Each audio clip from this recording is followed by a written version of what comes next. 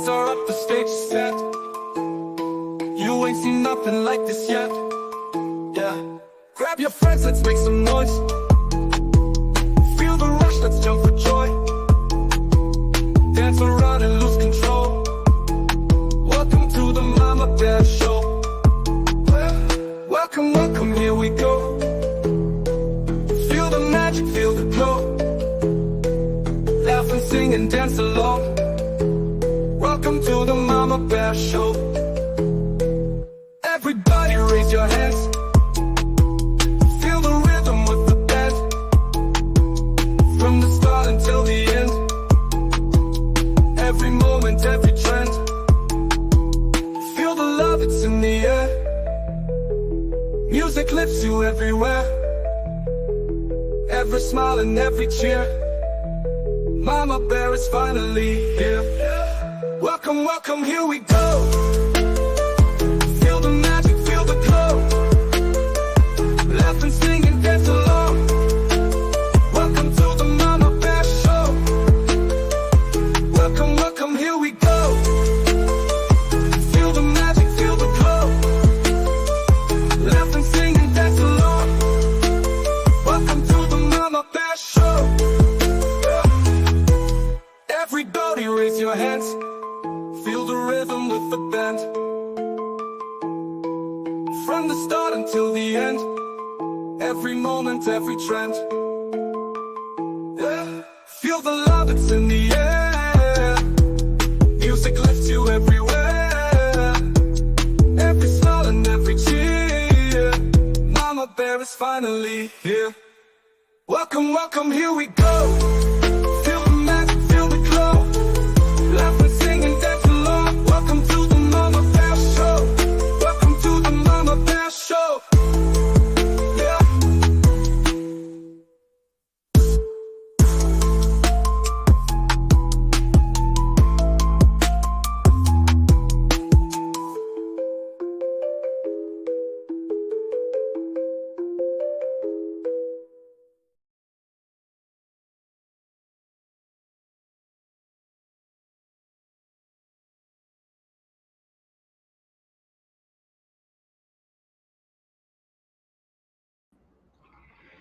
Good morning, good morning, good morning to everybody around the world. Yes, we have been off for a while. I thought I would surprise everybody and do an early morning show and jump on this morning early. Good morning to everybody. How is everybody this morning? Hope everybody's got a good cup of coffee.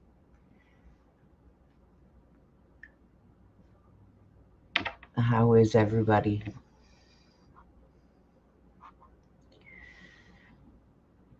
It's kind of quiet here this morning. I haven't even checked the news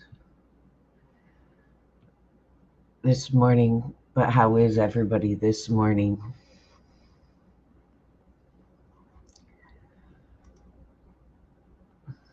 It's kind of quiet here,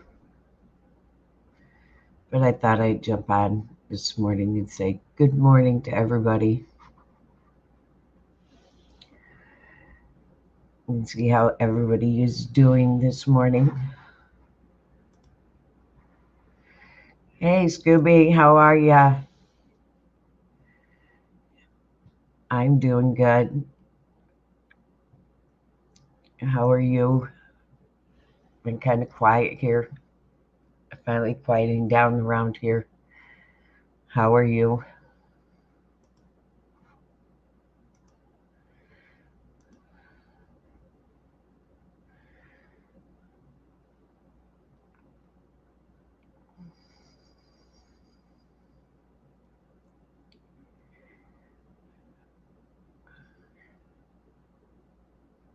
Probably early morning where you are this morning.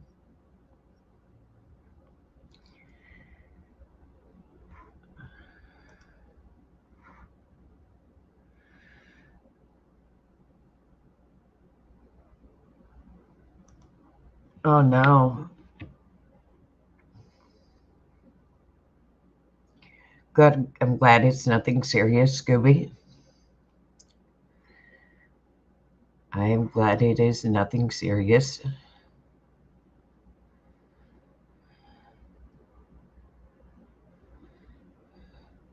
Let's play a song this morning.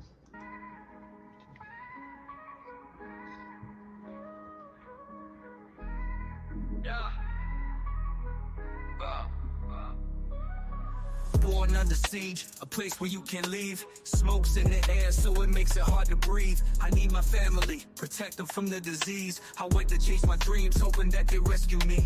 Made it out the maze, God's been blessing me.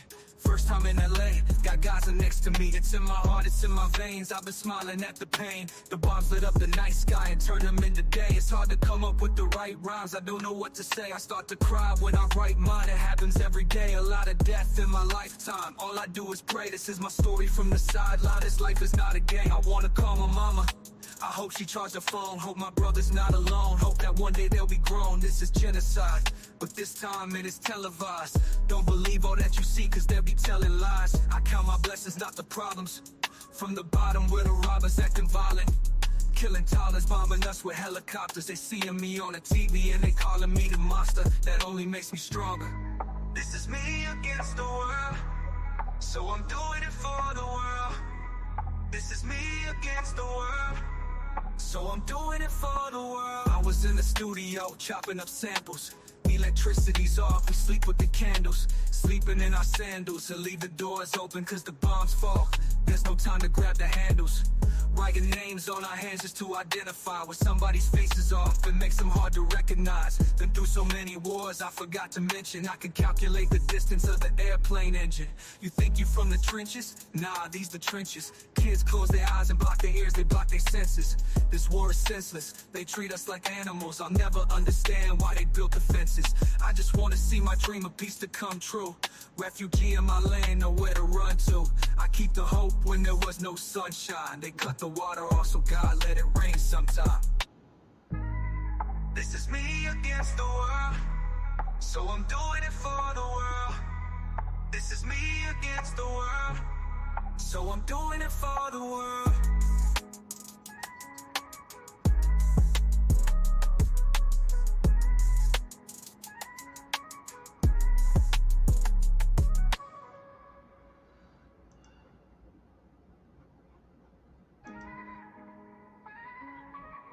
Yes, Robert, she was live yesterday. She hasn't talked to me. Born under siege, a place where you can't leave. Smoke's in the air, so it makes it hard to breathe. I need my family, protect them from the disease. I wait to chase my dreams.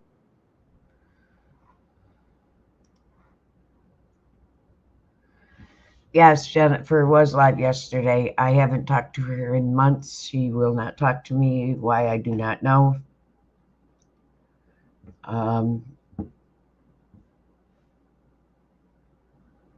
And I'm not going to speak about it. That I do not know what's going on. Hey, Inferno. Hey, Mellows. Good morning. You started without us. I was in a jitsi just now, and Bill was saying, "What's going on? I've gone live. Why have I gone live? Why have I gone live?" I haven't seen you and didn't see you all day yesterday, and I just decided to pull a live at 6 o'clock this morning. I was bored, and shit, I'm going to pull a live at 6 o'clock in the morning. I was bored. My after an infusion, I get sidewind. My sleep habits are off, and they get wackoed, and I just decided to pull a live. Yeah. I pulled a fast one on ya. You told me I could go live anytime I wanted to, so I pulled a fast one on you. Sorry, I've kind of been missing the past couple of days. It's been. I know it's been hectic on you, so I just decided to pull a fast one on you and do a live. I couldn't hook to Rumble. That was the only one I couldn't hook up to, so you'll have to figure that one out and pull that one in. Yeah, I can do that. But yeah, I decided to pull a fast one on you. I decided to pull a fast one on you. Good morning, everybody. Welcome to the network show. Sorry, I've been missing for the past few days. It's understandable. We all get those days and all those weeks. And hey, Inferno. And sometimes it's just we need to take some time off and do some R&R on our bodies, you know. And we need to give our mind and soul some relaxation and give ourselves some R&R. But I didn't even think about checking Jitsu. The last few times I've checked, you haven't been there, so I didn't even think about checking.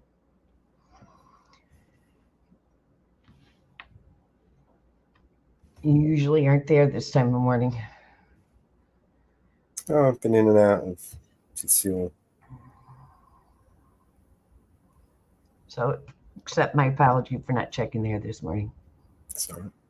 I was just chatting to Beth, about what we're going to do, the future, how we're going to work the show. Obviously, things have to change. It's inevitable. Yeah. Adapt, modify the show a little bit. Yeah. Sorry, I've been neglecting the chat. Scooby, how you doing, Inferno? Yeah. Yeah, no, I actually woke up early because I needed to do some stuff. But I just thought Got a funeral to prepare for. Yes, I know you do. Yes, I know you do. And that's been on your mind, and I know that's one thing that's been getting you. And Well, the last funeral I went to, I had a heart attack, so I'm not looking forward to this one. yeah, I know. That's why things have been bothering you, and it's been eating at you, and that's why I thought I'd just jump on and pull a quick live and tell everybody we're still around, we're still here, we're still kicking. Just give us some time. I actually got some good numbers on a short the other day. This morning I checked the channel, and one of the shorts that I put up, the professor, the law professor, never talked to the police. Yeah. Had like 7,500 views. I thought, oh, that's nice. I picked up something like 5 subscribers from it. That was nice. Yeah. I've been getting good hits on my shorts. I've been getting real good hits on my shorts. So people are watching us. Yeah, it's a pretty handy little tool, that this thing. I like it.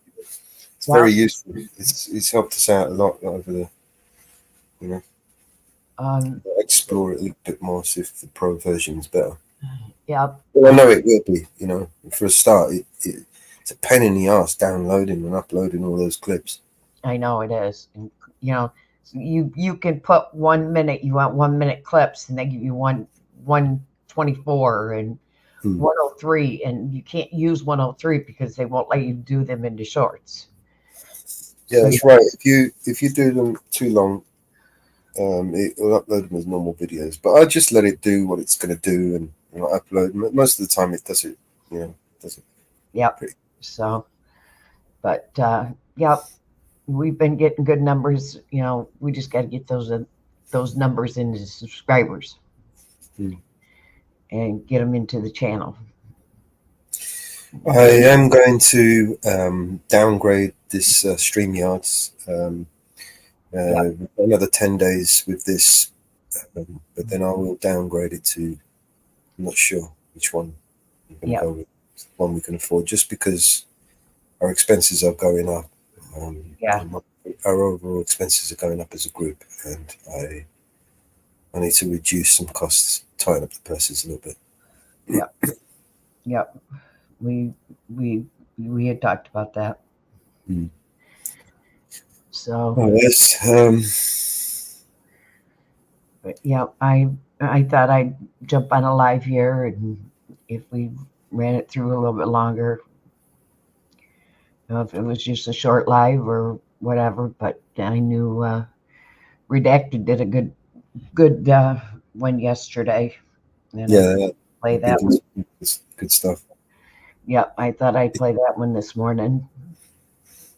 And James Freeman, I watched a really good video of him the other day, and that was fucking awesome. Actually. yeah, Some good work coming out of that. Out of his yeah, channel. we still haven't heard back from him yet. No. I really like the video he just dropped. Yeah, I did a follow-up email. I did a letter for a follow-up. I ran it through the AI. I got sent to you yesterday in between my sleep. I haven't checked any emails at the moment, so forgive me. So, but yeah, I just thought I'd jump on, see what numbers we would get early morning since I was up, and thought I'd run a live early and run a few video clips this morning. Because, yeah, once I have an infusion, my sleep habits are off. I was up at 1 o'clock. I slept most of the afternoon yesterday, and I was up in the middle of the night and slept for a few more hours and just got up again. And I said, I'm bored to death. I'm going to run a live, see what numbers we get in. And since you did a great intro to my channel, You played it. use it. I get to use it. And I got to use it this morning. I'm going to make some more. I got to use it this morning.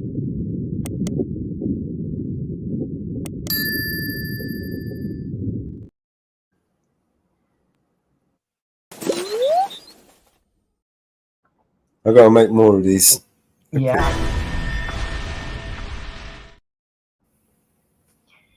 Yeah. I'll make a whole bunch of them soon. Yeah, you got to put them on my intro too. Yeah. So they end up on my intro too. Yeah. But yeah. So sitting here bored looking out the window at nothing. So. Well, actually, what I might do is Nick is actually working on a new. It's not a new project, but it's going to be on a new system on the new server. It's a like a Dropbox, like Google Box, like the Google Drive. Yeah. So basically, you synchronize your whatever device you have, and Cool. and whatever files you have on one device, you can access them from any device, anywhere. Cool. Yeah, because I have my laptop sitting here, as well as my computer. So. Yeah. Well, I mean, it's handy, especially if there's like a load of video files like this. If I need to share them with you, it's just one click and you've got. Yeah. Because they're on the cloud, be on our personal cloud storage. Cool. Cool. That's going to be so cool. Yeah, I mean, it's handy, especially for me, because sometimes I download stuff from one machine and I want to use them on another machine. And Canva, I can only edit 10-minute clips. Anything more than 10 minutes, Canva's turns to shit, right? So yeah, I've got to transfer them from one device to another somehow. So the server at the moment, what I've been doing is just uploading them to the file transfer. We've got a file transfer. We can upload files and copy the link in, and whoever clicks that link, you can download the file. So that's literally what I've been doing, sending myself these files. This is a pain in the ass. then I should just use the the cloud storage that we've got there. I could just upload it to the storage, and then I can access it from any device. Yeah, that'll be nice. I mean, it's we've had the ability there. We just never used it. We never set it up to use it. So that's what Nick has been working on this week. So hopefully he'll have something ready for us. Something that we can share with you guys.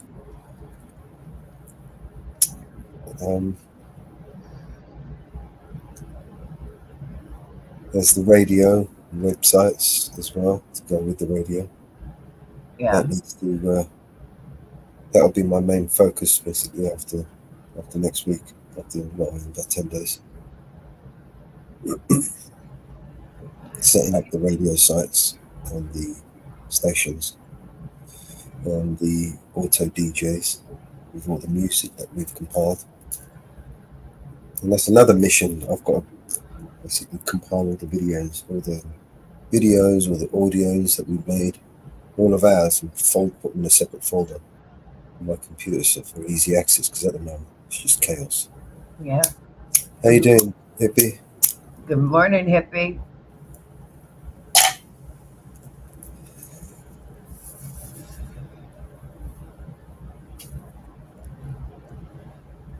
So yeah, it's all about I suppose we've got to figure out a change. The show will change. It's inevitable. It's just how it will change and what shape it will change.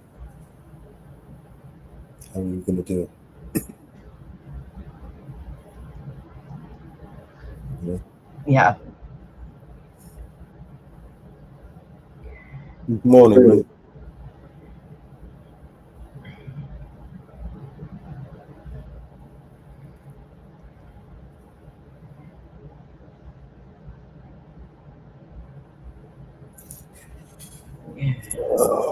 And more music, loads of music on the way.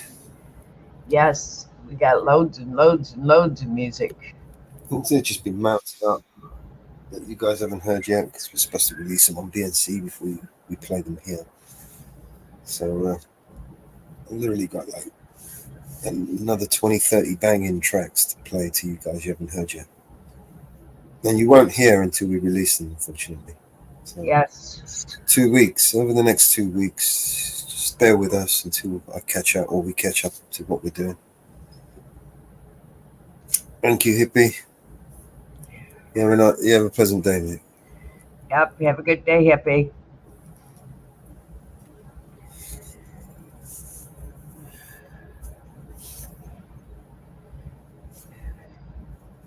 Good deal.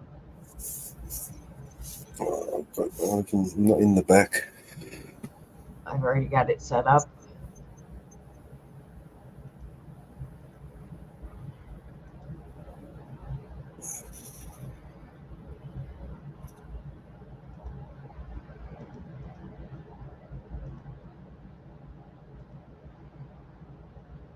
I already got it set up. It's all ready.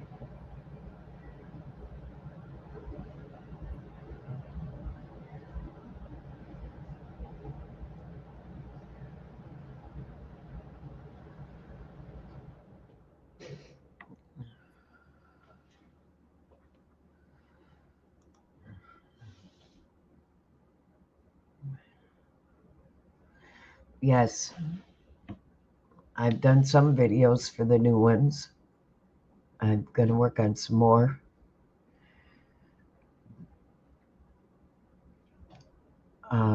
This weekend, I'm going to work on some more. I've downloaded some of the songs. I'm going to work on some more videos. I did download the new one from Inferno. I'm going to work on that video this weekend and get the video for that song done up. For the one that he just made.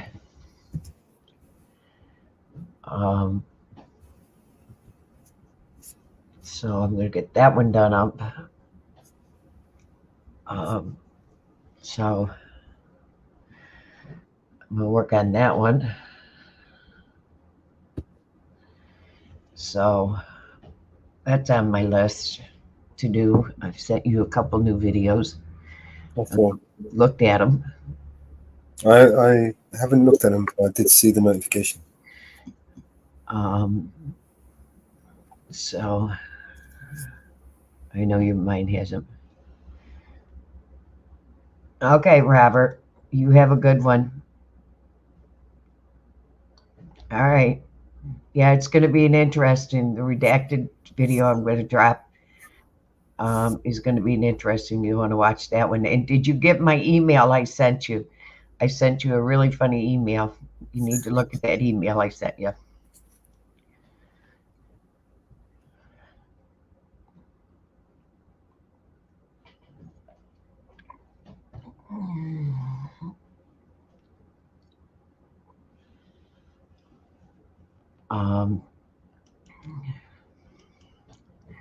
In fact, there's an update on Long Island Audits, one of Long Island Audits videos. Rocky had a laugh at it, Robert. I sent it. Rocky watched it on live stream the other night. He got the link to it the other night on live stream, and he died laughing at it.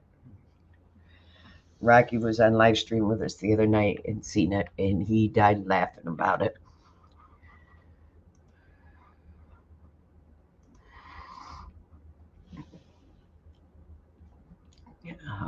He died laughing about it.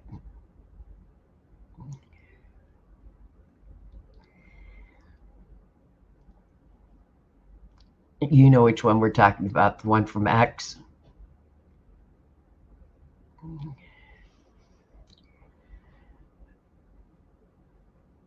Which one on Long Island?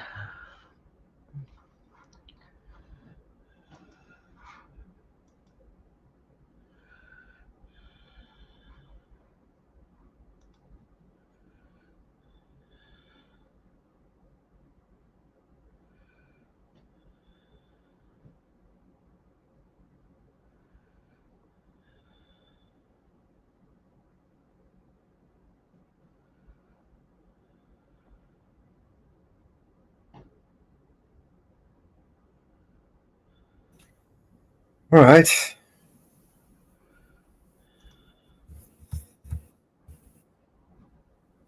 I'm in the back. If you're going to come up, I don't know. I mean, I could just send him the email. You want me to just email it to you, bro? Save you having to fuck about.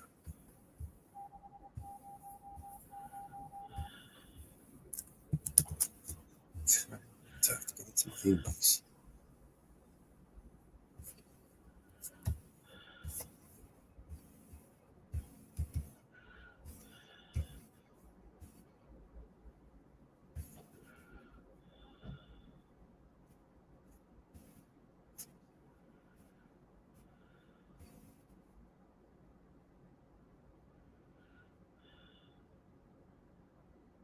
Oh my god.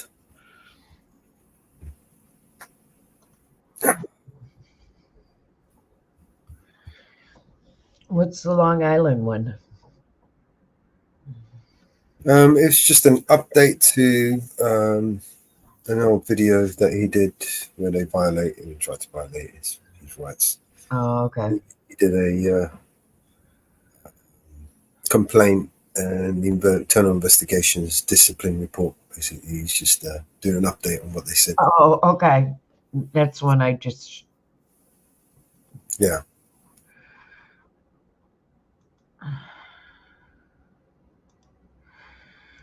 All right. Let me grab that one.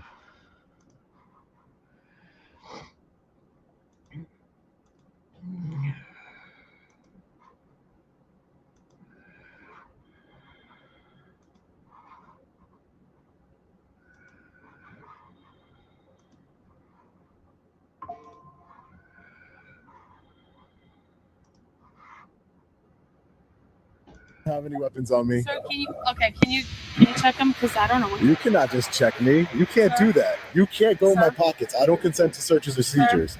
Take your hand out of your pocket so I know I'm safe. Take your hands out your pockets. It's a safety concern for me. See how ridiculous it sounds? Okay, sir. Gotcha. You're here to protect and serve the public, correct?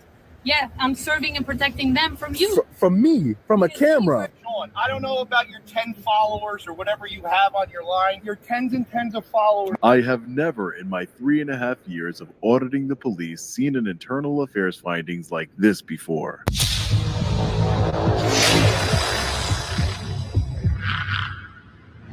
Hey, what's up, guys? Long Island Audit here. Back again with another installment of Throwback Thursday. After almost a 1.5 years since filing my complaint against officers from the Rahway Police Department in New Jersey, we have finally received the findings from the Internal Affairs investigation.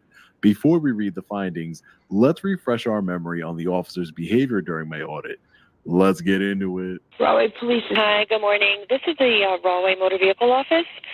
We have a gentleman that is videotaping and recording our road test course. I've already spoken to him. I said, there's signs posted you can't record. He's not listening. He's being belligerent. The security guard went to go talk to him. He's not listening to her. We don't even know why he's even here. How you doing, sir? Hey, how are you? Good. Good. What's happening?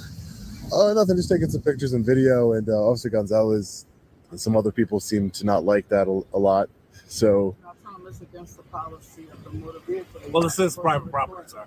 This is not private property. This is private property. This is not private property. Yes, it is private property. It's not private property. It is private. I looked up the surveys before I came here, and this is not private property. No, the state. This is owned by the state of New Jersey, which means that it's. Which is private property. You're saying that the state. Motor vehicle is part of this private property. No, it's owned by the state, which means that it's public property, sir. I think that's ridiculous that you would say that this is private property when it's owned by the private property. It's who's it owned by? The state. By the state, yes. Okay. But So you saying any place in the state you could go there? Yeah. Go there? Any state any state property that's not restricted, yeah, I can go there. She's saying it's against their policy for anybody to get. So, ma'am, let me get this straight. This doesn't make any sense because Officer Gonzalez, you call him because I'm in supposed. Okay, the supervisor called him because I'm in supposed violation of a policy. You're not policy enforcement, sir, right? You don't enforce policies. You're a law enforcement. Yes. I'm not breaking any laws. Well, this is private property. That's why. This is not private property. It's scary that you would think that this is private property, sir. Really. Can I get your name and badge number, please? Yes, right here, Withers. Yep. Withers? Yes. Thank you. Hi, how are you, ma'am? Good, how are you? Doing good. Can I get your name and badge number, please? Sure, I'm Officer Maloney. Can you take your hands out of your pockets for my safety? Oh, my hand in my pocket's not for your safety. Yes, it is. It's for my safety, sir. It's a little chilly out here. I don't have any weapons on me. Sir, can you check them? Because I don't know what. You cannot just check me. You can't do that. You can't go in my Sir? pockets. I don't consent to searches or seizures. Hey, So take your hands out of your pockets. you can't tell me to take my hands on my pocket. What? It's not against the law to keep my hand in my pocket. It's cold out here. It's a little windy out I don't know if here. you have a weapon. I don't. Show me I'm your telling you I hands. don't. I'm not going to show you my hands, man, because it doesn't. That's not against the law. You can't just search people. What's wrong with you? I don't feel safe. Officer Maloney, just trying to go in my pockets. That's an illegal search. Rahway Police. Insane.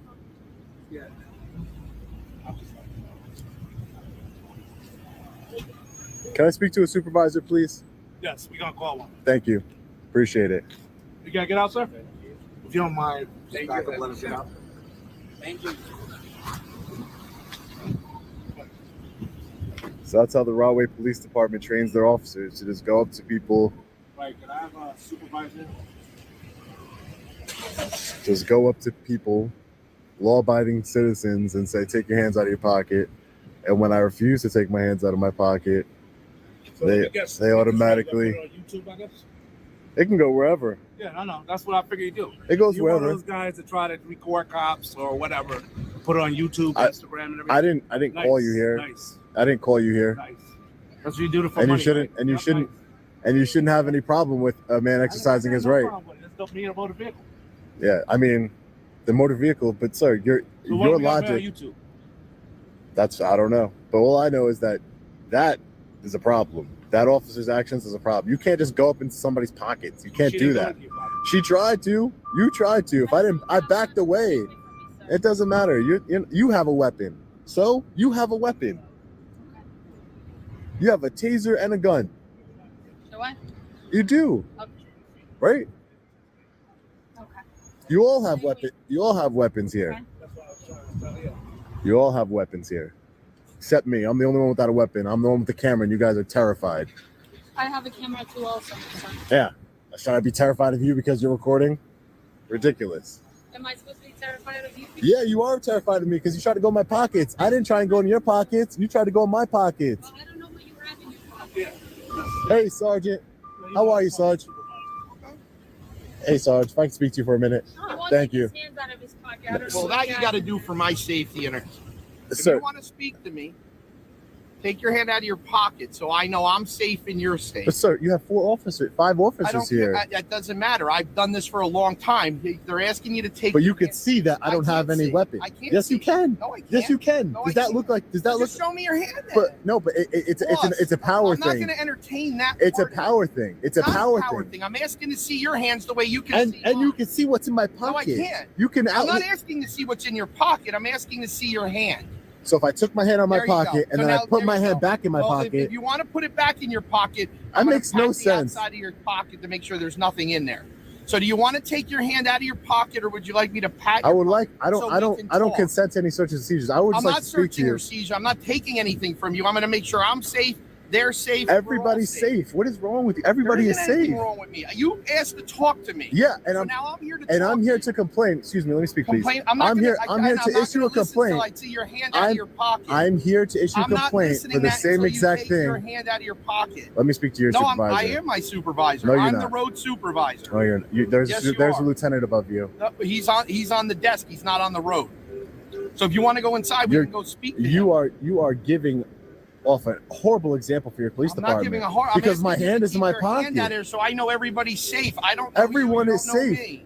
I don't know you, but yeah, you have a gun. He has a gun. He has a Nothing to do weapon. with it. Okay. My hand's not near my gun. So all I'm asking It doesn't you to matter. take so I can I don't talk have to a you. weapon. It doesn't matter. Well, So you you can should be able say to that. call people. You should be able to talk to people I'm trying that to have talk their to you. hand in their Well, pocket. now that's not. And once if you want me to pat it, and then I can be sure there's nothing. No, in your I don't pocket. consent. Okay. Well, but then I'm not going to speak to you till I know what's going on.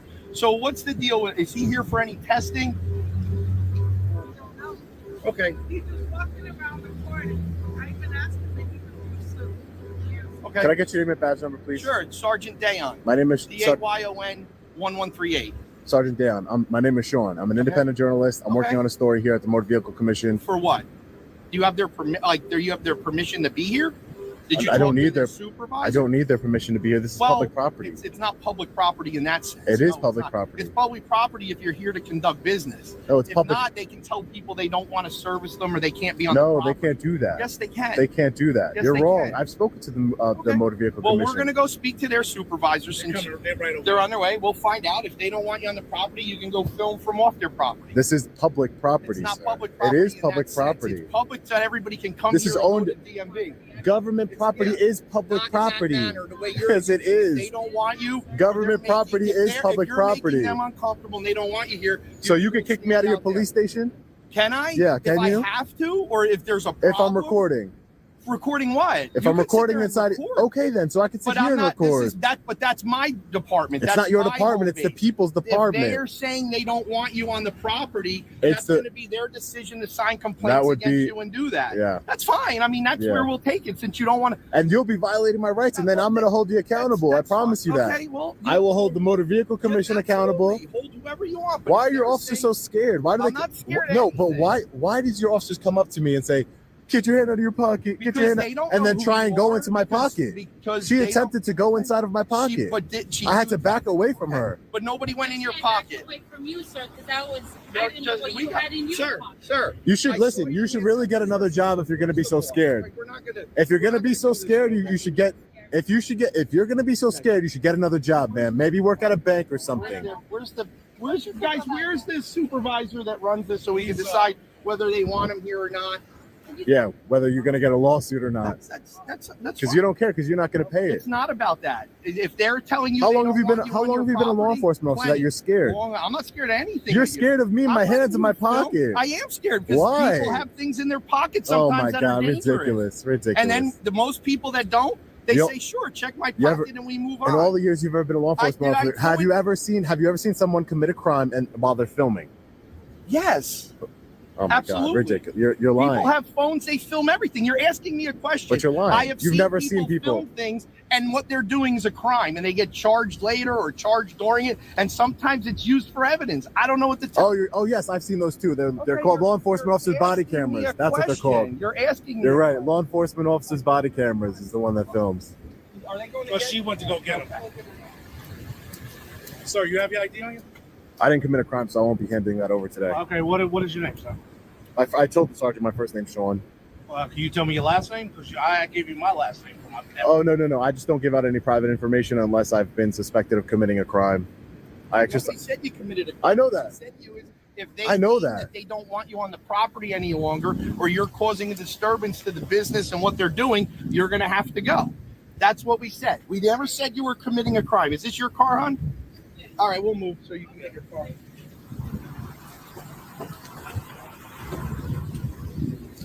Well, you asked for ID, so I just wanted to make sure if I was committing a crime because I don't hand over ID unless I'm committing a crime. So you're gonna get run over by a car. I'm not scared like you, ma'am. Oh, okay. All right. When are we gonna be on YouTube? I don't know. Yeah. I don't know. Couldn't tell you. You gotta edit it first, right? Not this part. Not this part. No, you don't. You don't have to edit it. All the parts of me walking around not doing anything, but the Okay. parts of you guys acting this way, that's going to Acting be what way? scared of What's going scared of, Okay. Yeah, let me go talk. yeah, make sure you speak to the boss of the entire motor vehicle commission. So that way they don't make any errors.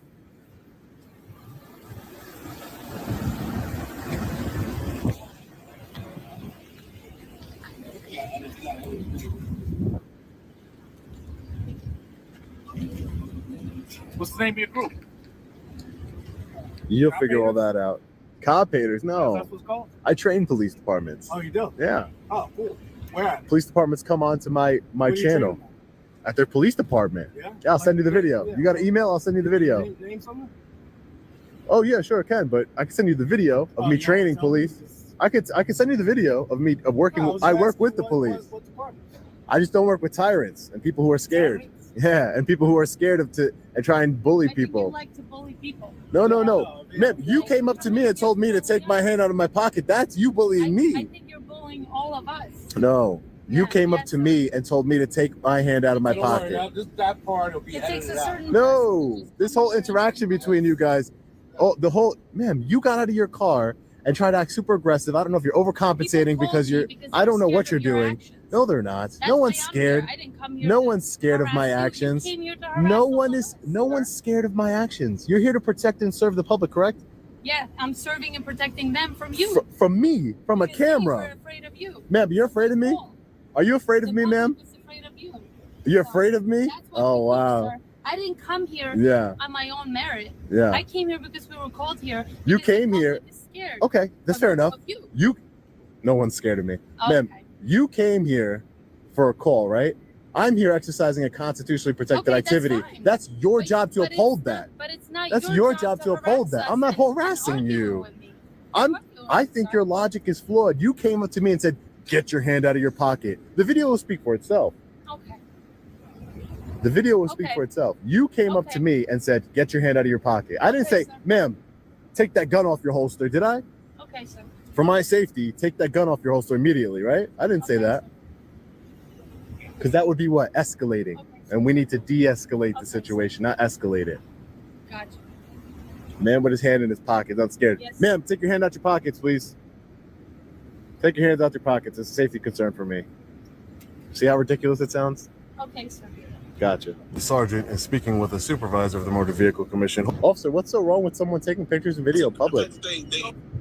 What's wrong about that? What's scary about it? Well, apparently, I guess you went inside the building. You record people. Oh yeah, I've done it before.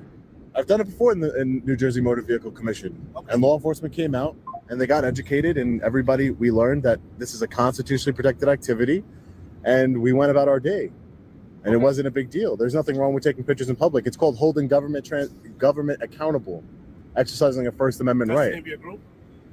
No, What's the name of your no, group? I don't have a group. I'm by myself. I'm not part of a group. No, but you say you're a journalist. So Yeah, I'm I'm You're independent. going to publish this under what? Independent. It's I mean, independent? I work for myself. Correct, sir. Yeah. Okay. There's various sources where I publish. Various sources. I don't think it's a big deal to, you should respect my rights, right? You guys took oaths, right? When you finished your academy, you put your hand like this, or you put it on the Bible, right? And you took an oath to uphold the United States Constitution from both enemies, foreign and domestic, right? You took an oath. I take that seriously. I didn't take one, but I take it very seriously. We, the people, deserve to exercise our rights peacefully. I wasn't being disrespectful to anyone here until someone came up to me and started, screaming for me to take my hand out of my pocket in an attempt to go in my pocket. But other than that, you did. It's on camera. It's fine. That's why cameras are amazing. I'm not. You're a tyrant. You're not a bully. You're a tyrant, officer. You're a tyrant. I came here to expose you. You've been exposed, Officer Maloney. Okay. And my job is complete now. You've been exposed as a tyrant. I should pull all your body camera footages and post them all over and see what we can find. You go ahead, sir. Because I have a real bad feeling that you're a tyrant. You've done this before. Okay. You violated people's rights before. I guarantee you. Okay. I'll go to your department right after this and record and request all your body camera footage. I'll review it for we the people. Okay, sir. You're supposed to treat the public with respect, courtesy, respect. You're not supposed to treat the public the way you are.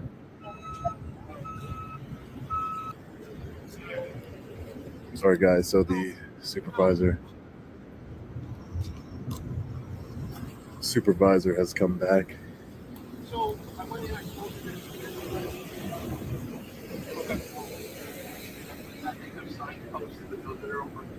can you do me a favor? I'm over here talking to my partner. I understand. You can't interrupt my conversation. I don't want to interrupt your conversation. Step away from me. You want to film over there? Film me. But don't get any closer to me. I'm speaking to my partner. It has nothing to do with you right now. Everything that you're talking about, everything that you're talking about in public is my business. Thank you. Everything that you're talking about is my business, sir. So this is public property, like I told you before. If you want to have a private conversation, I suggest you go. I suggest you go in private and have that conversation, sir. Sean, I don't know about your 10 followers or whatever you have on your line, but you don't have any business in my conversation. You're a tyrant, sir. And like I said, if you have a conversation you would like to have, your tens and tens of followers. my tens and tens of followers. Go and get her information. I spoke to her. She doesn't have a separate complaint. Okay. So the supervisor said if he wants to roam around and do his thing, he can do his thing. Okay. That he hasn't done anything beyond what their spectrum is. So we're done. So get her information. All right, we're done. Well, they do have a sign that says you can't record, but it's an unconstitutional sign. Very unprofessional, Sergeant. I'll be issuing a formal complaint against you and your officer, and Officer Maloney. I will be. And the people will hold you accountable. I promise you that. The tens and tens of followers and subscribers. Okay. All right. You're good. It's a pleasure. It's a pleasure. I love you. You just got to be less scared. Not everybody wants to hurt you, officer.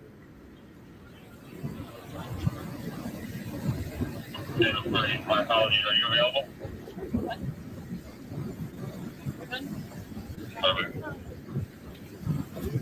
Way to represent Rahway Police Department. Way to represent. The people will see it, and they're going to hold you accountable. Yeah. My tens, you're not going to be that famous. I only have tens of followers. According to the sergeant. Take care, Sergeant. You'll be hearing from me soon. We're definitely filing a formal complaint against this sergeant and this officer here. All right, fellow patriots, as promised, let's read the internal affairs findings together. Now remember, this quote-unquote investigation took nearly a year and a half to complete. As you can see, this letter is dated September 9th, 2024. The letter is titled Conclusion of Internal Affairs Investigation. Dear Mr. Reyes, the Internal Affairs Unit of the Rahway Police Department has completed its investigation into your complaint filed on May 3rd, 2023. The letter is titled Conclusion of Internal Affairs Investigation. Dear Mr. Reyes, the Internal Affairs Unit of the Rahway Police Department has completed its investigation into your complaint filed on May 3rd, 2023, concerning the conduct of Sergeant Donald Dayan. The investigation determined that the officer violated departmental rules and regulations. Appropriate disciplinary action will be taken in accordance with the department's procedures. If you have any questions, please feel free to contact the Internal Affairs Unit. Thank you for bringing this matter to our attention. Sincerely, Sergeant Daniel D. Albero. In addition to this Internal Affairs letter, I received 2 more just like it. The only difference is that they changed the officers' names. I have never in my 3.5 years of auditing the police and filing formal complaints have seen anything like this. The Internal Affairs Division admits that the officers and even the sergeant violated departmental rules and regulations, yet they fail to specify which departmental rules and regulations they violated. Not only that, they say that disciplinary action will be taken, but again, do not go into any specifics on what disciplinary action will be taken. Will they be fired, suspended, or receive a good talking to? We don't know. Honestly, this does not shock me coming from an agency that hates transparency. As you can see, they provided the email addresses and phone numbers for the Chief Law Enforcement Officer Sean Gainley, as well as Sergeant Daniel D. Albero. I personally won't be sending any emails or making any phone calls. I plan on making a trip to Rahway to follow up on this in person. A year and a half and this is all the information we get? Ridiculous. Where is the accountability? Stay tuned to the channel for updates. Let me know your thoughts on this in the comment section below. As always, stay safe. God bless. I'll see you in the next video. Long Island Audit. Peace.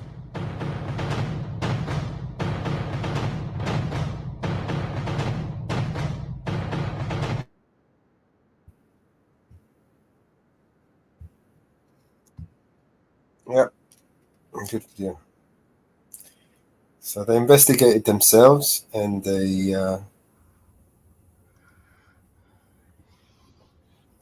didn't do anything wrong. Oh, they did a little bit of something wrong, but it wasn't nothing. It's no worries. It's nothing.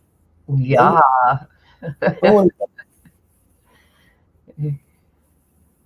Yeah. Interesting.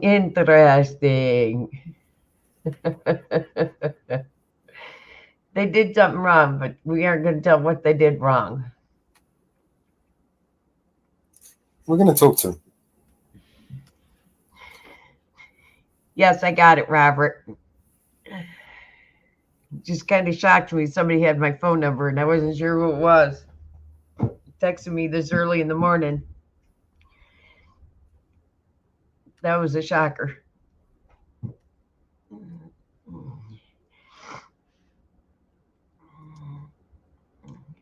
Inferno, pop in the back room again, and we'll get you up here.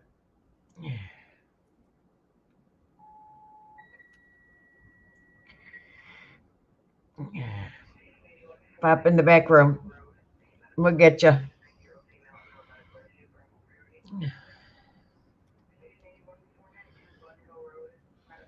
Jump in the back room. Jump in the back of room.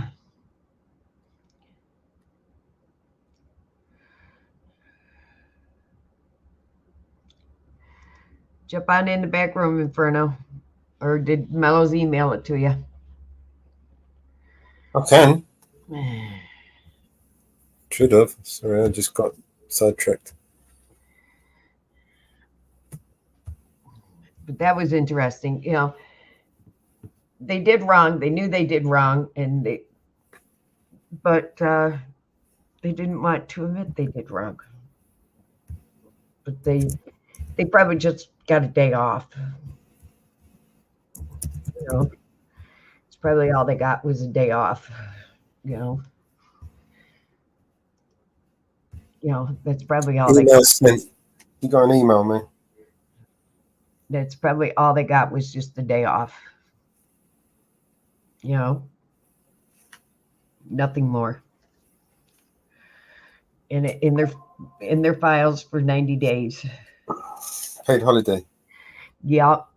I last night I did watch the Dalton trustee meeting, Illinois meeting last night. I did watch part of that. And the bank that they had all their accounts with, Tiffany caused so much trouble with the bank. The bank told them to pound salt, and they got 60 days to find a new bank now. So they have lost the bank now. So now they have 60 days to pull all their money out of the bank, what money they have, and get a new bank. So now they don't even have a bank anymore. So they have to get a new bank now. She called the bank and said that the checks were forged checks. They weren't legitimate checks. So now they don't even have a bank anymore. Isn't that interesting? So they have to find a new bank. So that's getting interesting in Dalton. But nobody can take a credit card outside of Dalton anymore. They've curbed all that spending. You can't even take a. They didn't approve bingo. They didn't approve anything. Hey T, thank you for subbing.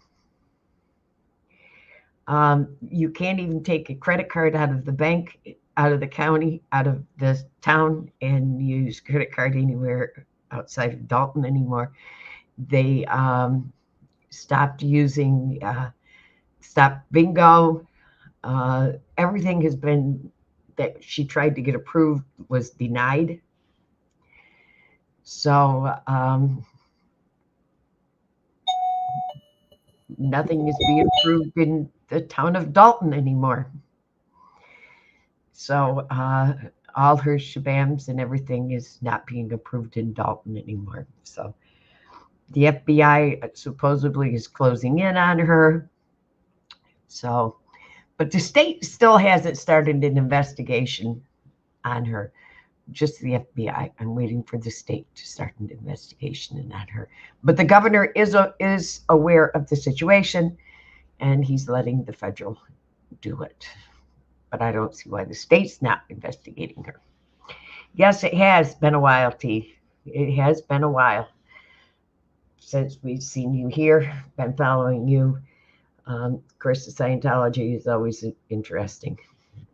So, but Scientology is always interesting. There is always a story there. Always a story in Scientology. Always a story. Let's play a couple more songs.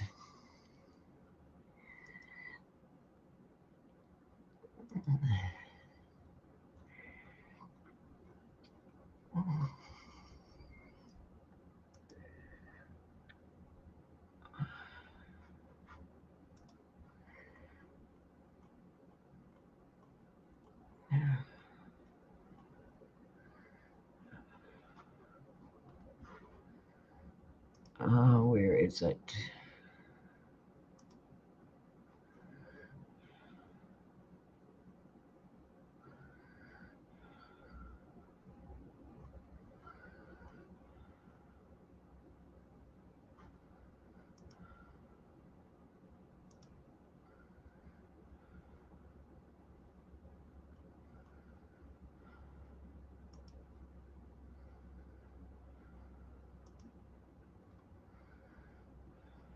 I'm going to put that one on every single one of these.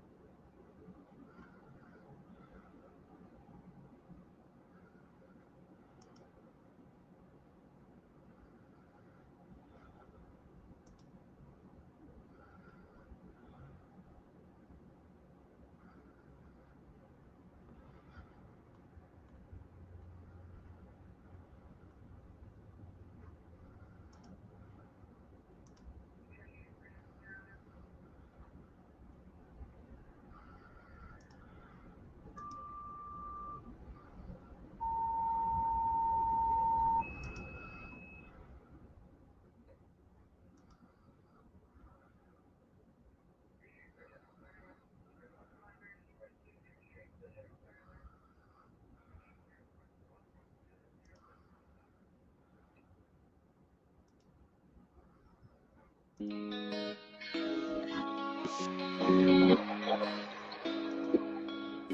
it's morning time, but the vibe's kinda bleak. Rolled out of bed for that wake and bake technique. But when I check my stash, yo, it almost made me weep. Just a little bit left, ain't enough to get me deep. I hit up my phone to find some relief. Calling all around, feeling like a straight up thief. First northwards, the mountain girl in the zone. What fucking will? But everybody's busy, so I'm feeling all alone. Woke up high on B&C vibes, low on THC. Only got a little bit of weed, that's my plea.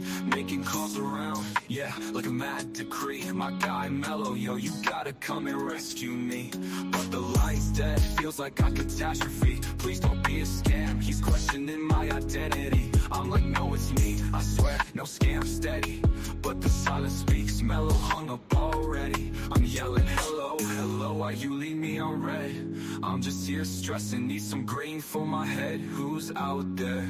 Can you hear my plea? Need a hero now, with a little bit of weed.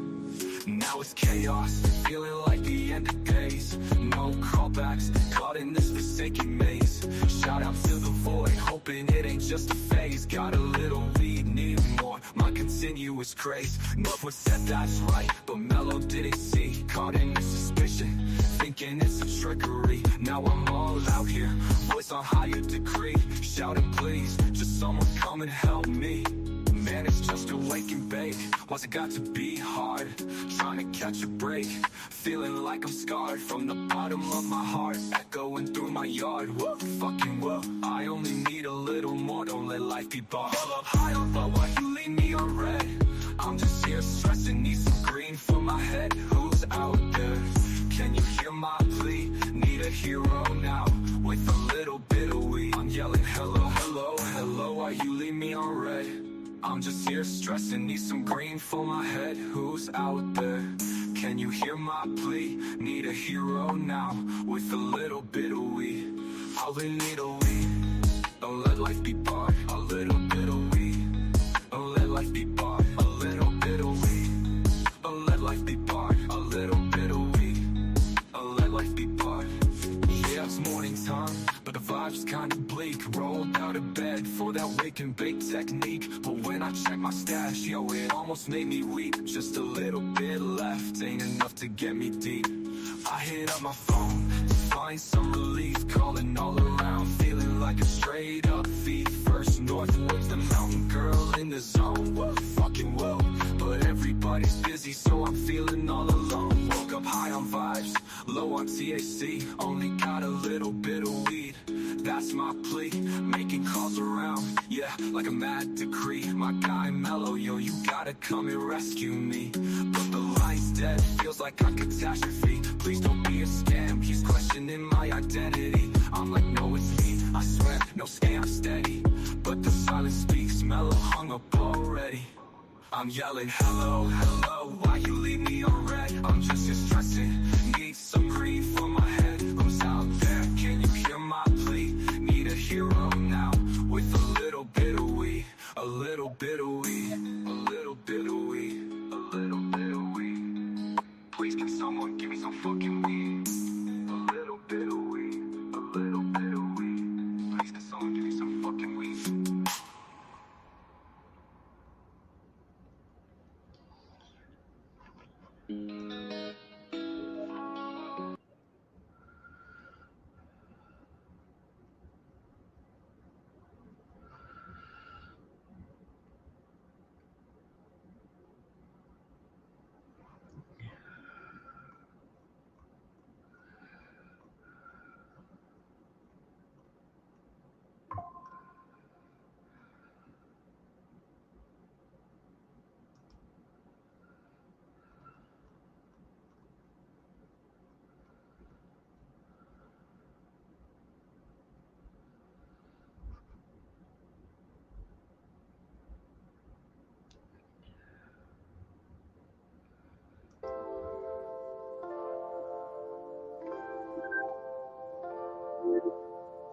One day it will happen.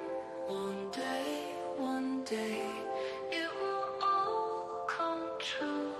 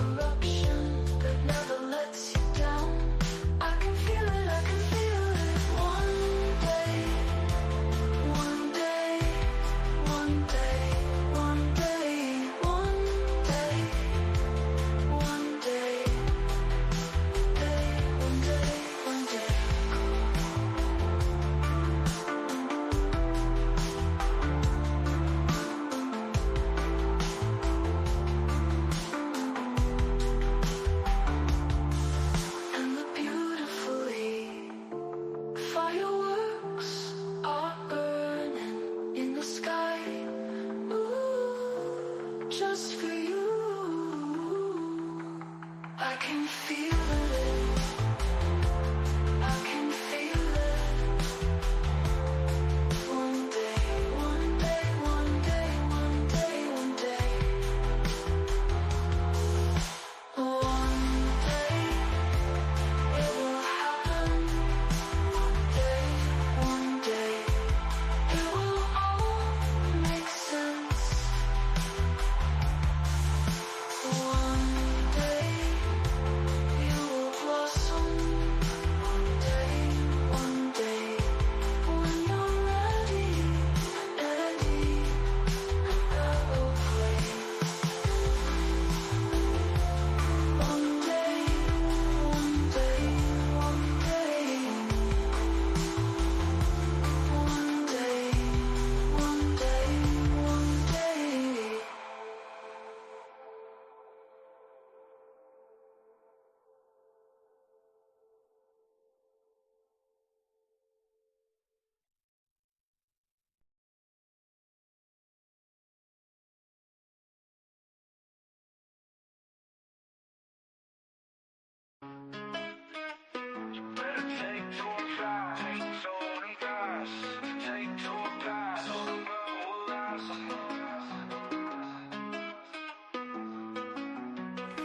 Take two and pass so we can all get blunted.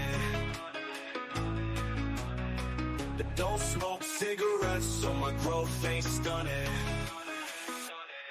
We got at least 5 heads, so inferno on 100 white owls. It's the break of dawn and we're awake like night owls. Blunts are cool but they burn much quicker. Yeah, just pass that blunt, BB-8. We lounge to the beat and see sounds as we leave from uptown. It's time to go downtown and make some more rounds. The city never sleeps, that's what Sinatra sang. For that fat blunt, you know I got this thing. So hand it over cause I wanna get charged. I'm in love with Mary Jane, she keeps me large.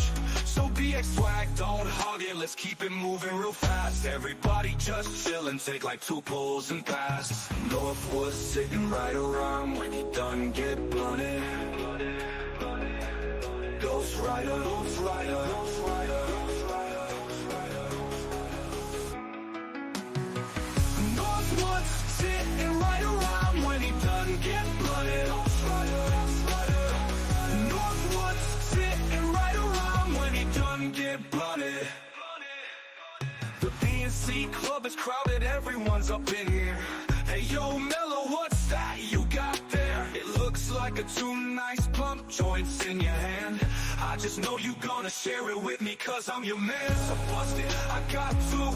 And if you spark up yours, I light up mine when it's through. Oh shit, there goes my man Grim Reaper. We used to get blazed, I know he's get that gas for cheaper. Let's go upstairs, Inferno, grab a chair and unwind. And let the lala enhance your mind. The system booming, let the bass increase. I find a seat so I can beat the B&C ladies. And maybe give my homeboys some ass. So all you gotta do is take like 2 pulls and pass. Northwood's sitting right around when he done get blunted.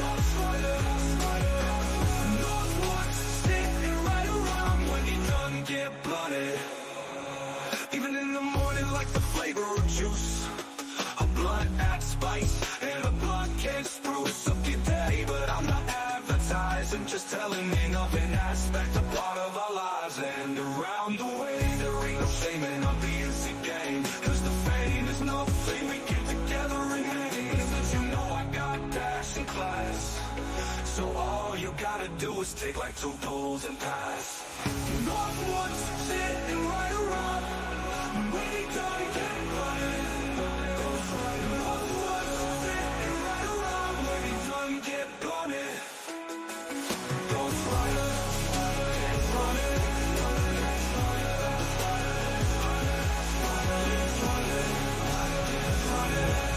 Get blunted.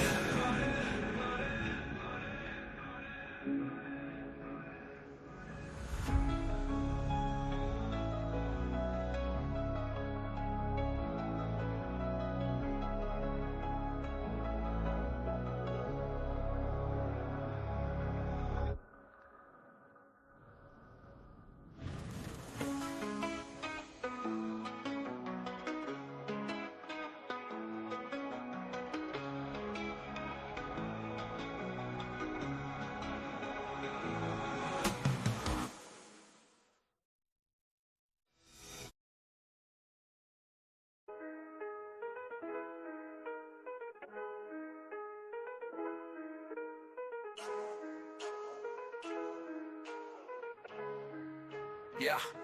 I'm cruising these UK back roads, gas in the air and pedal down. Riding solo, cranking up that BNC sound. Got my mind on the wild and my eyes on the moon. Lit up like the cornfields in the late afternoon. Headed to a party where the BNC music just won't stop. It's a UK bash, we gonna raise it up top.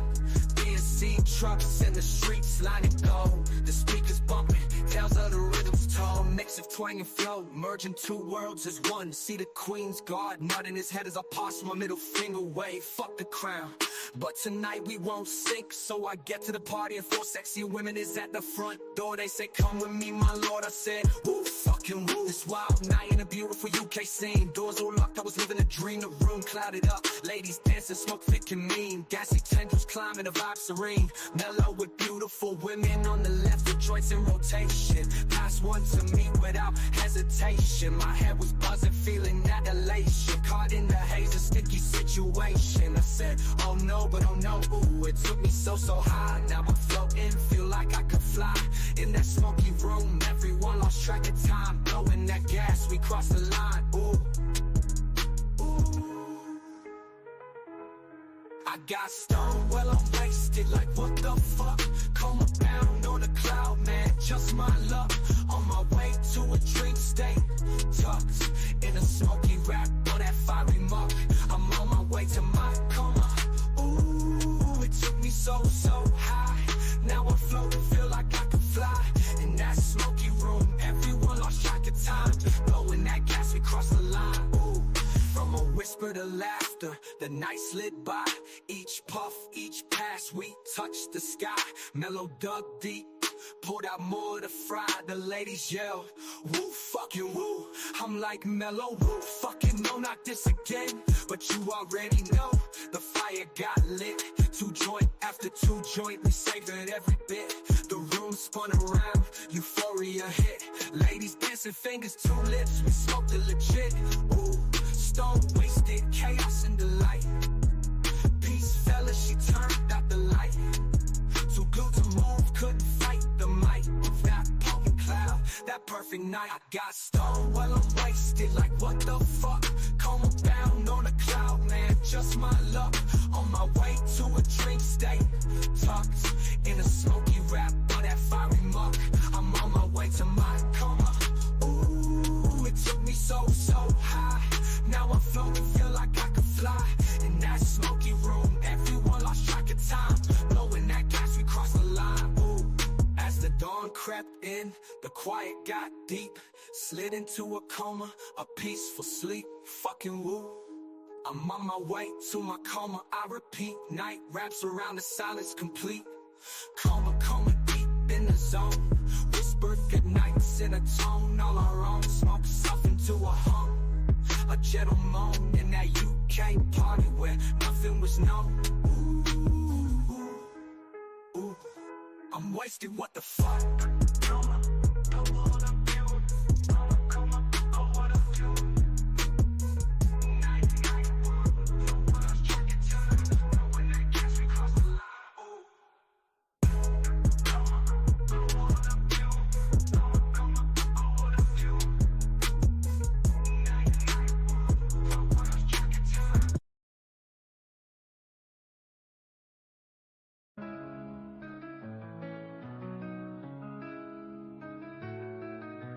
Child, dry your crying eyes. How can I explain the fear you feel inside? Cause you were born into this evil world where man is killing man and no one knows just why. What have we become? Just look what we have done. All that we destroy, you must build again. When the children cry, let them know they tried. Cause when the children see, then the new world begins.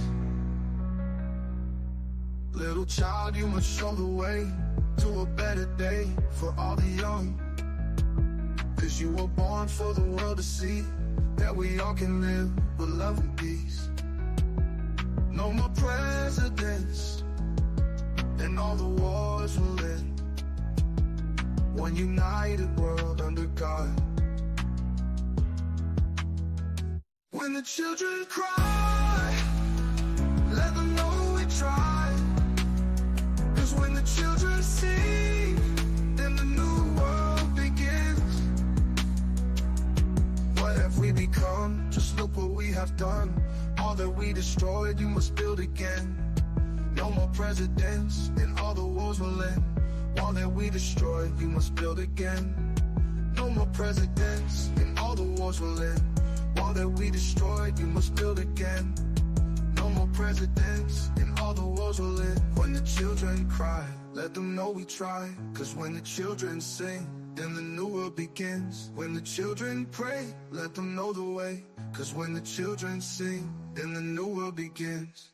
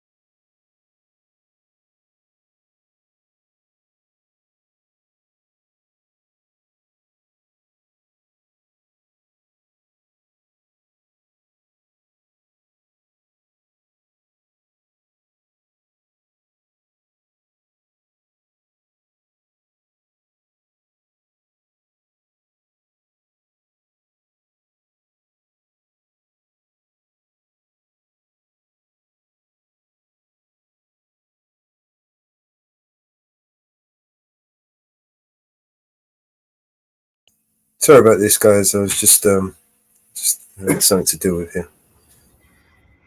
Yesterday, redacted.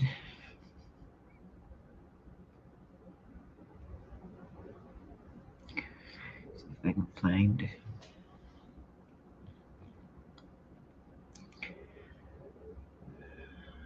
Redacted stream from yesterday.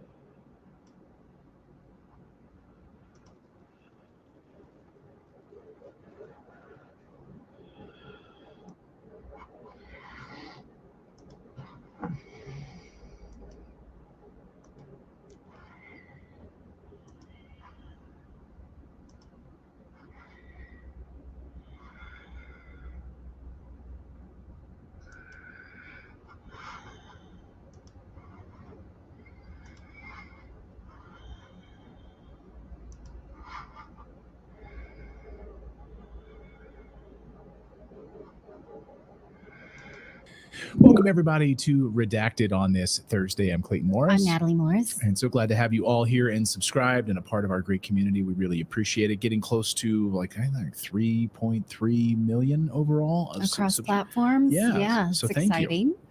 We've got a lot of news to get to today. We do indeed. Let's see. Nuclear war continuing to escalate because who the heck is the president to stop it? Well, that continues to happen. We're also going to talk about Congress stopping the WHO treaty. There is some progress there. So perhaps we won't get globalists making the laws of the land in wherever you live. Also, a lot to talk about Haitians eating cats, dogs, memes going crazy. President Trump during the debate saying they're eating dogs, they're eating cats, and now it's taken over TikTok with memes and dance videos. But of course, all of this talk about cats and dogs, and we can dive into the truth of all of that, is missing the larger story, which is illegal immigration in the United States. But how are these illegal immigrants getting here in the first place? Turns out we're going into those countries and totally destabilizing those countries. Take Venezuela, take Haiti, for instance. So we're going to deep dive exactly what's going on in Haiti and how all of this has led to the disaster that we're seeing.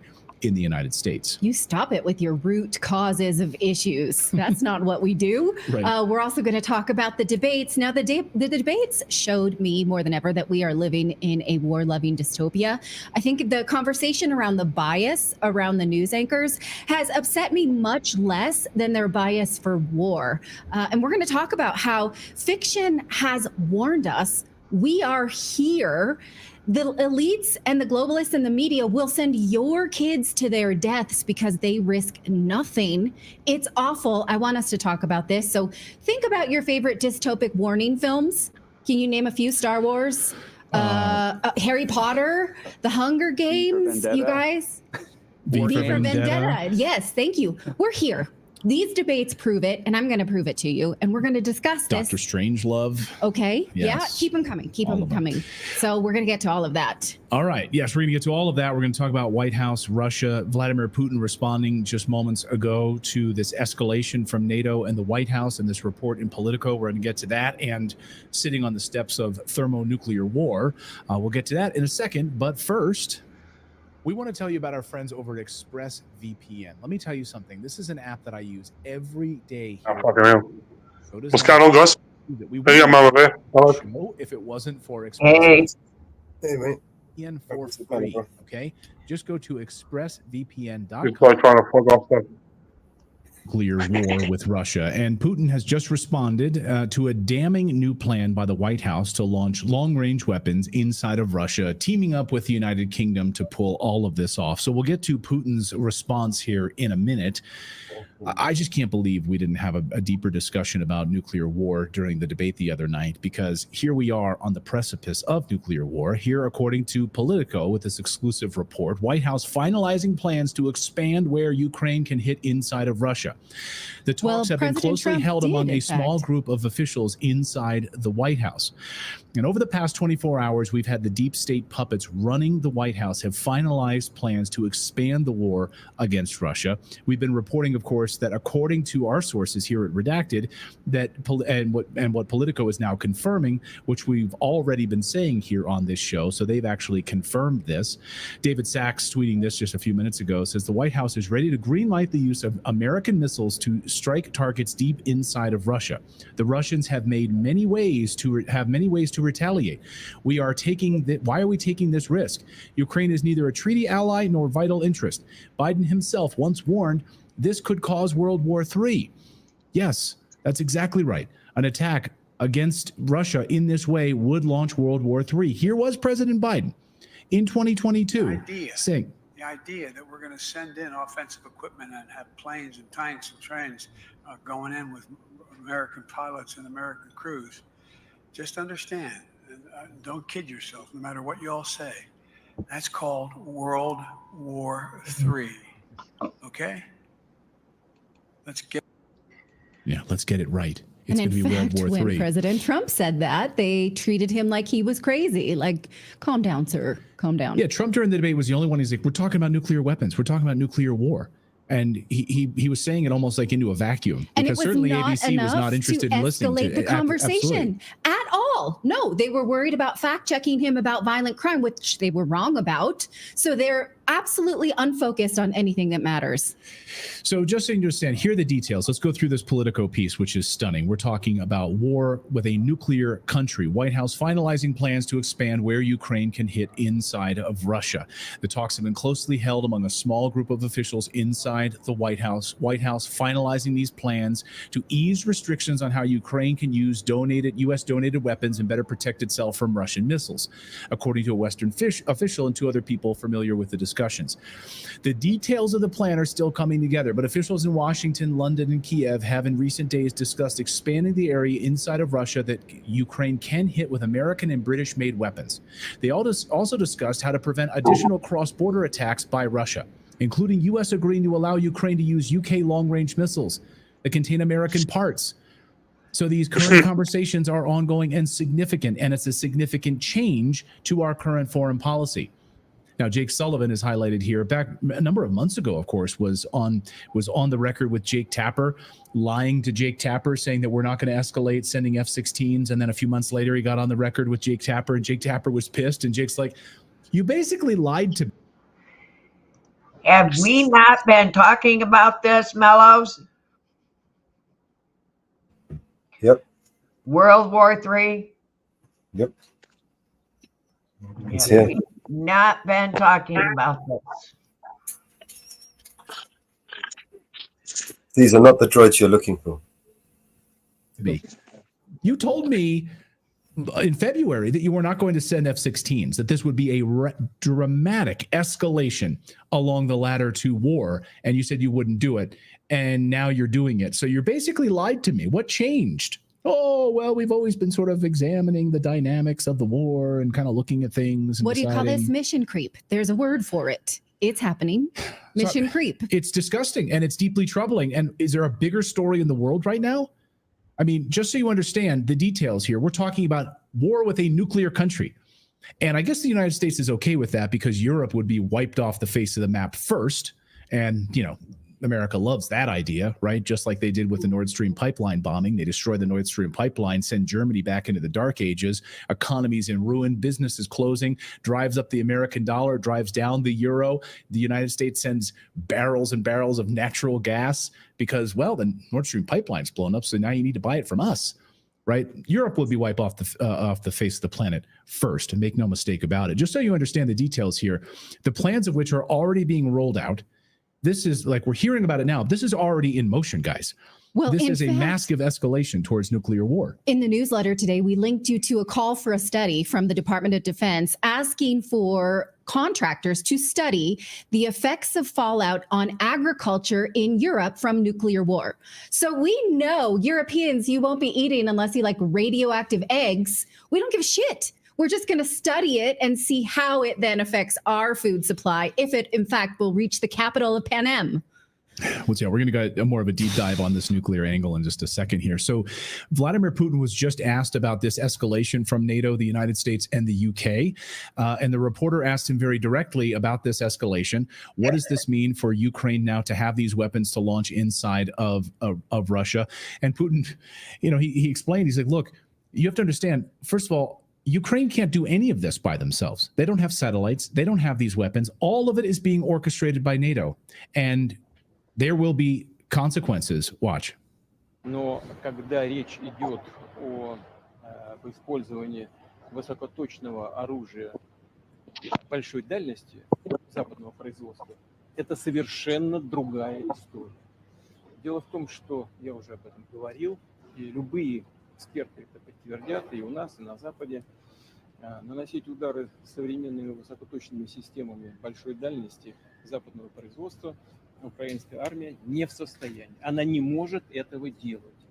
Это возможно только с использованием разведданных со спутников, которыми Украина не располагает.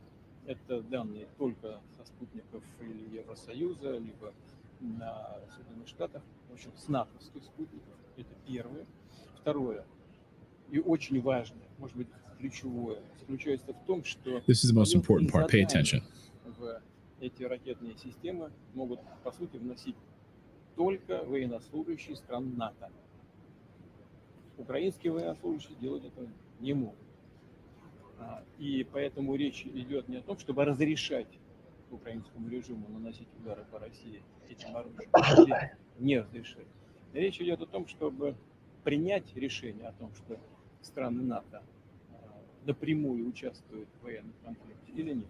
Если это решение будет принято, это будет означать не что иное, как прямое участие стран НАТО, Соединенных Штатов, европейских стран в войне на Украине. Это их прямое участие. И это уже, конечно, существенным образом меняет саму суть, саму природу конфликта. Это будет означать, что страны НАТО, США, европейские страны воюют с Россией. А если это так, то, имея в виду изменение самой сути этого конфликта, мы будем принимать соответствующие решения, исходя из тех угроз, которые нам будут создаваться. Well, shit. So, guys, we are, I mean, just so you understand, this sort of ratcheting has been up a ladder. And just so you understand the threat escalation here, I've heard a lot of people talking about the Rand Corporation's threat escalation ladder lately. If you haven't read this document, it's well worth reading. The Rand Corporation, this is from 1984, the concepts and models of escalation. And again, it's really fascinating to go through this. I encourage you all to read it, and you can find it easily online. However, this is exactly, I'll sum it up for you here. We put together this handy little graphic so you understand exactly where we are in the threat escalation ladder scenario right now. So we are sitting right now at, well, you start at the top here. Diplomatic so you pressure. descend into hell. You descend into hell. It's not basically. A ladder you're climbing. It's a ladder you're descending. Exactly. You're going down oblivion. into hell. Okay. So if you start at the top, right, diplomatic pressure. Okay, you've got diplomatic pressure, then you've got economic sanctions, you've got covert operations, right? So economic sanctions, of course, hit, you know, that's actually destroyed the United States and Europe. All of the economic sanctions against Russia, they didn't work. Covert operations, we've highlighted here on the show, the special military operations, the special operations forces in Ukraine carrying out operations against Russia, American soldiers being killed, French soldiers being killed, Polish soldiers being killed in covert operations against Russia, attacks inside of Russia, that's already happened. Then you have limited military action. That ship has already sailed. More than limited military action, active involvement from NATO. Then you have a regional conflict. Okay, regional conflict into full-scale war, followed by nuclear war.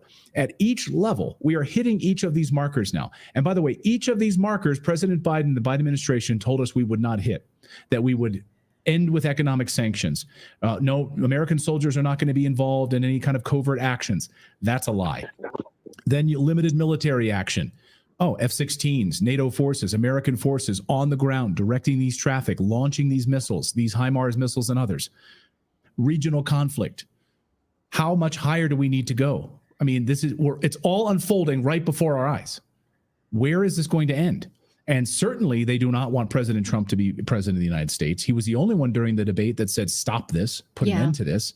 Yeah. I have said repeatedly, regardless of where you come down on it, whether you're a Trump fan or not, they will not allow him to become president of the United States. And this is why they will not allow him to become president of the United States. They want this to continue, and they want direct conflict with Russia, a hot war with Russia. And they're about to get it. And Kamala Harris, when she's elected, because you know the deep state wants that, this is going to escalate into a full-scale war and then potentially a nuclear war. And Europe will be wiped off the map first. I mean, think about where your head goes around this. Like, am I safe where I live? But even if I am, do I want my government killing people with nuclear war? Can I live with that?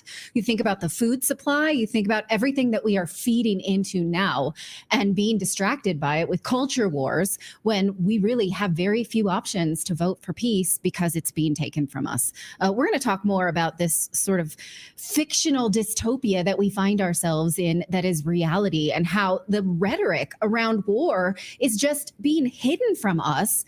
But we've been warned about it. So we're going to talk about that more in the show. Well, but thank you for that graphic, Clayton. That was terrifying. Yeah. And it's evident with, all the endorsements coming out for Harris, what they're wanting to do, with Cheney and Bolton and all those people. So it's clear that they know that Trump is not going to do their bidding and they want war. So now they're all on the side of Harris. I saw this liberal person on X saying, hey, look, we've got Dick Cheney and we've got Mike Pompeo, and sort of like, look, look what this says for us. And I'm like, girl, do you know those people? But that's not the flex you think it is. Did you happen to see Jon Stewart's reaction to that? Jon Stewart did that, where he was talking about Tulsi Gabbard supporting Trump. And he's like, okay. And then he said, but hey, we've got, and then he's like, Dick Cheney. And it just cuts to him, and he's just got this total WTF look on his face, and it's like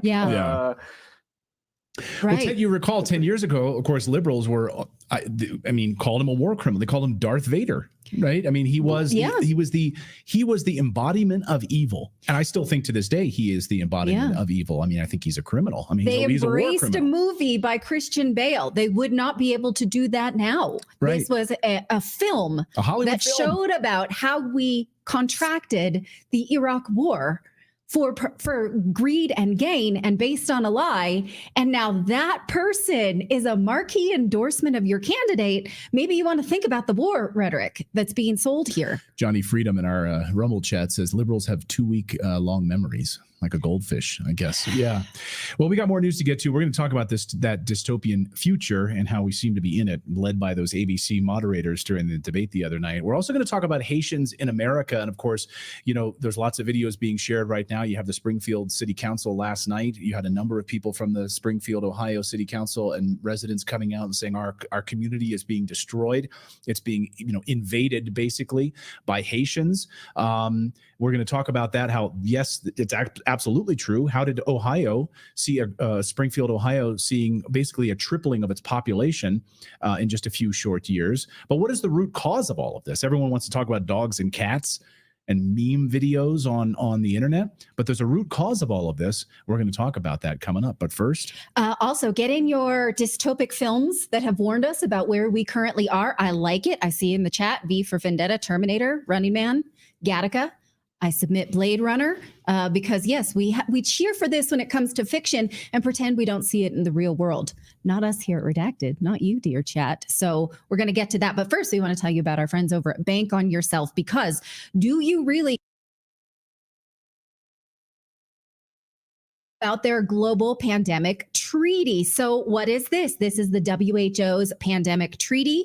That's a proposal that all member states sign that would give them, the WHO, the ultimate powers of law for what they call pandemic and possible pandemic, but it goes way farther than that.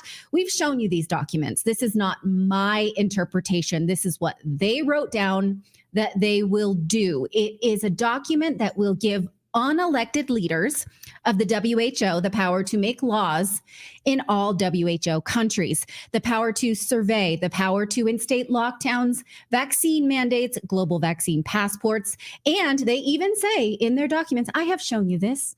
You can search Redacted for WHO and see them. They want the power to prevent pandemics, and in doing so, they will reorder all agriculture and business and food supply in your country to prevent the possibility of a pandemic. They wrote it down. So we've been following the amendments to this document and the global opposition as well. The global opposition to this document is not coming from the White House. The White House thinks this is a great idea. Let's give the WHO all the powers that currently reside with the 3 branches of government. Nah. Let's give it to them. Well, now the House has passed an act that we showed you when it was first introduced last year. It's called the No WHO Pandemic Preparedness Treaty Without Senate Approval Act. What it does is would require a majority vote in the Senate, a supermajority, before the president can sign this and hand power to the WHO. Now, here this week is Representative Thomas Massey discussing his related amendments to recognize that the U.S. Constitution is the supreme law of the land. And not only can we not sign the WHO treaty, but we can sign no treaty in order to supersede the laws of the Constitution. Listen. Thank you, Mr. Chair. I rise in support of my amendment, which simply recognizes that the United States Constitution is the supreme law of the land. Our Constitution establishes a very clear framework for making treaties by the executive and with the advice and consent of the Senate. But our Constitution also establishes a clear framework for making laws that affect our domestic affairs. If any provisions of a treaty are to have legal bearing on United States citizens, those provisions must pass both the United States House of Representatives and the Senate and be presented to the President, as all federal laws must. Treaties don't override our constitutional process for making law. Presidents can't make U.S. law by agreeing to new terms in an international treaty. Every law that American citizens live under must pass the House and the Senate. My colleagues have eloquently made the point that a president can't enter into a treaty without advice and consent of the Senate. And in doing so, they are standing up for the sovereignty of American citizens. But they are requiring the Senate to be that portion of the legislative branch that decides what laws will bear on citizens, depending on what the treaty is. My amendment here is very simple. It says that if a treaty has a law in it that has the bearing on United States citizens, on our domestic activities, then it has to follow the lawmaking process of the Constitution. And I reserve the balance of my time. Okay, so here he's making a point that scares me almost more than the WHO. And I had not thought of this because I've been so focused on this document alone.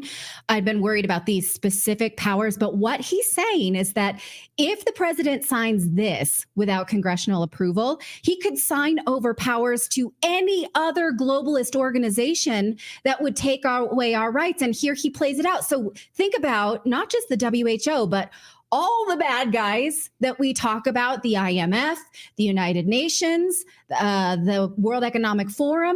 Listen to how he plays this out. You know, the bulk of my speech in support of my amendment actually doesn't come from me. It's going to come from Alexander Hamilton, who described in Federalist 75 the treaty-making powers of the executive. He states, its objects are contracts with foreign nations, which have the force of law, but derive it from the obligations of good faith. And this is the most important part. They are not rules prescribed by the sovereign to the subject, but agreements between sovereign and sovereign. The power in question seems therefore to form a distinct department and to belong properly neither to the legislative nor the executive. The qualities elsewhere detailed as indispensable in the management of foreign negotiations point out the executive as the most fit agent in those transactions, while the vast importance of the trust and the operation of treaties as laws plead strongly for the participation of the whole or a portion of the legislative body in the office of making them. So what's he saying here? He's saying you can't make laws, domestic laws, using a treaty. Treaties can't bind the United States to declare war. Treaties can't raise taxes. Treaties can't create new laws for us. And the United States should not take part in international institutions that erode our sovereignty. Congress should not legitimize blatantly unconstitutional notions that agreements that come out of these institutions supersede the Constitution of the United States. Okay, we can stop it there because he goes on about different ways that this could play out. So think about this, you guys. If we can hand over laws under the auspices of emergency to the WHO, we can do that for any unelected globalist body. So I was just kind of spitballing today, and I came up with this list of a nightmare of globalist powers being taken from the United States and put into these treaties or these organizations that we do not vote for. So if we can do this, could we sign over the right of NATO to supersede gun control in our own country? Absolutely, we could. Yeah. Could the IMF treaty supersede our monetary policy and instate global currency? Yes, that could be a thing. Could the WEF, the World Economic Forum, and the Davos man supersede environmental and global business laws? They already do. Absolutely. They already do. Could the United Nations force us to go to war? Absolutely. All of these things would be possible. If they can do it for the WHO, they can do it for any of those bad guys, any of them. Yeah, you got any more? Let me know. Yeah. Even if they give it to the power to the WHO, who says that they can't, these other places by proxy can't work with the WHO to say, hey, this is a health concern, you know, and right. Get those things passed. Yes. Yeah. It all comes in a Trojan horse of emergency. We know this. All power grabs come inside the Trojan horse of emergency. So this is terrifying. And if you can think of any other globalist organization that can present us with an emergency treaty and therefore take powers in many countries at once and supersede local laws, let me know. This is an exercise that we should have done a long time ago, and I didn't think to until Thomas Massie published this speech, and yikes. Crap. Okay, so let's check in on where this pandemic treaty is currently. There was originally going to be a vote on this treaty to put it into law in May of 2024, but so many countries opposed it that the WHO says they'll have a new proposal hammered out in 2025. You can thank leaders from Japan, Slovakia, Australia for tanking these talks. It was not the United States that pushed back against this treaty. Joe Biden was ready to sign on the dotted line, and there's nothing to make us think that Kamala Harris would not also do this. But would the law that passed the House now pass the democratically controlled Senate? Who knows? But if the vote this week is a template, then probably the House would not. Democrats are not that concerned with civil liberties other than the right to have an abortion. Only 4 Democrats voted in the House for this. Here's the roll call of the House vote that happened this week. So you see Republicans voted in unity, not to have any pandemic treaty without congressional approval. The Democrats, only 4 of them cited. So they don't give a crap at all. Here are the 4 Democrats. At least you can have their names who were brave enough to say, yeah, we don't like this. We think that Congress should be involved in agreeing to the WHO. But look, silver lining is that all of our yelling and screaming has got somewhere. People are paying attention. There are now major roadblocks to the WHO grabbing this power in all, I think, 194 member states. So we have to keep being squeaky wheels. You do the same. If you read this bill, you read the pandemic treaty, and it scares you, tell your senator that you want them to vote for this law. If you read it and you're fine with it, do nothing, I guess, but then don't complain when you have to live under imperial credits, when the empire is in control and not your locally elected government. And instead you live under the Sith Empire. More fictional warnings coming up in our last segment today. We're going to talk about how fiction has warned us about globalist control and war. That's coming up. Real Age Mom, I think I'm saying that right. Real Age Mom says we need to stand together and demand that the government stand down. No more support for Ukraine or any other nations. No war. Yeah. Wouldn't that be nice? Like if we put America first? Well, that would be nice. But you spend 15 minutes during the debate talking about Israel.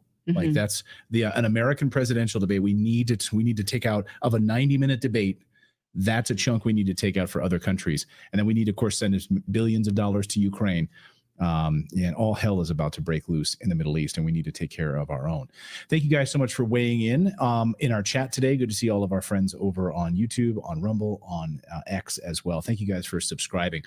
By the way, when you subscribe, I know, by the way, so David was telling me today, when you subscribe to the channel now, or when you mention subscribe, it'll now like highlight the subscribe button on YouTube. YouTube's added that new little feature. That's nice. Oh, nice. Well, then maybe YouTube can stop unsubscribing people from our channel without their consent, which is what YouTube also does. They love to unsubscribe We're working people. on that one. They're working on that button. Right. Thanks. Great. Subscribe and stay subscribed. Like, subscribe. I want the notifications. Yes, I actually mean it. That's yes. what they need. I want to be notified when we go live. Yes, please. So thank you all for that. We're going to talk about Haitians in America. And of course, are there dogs and cats and Haitians and Ohio and all of the craziness that's been happening to the citizens there in Springfield, Ohio. But what's the root cause of it? I think we're missing the bigger story. We're going to talk about that in just a moment. But first, we should tell you about our friends over at HomeLock. Completely, which is the destabilization of these countries at the hands of the United States and the Biden administration going in and destroying these countries, and then all of these immigrants flooding into the United States. Am I wrong? No, you're right. I mean, first of all, the stories that have been widely promoted all over X in particular by Elon Musk and his influencers, who is now, of course, very close to President Trump. These stories are totally phony and discredited. The one that they claim is a Haitian woman eating a cat is actually in Springfield, Ohio, is actually from another city. And it happened in August last month. And it's not of a Haitian woman at all. It's an American woman who presumably to kill a cat and eat it, you've got to be, I don't know, probably on some kind of heavy drugs, have some serious mental issues. Maybe that would be an issue for, President Trump to focus on, but he made it about supposedly what's going on in with Haitians eating cats. There's another video of a guy carrying a goose, and that's also not of a Haitian. That's just some photo that appeared on Reddit. So the stories, as far as I can see, are totally phony. I mean, one of the reasons I think people don't believe it is look at who's debunking these stories in the first place. We have like NBC, major liberal media outlets, the same media outlets that for years said Trump was elected by Russia. He was put in by Russia. And they said the Hunter Biden laptop is Russian disinformation. So those outlets have a history of deception and lying. And so, they've lost all their credibility. The New York Post, ironically, did a pretty good piece, which broke the Hunter Biden laptop story, right? They did a pretty good piece debunking this. So I suggest people check that out. But I think, there is a bigger issue, and that is, well, why is there so much migration into the United States from Haiti, from a variety of countries? Haiti in particular is now in the spotlight. And that's a real question that I think does need to be addressed. And J.D. Vance, the vice presidential candidate, when he was asked about these stories, saying these aren't even true, so what's going on? Even the Springfield police have said they don't have any reports. He, kind of changed the subject and said, well, this is about, migration. Why are there so many Haitians in Springfield, Ohio? And it's not That's only a great question. Springfield. Yeah, it's a real question. So why are there so many Haitians in Springfield, Ohio? I don't know how many Haitians there actually are. Haitian, I want to be clear, not Haitian Americans, American citizens, but Haitian illegal immigrants, people who came here illegally. How many are there in Ohio, in Springfield, Ohio? I don't know, but there are many in Florida, in New York, in different parts of the country. And the reason is, and J.D. Vance, nor Donald Trump, nor Elon Musk, nor any of these influencers who are claiming to be so worried about the United States and these Haitian migrants destabilizing our country or eating cats or anything else, none of them want to talk about the real reason Haitians are coming here in boats and dying on the way. And the fact is that for decades and decades, I mean, really, you can trace this back even to the Haitian Revolution, but of 1804. But in particular, the last really, few decades we can just focus on, the U.S. has repeatedly and consistently destabilized Haiti, among other countries in Latin America in particular, leading to massive amounts of immigration, of illegal immigration.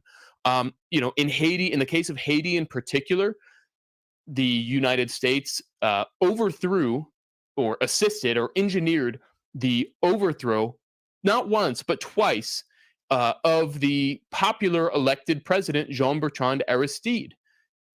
What happened after that is basically Haiti was, in particular after the 2004 coup that the Bush administration oversaw, is the country was dismembered.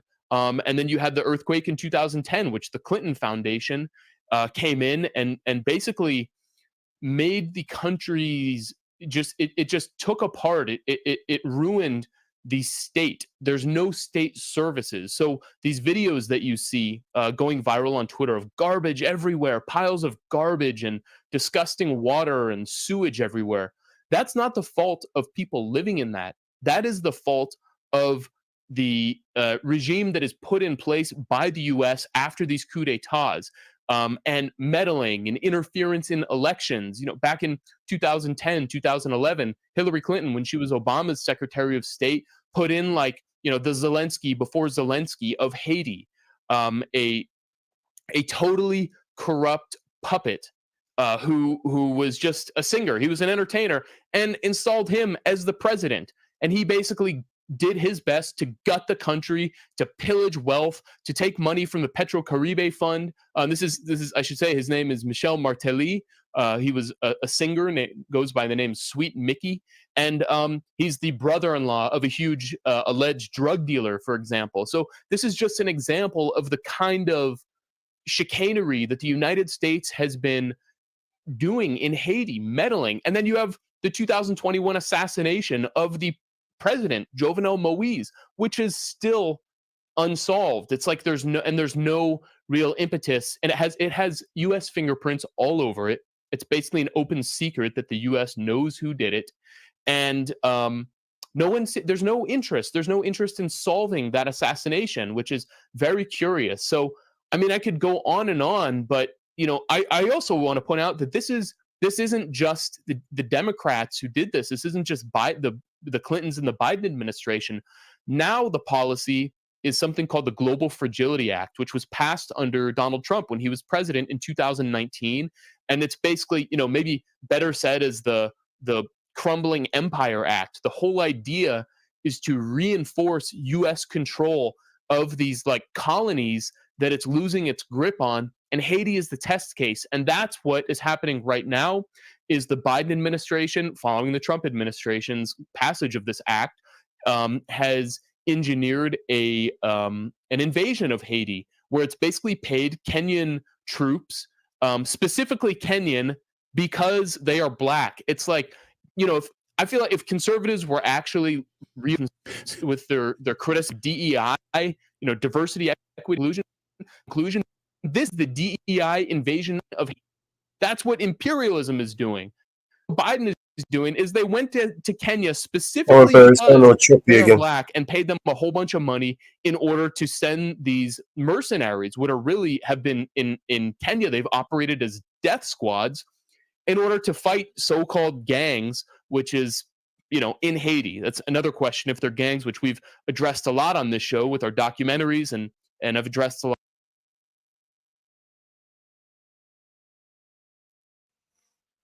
How you doing, AB? Hey, sorry. You good? Those motherfuckers went all handsy with you earlier, didn't they? She's probably talking to his chicken. A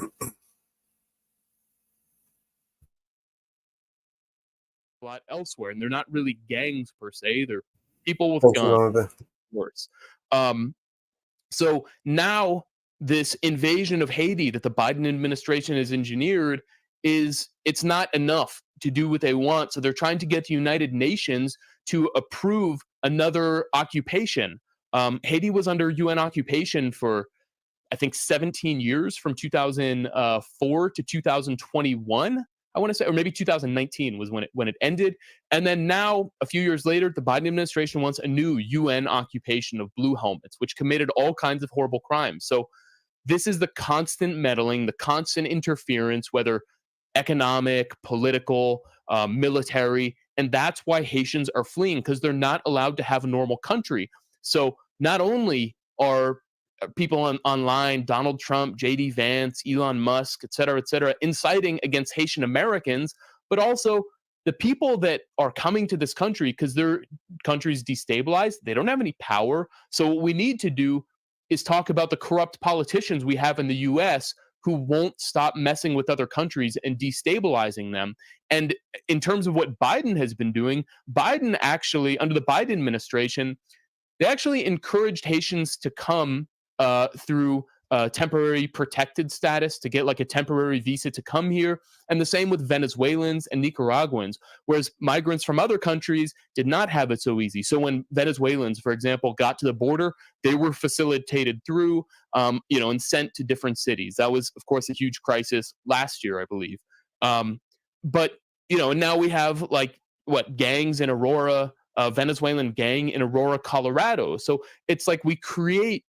So there's a geopolitical agenda behind which countries the U.S. government encourages migration from, and which countries it doesn't. If they want to destabilize your country and make it look really bad, so they can say Nicolas Maduro is a terrible dictator, they'll put sanctions on the country, try to overthrow the president, and encourage Venezuelans to come here. But hey, who are you going to get?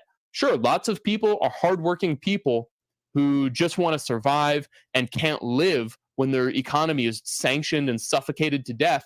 But definitely, you're also going to get some questionable, shady characters. So when you create chaos, you are inevitably on the outside. When you create chaos in foreign countries, you are inevitably going to import that chaos into the country. And that's exactly what's going to happen, what's happening now.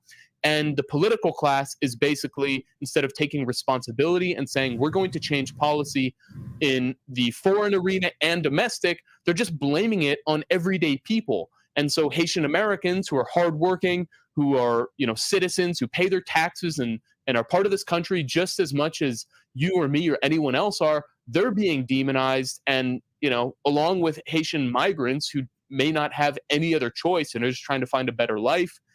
And, none of it actually solves the problems. It's just a sideshow to get Trump, some political points. Right. We had the political, we had the Springfield council meeting the other night, and you heard from Springfield residents saying, you know, my mother-in-law was killed by an elite, you know, an immigrant from Haiti, and this is happening, of course, all across the country. You saw what's happening in Aurora, and yes, you're going to get some awful people as a result of this. Do you think you're going to get all doctoral students, you know, that are coming to the United States? No, these are people on the margins. And so when you destabilize and destroy their country, in the case of the United States with sanctions in Venezuela, you're going to get hardened individuals who are going to try to, you know, take advantage of the system and get away from there. And the same with Haiti. And so that's the real story. And so I think the media has been totally distracted. Of course, social media is focused on the cats and the dogs and all of that piece of it, eating pets or whatever. But they're missing the larger story, which is the total geopolitical move to have the United States destabilize these countries. And people at home might be saying, well, why would the U.S. want to destabilize Haiti? What's the purpose of destabilizing Haiti? Can you answer that question? Does it all come back to money and control and minerals? You know, there's a number of reasons with Haiti. I mean, one thing you can look at is the sweatshop labor industry that's existed there for decades. There's an incredible film my colleague Kim Ives did called Bitter Cane that shows in the 70s these sweatshops, you know, where it's people working in factories for next to nothing, sewing up baseballs and making electronics. That has existed for decades. It's the cheapest labor source in, you know, basically in the Americas. And then with the bifurcation of the global economy, this whole Cold War against China, countries are pulling, or companies rather, corporations are pulling their factories out of China and Southeast Asia. They want to put them back in Haiti. And that's really what a big part of the Clinton machine was doing post 2010, is opening an industrial park that promised to bring good jobs to Haitians, but actually was just making sure that they were making, you know, no more than a couple dollars a day. In fact, the Clinton State Department interfered in Haitian affairs to make sure that to make sure their wages were especially low. So you have the demand for cheap labor, and then certainly there are resources in Haiti. I think some of it has been overstated to a degree. There have been a lot of claims that I've seen about large iridium deposits, for example, in Haiti. As far as I know, that is not true. So I don't know how much the mineral aspect plays into it, but definitely the labor pool. And then, you know, the other thing I think is the U.S.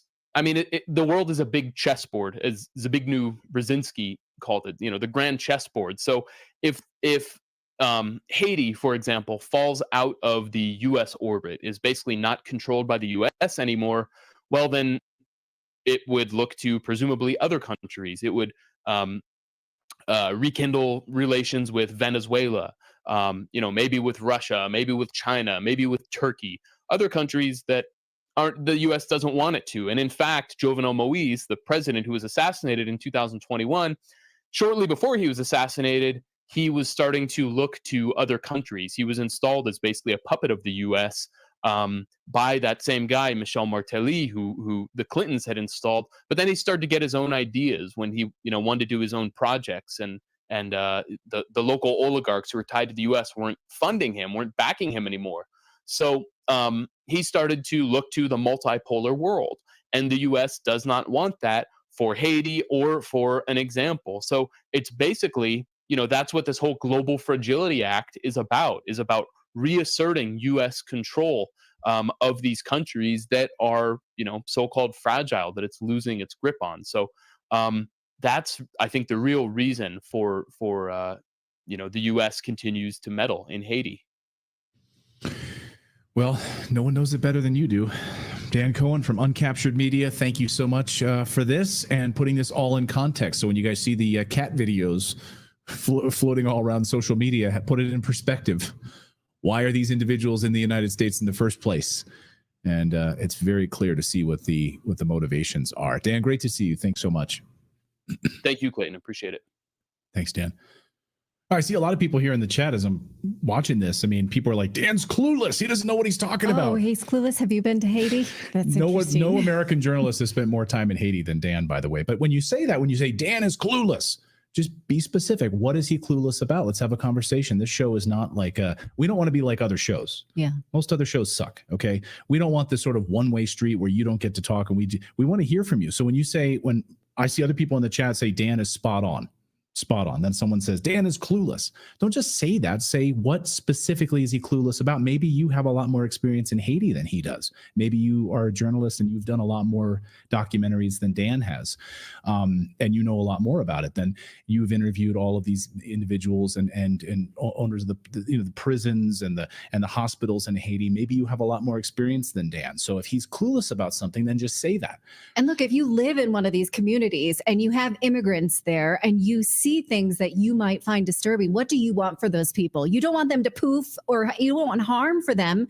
You want them to live safely in their home culture. Yeah. That is what we are always advocating for, is don't disrupt other countries and create migrant crises. So, I mean, I hope you understand what the only thing Dan said about Springfield was the video that's been now debunked. She's from Canton, Ohio. She's not from Springfield. So that's the only thing he talked about actually from Springfield. And I brought up the city council meetings last night where you heard from multiple residents saying that they had, their mother-in-law killed by an illegal Haitian immigrant. You had other individuals jamming cars into businesses, that their city is being overrun. I said that. I'm saying that right now. So, an American Cowboy here in our Rumble chat says, Clayton, I'm from Central Ohio. It's not only Springfield being overrun. Different towns are receiving different immigrants. It's been happening since COVID. Reynoldsburg has a huge influx of Nepalese immigrants. It's all being orchestrated right before your eyes. And it comes from, so why, you have to ask yourself, why is the Biden administration just waving Venezuelans across the border, allowing them, we know that from factual documentation of individuals, they're just waving them across the border, allowing them to come in from certain countries, these countries where we've gone in and specifically destabilized them. Like in the case of Haiti, we have destroyed that country. And then it's a shock that 300,000 Haitians are now in America, and 20,000 of them showed up in Springfield, Ohio, completely destabilizing that population. Just a few minutes ago, a bomb threat all through Springfield, Ohio. According to the city of Springfield, multiple city, county school buildings in Springfield, Ohio, just this afternoon were closed today following a bomb threat received early this morning. That one elementary school, Daily News is reporting that Springfield Mayor Rob Sue said that the threat mentioned frustration with the city related to Haitian immigrant issues. It's a disaster. But, don't get all I'm saying is don't get distracted by cat videos. Okay. Yes, there might be some crazy people out there, some crazy Haitians eating cats, and there might be some of them, killing dogs, and that's awful and terrible. But don't forget the root of it. Don't be distracted, and don't get sucked into what the mainstream media wants you to do. Is they want you to look like idiots. They want you to look like idiots by sharing cat videos. And then you get painted by these liberals as crazy cat people. So just stay focused on the issue, which is our border is wide open and the criminality in the United States has skyrocketed, and we are destabilizing these countries and destroying them and welcoming these people in with open arms as a great replacement unfolds in the United States. So don't be distracted by cat videos. That's all we're saying. I'm not. Don't worry about it. There was some funny memes today going around with Trump's voice with a lot of, TikTok videos. I mean, they're funny to watch, but don't get distracted by it. That's all I'm saying. That's all I'm saying. Okay. All right. And if Dan got something specifically wrong, more about Haiti on a particular subject, or that the guy with the goose is actually from Haiti and he turns out, it's not just a Reddit video or photo that's been making the rounds, then please share it. Share it with America. We'd love to hear it. But yeah. And detach from the outcome. Who cares, right? We care about the root cause of these things. Yeah, so whether it's true or whether it's not, you have to detach from this and be willing to say, okay, I was wrong about that. But the real cause here is illegal immigration and how it's destabilizing countries and our country as well. So that's what we care about. All right. We're going to talk about how the debates showed us that we are in the dystopic fiction that we've been warned about. Have we missed the signs? Well, we haven't. You haven't, and we haven't. And we're going to talk about that and the warning signs that actually put me in a deep depression after this debate. And we're going to talk about that. But first, Clayton. But first, I'm clicking around like crazy. Yeah, I know we all talk about, I don't know if you guys saw it today, gold just hit an all-time high. Why?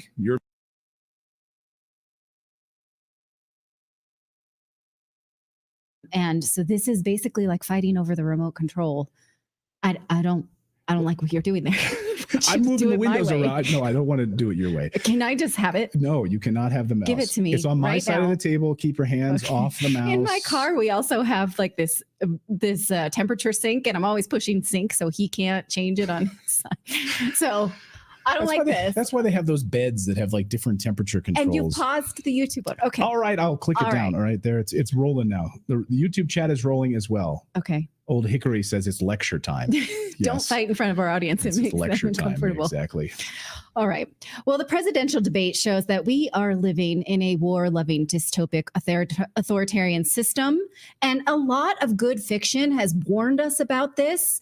And we are missing it. Now, before we started this segment, I talked about how fiction has warned us, and a lot of people will sort of cheer for these movies like The Hunger Games, Star Wars, Harry Potter, 1984, and you'll say, oh yeah, we'd recognize authoritarianism and fight back when we see it, but we're missing it, and the debates showed it to us clearly. Now, I put it to the chat at the beginning of the show. What are some other fictional pieces, either movies or books, that have warned us about this that you recognize today? Philip said V for Vendetta. Some of you said Soylent Green, Terminator, Running Man. I've never seen that. Gattaca, Blade Runner.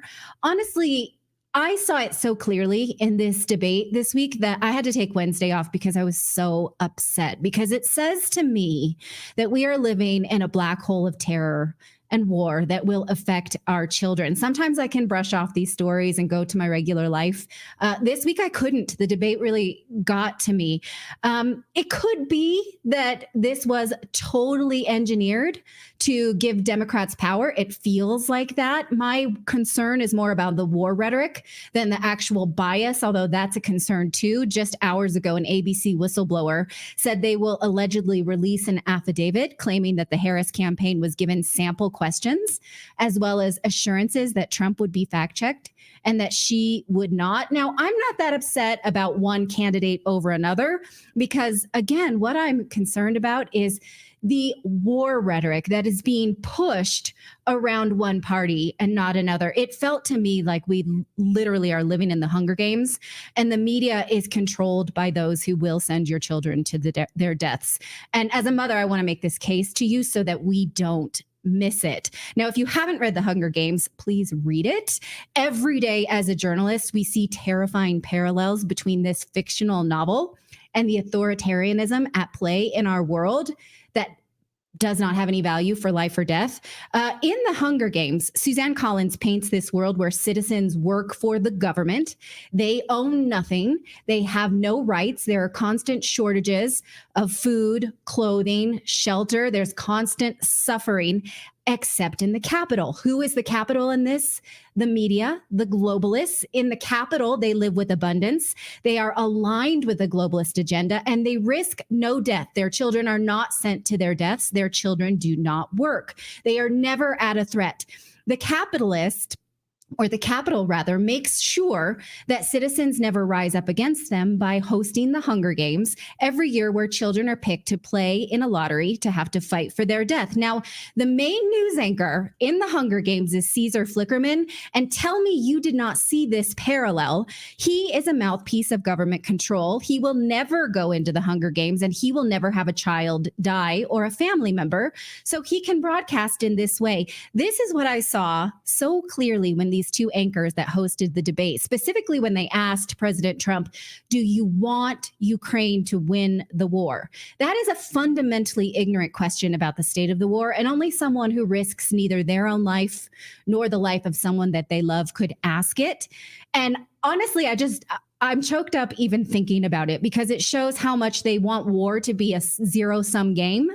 And they don't care about death. They risk nothing. It's a horrifically biased question. Now, President Trump's answer was that he just wants the death to stop, and the media perceives that as a failure because either they have not studied the conflict or they want the war to continue, or both. Watch. Do you want Ukraine to win this war? I want the war to stop. I want to save lives that are being uselessly, people being killed by the millions. It's the millions. It's so much worse than the numbers that you're getting, which are fake numbers. I want to get the war settled. I know Zelensky very well, and I know Putin very well. I have a good relationship, and they respect your president. Okay. They respect me. They don't respect Biden. How would you respect him? Why? For what reason? He hasn't even made a phone call in 2 years to Putin, hasn't spoken to anybody. They don't even try and get it. That is a war that's dying to be settled. I will get it settled before I even become president. If I win, when I'm president-elect, and what I'll do is I'll speak to one, I'll speak to the other, I'll get them together. That war would have never happened. And in fact, when I saw Putin after I left, unfortunately left because our country has gone to hell. But after I left, when I saw him building up soldiers, he did it after I left. I said, oh, he must be negotiating. It must be a good, strong point of negotiation. Well, it wasn't, because Biden had no idea how to talk to him. He had no idea how to stop it. And now you have millions of people dead, and it's only getting worse, and it could lead to World War III. Don't kid yourself, David. We're playing with World War III, and we have a president that we don't even know if he's. Where is our president? We don't even know if he's a president. And just to clarify they here, threw him out of a campaign like a dog. We don't even know. Is he our president? But we have a president, Mr. President, that doesn't know he's alive. your time is up. Just to clarify in the question, do you believe it's in the U.S. best interest? They threw him out like a dog. I think it's in the U.S. I love best that interest bit. to get this war finished and just get it done. All right. Negotiate a deal, because we have to stop all of these human lives from being destroyed. I want to take this to Vice You President don't know Harris. if he's alive. Yes, I mean, to me, I was like that. To me, that was like the applause line of the night. Absolutely, and then that smug asshole asking. I just want to be clear. You already answered it. He is Caesar Flickerman. He doesn't care about anybody's deaths. I just want to be clear. I know you already answered it when you told me you want the war to end, but I want to go back and ask it again. Does that mean you don't want Ukraine to win? Let me say it again. I want the war to be over. I don't want these human beings being killed. If he did not live in the capital where he risks no death, he risks nothing, he would not ask a question like that. If your relatives were dying or your children could die for this, would you ask a question like that? Like war is a zero-sum game? That it's win or lose? Of course you wouldn't. If you care about humans, someone else put another dystopic warning in here, Planet of the Apes, good one. Well, look at how the legacy media spun this, that Trump refuses to say if he wants Ukraine to win or lose. Again, if your relatives are dying, or if your children might be at risk to be sent to this war, do you care about win or lose? No. You care only about peace. Now, Kamala Harris's answer was that Trump would end the war just by giving it up.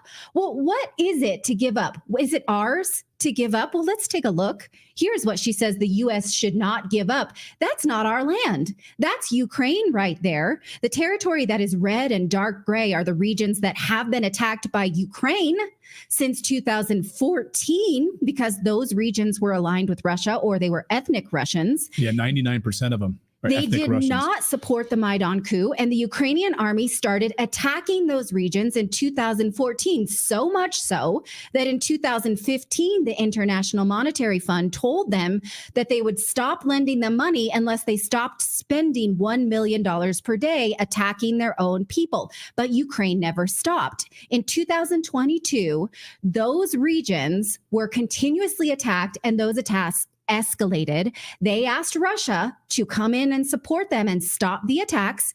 Russian parliament voted to do that. It was not the whim of Putin.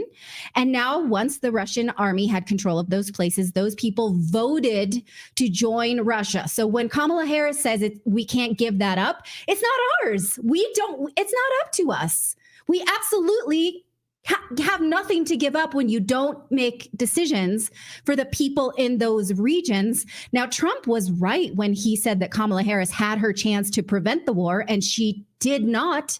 She failed. She went to Ukraine in early 2022 to negotiate. What could she have done? Well, she could have told Ukraine, stop attacking those regions and Russia won't have to come in and do anything. She could have stopped giving them money and weapons to keep attacking their own people in order to honor the Minsk agreements. Instead, she did the opposite. Here she is explaining what she did that led to more war in February of 2022. Now, during your meeting with President Zelensky, he spoke a little bit about asking the U.S. for specific defense aid. Could you talk a little bit about what he asked the United States for and what the U.S. has agreed to offer? Sure. Well, I'll tell you what I think you already know. So far, we have offered, and not even offered, we have transferred and given $650 million in aid. We have also made certain loan guarantees around, in particular, $1 billion. And that is on top of all of the work that we have done collectively through the NATO alliance to provide support for Ukraine. She created the war. The war was escalating because Ukraine was attacking those places, and she gave them more weapons and money to keep doing that.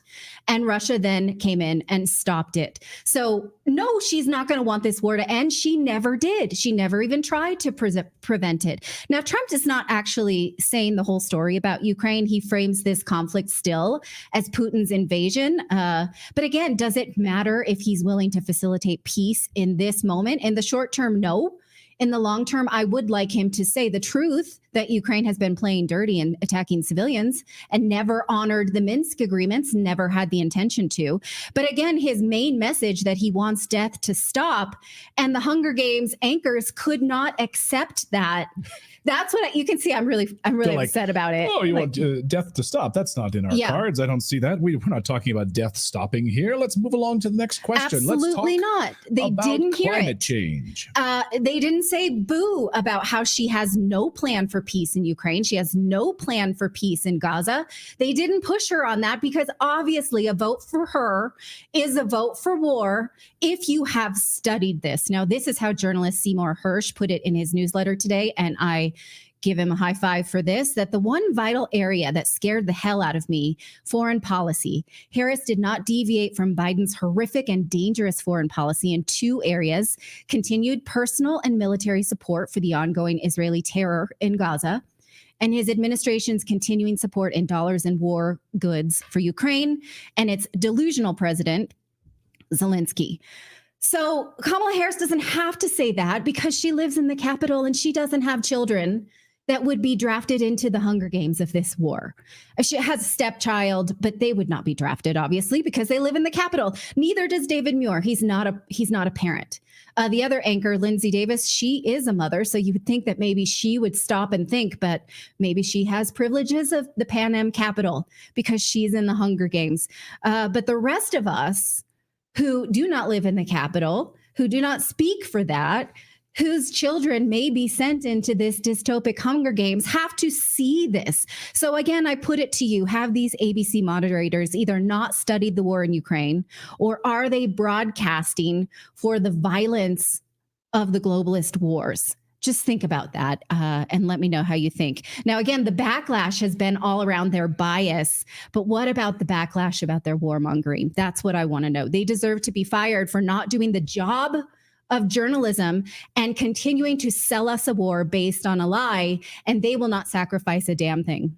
Personally. Now, in the Hunger Games, I just want to finish with this. There is a time when the tables turn and the globalists actually do come down on hard times, and then the people in the Capitol have nothing, and then they have to get a taste of their own medicine. It's hard to not think of that as a revenge fantasy when I think about these globalists. I don't want anything bad to happen to them, but I definitely have this sort of poetic justice idea for anyone who continues to support war like this. So shame on them. I do wish bad things for them. I do wish they would go to prison. They'd be locked up. They're war criminals. They are vile. They're evil human beings, and they should not be a part of our society. They should not be a part of our ruling class telling us how to live our lives. Well, the journalists, I want to, throw them in the gulag. Let them, work in District 12 in the coal mines. That's how I feel. They're part of the state-run Go to media. the cobalt mines that might collapse on you at any given time for your electric vehicle. That's what I want. Someone in the chat says all of the mainstream media is pro-war, including Fox News. Yeah, I mean, that's why my friend Tucker Carlson lost his job, right? I mean, you cannot be on any of the mainstream media, Fox News, MSNBC, CNN. They might have different flavors, they might have their different flavors, but it's all one machine. Oh, the warmongering that went on Fox News around September 11th memorials about how we need to up our military industrial complex because we haven't dealt with a threat that continues since 9/11 was horrifying. Yes, they too are part of the Capitol. We here on this show spend an entire week, and we will continue today to honor the victims of 9/11 and showing you the truth around 9/11. We've done a whole week-long special. Every day we've launched a new premiere here on the show, specifically focused on a 9/11, how the hijackings were not hijackings at all. They were remotely controlled vehicles. These pilots did not have any kind of experience to do these amazing advanced maneuvers, descending 10,000 feet in 1 minute and pulling off unbelievable maneuvers that not even advanced pilots from Top Gun could pull off. Don't be a fool. You're not an idiot. What types of vehicles actually hit the Pentagon? What happened to the vehicles in the vehicle in Shanksville, Pennsylvania? All of that we've covered here this week on the show. And all of the evidence, even former Fox News employees or Fox anchors who were there on camera saying we heard demolitions, we saw explosions. That stuff has been hidden. And of course, the military-industrial complex of the mainstream media continues to push this narrative that we need to go to war in the Middle East and Americans will die, $1 trillion in spending, while cities like Springfield, Ohio and Aurora, Colorado descend into chaos because these guys, they have no, I don't know. They're more focused on money and power than they are the You United have States. no moral code if you can ask a question like that. Do you want Ukraine to win? Clearly, you have no conscience. Either you're really stupid or you really don't care about death. And I lean towards the second one. And I just can't stand it. I literally can't stand it. So I wanted to have a talk with you guys about it. Especially when you can't even define what winning is. Like, what is winning anyway? Yeah. Wouldn't it be great if Trump said, David, I know you're a news anchor, probably not terribly smart, but what does it mean to win in Ukraine? Yeah. And then throw it back on David. What do you mean by win? Can you be specific? Get their land back, take over Crimea. They have no answer for that this. same land they've tortured. I don't care about that. Who cares about that? Yeah. They're poor Ukrainian miners. Mostly ethnic Russians. Well, we want to thank you guys so much for subscribing to the show here. We really appreciate it. If you're on and Grover's our little mini pincher, thank you guys. Someone said, you can connect more than one mouse to the computer. But that would be war. Yes, that would be all out war. My mouse. The desk here. There's no more attachments going to happen here. Yeah, that would we want to tell you could have two cursors. He's a megalomaniac. That's right. Yeah. Got to have control. I'm a Capricorn, we're the ones that build businesses and we're in control. We're strong, ambitious people. That's right. You're a Virgo. That drives you nuts because you're a crazy spreadsheet freak. Mm-hmm. That's what Virgos are. Yeah. But I'm also a good reader. That's right. Okay, so we are going to launch our premiere. David, you want to tell us about this? So it's our 9/11. Our 9/11 week continues here. We have a big interview coming up in just moments. How does this premiere work? So if people are watching on YouTube. Yeah, so if you're on YouTube, you're going to immediately after the stream be redirected. I'll also be posting the link repetitively in the chat in case you aren't redirected. If you're on Rumble, the video will be posted immediately. It's going to be posted actually at 3:25 p.m. So you can watch it there, as well as X. It'll be posted at 3:25. But on YouTube, stick around and it should redirect you. But if not, then click the link that I'll be spamming in chat here in about 1 minute. All right, great. So stay here on YouTube, and if not on Rumble, we'll be posting the video right there so you can watch that interview on 9/11. We're continuing our deep dive on that. Thank you guys so much for joining us on this Thursday. Thank you so much for joining us on this September 12th. We much love to all of you, and watch that premiere. We'll see you real soon. Have a great night, everyone.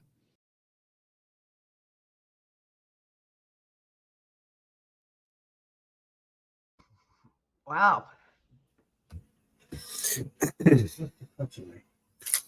Right. I think I had to run off to go and do some chores, probably. Sorry about that. He had some interesting videos he wanted to show us. Yes, I did pull it up. Yeah. It was a bit of a long video. Yeah, I did pull up his police station video. Yeah. No, the one where he got arrested. The Sunshine Police Station? No. It was a couple of lives. It's one of the lives he just did. He done 2 lives, one before he was at a protest. Okay. The arrested video. I've got that one. Yeah, that's the one.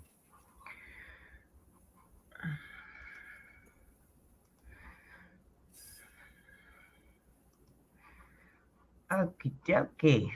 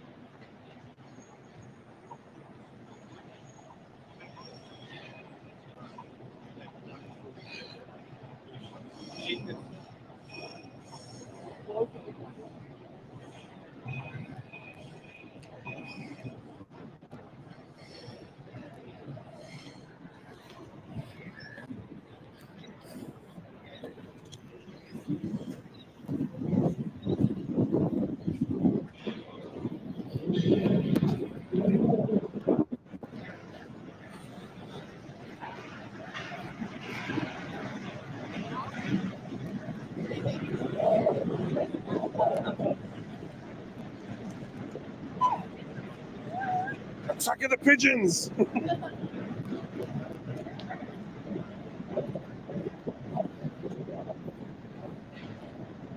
Fucking rats! Look at them all. Little fucking rats.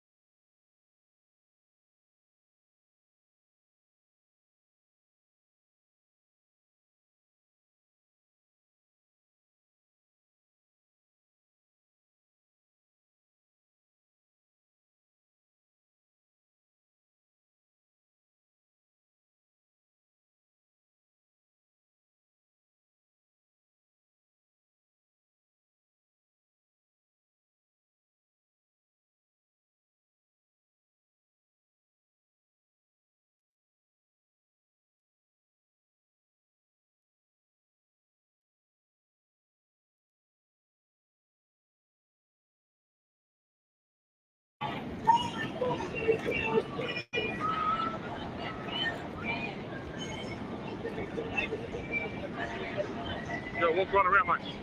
There you go, right around. Yeah.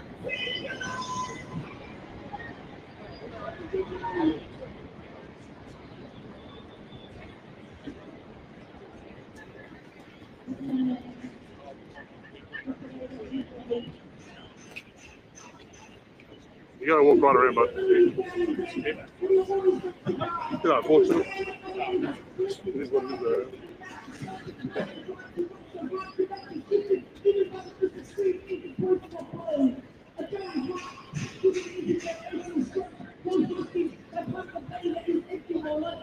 Please tell me this is gonna fuck my son, Trevor. You guys really like this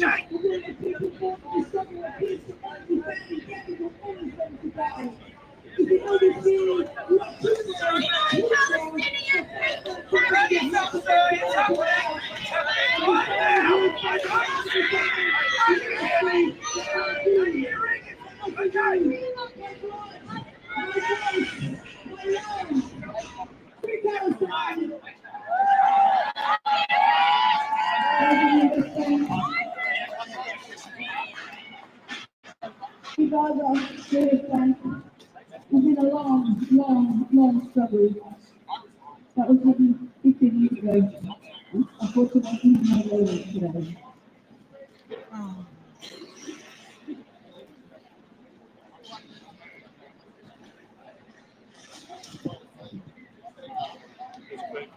Sorry? I just got here, so I think it all kicked off on what's it called, Wednesday, really. I'm obviously potatoes coming as well, I think. Despicable, really. I mean, what do the horses do? You know, shit like the horses. It's pretty, you know those big square milk crates, bread crates? They deliver bread. They're ramming into the horses and that, man. Well, the horses are, you know what I mean? But it's not the point, man. No, Australia, it's not El Salvador or Brazil or something like that, you know what I mean? Never has been. Melbourne's a protest capital of Australia, though, isn't it? There's a protest on nearly every second day. Take care, guys.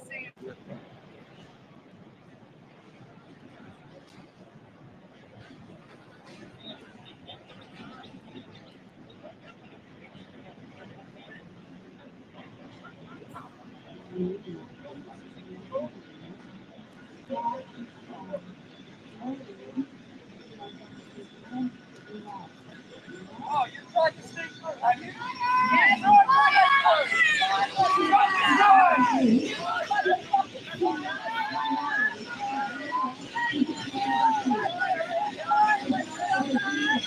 So mainstream media have been given the privilege of being behind police lines, of course.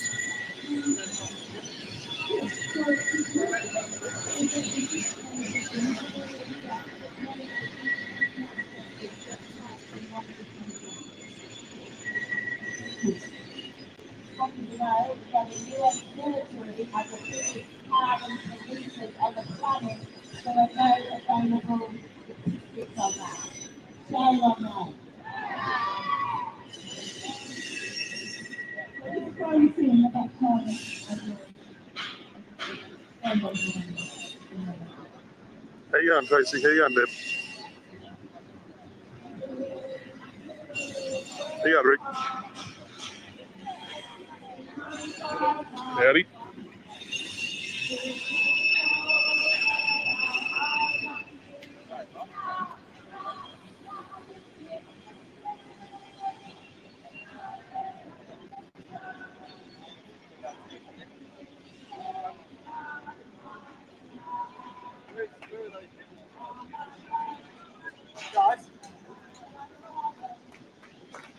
Sorry, miss, if you go behind the pole, we can still see you.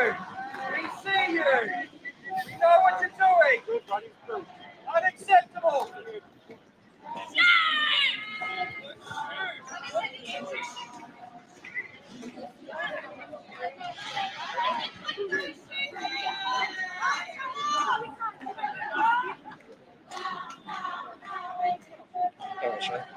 How about John yourself? Sure.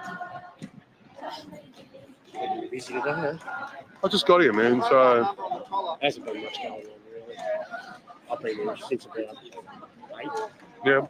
Hasn't been much. Just a sit-in at the moment, virtually, yeah? Sorry? Just a sit-in at the moment, isn't it? I reckon they'll have something planned, though. You know what I mean? They'll have some trick up their What sleeve. are you doing today, sir?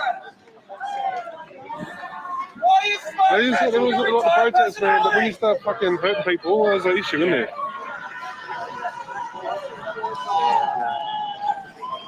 Hurting people, hurting animals. Destroying people's property. You know what I mean? Like, How you going, mate? Where are you from? Oh, protests. I just come around and have a look around. Yeah, I knew yours too, yeah. Yeah, good, mate.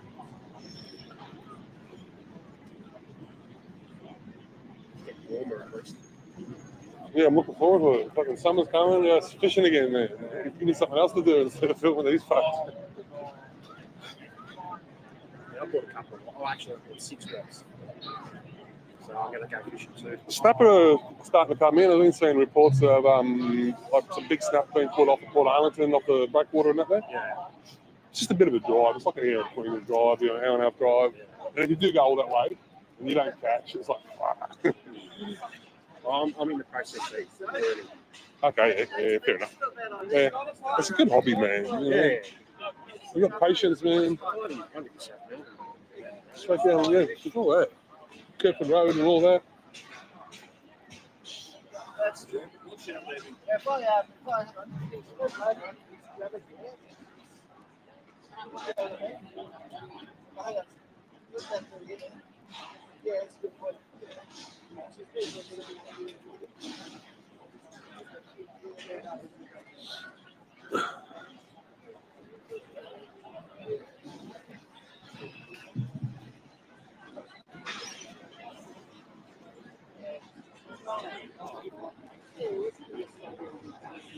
Come there yesterday?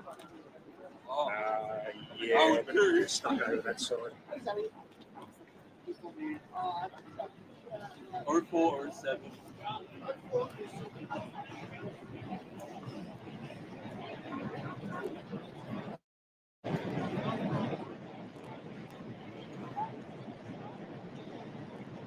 Yeah, we had your video on last night.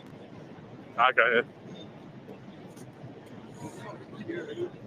And Source TV, whoever that is. I know what it's. He's all right. He did a good job. He gets past as a Nazi as well, man, just for filming. Yeah. Oh, well, we want to disagree with him. Oh, yeah. We don't even have to disagree with him. You know what I mean? You sit on the fence and you're an enemy as well, bro. That's what the other guy over there was just saying 5 minutes ago. That's true, though. Yeah. You know what I mean? Yeah. What are you telling the truth with this? And you too, sir, if you have any. There are better ways to earn a living. Well, apparently they were anybody who's in the city. It didn't matter, I mean, it could have been a doctor or whatever, not even, you know what I mean, and they were abusing, you know. What was it a couple of days before they were taking that bus guy? Why? Those tight pants don't absolve you, mate. I'm going to give him $10 tomorrow. Are you wearing tights? He's going to go fucking set up there, he'll get it up. You have no morals. Just give him some support. Half the damage is caused by the couple stopping on his gun. You know what I mean? Well, no, he can stop right, you know what I mean? But, yeah. But the next day, the Muslims showed up and they were having a go at him. Oh, did they? Yeah, the news reporters were there and they caught him. Yeah. Gloving up. Get rid of your hands on. We're going to glove up. We're getting rid of your hands on. Yeah. We're going to try and find someone with a mask on, probably.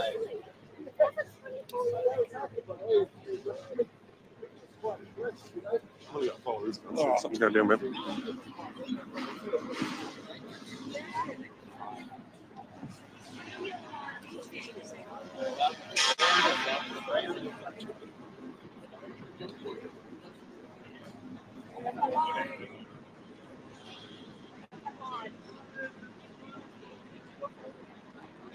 Germanic affairs.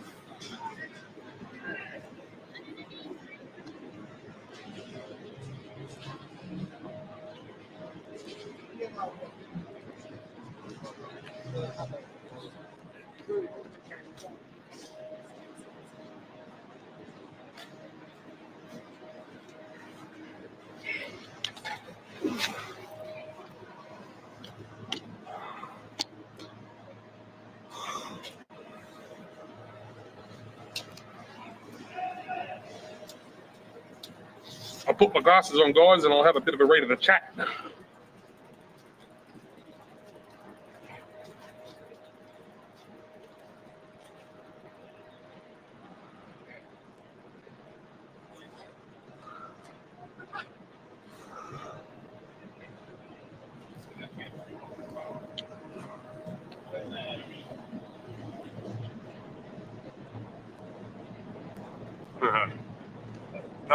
sorry, Aussie Carlton's not playing in the grand final, so there'll be no barbecue at my house.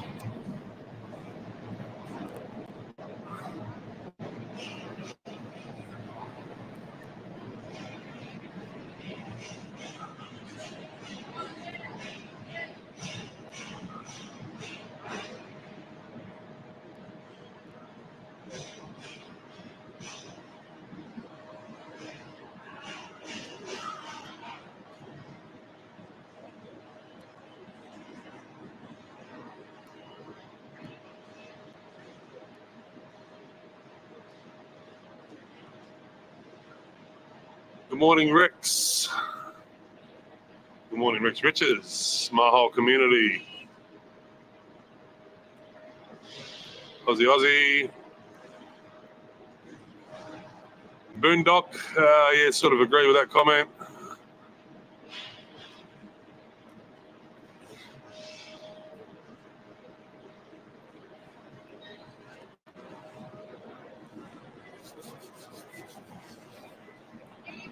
So they've definitely not got their 25,000 expected turnout that the police said they were going to get. Even on day one, there would have been lucky to be 1,000 people here. Lucky.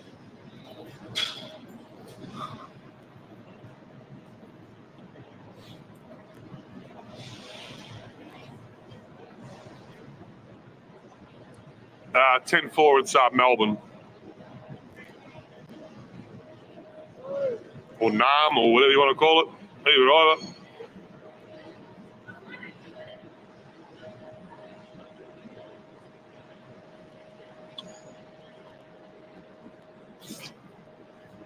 It's always going to be Melbourne to me.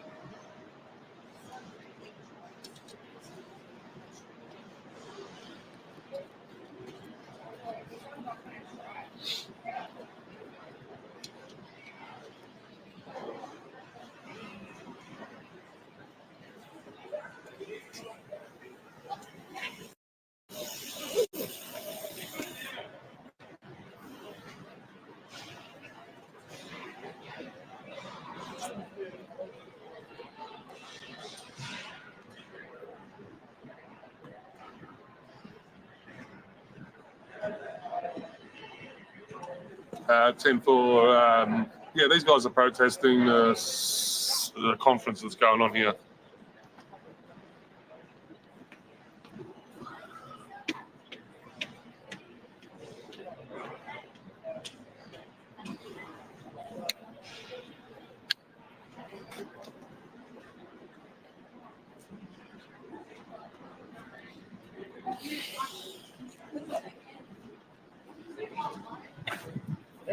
What about yourself? Stop here for a second. This is the area which is covered by the Omni Powers, which gives us a direction to be able to search them. Yeah. So what are you searching for? We're searching for weapons. What sort of weapons? Doesn't matter. Any sort of weapons. Okay, so what do you deem as a weapon? Anything. Because this is a walking stick to me. No, what about what's on your person in your bum bag? My wallet? Can you empty your pockets for me, please? Oh, there you That's an offence to do so. There's a copy of the... I don't want your copy. You can take your fingers on it. So you've done this to everybody around here, yeah? Not everyone, no. No, you single me out, yeah? No, not particularly. All right, just don't touch me because I'll empty everything myself, all right? No, that's okay. No, you won't be touching none of my stuff. So you don't want a copy of this? Okay.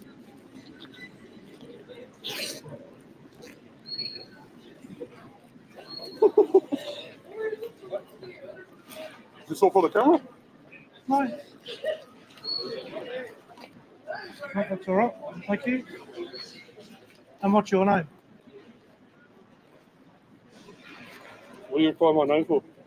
Because we're searching. If you want to make a complaint, we need to be able to record. No, it's all on here, and I'll be getting your name and number after this. No, that's all right. Everyone's. All right.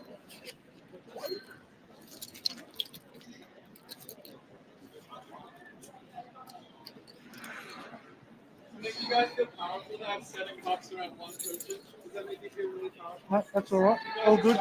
Too easy. Next one. That's the only one here that I won't have any weapons on me. Go and search all these people, huh?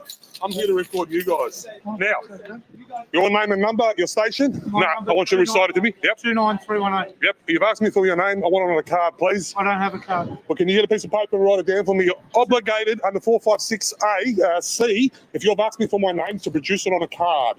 That is legislation. Tell me your email address and I'll send it. Not on a card. One of you guys will have a card. You got pens on you? Name and number, please. All of them on a card. Every one of you. I'm the one who's conducted the search, so Doesn't matter. You've all surrounded me. you're not surrounded. Oh, I am.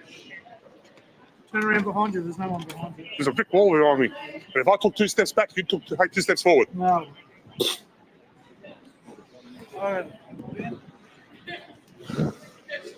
Who wants to be the thumbnail? You want to be the thumbnail? Do you want to be the thumbnail? What's the thumbnail? The thumbnail. You know what? That's my number. Everybody else, please. Everyone. Thank you. Everybody's number, please. You've all approached me. You're all involved in this situation, in this thing. I want everybody's number. From my number and his number. Everybody's number. As simple as that. And it's just a number. I don't know what the big deal is.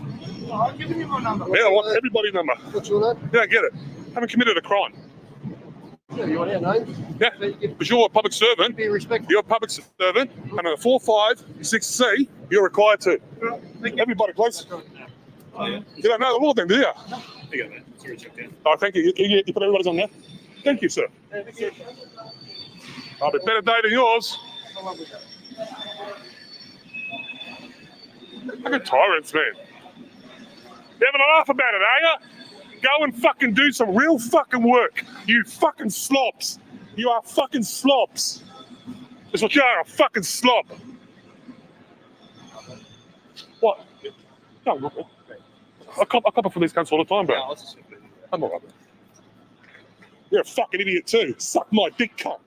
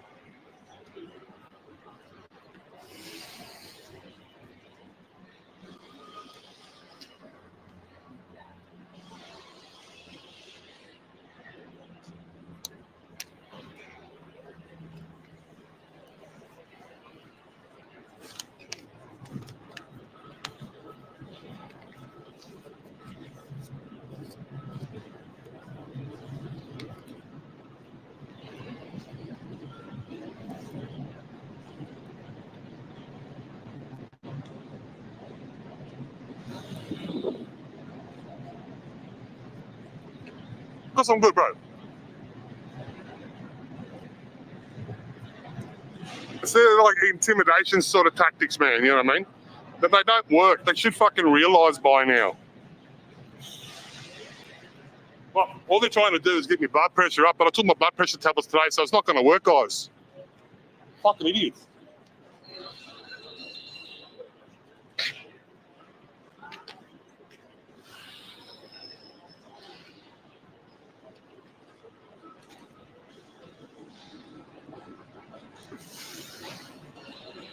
So now I come and start filming your police stations and all your private registrations of your vehicles, and I'm going to put it online. Your police stations, I'm allowed to film. Enjoy it when your registration is all over the internet. All of you. Enjoy it. First station, Sunshine. All right? You're at Sunshine Station? They'll be the ones first, all right? Closest to my home.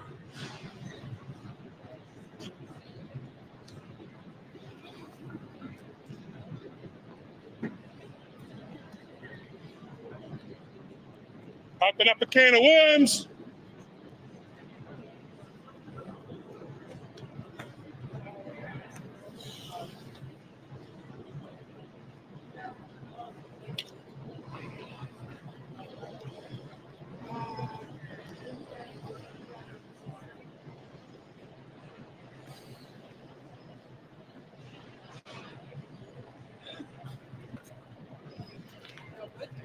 Good. Are you? Yeah, no, just They're not. sort of how we go, yeah. They're not. What's that?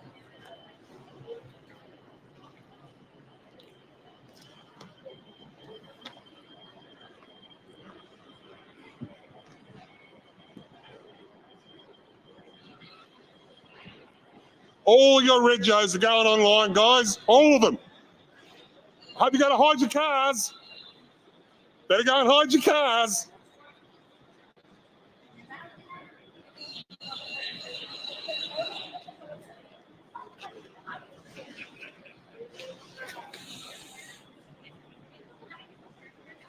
Got an eye problem.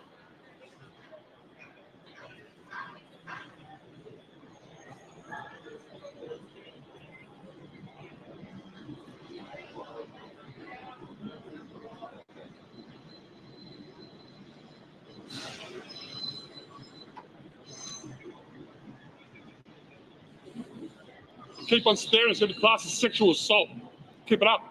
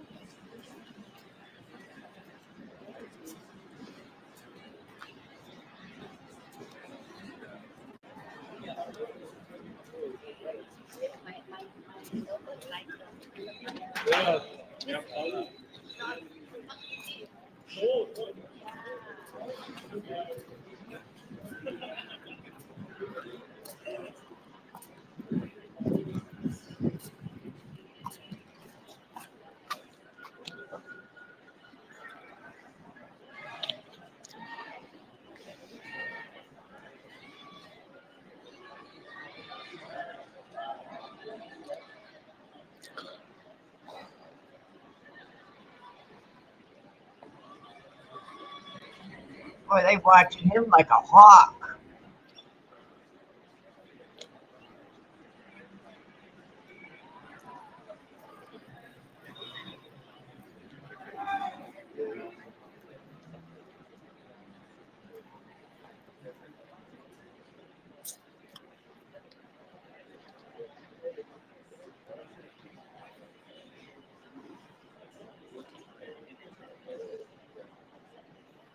Did they just de-arrest him? Yeah, but they're just watching him like a freaking hawk. They're coming back again, guys.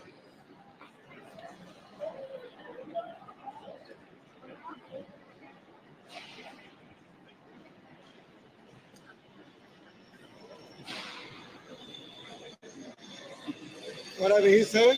What, we're under arrest? Yeah, you are. What am I under arrest You for? threw your cigarette on the ground. No, I didn't. It's in the actual can. Yeah, but you put it on the It's ground in the first. can. Get out No, of my I face. didn't. Threw a cigarette on the ground. Move out of my face. It's in the God, can. Okay. It's in the can. Go get the Throw it on can. the ground? No, I didn't. I put it in the can. No It's on retaliation. video. I knew you guys were going to come, so I got the cigarette, but I put it in the can and put it in the bin. This way, were you swearing before? Yeah, I was. What, and you think that's okay? Yes, I do. Place, even then there's children. Yes, here? I do. It's called offensive behaviour. No, it's not. Yes, it is. No, it's not. And they're required to give me your name and address. Yeah, for it's not offensive happening. Behaviour. You want to place me under arrest then? I will place you under arrest if you don't provide your name and address. All right. For the purposes of identification, you've been placed under arrest for offensive behaviour and swearing in a public place. You've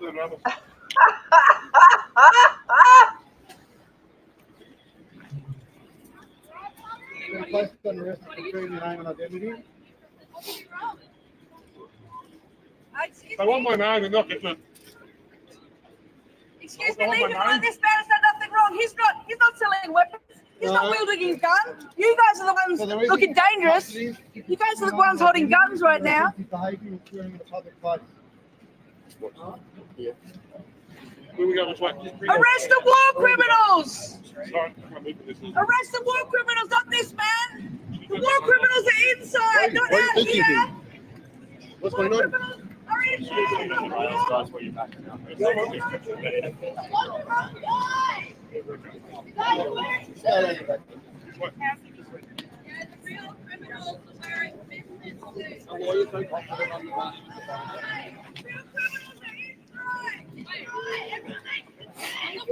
him go. Can you inform this guy from the other side that you're going as well? He's trying to pull me one way, you're pulling me the other. What's going on? It's not going on.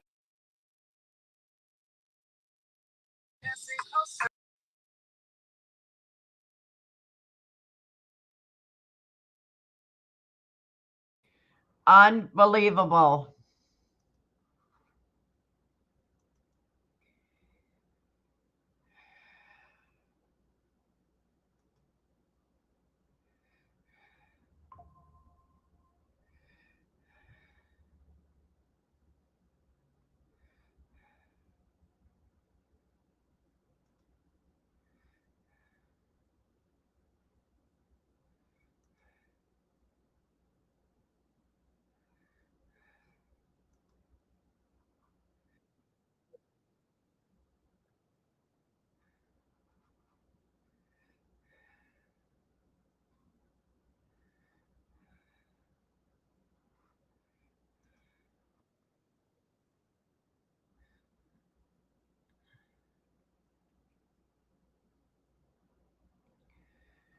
Okay.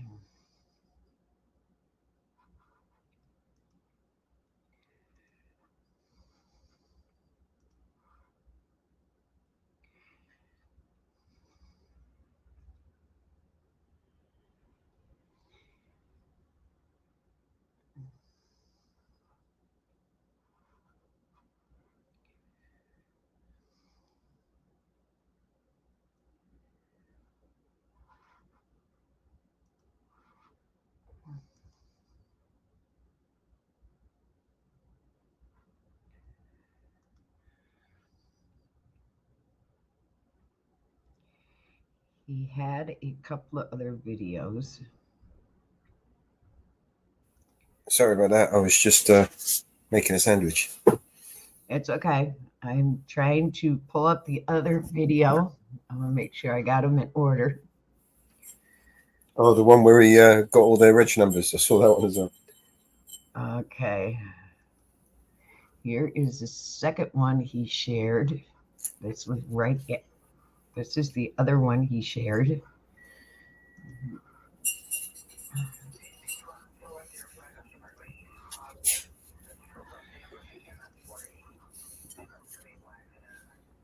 Use it. Who turned my camera off? And someone's pressed stop. Right? You're not allowed to do it. So whoever took my phone off me, right, has pressed stop. You need a search warrant to do that. You're not allowed to access my phone. Someone's turned it off. That's on footage. I'm going to find out who it was. Then talk to them once you find out who it is.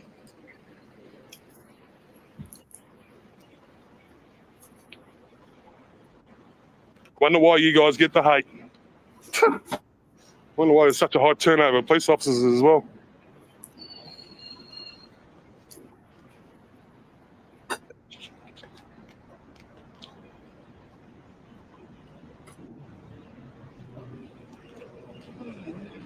All right, that's everyone. You got the sergeant who arrested me initially? Yes. He's not here. No, it's No, the sergeant who went and... the senior sergeant. Yep, that's why I want his number. You'd have to know it. He's your superior. I do know his personal number. You know what? He was the first one to approach me. He's one to take a piece of paper off with all the names and numbers. Sorry? What are details so Yeah. you can contact us and we'll provide those. But on the tour, it's going to be everyone's number. Yeah? There you go. Thanks. Sorry, I can't make out these numbers, man.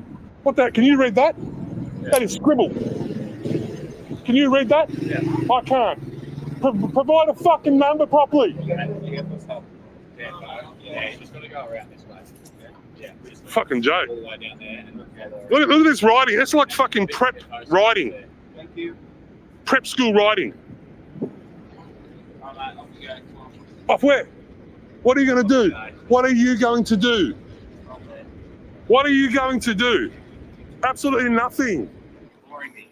You're boring. Yeah, all right. Fat fuck. You've got the same body shape as me. Yeah, I got 20 years on you too. And still run rings around you.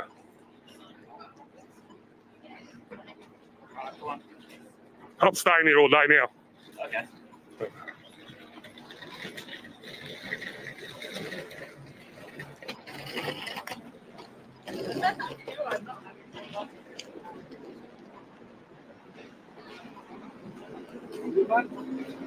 Better than you.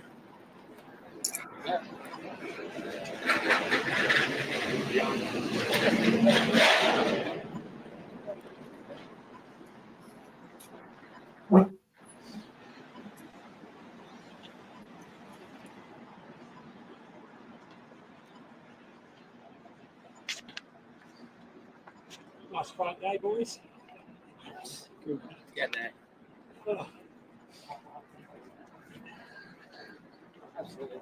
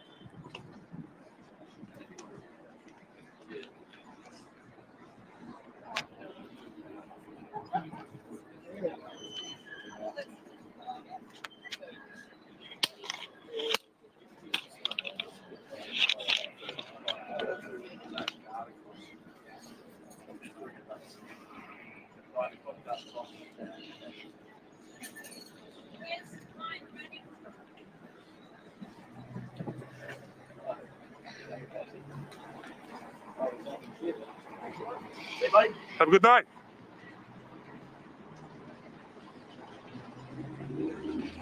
Hey guys, thanks for all your work you do too.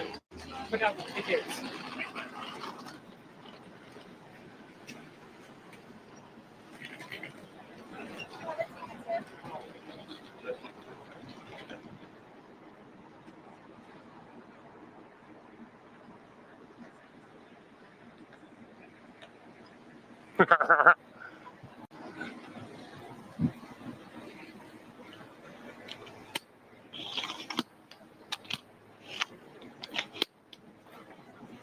How's it going, guys? Fucking gooses, man.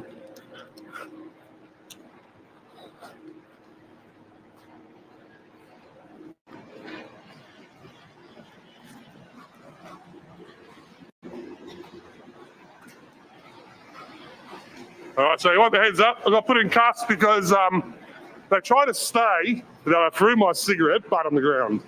But the thing is, I put the cigarette butt in the can, and then I put the can in the bin.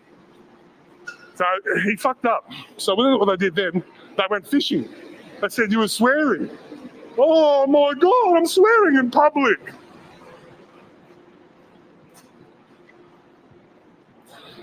All I wanted to do was just try to intimidate. That's a failure, but they just opened a can of worms. You know what I mean?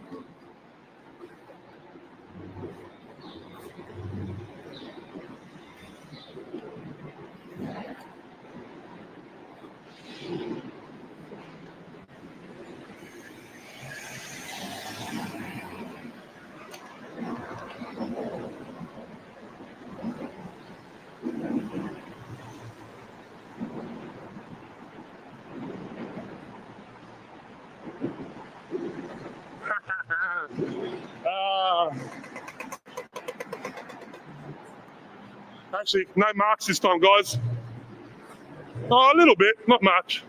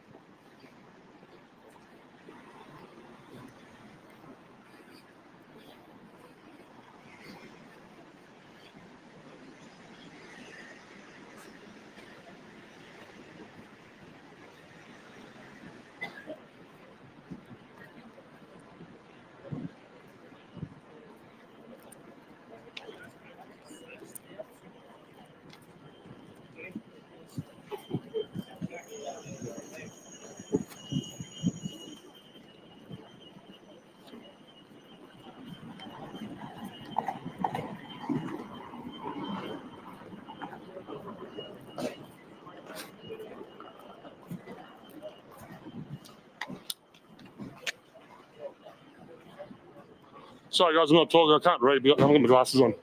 I'm just walking around back to the other side. When they escorted me right across Spencer Street Bridge to the other side of the convention centre just to fuck me around.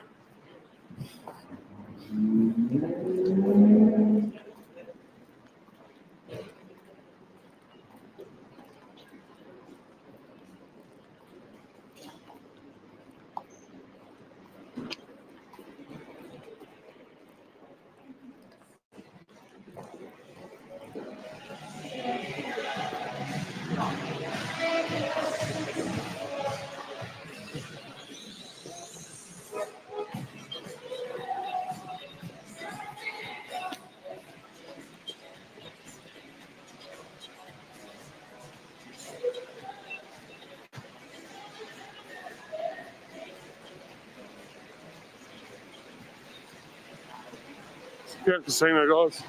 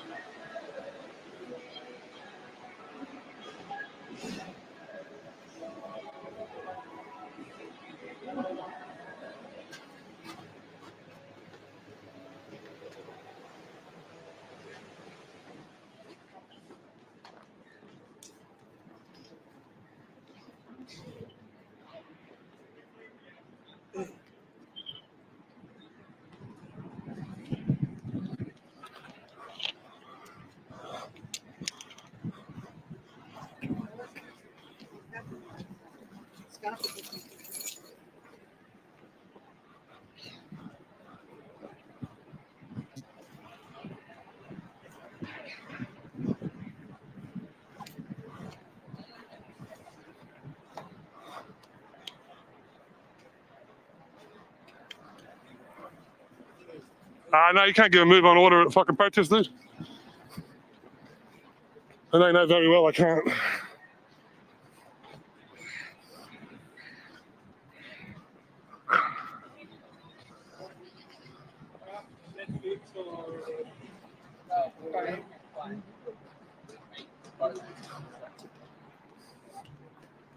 Oh, yeah, no, of course it was a setup. They're coming for me hard.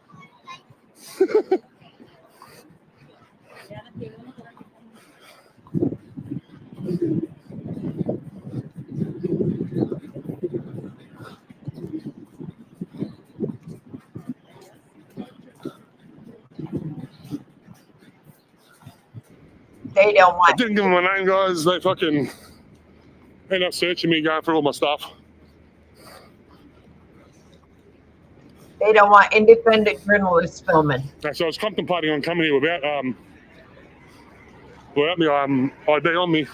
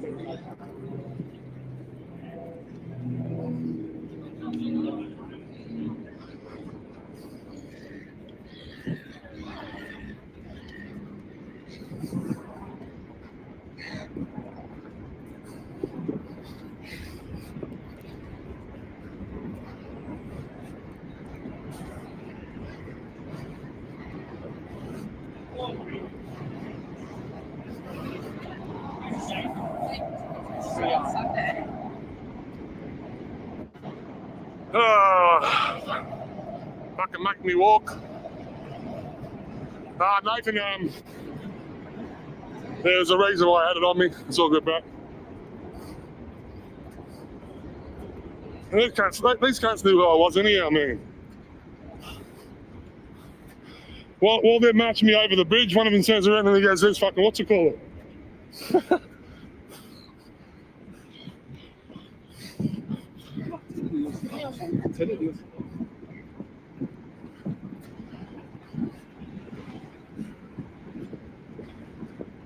See, I triggered them when I said I was going to go and film all their red Joes. They didn't like that. They really don't like that.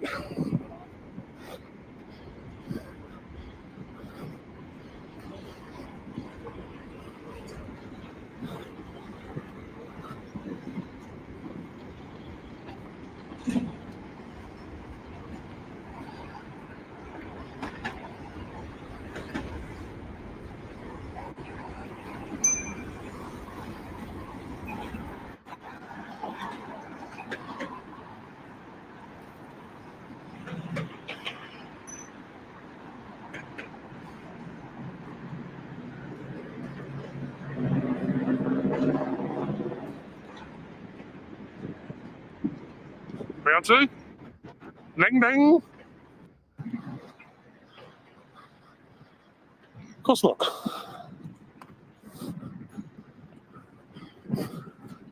Why would you fear a piece of tin foil?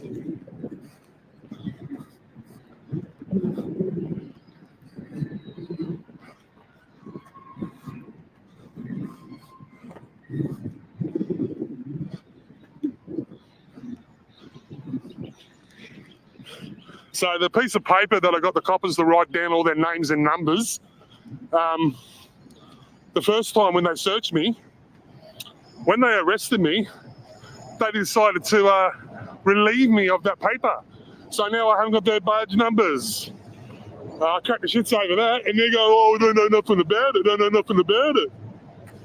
I'm pretty sure the fucking senior sergeant didn't want me having his badge number, because here's the thing. Their badge number is their email address. And you get enough badge numbers, you spam them out, man.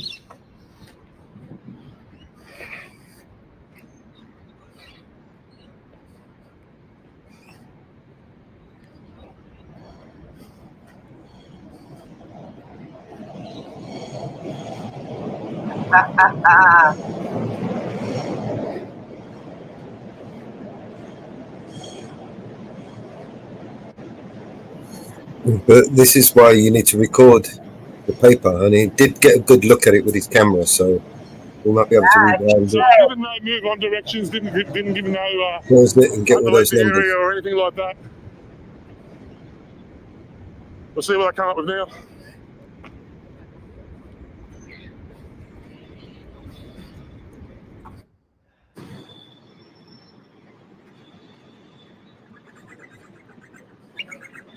That's why you always record everything.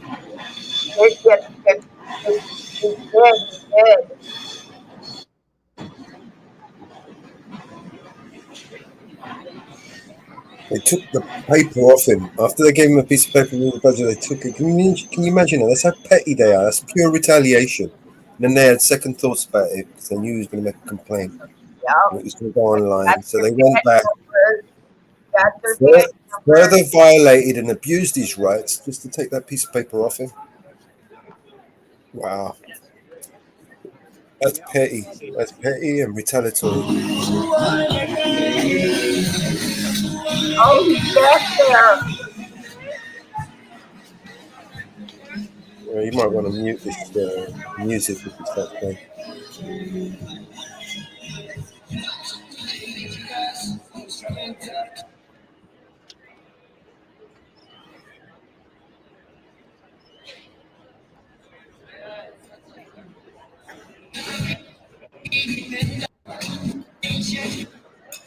It seems like this is what the reason why they play Of course music. they want me out of the way, Gregory.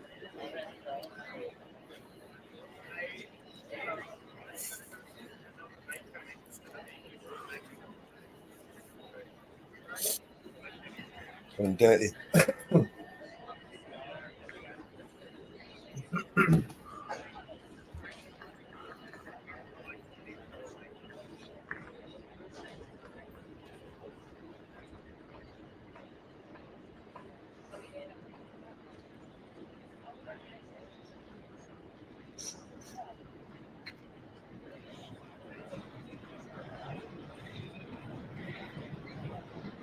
New South Wales police as well, Tom.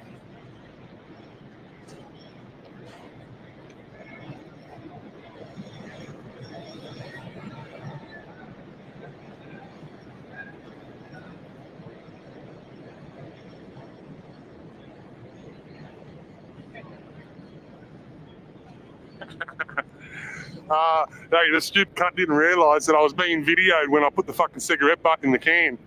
What a dumb cunt. What an absolute dumb cunt. Vic Pole, fuck, eat a dick.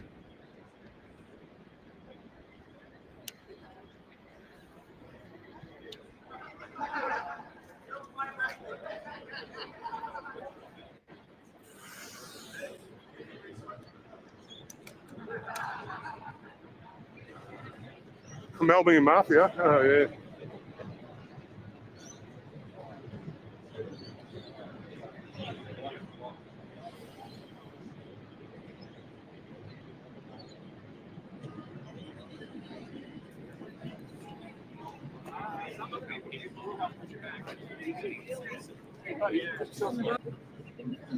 Oh, thanks, bro. At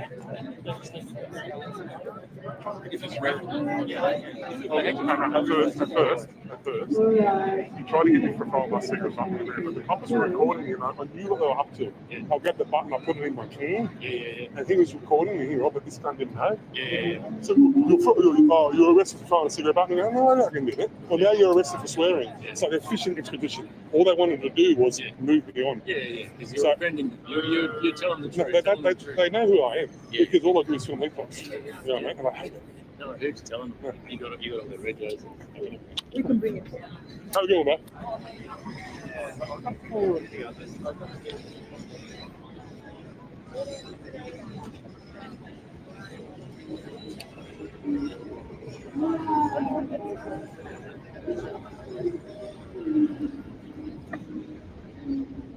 Are you okay now? No, brother.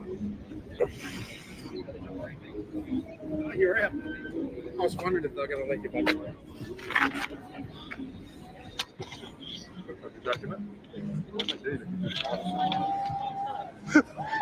They wanted to find out who my name was. So what it was at first, I'm smoking a cigarette, right? And I thought, you know what? We'll watch it when we were flipped it, put it in my can, and the thing is, that's what recording it. And then this guy come up to the side saying that I threw a cigarette. And I turned around and said, no, what is it? And he goes, what? You were swearing? Yeah, what? It makes the language or something. They just come and get you. I didn't like the fact that I turned around and said, I'm going to put this gun. That's what it is.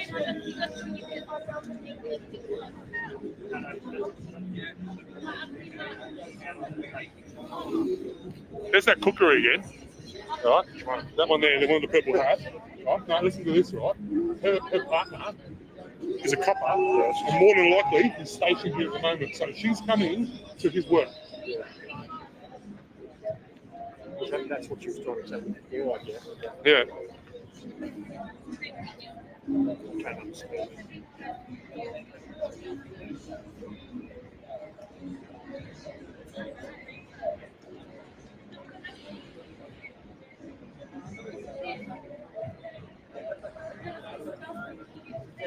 They're wandering people down trying to find knives and shit. Yeah, they got sorted.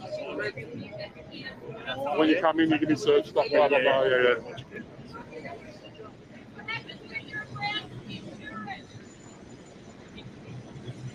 Good morning, DPA. What? No, it is.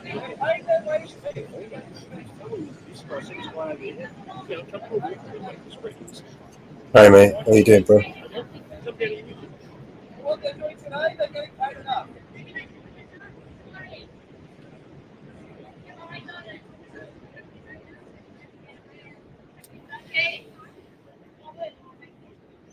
Legitimate question. If you wanted to get into a job helping people, why are you working for an organisation that is you're basically security guards and warmongers? Oh no, it's not you too! The staff is good, but you're not! It's a health tech. You're not helping anyone. What about your job is positive? So what? Did you kill today? I'm sure your family's fair.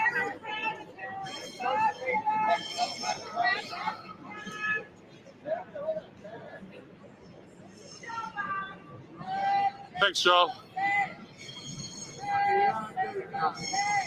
Hey, I'm a targeted individual, bro.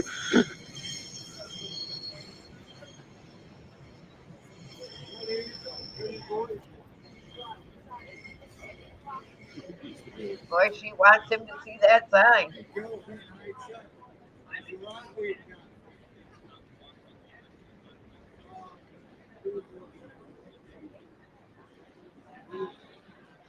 You gonna try and do it again? Probably still watching it. Oh, definitely, cuz. fucking sniper rifle. Or they're watching him like a hawk. They haven't wanted me. I was on mixing rice because I know who I am. What is your plan? What's tonight? There's another way. Shame! You can't get another performance! Why have you chosen this career? It's not funny! It is not funny! Hey, what's your plan for tonight? I've got half an hour.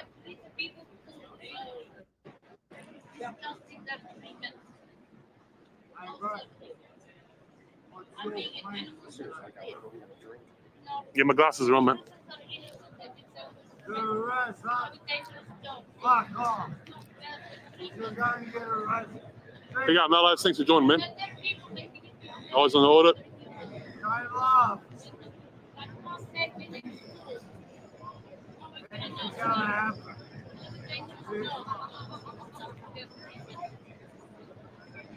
Shame! Shame! And I'm talking about your shirts! They aren't getting arrested for swearing in public.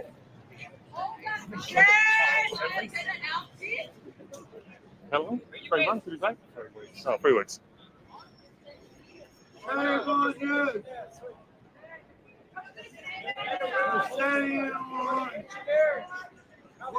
What is this event? It's a protest against a convention for military weapons. What are you doing, fat boy? Fuck with. I see I give you a fucking mouthful. What are you going to do with fucking cops? Huh?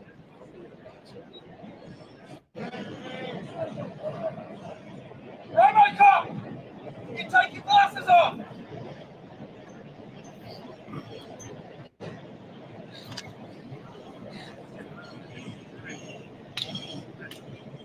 Shamefulness! Absolutely shameful!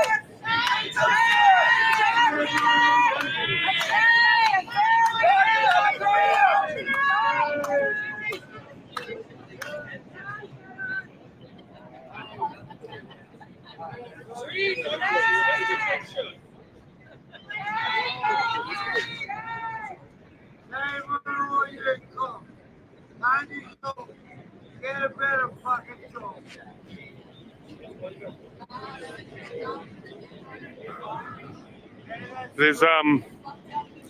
There's bollards and signs up when you come in this area that you can be searched, you can be wandered,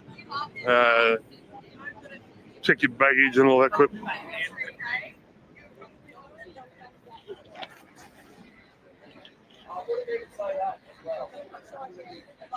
Everyone's on the side or like that. I'll be it. Not one of you. Let's look at this. I've got gold.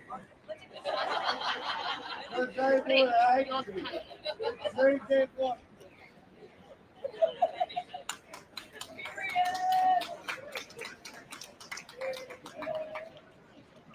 Say look, I reckon you like that if you go. You have sex without me.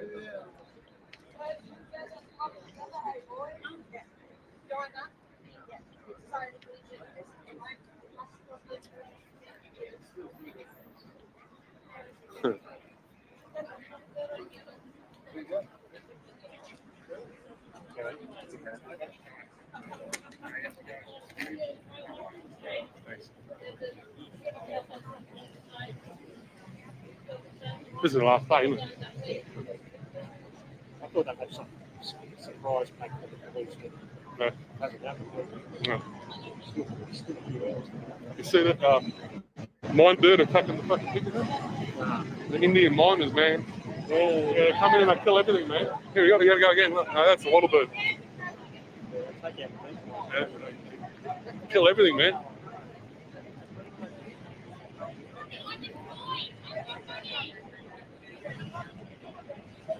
I'll start making my way back to my car, I think.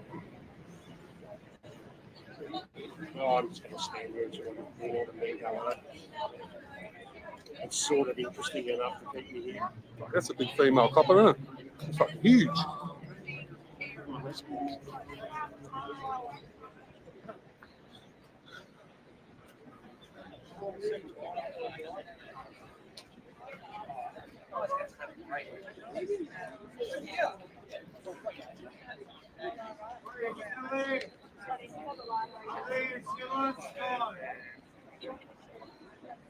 Don't go in there, miss. Please don't go in there, please. What about that conference gets you going?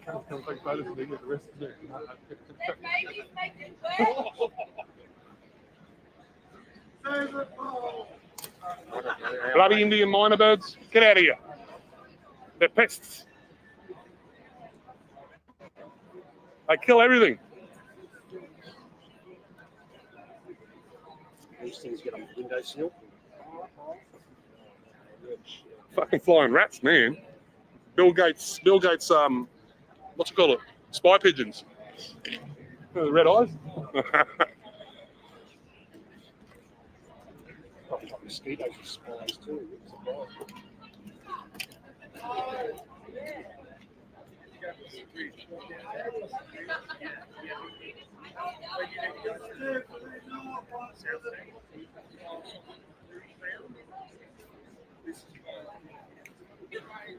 No, sir, the wrong way. That's the wrong way. Do you know where you're going? I doubt it. You've got no moral compass. No credentials. I've always wanted to. I just can't be right?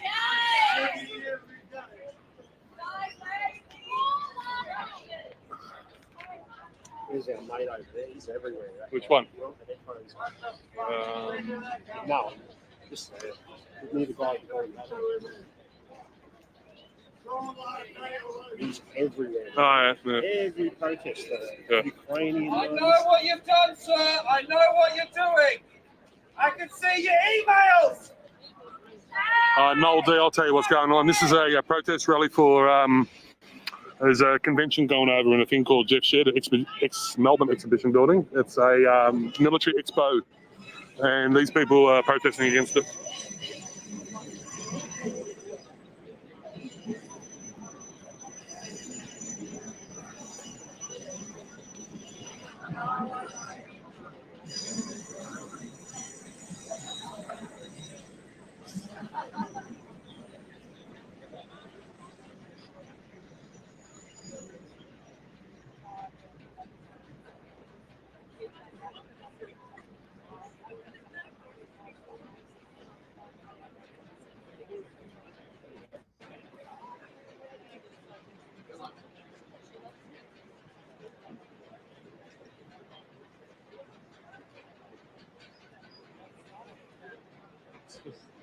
It's a joke, actually, the logistics of this and how they go about it. I could probably go on about 10 different ways, right, to block this off. It's fucking 3/4 of the number of people opposite the door. It's so easy.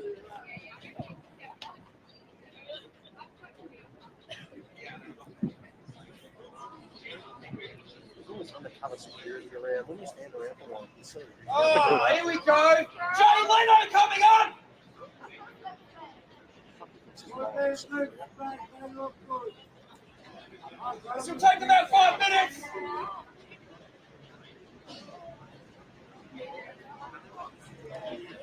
I've got fucking 70 people in here. I've got to go and fucking back to the car. I've got to call it, guys. I've got to get back to my car. I don't want to get a $99 fine. Mate, did you eat the ammunition?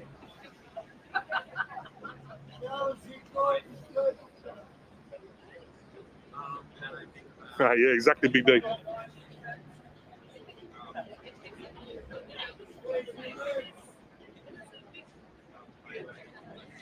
What about this gives you job satisfaction, sir?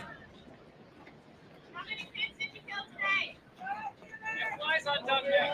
Suspend us a picture. One line is easy for us, one line isn't it?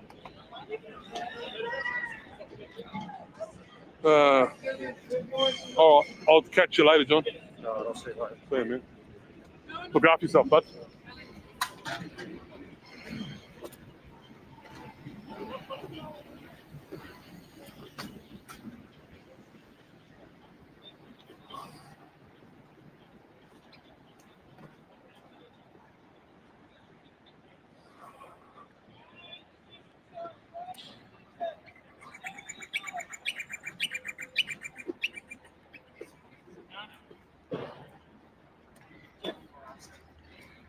Just took him down and I said,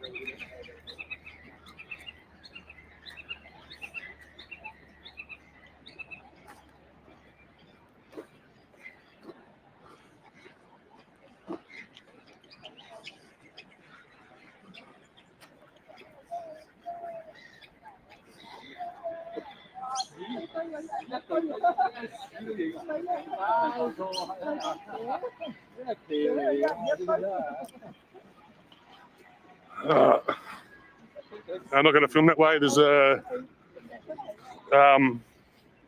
class of kids. Looks like a school excursion or something. So I'll wrap it up now, guys. You never know. I might come back in a bit. I might just go and move my car to another spot.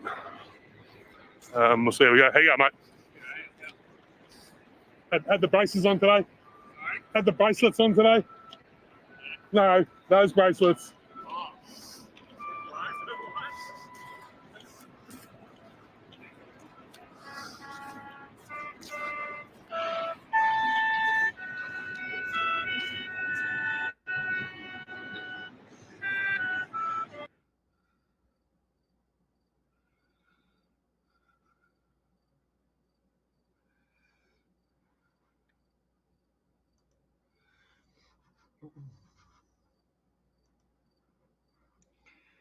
Well, that was interesting.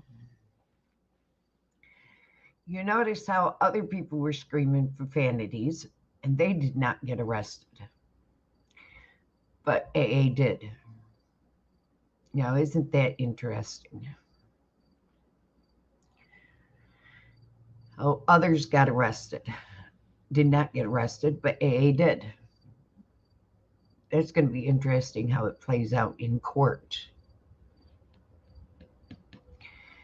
Did you notice that?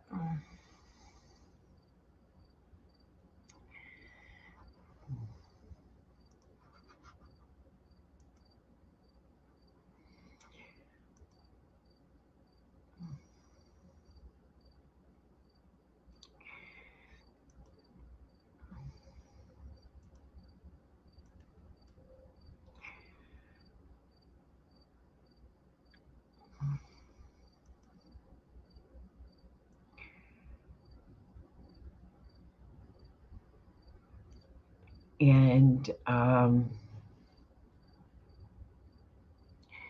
that was a very interesting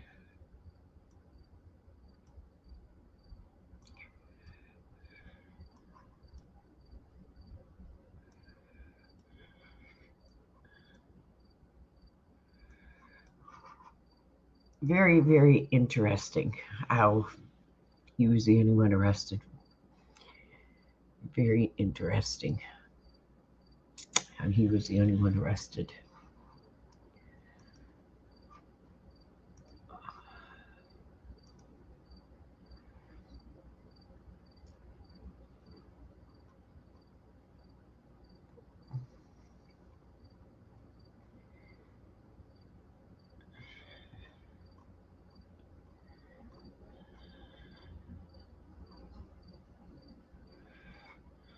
All I hear is new chain, big house, fast car, it's so boring. And all of that is lies, man, it's so corny. Death threats coming every other day for me, but I don't believe a word, that shit is ghost stories. Hi, my name is Mellows, welcome to the show. If you are easily offended, then you probably should go. My resolution to lose is who my new music is triggered. And just 1 million views on YouTube is 2 big middle fingers. I don't apologize or compromise, I quantify the figures, cause I'm optimized for making a killing and getting bigger. Had to fire all along, I needed fuel in the flicker to light the fuse to the mixture of the rumors and liquor. They got nothing else to do but try to cut me with scissors. But what's a blade to a building made out of iron and pillars? Go ahead and cry me a river, cause I've been dying to go swimming. And I'm decided to find it funny when they whine, cause I'm winning. I just tell the truth, it's up to you to love or dismiss it. I'm just pointing out what I feel that the game has been missing. And every time I open my mouth up, you get offended. You say that talk is cheap, but then you act like it's expensive. You can't afford to speak your mind, afraid you'll get rejected by some strangers on the internet whose lives are all pathetic. I was surrounded by people who just pretend to be down, and then I blew up off a record. No one's friends with me now.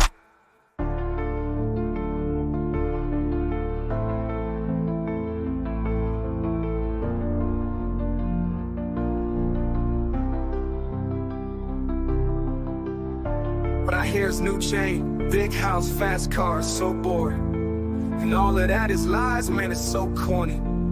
Death threats coming every other day for me, but I don't believe a word, that shit is ghost stories. Hi, my name is Mellows, welcome to the show. If you are easily offended, then you probably should go. My resolution to lose is who my new music is triggered. And just 1 million views on YouTube is 2 big middle fingers. I apologize and compromise and quantify the figures, cause I'm optimized for making a killing and getting bigger. Had to fire all along, I needed fuel in the flicker to light the fuse to the mixture of the rumors and liquor. They got nothing else to do but try to cut me with scissors. But what's a blade to a building made out of iron and pillars? Go ahead and cry me a river, cause I've been dying to go swimming. And I'm deciding to find it funny when they whine, cause I'm winning. I just tell the truth, it's up to you to love or dismiss it. I'm just pointing out what I feel that the game has been missing. And every time I open my mouth up, you get offended. You say that talk is cheap, but then you act like it's expensive. You can't afford to speak your mind, afraid you'll get rejected by some strangers on the internet whose lives are all pathetic. I was surrounded by people who just pretend to be down, and then I blew up off a record. No one's friends with me now.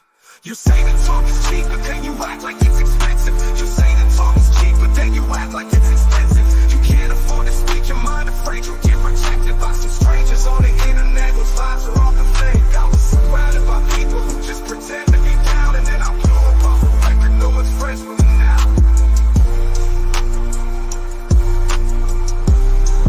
No one's friends with me now.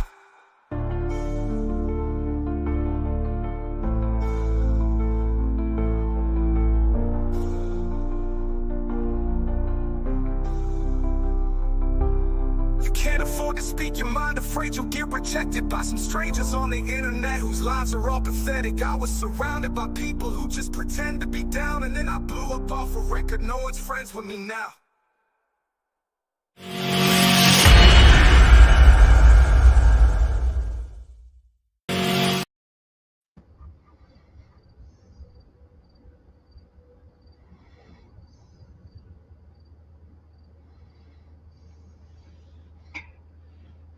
Oh, I like that one, Mellows.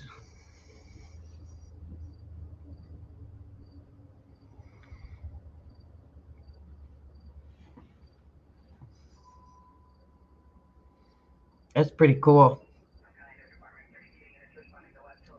I come with songs, Inferno.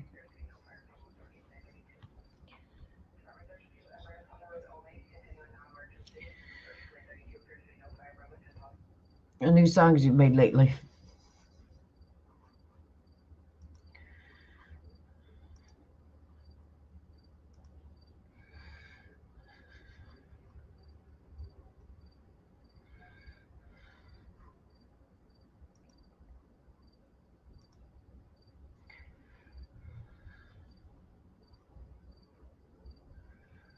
Is that one you made?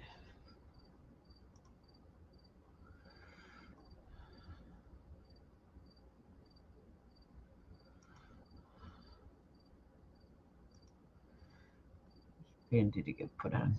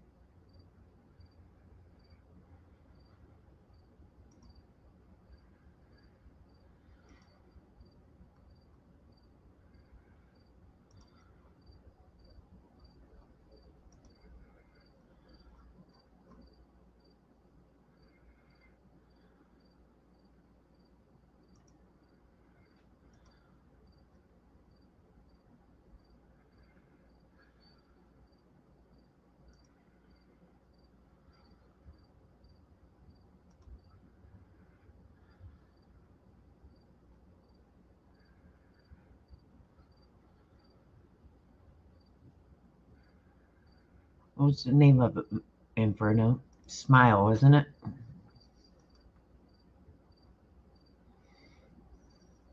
There it is.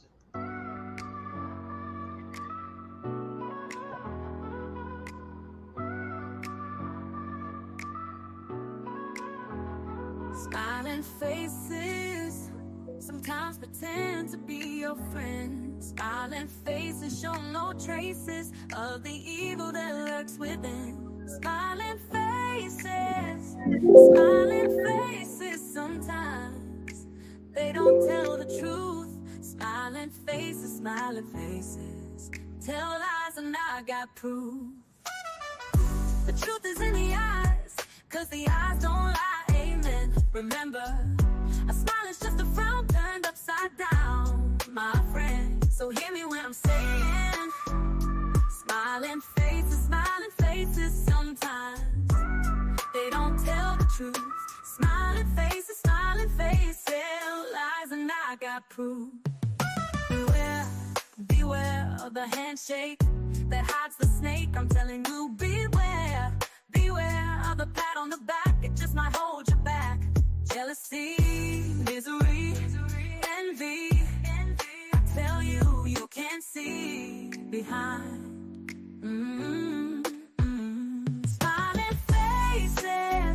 Smiling faces sometimes they don't tell the truth. Smiling faces tell lies and I got proof. Your enemy won't do you no harm, 'cause you know where he's coming from. Don't let the handshake and the smile fool you. Take my advice, I'm only trying to school you.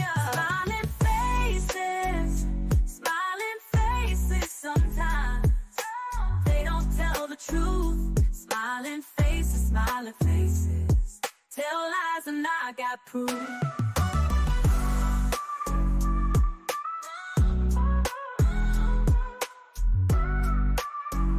Smiling faces sometimes.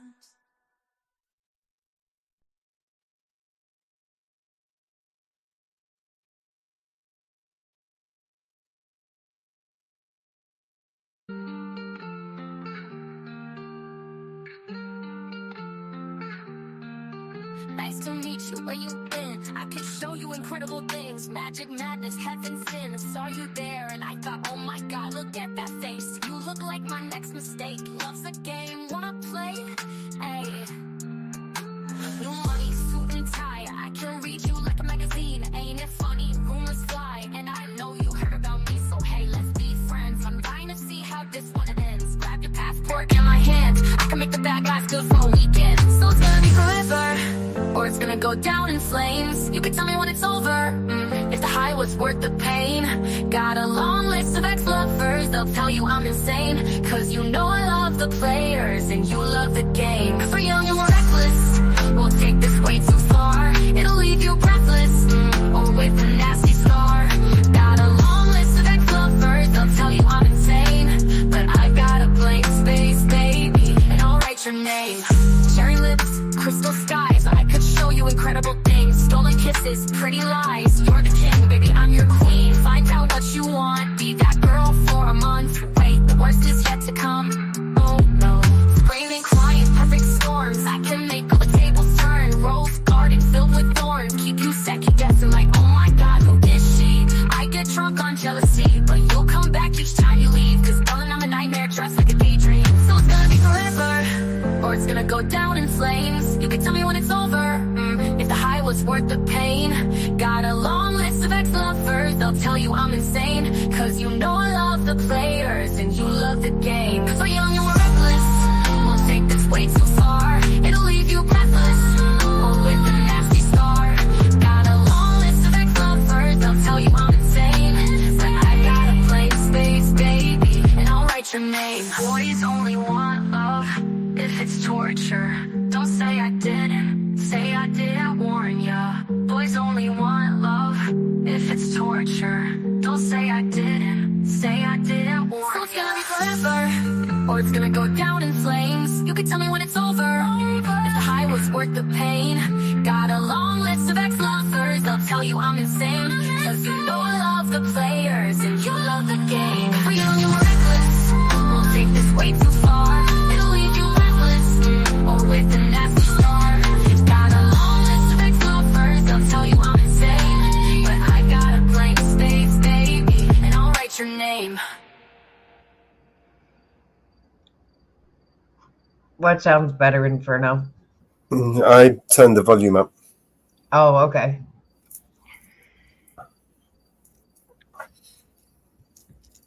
Sorry about that. I just down. caught. I didn't even notice it was down. Yeah, when it always starts at half volume actually. Oh, We're actually off normal volume, and then we pull it full. It's at 100%.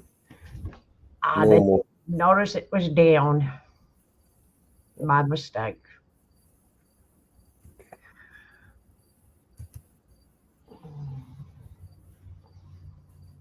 Doggone it. Doggone it. How you coming on videos? We are about to start work. You about to start work? I'm about to start. Good deal.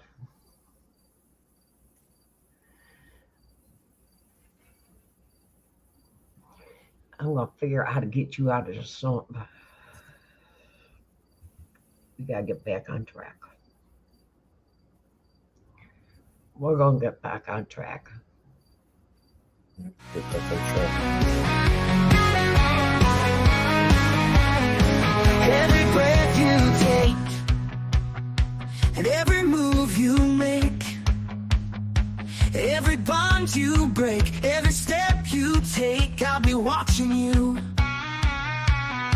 every single day. And every word you say, every game you play, every night you stay, I'll be watching you. Oh, can't you see? You belong to me.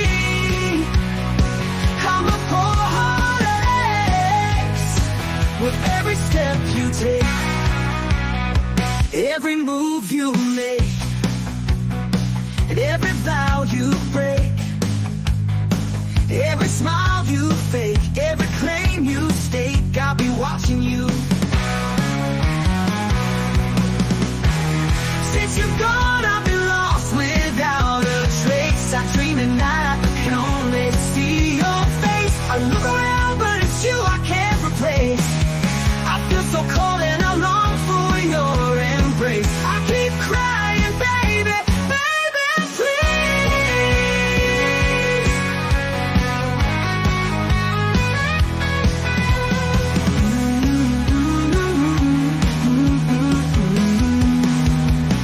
Oh, can't you see?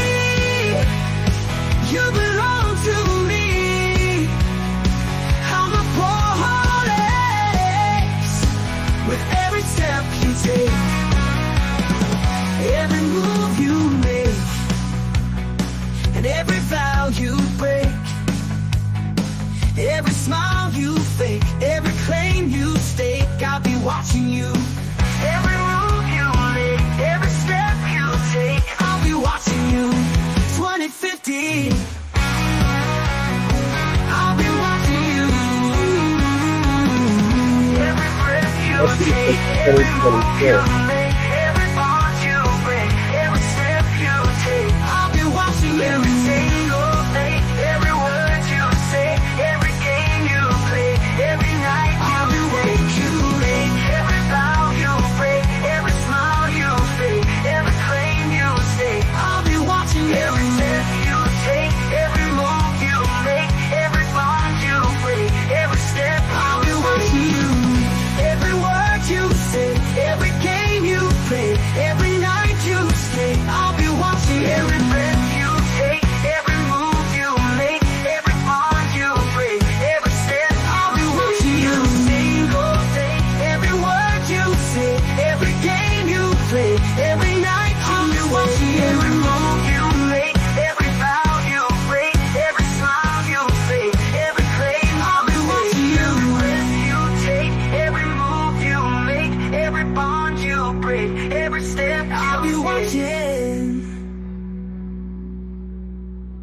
if it's the last thing I do this week, I'm going to get you motivated and get you going.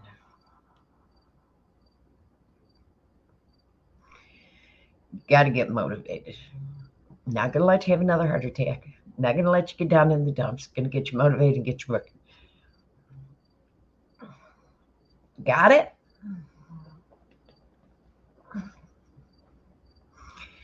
Yeah, I've been down in the dumps all week too.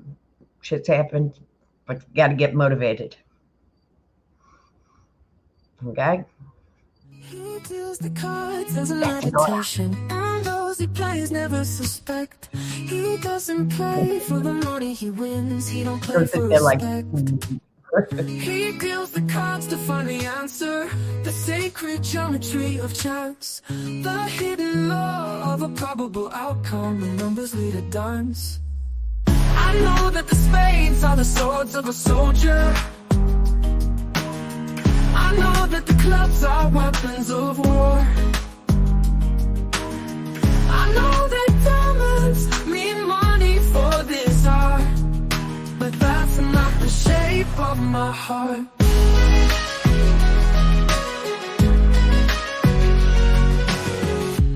He may play the jack of diamonds, he may lay the queen of spades, he may conceal a king in his hand while the memory of it fades. I know that the spades are the swords of a soldier. I know that the clubs are weapons of war. I know that diamonds mean money for this art, but that's not the shape of my heart. That's not the shape of my heart.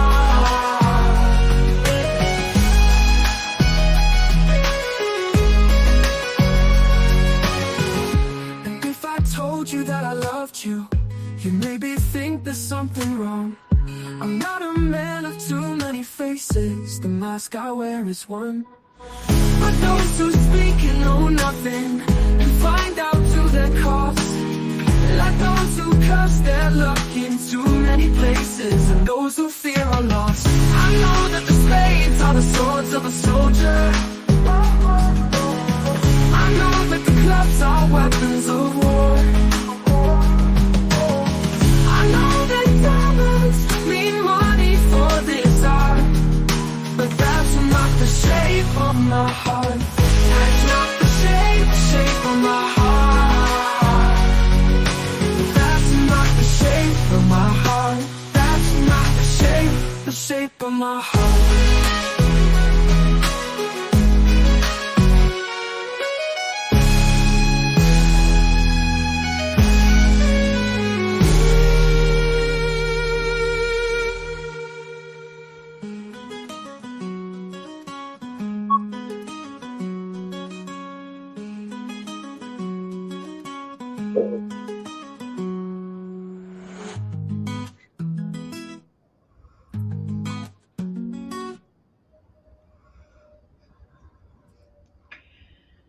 We're going to kick your butt and get you motivated.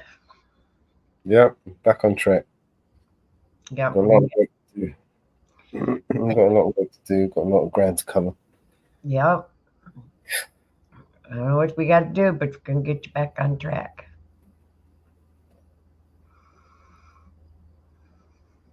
I know how we're going to do it.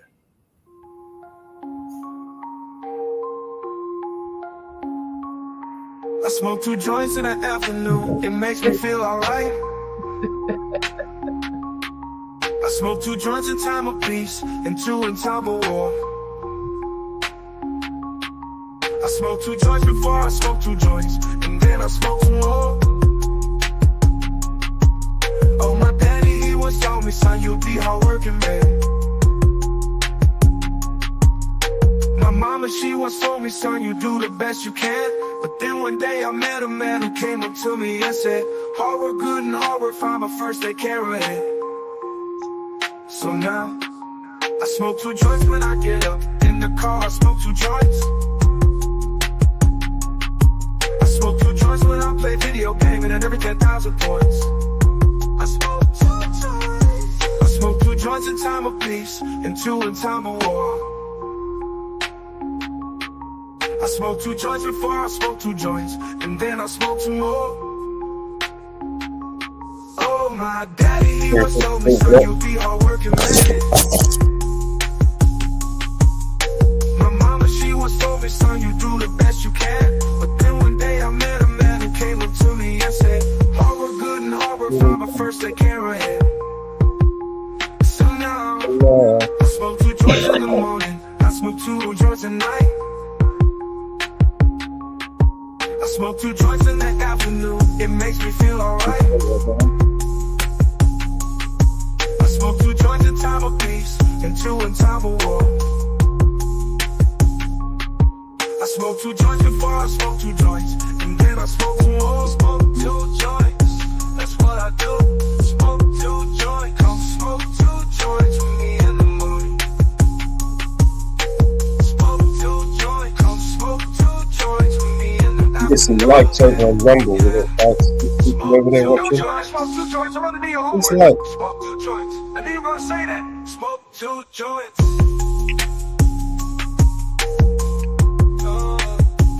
Smoke 2 joints, that's what I do. Smoke 2 joints.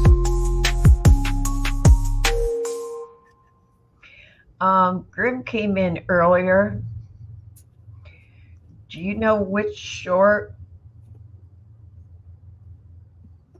Sure. he was talking about? I have no idea. What is the message? You have to play his short like and share it. Oh, it's laugh out loud. We'll have to go to his channel and see what it is. We'll bring it up. I'm going to his channel now to find out what it is.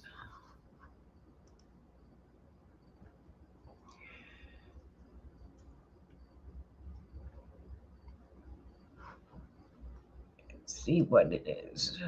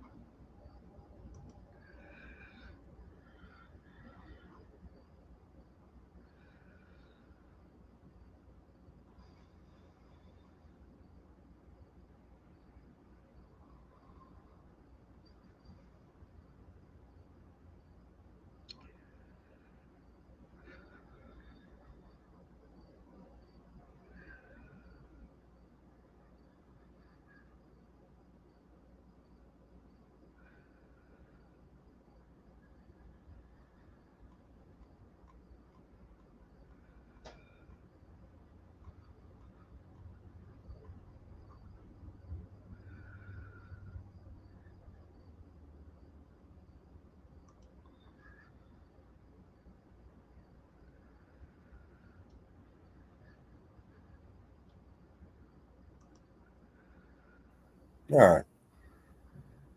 Let's go with Short he did.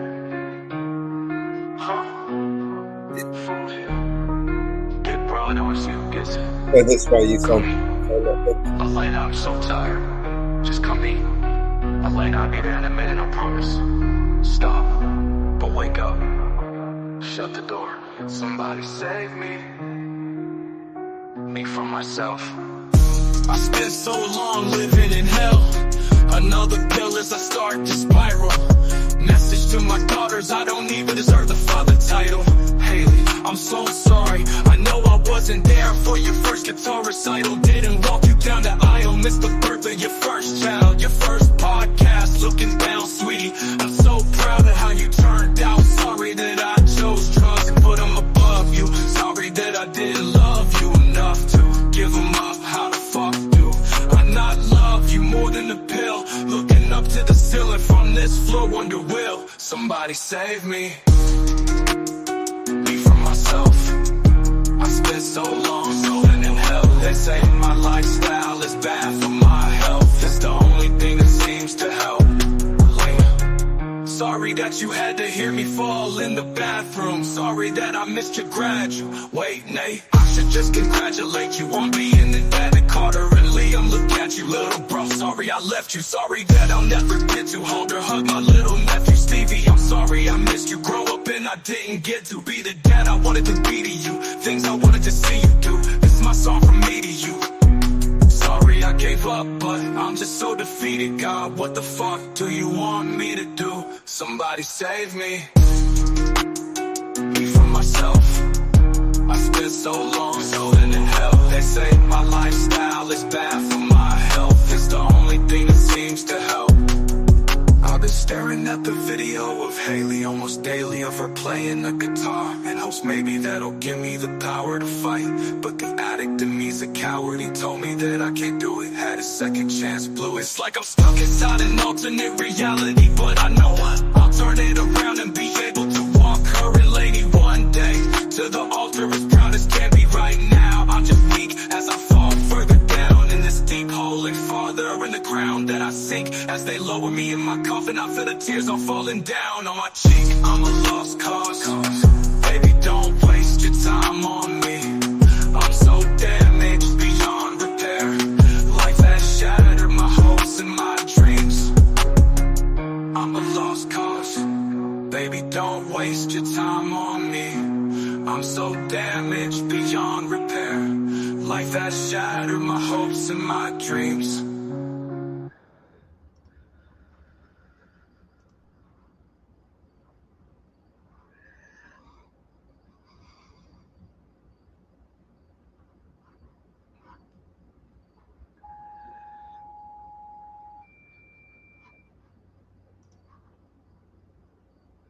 Individuals, half of whom have had the vaccine. What you can Did you hear what he said? Impact on the transmission of the check in a. That's stunning. Listen to this pussy, the impact yeah? of the vaccine on Listen, this is ops. Listen. 43,000 individuals, half of whom have had the vaccine. What you can. Did you hear what he said? Impact on the transmission of the.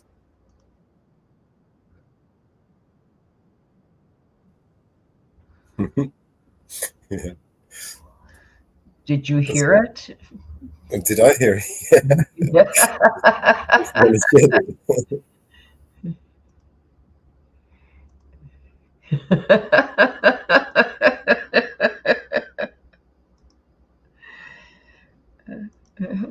I will put it in chat for everybody.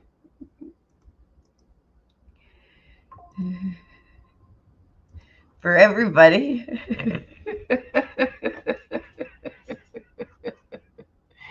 To share. That is Grim Reaper. Found that. For everybody. That is on the Grim Reaper.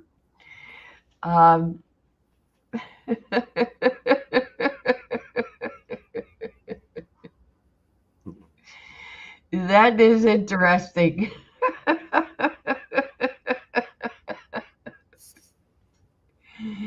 Yeah. That's a good one.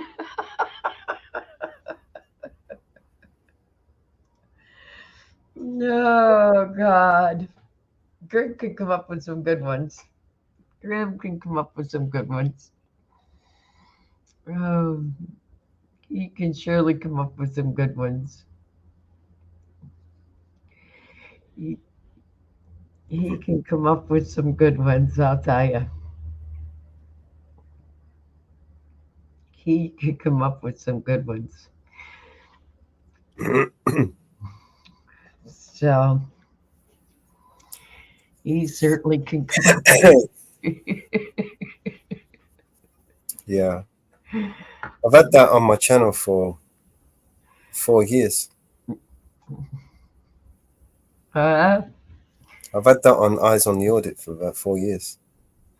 I got punished for it as well back in the day. I had to put it in private. I'll show you.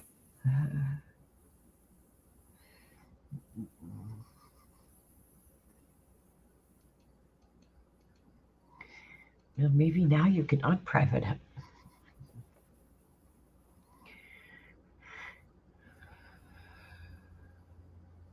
This one. 2020. They gave me a strike back then, and I was like, fuck it, and I put everything on private.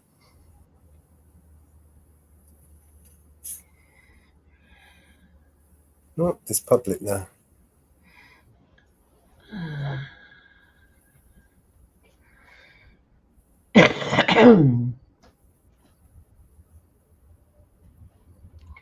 Whoop.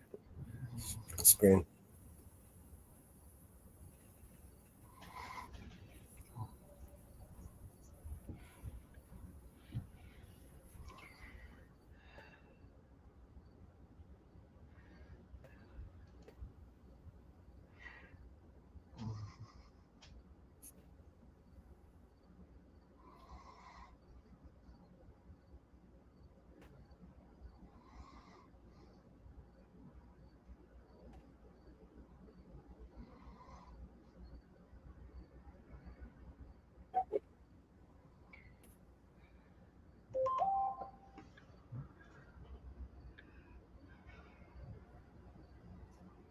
Yeah, let's get it out there.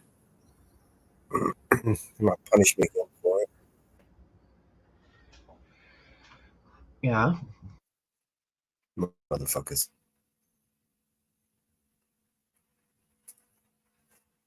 It's like Grim was like, fuck it, give me it, I'll put it up.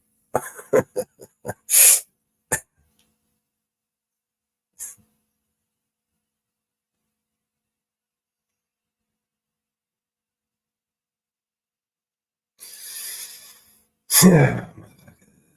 Motherfucker.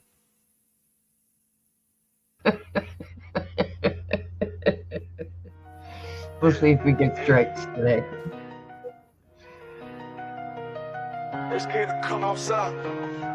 Tell them boys they better pray. Tell them boys stay out the way. Tell them ain't nobody safe. On my mama, on my game, we gon' put it in their face.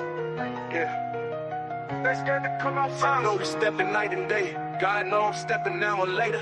Until it hurts, it ain't no mercy. That's just how we made it. You hear that church up in my verses, cause that's how I'm raised. I told God he gotta forgive me, I'm insane, oh. Get down on my knees when I'm in pain, oh.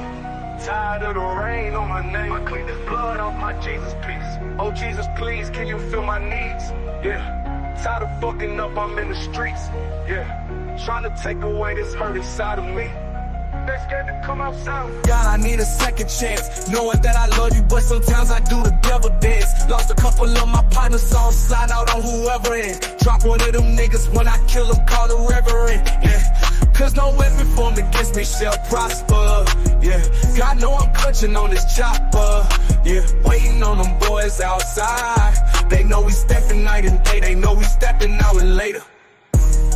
Until it hurts, it ain't no mercy, that's just how we made it. You hear that church up in my verses, that's just how we raised. Though I feel cursed, I pray for better days. Seems like yesterday we was catching plays, and it's been harder on me lately, I can't catch a break. I'm losing niggas on a day-to-day. Every day I pray, only God can take this hate away. Lord knows if I see him, I'ma have to spray. You know that same spot I seen him is the spot he lay. Blood off my Jesus, Jesus, please say there's a heaven for a real one. I had to smoke him, even Moses had to kill one. Do it for the bills, I swear this shit is getting ill. They know we stepping night and day. They know we stepping an hour later. Until it hurts, it ain't no mercy, that's just how we raised. You hear that church up in my verses, that's just how we raised. Oh, you hear that church up in my verse, cause that's just how I'm raised. Glock off in my britches, that's just how I came. Keep a 30 on me, blood, don't get out the way. Lord, I get my preach on. Yeah. Big old desert eagle, flyer than an eagle. Big old shooter, pull up in them Regals. Drop out down on my people. This the gang, I put them demons on you. Fake ass rappers not equal. We told heaters I got that ether. They didn't believe I'm the people's choice. They didn't believe in us. Ran down on you in them Adidas. Yeah.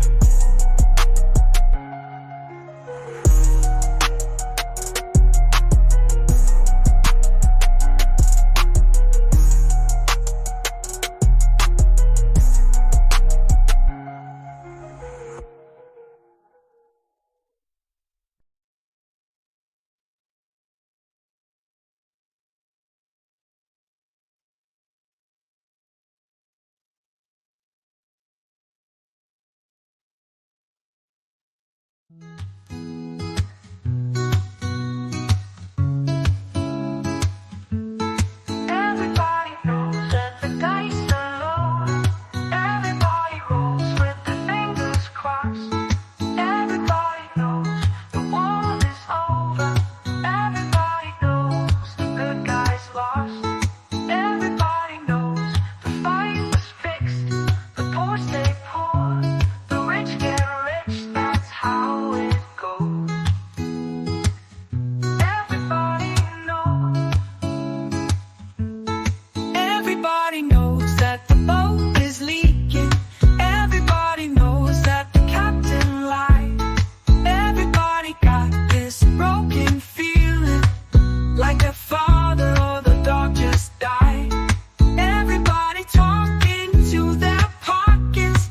Everybody wants a box of chocolates and a long stem rose.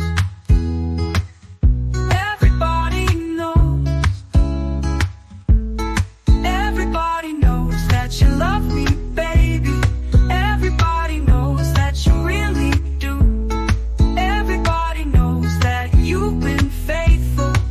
Oh, give or take a night or two. Everybody knows you've been discreet, but there were so many people you just had to meet without your clothes. Everybody knows. Everybody knows. Everybody knows. That's how it goes. Everybody knows. Everybody knows. Everybody knows. That's how it goes. Everybody knows. Everybody knows that it's now or never. Everybody knows that it's me or you. Everybody knows that you live forever when you've done a line or two. Everybody knows the deal is rotten. Old Black Joe's still picking cotton for your ribbons and bows. Everybody knows. Everybody knows that the plague is coming. Everybody knows that it's moving fast. Everybody knows that the naked man or woman are just a shining artifact of the past. Everybody knows the scene is dead, but there's gonna be a meter on your bed that will disclose what everybody knows. And everybody knows that you're in trouble. Everybody knows what you've been through. From the bloody cross on top of Calvary to the beach of Malibu. Everybody knows it's coming apart. Take one last look at this sacred heart before it blows. Everybody knows.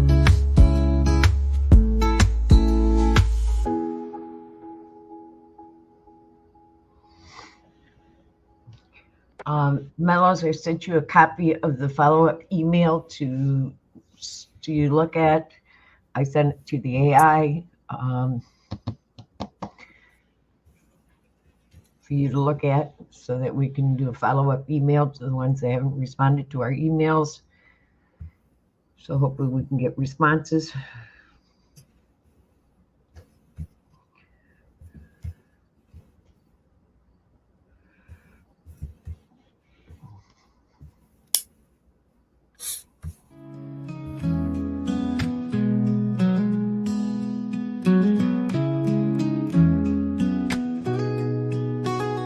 Wild roses, morning dew, dusty roads I travel through. Mother Nature guides my way, mountain tops where I will stay. Meadows wide, fields of gold, clear mountain lakes, icy cold. Burning wood on a fire bright, whiskey warms this chilly night.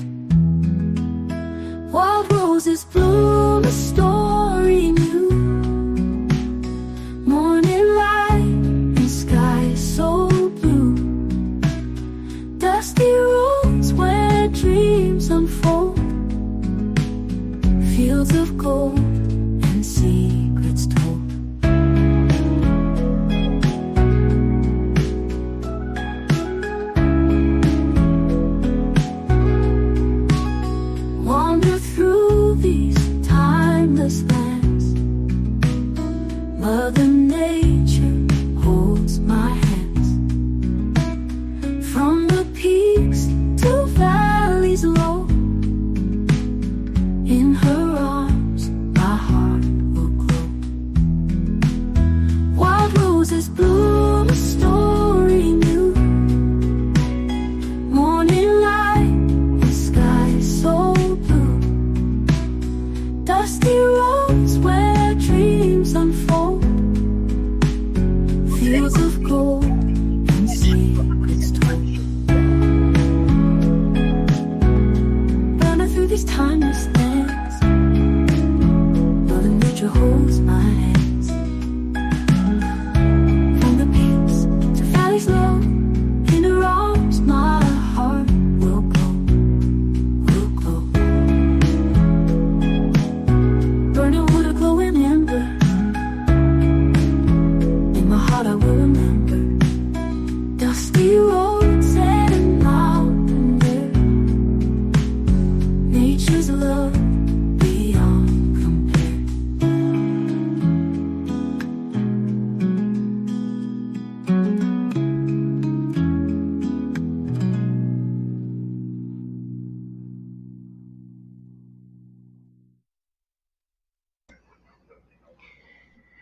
So it looks okay, Mellows? Yeah, perfect. Okay. I'll get them out today.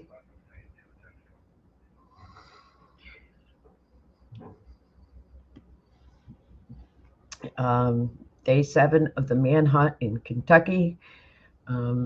Just listened to a news report. They have no sightings on him. So I guess he is still at large.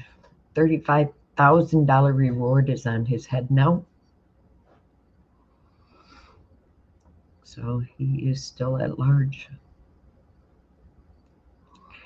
So he is still not found.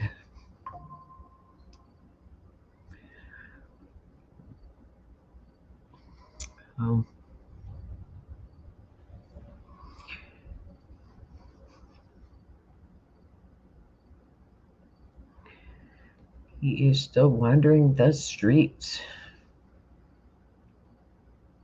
or the mountains or whatever you want to call them. He is still unaccounted for. Did you listen yesterday to your prime minister about the health care yesterday?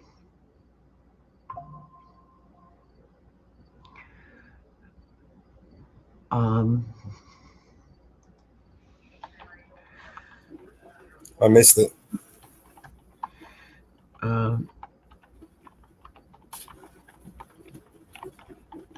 He did a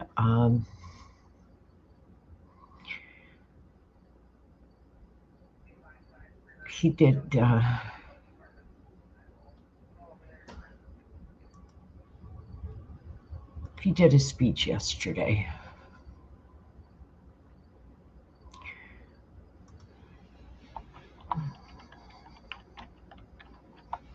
About the hospitals.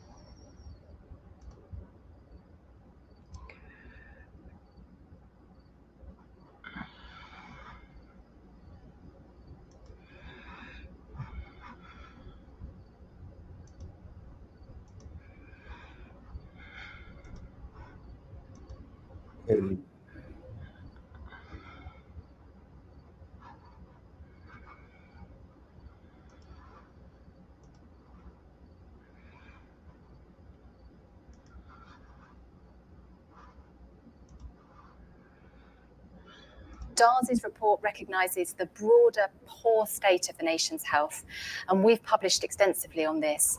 Life expectancy has stalled over the past decade. In some groups, it's gone backwards. And on a visit to West London Trust last week, I spent time with the mental health teams talking about the increasing numbers of people seeking their help. They reflected on the social context fueling some of this, the poor quality housing, the unemployment, rising levels of poverty. And we know from our work with the Joseph Rowntree Foundation and cited by Lord Darcy in his report, if you are poor, you are likely This is a private so-called charity fund. live more years of life in poor health and find it harder to access NHS services. They stopped funding for the hospitals that they were to build. This is money influence from WEF and the like. These are unelected bureaucrats, basically non-governmental bodies dictating to government what they should and shouldn't do. This is the slush fund, where they push their political will over our government. King's Fund. It's a slush fund, I should have called it. You want to continue watching it? Please.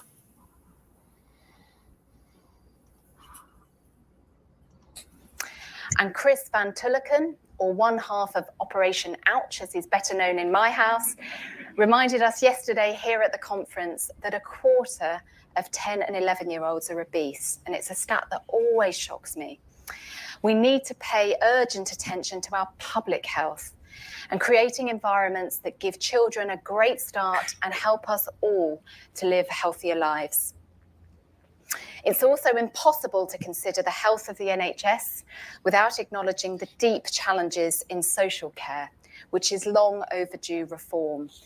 At the King's Fund, we Fortunately, it's not your job to do that, love. every year to provide a status update on our care system. And the bottom line is that more people are requesting care and fewer are able to access it, putting huge pressure on families and leaving people in really difficult situations. We need change. I'm so pleased that Lord Darcy's report talks extensively about the importance of valuing our NHS staff and our social care staff. We do work here at the King's Fund in the health and care system on culture and leadership with leaders. And we hear every day about the moral injury that staff face. They want to do a good job, but it's increasingly hard to do so. So we need to change to value our staff and equip them effectively to do the jobs they've come into the health service to do. The final theme of our conference is hope. And we have, over the past day, heard some brilliant and hopeful stories of staff doing great things. For example, to better integrate care, wrap it around people and patients, or to innovate with new treatments and technologies up and down the country. We've also heard from patients and communities who've really made their voices heard to improve services, most vividly this week in the work we published on the healthcare response to the Grenfell fire. So although today is a day to reflect on the challenges we face and the change that we need, we are hopeful too that change is coming and that by working in partnership, we can deliver a better healthcare system for all of us, one that is there in our most difficult and our most joyful human moments.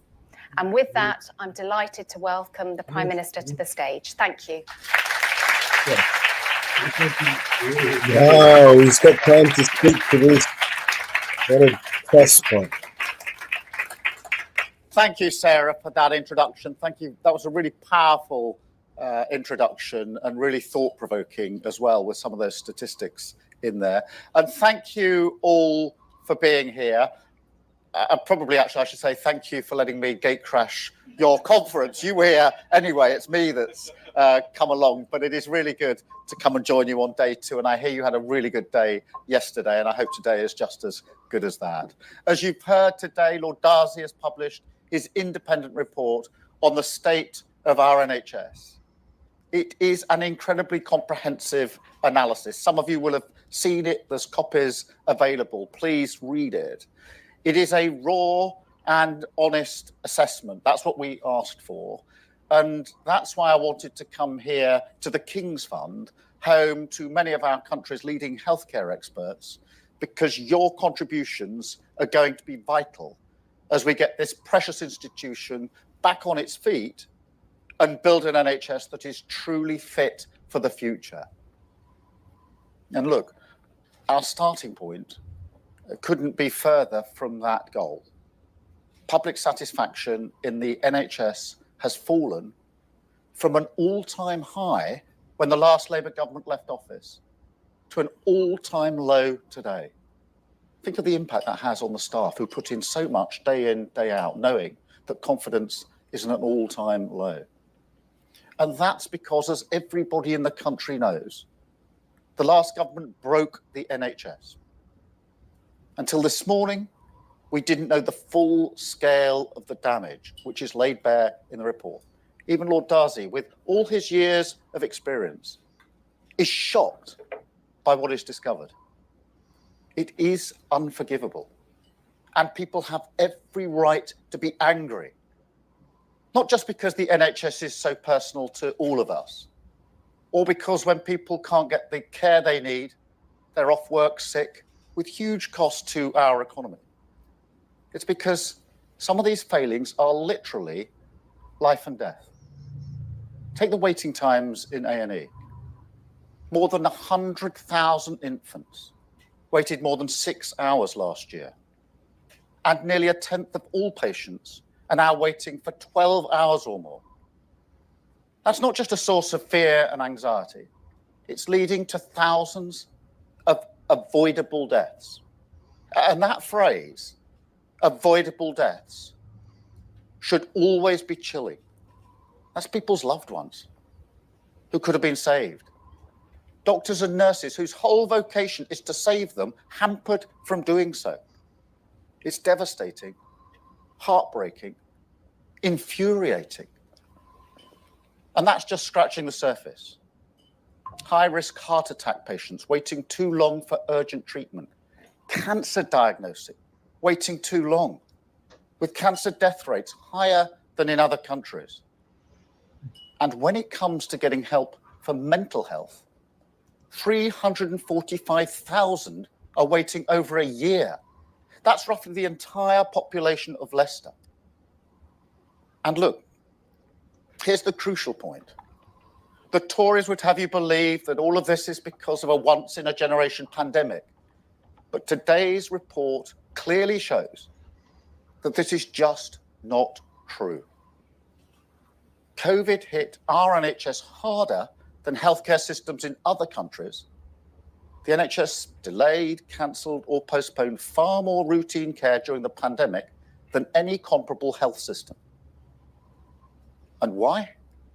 Because our NHS went into the pandemic in a much more fragile state. Fewer doctors, fewer nurses, fewer beds than most other high-income health systems. And let's be really clear about what caused that. That ideologically driven top-down reorganisation of 2012 from the former Health Secretary, Andrew Lansley, hopelessly misconceived, cost a fortune, and then all had to be reversed. It's what Lord Darcy describes as a calamity without international precedent, a scorched earth approach to health reform, the effects of which are still being felt today. And at the same time, they inflicted what the report describes as the most austere decade since the NH was founded. Crumbling buildings, decrepit porter cabins, mental health patients in Victorian-era cells infested with vermin. When we say they broke the NHS, that's not performative politics. Just look at it. The 2010s were a lost decade for our NHS. A lost decade in which the Conservatives left the NHS unable to be there for patients today and totally unprepared for the challenges and opportunities of tomorrow. And it's not just the state of our National Health Service in crisis. It's also the state of our national health. We're becoming a sicker society, spending more of our lives in ill health than 10 years ago. There are 2.8 million people economically inactive because of long-term sickness. As today's report makes clear, the NHS is not contributing to national prosperity as it could. Getting people back to health and work would not only reduce the costs on the NHS, it would help drive economic growth and fund public services. But perhaps Lord Darcy's most damning finding is about the declining physical and mental health of our children. Fewer children getting vaccinated, while those from the most deprived backgrounds are twice as likely to be obese by reception age, twice as likely. Much of this is a direct result of wider social injustices, poor quality housing, lower incomes, insecure employment. All of it, not just damaging the health of our nation, it's piling up the pressures on our NHS. So that's the report. But look, I haven't come here just to set out this appalling inheritance, though it is really important that we know it and properly understand it in detail. But my Labour government was elected on a mandate for change. So I'm also here to talk about how together we can fix it. I feel very profoundly the responsibility for this, and indeed the opportunity of this moment. The NHS may be broken, but it's not beaten. As the report says, the NHS may be in a critical condition, but its vital signs are strong. And we need to have the courage to deliver long-term reform. Major surgery, not sticking plasters. We've got to face up to the challenges. Look at our aging society, the higher burden of disease. And so the NHS is at a fork in the road. And we have a choice about how it should meet those demands. Don't act and leave it to die. Raise taxes on working people, or reform to secure its future. Now, working people can't afford to pay more, so it's reform or die. So let me be clear from the outset what reform does not mean. First, it does not mean abandoning those founding ideals of a public service, publicly funded, free at the point of use. The basic principle of dignity, inspired, of course, by Bevan, that when you fall ill, you should never have to worry about the bill. That is as true today as when the NHS was founded 76 years ago. And I believe in that very deeply. As some of you will know, my mum and my sister both worked in the NHS. My wife works in the NHS, and the NHS cared for my mum throughout what was a very long illness. So the NHS runs through my family like a stick of rock. But you know, this isn't just about emotion. It's about hard facts too. The NHS is uniquely placed for the opportunities of big data and predictive and preventative medicine. So the problem isn't that the NHS is the wrong model, it's the right model. It's just not taking advantage of the opportunities in front of it. And that's what we need to change. Second, reform does not mean just putting more money in. Now, of course, even in difficult financial circumstances, a Labour government will always make the investment in our NHS that is needed, always. But we have to fix the plumbing before turning on the taps. So hear me when I say this. No more money without reform.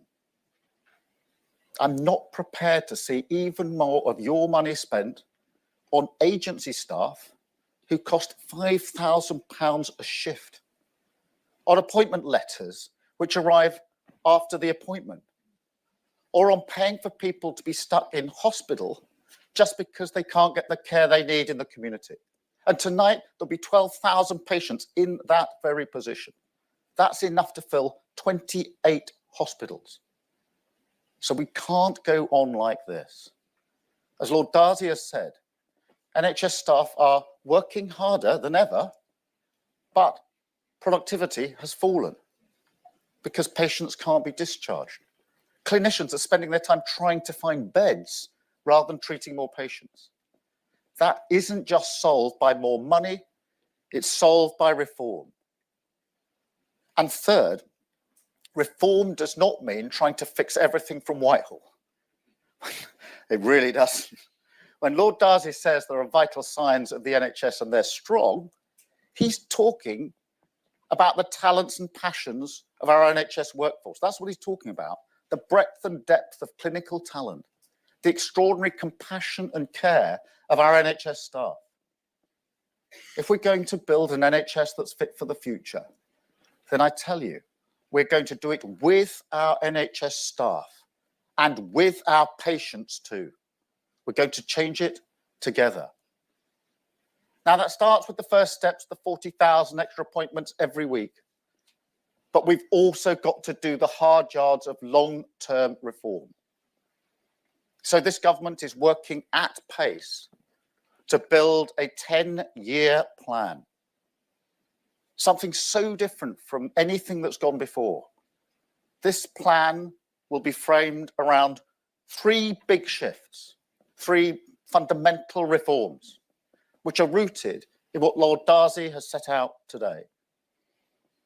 First, moving from an analog to a digital NHS. We can already see glimpses of the extraordinary potential of technology, like the world's first ever non-invasive, knifeless surgery for kidney cancer. Just imagine that. It's pioneered by Leeds teaching hospitals. Or the precision cancer scanners. I saw some of them yesterday. Or simply transforming how we manage a condition. We went to Kingsmill Hospital earlier this year and met a 12-year-old girl called Molly. She's using her smartphone to monitor her glucose levels instead of being forced to repeatedly prick her fingers. It made such a difference to her daily life and gave great reassurance to her mum, who could remotely check on the settings and the findings. So we've got to make these opportunities available to everyone. We've got to use technology to empower patients and give them much greater control over their healthcare. Take an innovation like the NHS app. This could be a whole digital front door to the NHS. Appointments, self-referral, reminders for checkups and screenings, patients in control of their own data, healthcare so much more transparent, so you always know your options and the standards that you should expect. And you know, earlier this year, I went to Alderhay Hospital. Many of you will know it. It's a fantastic hospital where they carry out heart surgery on infants, which is really humbling to see. And I met the parents of a 2-year-old who'd had extremely complicated heart surgery. Tiny infant, incredible surgery. I asked the parents about their child's history and conditions. How did he come to be here? What's the story behind this? And as they told me, I could see them welling up as they went through the history, the conditions, all the background. And then they told me that every time they went to a different hospital, they had to go through all of that over and over again. They really struggled to tell the story, and they had to do it every single time because the records weren't held electronically. So we've got to have fully digital patient records so that crucial information is there for you whenever you go to the NHS. And while I'm on technology, we're also going to throw the full weight of the British government behind our world-leading life sciences. Second, and Sarah mentioned this, we've got to shift more care from hospitals to communities. Now, the King's Fund has long called for this. Successive governments have repeatedly promised it. But what's happened? The opposite. The share of the NHS budget spent on hospitals has actually increased. Now, this 10-year plan has to be the moment that we change that. The moment we begin to turn our national health service into a neighbourhood health service.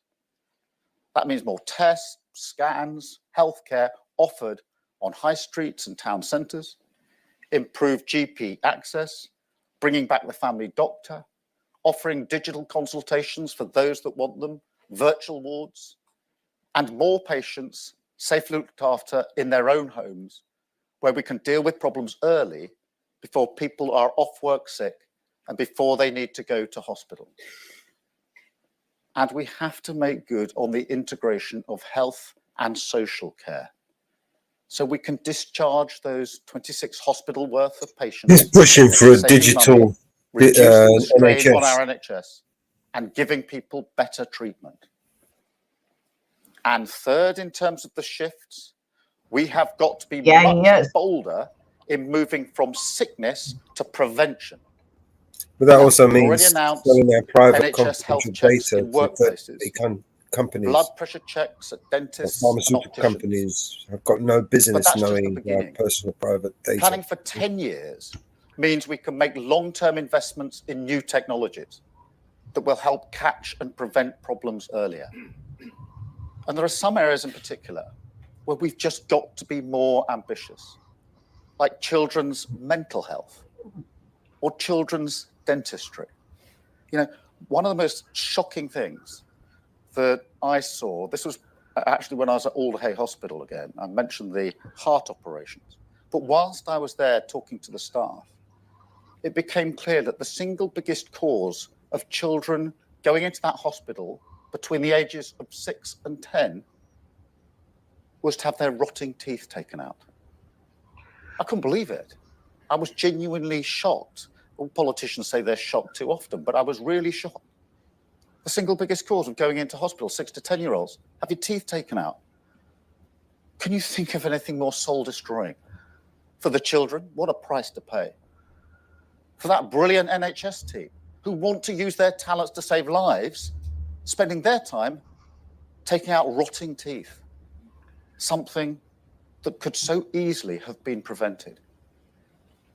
And look, I know some prevention measures will be controversial, but I'm prepared to be bold even in the face of loud opposition.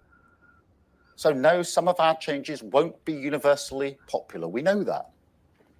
But I will do the right thing for our NHS, our economy, and our children.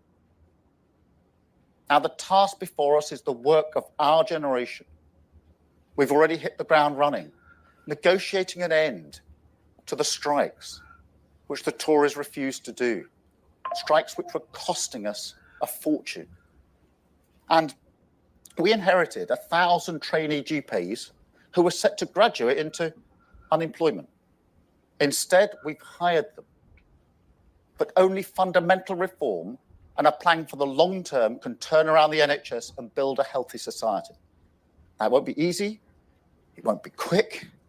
It will take a 10-year plan, not just the work of one parliament. But I know we can do it because we've done reform before. The last Labour government reformed the NHS to deliver better outcomes for patients and better value for taxpayers. Conservative governments then undid that good work, which only goes to prove once again that only a Labour government can reform the NHS. And my Labour government has a huge mandate for change. We're mission driven.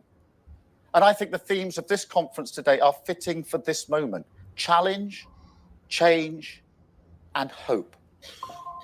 Because the challenge is clear before us. The change could amount to the biggest reimagining of the NHS since its birth. And the hope, well, that's what's really exciting and galvanizing about this moment. Because if we get this right, people can look back and say, this was the generation that took the NHS from the worst crisis in its history and totally fucked it all up. and Even made more. it fit for the future. Oh, wait. Thank you very much for listening. We heard it all. This is the Prime Minister that totally fucked up the entire country and broke the fucking NHS. Thank you very much, Mr. fucking Peter Potato. Thank you very much. I'm going to take a number of media questions, so bear with me as we go through. I've got BBC First, Hugh. Thank you, Prime Minister. You talk about shifting resources into community health care, improving technology and prevention of ill health. But these ideas have been talked about for some time. Some progress has already been made. What's new and different about your reform ideas?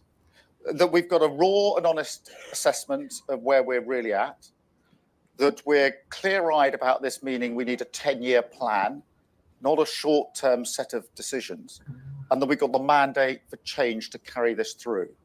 Because what's happened in the past is there's been talk about change, sometimes steps towards change, then steps back again, but not what I would call mission-driven, this driving sense of purpose to get the NHS not just on its feet, but fit for the future. And what drives that is this sense of the future. In the Labour Party, we look back so proudly at what we did 76 years ago. I want people in generations to look back so proudly at what this Labour government in 2024 did. So it's that determination, this drive, my personal mission, Wes's mission, to see this through with a mandate for real change. Thank you, Hugh. Can I go to Ashish, please, from Sky? Good morning, Prime Minister. Morning. Thank you. Lord Darcy's conclusion is that there is no quick fix for the NHS. It's going to cost time and money. That's money you don't have, and it's time sick and suffering patients can't afford. If you were to speak to one single patient who's been suffering in agony for so long, what would you say to him or her about how you're going to fix the NHS and make them better in the short term? I'm going to say we're going to fix this with the first steps. We're going to do the long-term change. I accept your challenge, and it's repeatedly put to me, which is the long-term change takes too long. So tell me what you're going to do this Christmas, because we'll have an NHS crisis, and that's a good challenge. The trouble is, for the last 10 years, we're going round and round in circles. So we do short-term stuff to just about get the NHS through the winter crisis, because there's one every year. They're just bigger than the last one. But we never do the long-term. We go round and round. It gets worse and worse. So I accept the challenge to me, which is it's going to take a long time. It's going to be measured in years, not months. And we need to have something to say for someone who's ill now, which is getting the NHS back on its feet. But we can't duck the long-term change. That's the problem.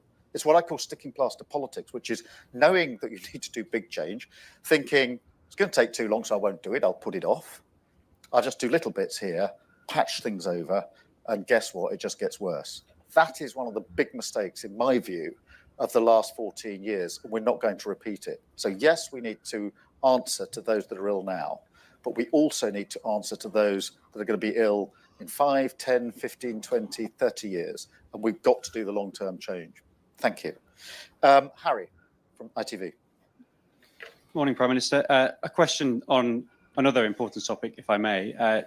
Gerald Hamilton, former sub-postmaster, has said that almost all sub-postmasters wrongly convicted by the Post Office are yet to receive their full compensation. Nothing has changed, he says, under your government. Why is your new government seemingly still dragging its feet on delivering the compensation to these sub-postmasters that they're entitled to? Well, look, we've made a commitment in relation to this compensation, and we will keep to that commitment. Obviously, you know, almost everywhere we look, there's a bigger problem than we anticipated. Everything pretty well has been broken by the last government. So we are getting on with this as quickly as we can. But I did make that commitment. I stick by that commitment. We'll get on with this just as quickly as we can. Thank you, Harry. Victoria from Channel 4. Thank you, Prime Minister. You talked earlier about integration of health and social care, and you also talked about the people stuck in hospital tonight who don't need to be there. When is your government going to tell us what your plans are for reforming social care? Well, we need a national care service. That is our ambition. That's the work that we will start on. I want this to be done as consensually as possible because it's difficult. I want to be cross-party. I want to involve as many people as possible.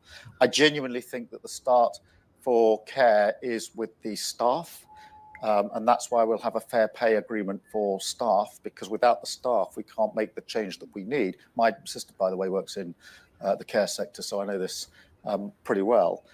So we want that national service. We will start with the staff and build up from there with a vehicle for the consensus that we need. But the challenge is absolutely right. We have to fix social care, because I don't think it's possible to build an NHS for the future if we don't fix social care as we do it. And that makes the challenge greater. But the point of this report and the 10-year plan really is to look beyond just the NHS itself and broaden it out. And social care is obviously part of that 10-year plan. Thank you. Olivia from GB News. Thank you, Prime Minister. Professor John Bell said this morning that doctors in the BMA have been a major drag on reforming healthcare. Do you predict that the BMA will now embrace productivity reform with open arms? Well, look, I've said we'll do this with the staff, and we will. But I know from my old job running the Crown Prosecution Service that whenever you try to reform anything, there will be some people, I'm afraid, who will say, oh, don't do that. It's better as it is. I wouldn't do that. Keep things as they are. We have to take that attitude on, in my view. It's an inhibitor of change. So whilst we say we will do it with people, and we will, do it together, and we will, I know in my heart of hearts, we will meet pockets of people who will say, don't do it, slow down, go over there, not over there, leave things as they are. We have to take that on, and we will take that on. That's part and parcel of the change that we need to bring about. Thank you. I've got Natasha from LBC. Thank you, Prime Minister. Lord Darcy says this is obviously going to take a very long time to fix. Do you expect it to take 2 terms? And what will you learn from the botched Lansley reforms to make sure that yours are not as dreadful as his? Well, a lot. Where to start? Totally misconceived, totally done from the top down, and no real sense of where they were going. It was, I think, they were stripping the money out of the NHS, and Lord Darcy touches on this, and pretended that these top-down reforms were going to somehow make up. We are not going to make that mistake. In answer to the first part of your question, yes, it's going to take time. That's why it's a 10-year plan. And I know that, obviously parliamentary terms are 5 years. But again, one of the problems in politics is politicians pretending you can fix everything before the next election. This is going to take 10 years. That's why I want to be invitational about it, because I want everybody on that journey so that it's enduring change. But is it going to take a decade? Yes, it will take a decade to do it properly. We'll obviously see the results as we go along, make the improvements as we go along, and that will be very uplifting. But it is going to take more than one parliamentary term. Thank you. Chris from The Times.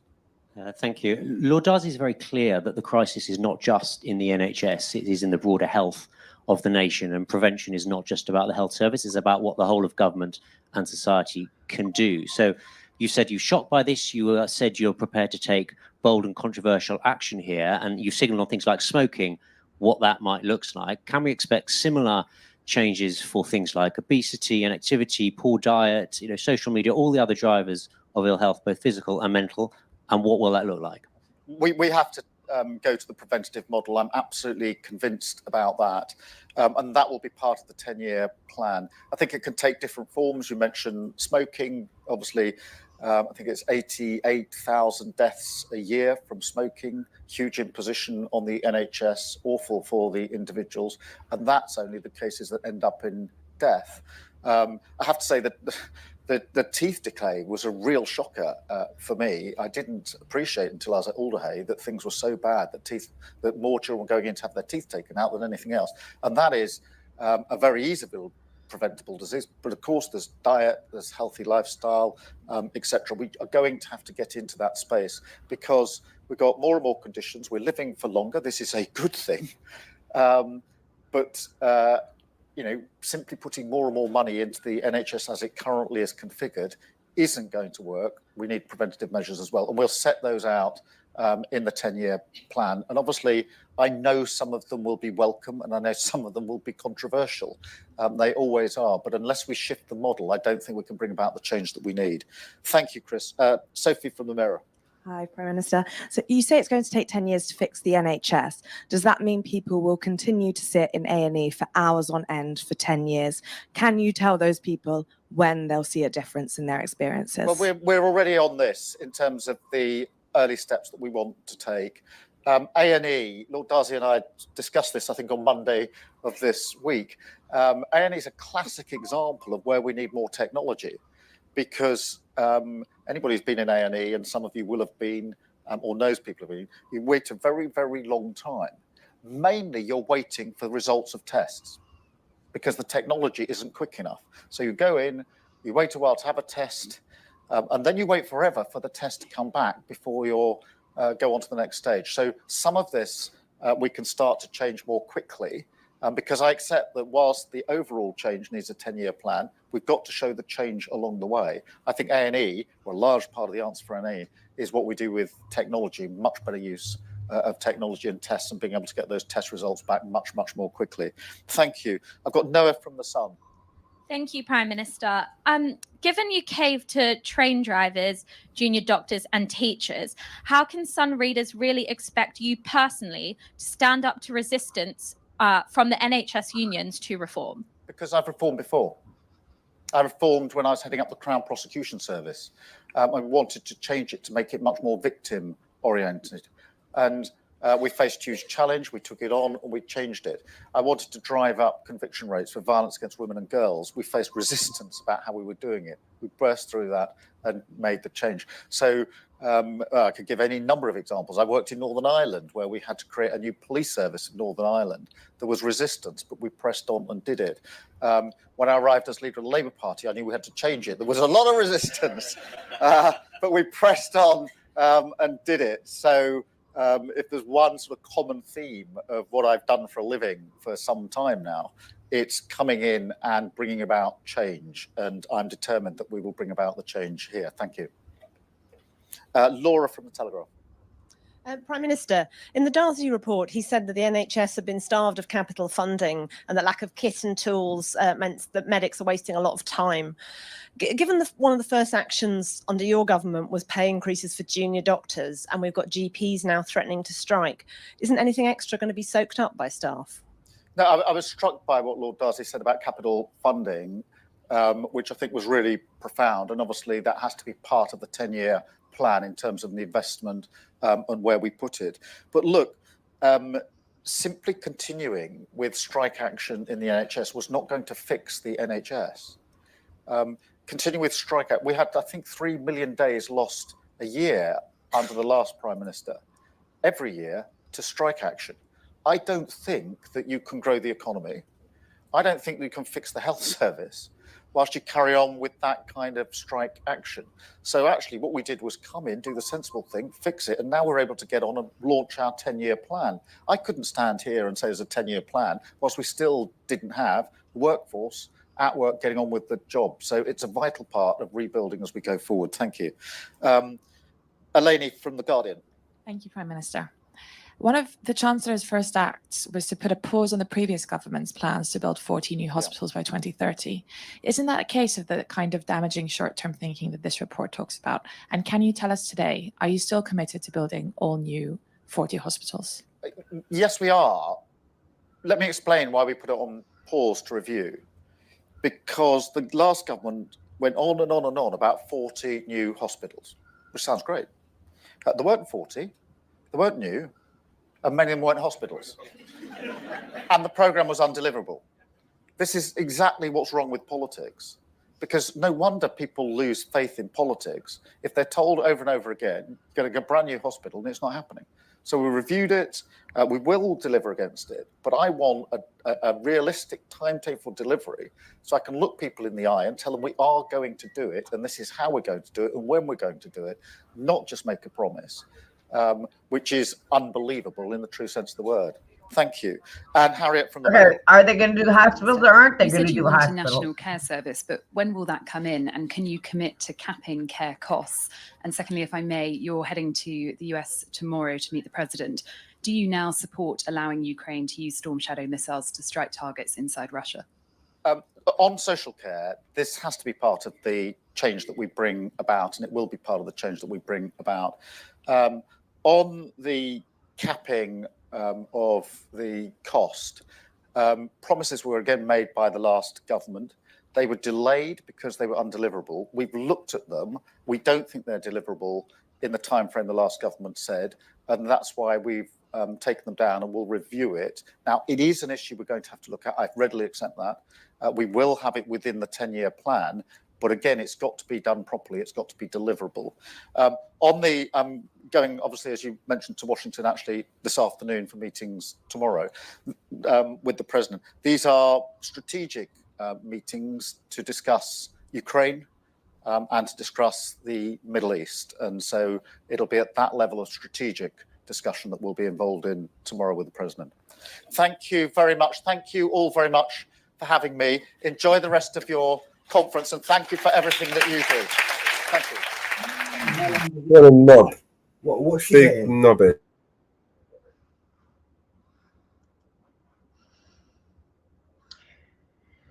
Well, we all know what those meetings are.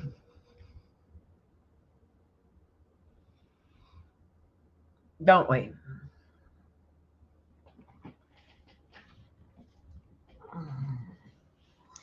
One second, over there.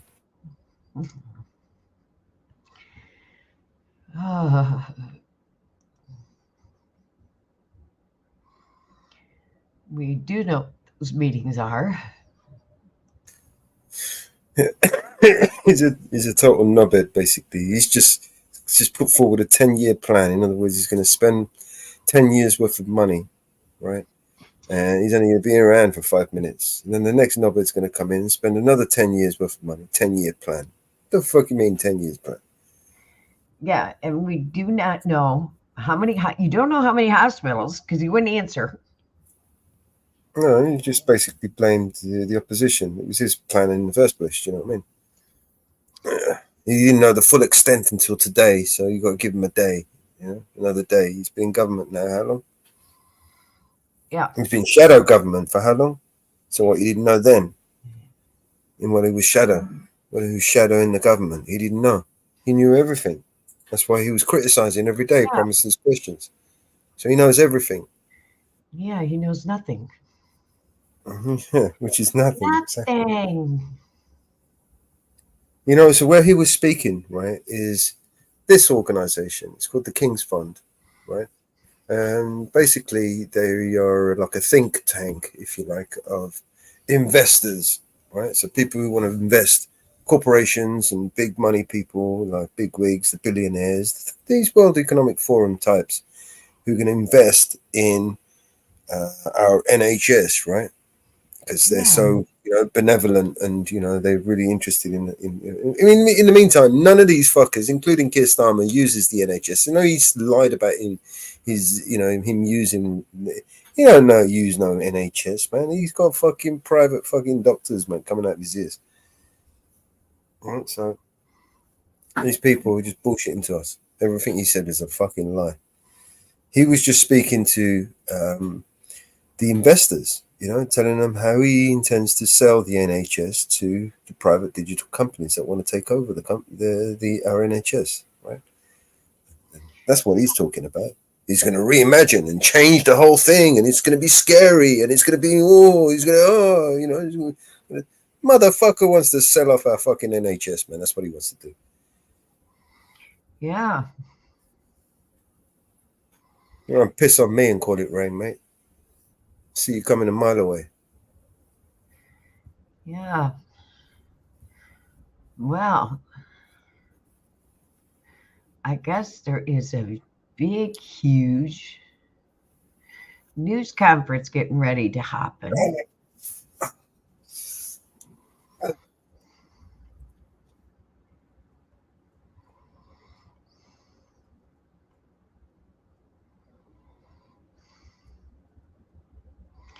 Justin Timberlake is in driving hearing.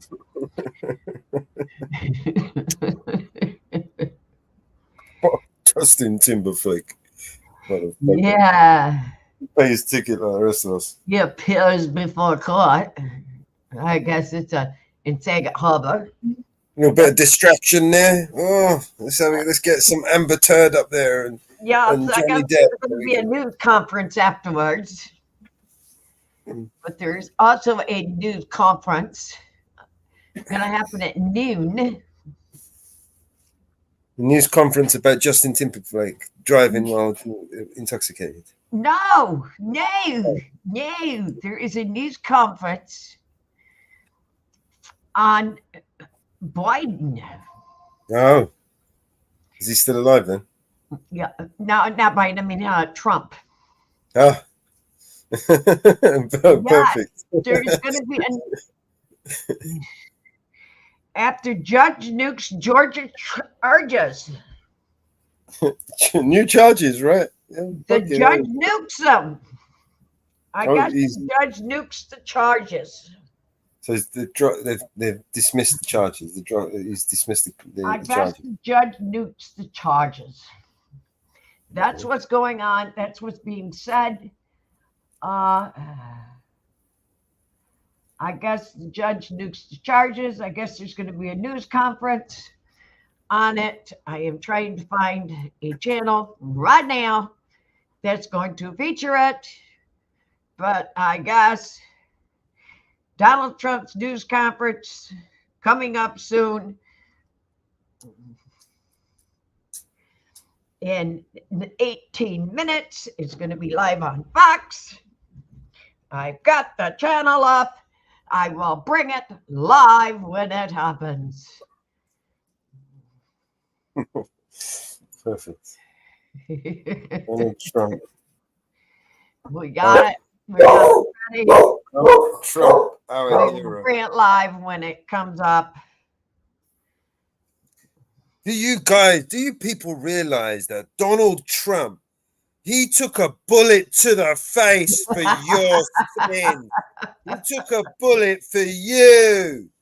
I am great ready. In the face. For your sins.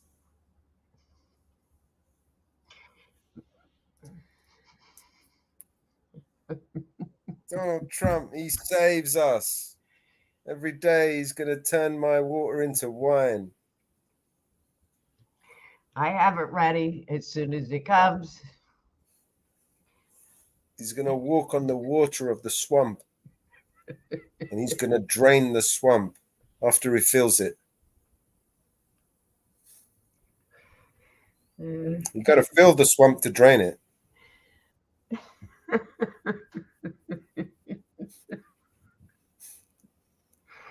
Just like it's all over Twitter, it's all over many news stations that Kamala Harris cheated. I don't know if it's true. It's the allegations. It's not ready yet. No. Fuck him. Like I said, I'm monitoring it. As soon as it goes live, I will let you know. In the face. He took a bullet in the face, man. For you. You ungrateful bunch of people. So Okay. ungrateful. I'm going to eat my candy. In the face. And he's still standing. Okay, what signs are we going to put up on BNC today? While we're waiting. I don't know.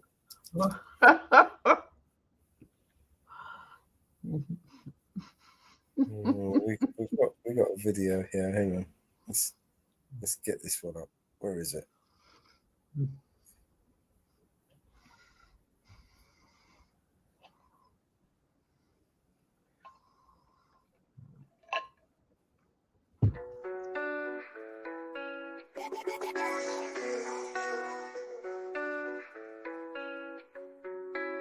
Here's the problem with America, the country is broken. Cause they minds stay closed, but they mouths stay open. Get attacked and we blame terrorists, go broke and we blame the price. Blame racists for the racism, but only if their skin is white. We don't need guns, we can call the police. We don't need fire extinguishers, call a fireman please. You didn't want to build a wall and now the border is weak. Your favorite actor has a gate that's like 15 feet. Racism is gay if you're offended, that's retarded. Intolerance is great until you speak and you're a target. If a white man paints his face like he's a racist piece of garbage, but you put him in a dress and he's courageous and he's gorgeous. All these double standards, man, I'm tired of the noise. Freedom's an illusion if they censor your voice. Call a dad a deadbeat for neglecting his boys, but a mom kills a baby and you call it pro-choice.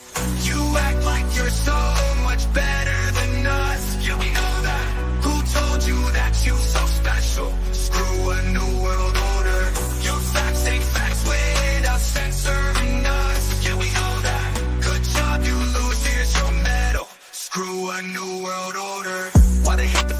try to burn it to the ground. Don't do that in front of me, I'ma let off a round. Pow. Scream loud, burn the city down now. Put it on the news, make them all feel proud. Look, make a system where 85% of black people fill the prison. Is it cause they black or they make bad decisions?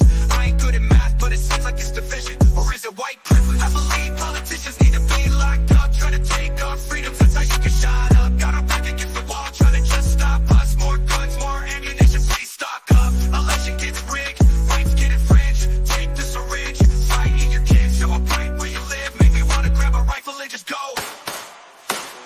You act like you're so much better than us. Yeah, we know that.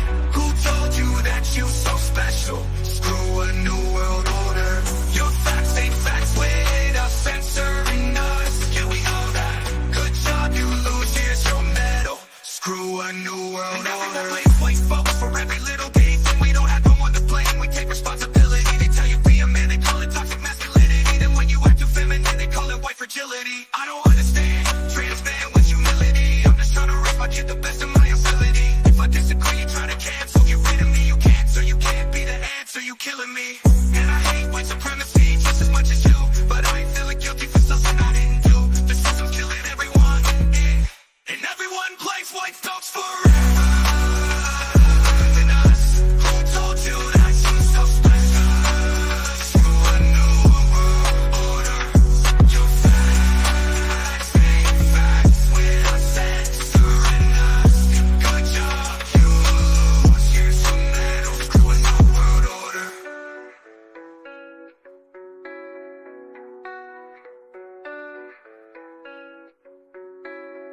And everyone blames white folks for every little bitty thing. We don't have no one to blame, we take responsibility. They tell you be a man, they call it toxic masculinity. Then when you act too feminine, they call it white fragility. I don't understand trans man with humility. I'm just trying to raise my kid the best of my ability. If I disagree, you try to cancel. Get rid of me, you can't, so you can't be the answer. You killing me. And I hate white supremacy just as much as you, but I ain't feeling guilty for something I didn't do. The system's killing everyone, and everyone blames white folks forever than us. Who told you that you're so special? Screw a new world order. Your facts ain't facts without censoring us. Good job, you lose, here's your medal. Screw a new world order.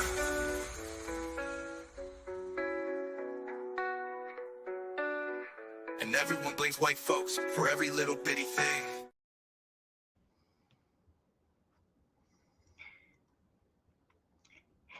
Hey, Dragon. Hey, Dragon. Grim snuck in as well. Hey, Grim. Here's part 2 to that one. I think I'm going to put these on the same upload.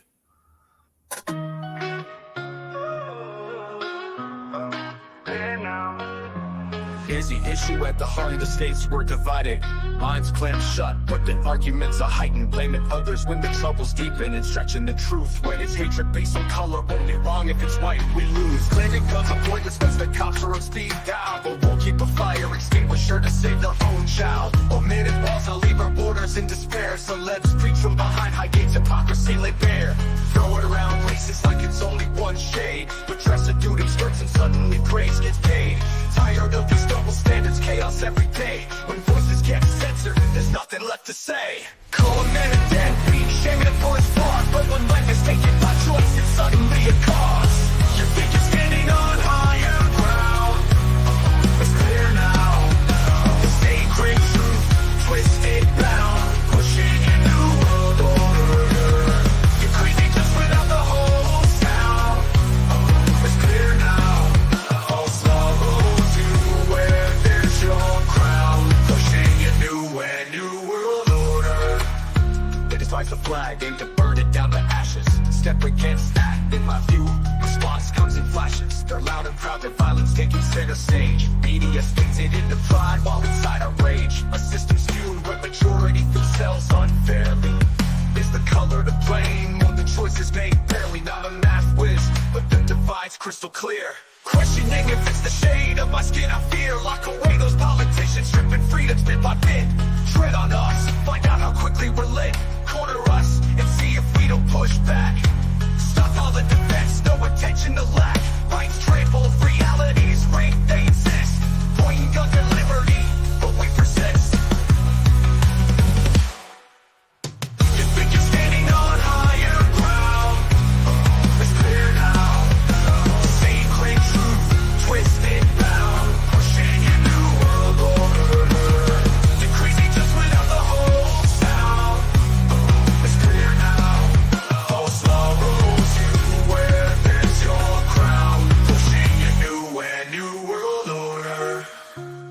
it seems every fault is the white man's burden. We hold our own, accountability certain. They preach manhood and scorn its tenacity.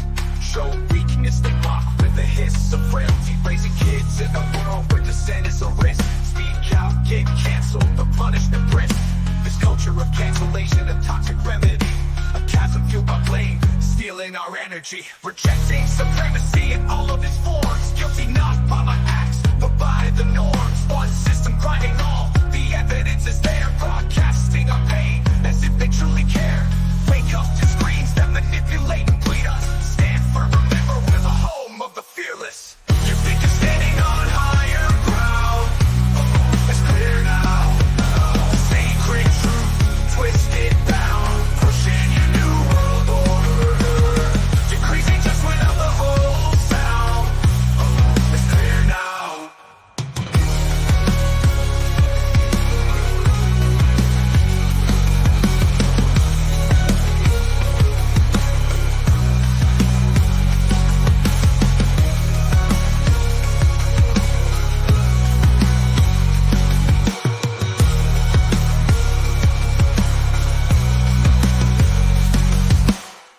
Now it seems every fault is the white man's burden. We hold our own, accountability certain. They preach manhood and scorn its tenacity. Show weakness, they mock with a hiss of frailty. Raising kids in a world where dissent is a risk. Speak. What do you think? Oh my God, Grim, that's funny. Which one's funny? I just put it in private chat.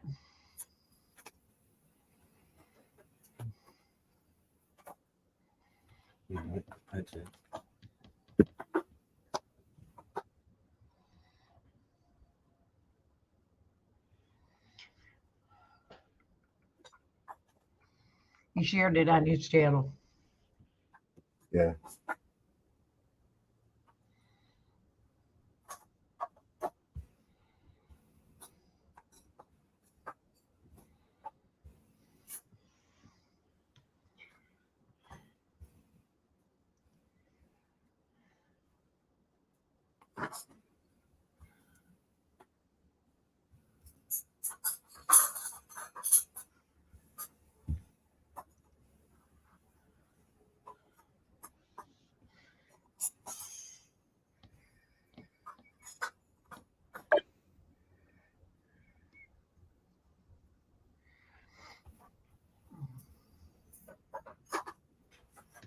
The one you just put in the back, short. Yeah, I put it back short. Is it something I can? Well, I've got to share it. I'll just watch it. Just Grim dropped it in his channel, on his channel. Oh, this is Hippie. Yeah, it's from Hippie. All right, awesome. Hippie put it on his channel.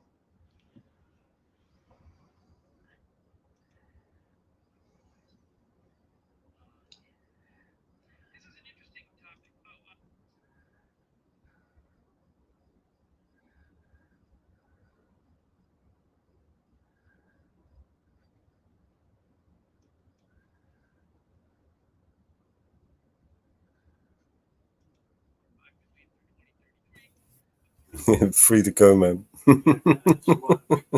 It's hilarious. Yeah.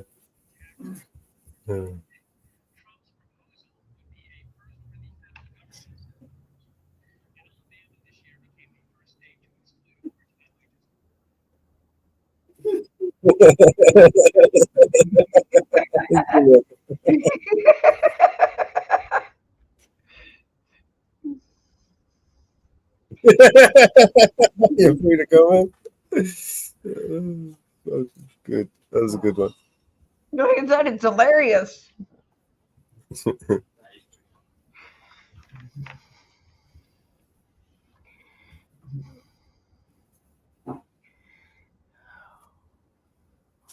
Like I said, it is hilarious.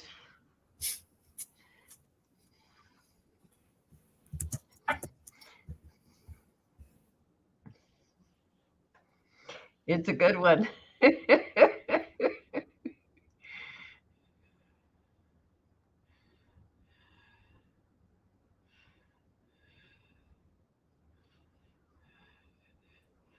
Hey, Grim.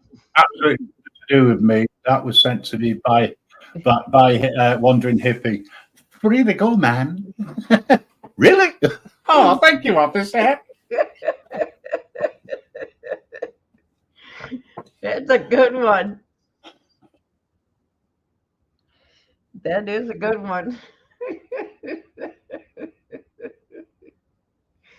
That is a good one. All right, I'll catch you later, guys. Yeah. Sort of drop it, but see you in a bit. Bye. Hey, Grim, I need to catch up with you when you get a minute. Sometime over the weekend, mate. All right. All right, man. Bye.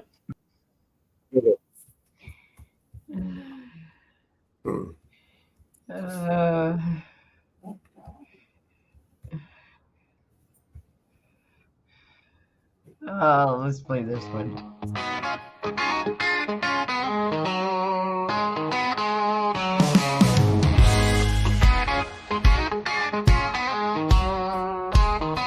Mama Bear asked me, will you have whiskey with your water or sugar with your tea? What are these crazy questions that they're asking of me? This is the wildest party that there ever could be. Oh, don't turn on the light, 'cause I don't want to see. Mama Bear told me to have fun. Mama Bear told me not to come. Mama Bear said that ain't no way to have fun.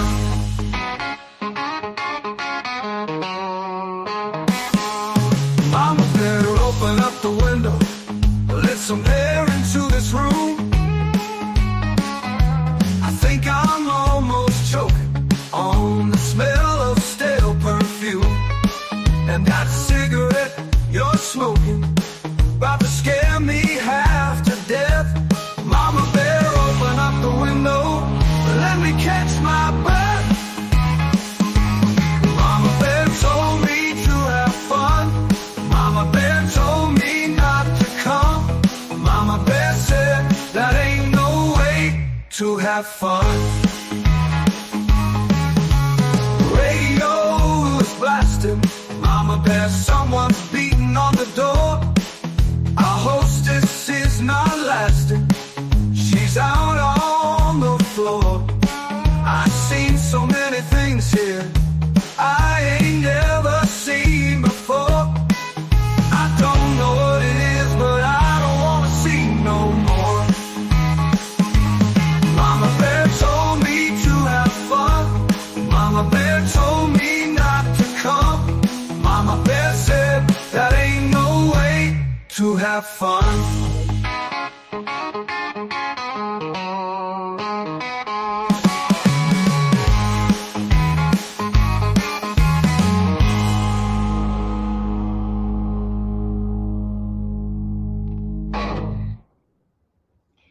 Hey, Northwoods. How are ya?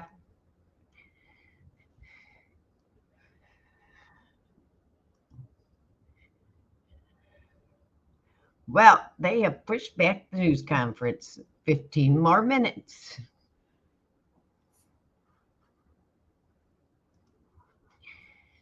So,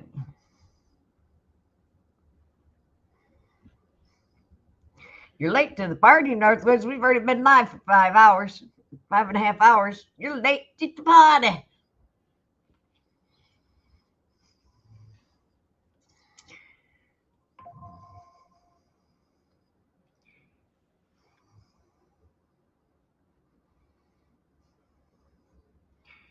You're late to the party.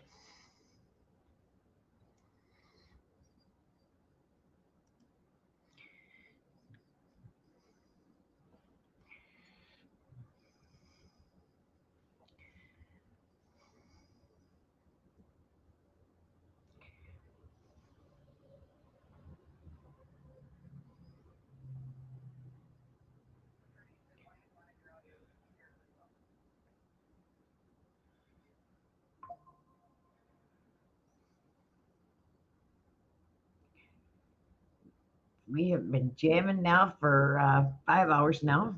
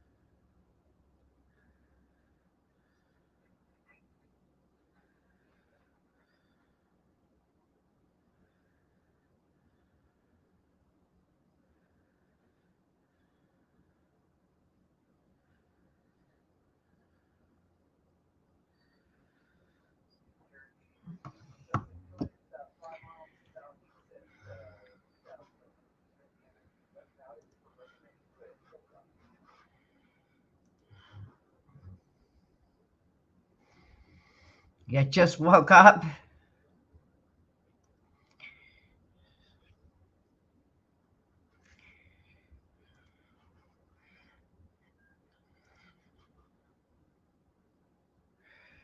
Well, let's see what else Grim has on his. Mr. Hippie walks so frail, Mrs. Hippie's down the trail. Dogs are barking for a spell, forest stories we can tell. Sunlight dancing through the trees, breezes whisper melodies. Dogs in front with steady ease, guarding all from mysteries. Hippie hearts and loving souls, through the woods they stroll. Dogs protecting as they go, harmony, sweet glow. Echoes of a gentle time, birds are singing in their prime. Dogs on guard, it's so sublime. Peaceful hearts in perfect rhyme. Hippie hearts and loving souls, through the woods they stroll. Dogs protecting as they go, harmony, sweet glow.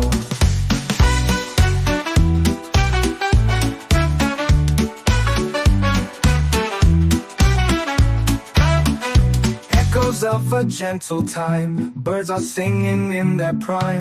Dogs on guard, it's so sublime. Peaceful hearts in perfect rhyme. Hippie hearts and loving souls, through the woods they stroll. Dogs protecting as they go, harmony, sweet glow.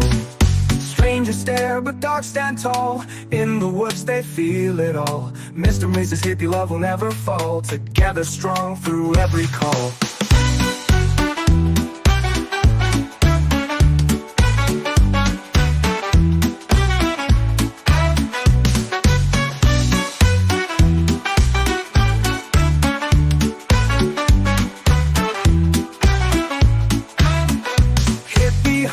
Loving souls, through the woods they stroll. Dogs protecting as they go, harmony, sweet glow.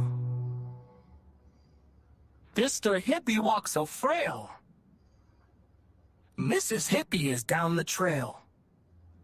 Dogs are barking for a spell, forest stories we can tell. Together, strong through every call. Strangers, Stanby walks, a dog stand tall. In the woods they feel it all. Mr. and Mrs. Hippie love will never fall. Together strong through every call.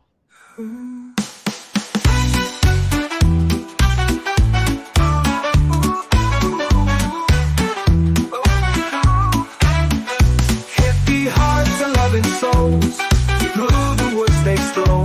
Dogs protecting as they go, harmony, sweet glow.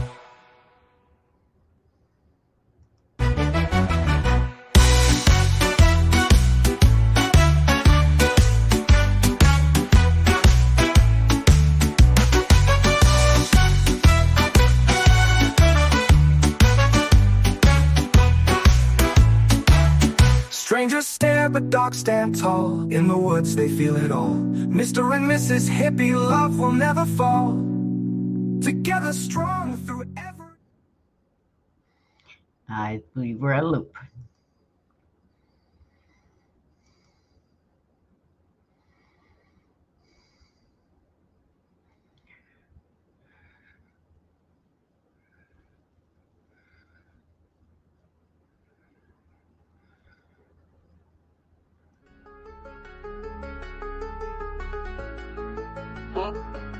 Hello, music roll to the night beat.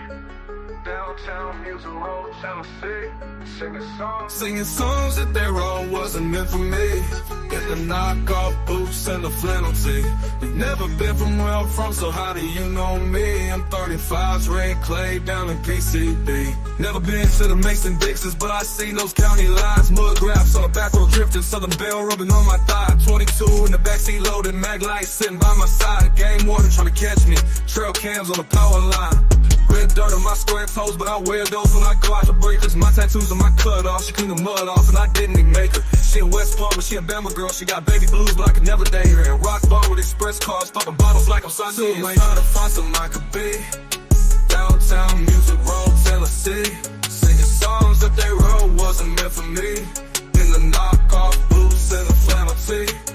You've never been from where I'm from, so how do you know me? Yeah. I'm 35's red clay down in PCB. Yo. Red dirt on my square toes, but I wear those when I go out to yeah. When I go out to breakers. Red dirt on my square toes, but I wear those when I go out to breakers. Yeah, when I go out to breakers. My twang's real, but y'all fake y'all's. Got scholarships off the late dogs. I was a rapper just for TikTok till I started country. Y'all hate on me. I like acoustic and I like trap out in Noblesville is where my mic's at. I'm a little different, so the rappers know me, but your buckle buddies don't like that. Big truck, I just killed a big buck, sipping on some good stuff, open to some hood stuff. 808 mixed it with badge on foreign rapping camo. I bet all you fans know about Kid G. I was trying to find something I could be. I was trying to find something I could be. Downtown music roll, Tennessee. Singing songs that they wrote wasn't meant for me. In the knockoff boots and the flannel tee. Never been from where I'm from, so how do you know me? Yeah. I'm 35's red clay down the PCB. Yeah. Yeah. I'm 35's red clay down the PCB. Yeah. Yeah. Singing songs that they wrote wasn't meant for me. In the knockoff boots and the flannel tee. Never been from where I'm from, so how do you know me? I'm 35's red clay down in PCB.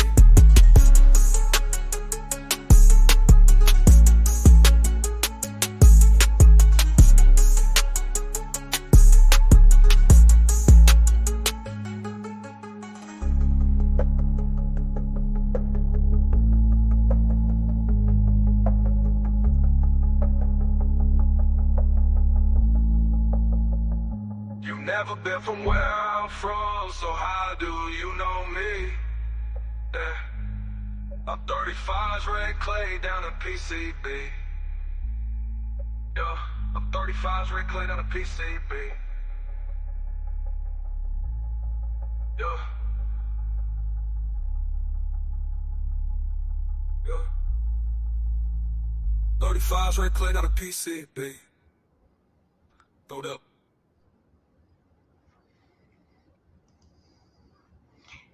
I'm doing better, Northwoods. My sleep's off because of my infusion. So this morning I decided to start a live early this morning. We hadn't gone live in a couple of days, so I decided this morning to start a live early this morning. And I jumped on early this morning and started a live. Kind of shocked Mellows because he wasn't ready for a live. He was actually in Jitsu, and I didn't know he was in Jitsu. I hadn't seen him in Jitsu, so I kind of figured he was sleeping. I was in there early this morning. Nobody was there, and I decided to jump on and do a live this morning. by myself. I figured, well, he's done them by himself, so I did one myself. And he ended up jumping on. So get him motivated, because he's been down in the dumps. As you know, his sister passed away, and he's got the funeral coming up. And I'll be darned if it stresses him out like it did the last funeral he went to. I'm going to do my best to keep him motivated. I myself have a funeral coming up for my neighbor who passed away tragically. So I will keep him motivated. He will keep me motivated, and we've got to keep each other motivated and keep things going. Because they are both in the same week. Next week. So we've got to keep each other going, keep the stream going, keep each other motivated and going. Right now, we are waiting for a news conference. Something has happened with the Georgia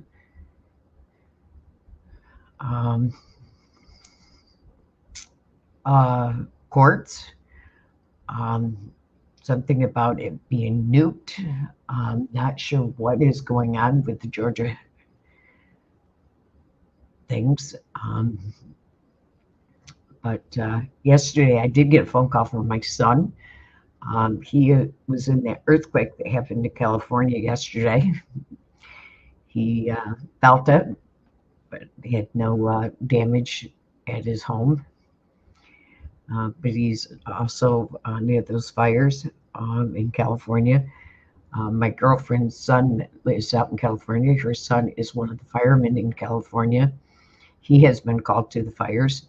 So please pray for the firemen out there in California, because those fires are dangerous. There's 4 major fires. And I'll pray for you, Northwoods, because you had one of those phone calls this morning. I'll pray for you, and hopefully everything is okay. But there is lots of those phone calls going on. So there's 3 of them. So hopefully we don't get any more of those phone calls within our network.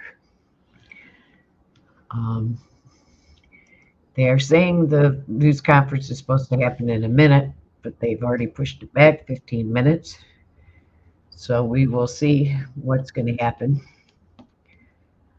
I have it ready, and I will share it if it does start.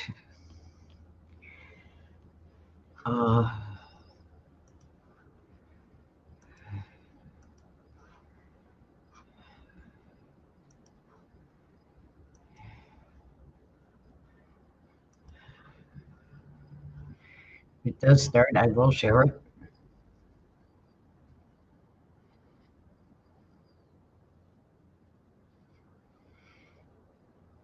Yeah, it's that time of the year, getting that firewood ready.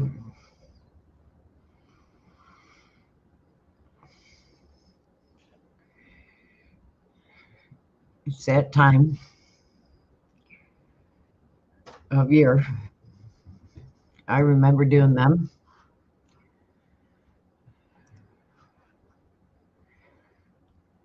I remember getting that firewood ready. We used to burn wood in our house.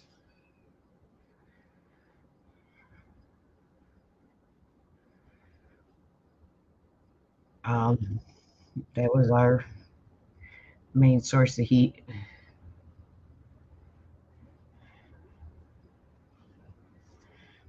For many, many years. That's all we did was burn wood.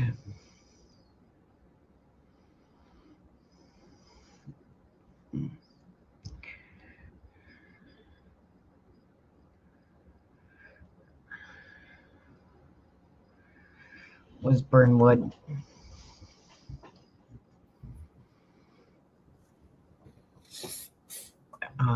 And ours. Uh-oh.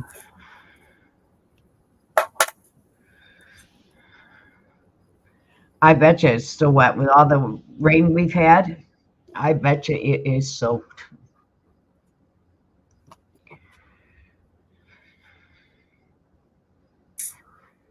I bet you it is soaked. I will be right.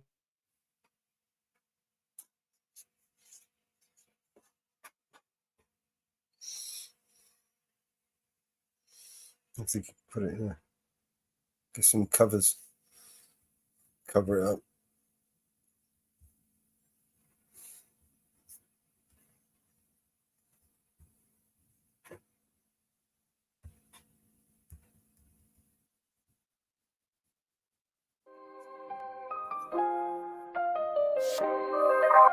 Yeah, baby.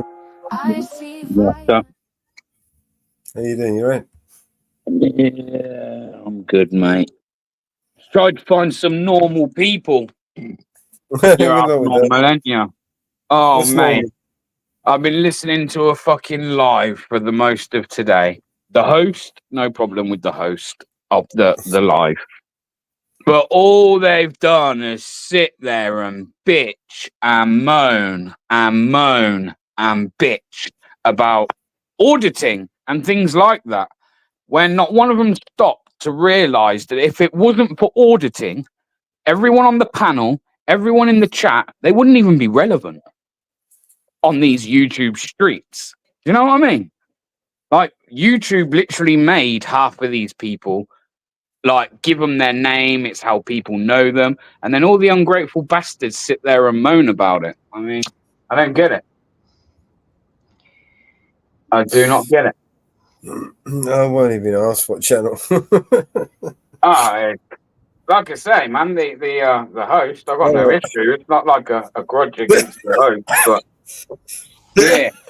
I mean, if these people spent half as much time looking for a job or going out and working or seeing to their family or something productive in their day, they would feel a lot better about themselves and they wouldn't be sat there every day moaning, bitching and whining. What's up, Mama Bear? Hey, BBA. What's up? You good? Good. How are you? I am fantastic. Now I'm home. I kind of shocked you this morning, I heard. And then? I kind of shocked you this morning when I hit the live button. Oh, yes, because me and Mellows were chatting and that, and like, I was like, hey, you gone live? No. Oh, well, we're live. He's like, no, we're not. Like, we fucking are. I just had an email to say I'm live.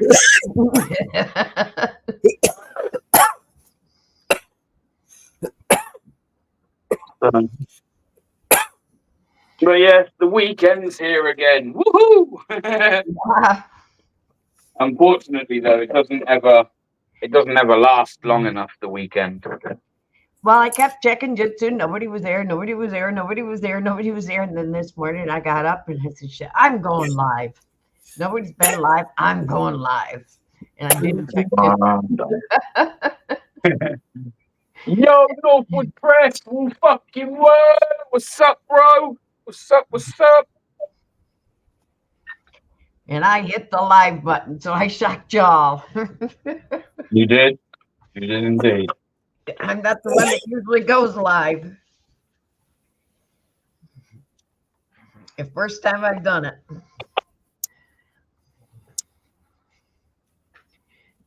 I don't always like, not that I don't always like auditing, that's wrong. Sometimes I see things within auditing where I'm like, really? Do I want to put my name to that? But you can't sit there and slag auditing off when your whole channel, your audience, your whole being, your whole like existence on YouTube is because of auditing. It's what put you on the map, you know? And then to sit there and now run it down and slag it off and make out like they all know what should be audited and what shouldn't. I mean, get a fucking grip. Yeah. No? Sorry. So yeah, I've been listening to a bit of that today. I don't know why I don't. People who don't do auditing, who've never done it, are going to sit there and talk about how auditing should be done. I've literally just heard people say auditing has had its day. Right. Now, What listen, day is if that? auditing has had its day, what that tells me is the individual saying that auditing's had its day, if they're auditors or have audited or whatever, Not about they're the auditing, it's type about of people fixing. with no originality. So what they mean is all the things that they go out and copy off of the next content creator, the next auditor, that's had its day. Of course it has, because you're all fucking doing the same bastard If thing. it's had its day, the only thing that motivates them is the views and the clicks and the monetization of it, right? So is auditing over? I don't think it is over because there's still fucking corrupt bastards out there. Correct. Until they're all Fuckers. It's not about the clicks and the views. It's about holding the fucking government accountable. Exactly, but the numbnuts that have been around the old fucking auditing community for 3 years can't even work that shit out yet. They're all sat there still trying to figure it out all these years later. Duh. until they're all exposed. It's had its day. All the corruption has ended. And the police are no longer fucking violating people's rights. So we can all go home now. Let's all jump down. You know what I mean? You know what I mean? Never going to end. The corruption is never going to. Two-tier policing. That's all right. You know, two-tier policing? No, it doesn't exist. These are not the droids you're looking for. Auditing, it's at its day. You mean it's at its day? You mean it's at its day, you dumb piece of shit? These people... Hey, Mike, hello. They're just getting started, man. Yeah, but these are the people. These are not the free-thinking people. These are the people that need someone to think for them. They need someone to go out and make the first bit of content so that they've got something to replicate. I'll sit there and say, yeah, if that's the case, auditing's probably seen its day. However, we both know fucking auditing's far from over. The day you can walk down your local high street or in your town centre or whatever, and you can walk around with a camera without being fucking bothered by anybody, then auditing might just have fucking served its purpose. But until then, as long as people are still getting all twisted and butthurt about a camera, it's not over. Far from. Far from. Music too loud, can't really hear. There's no music playing, mate.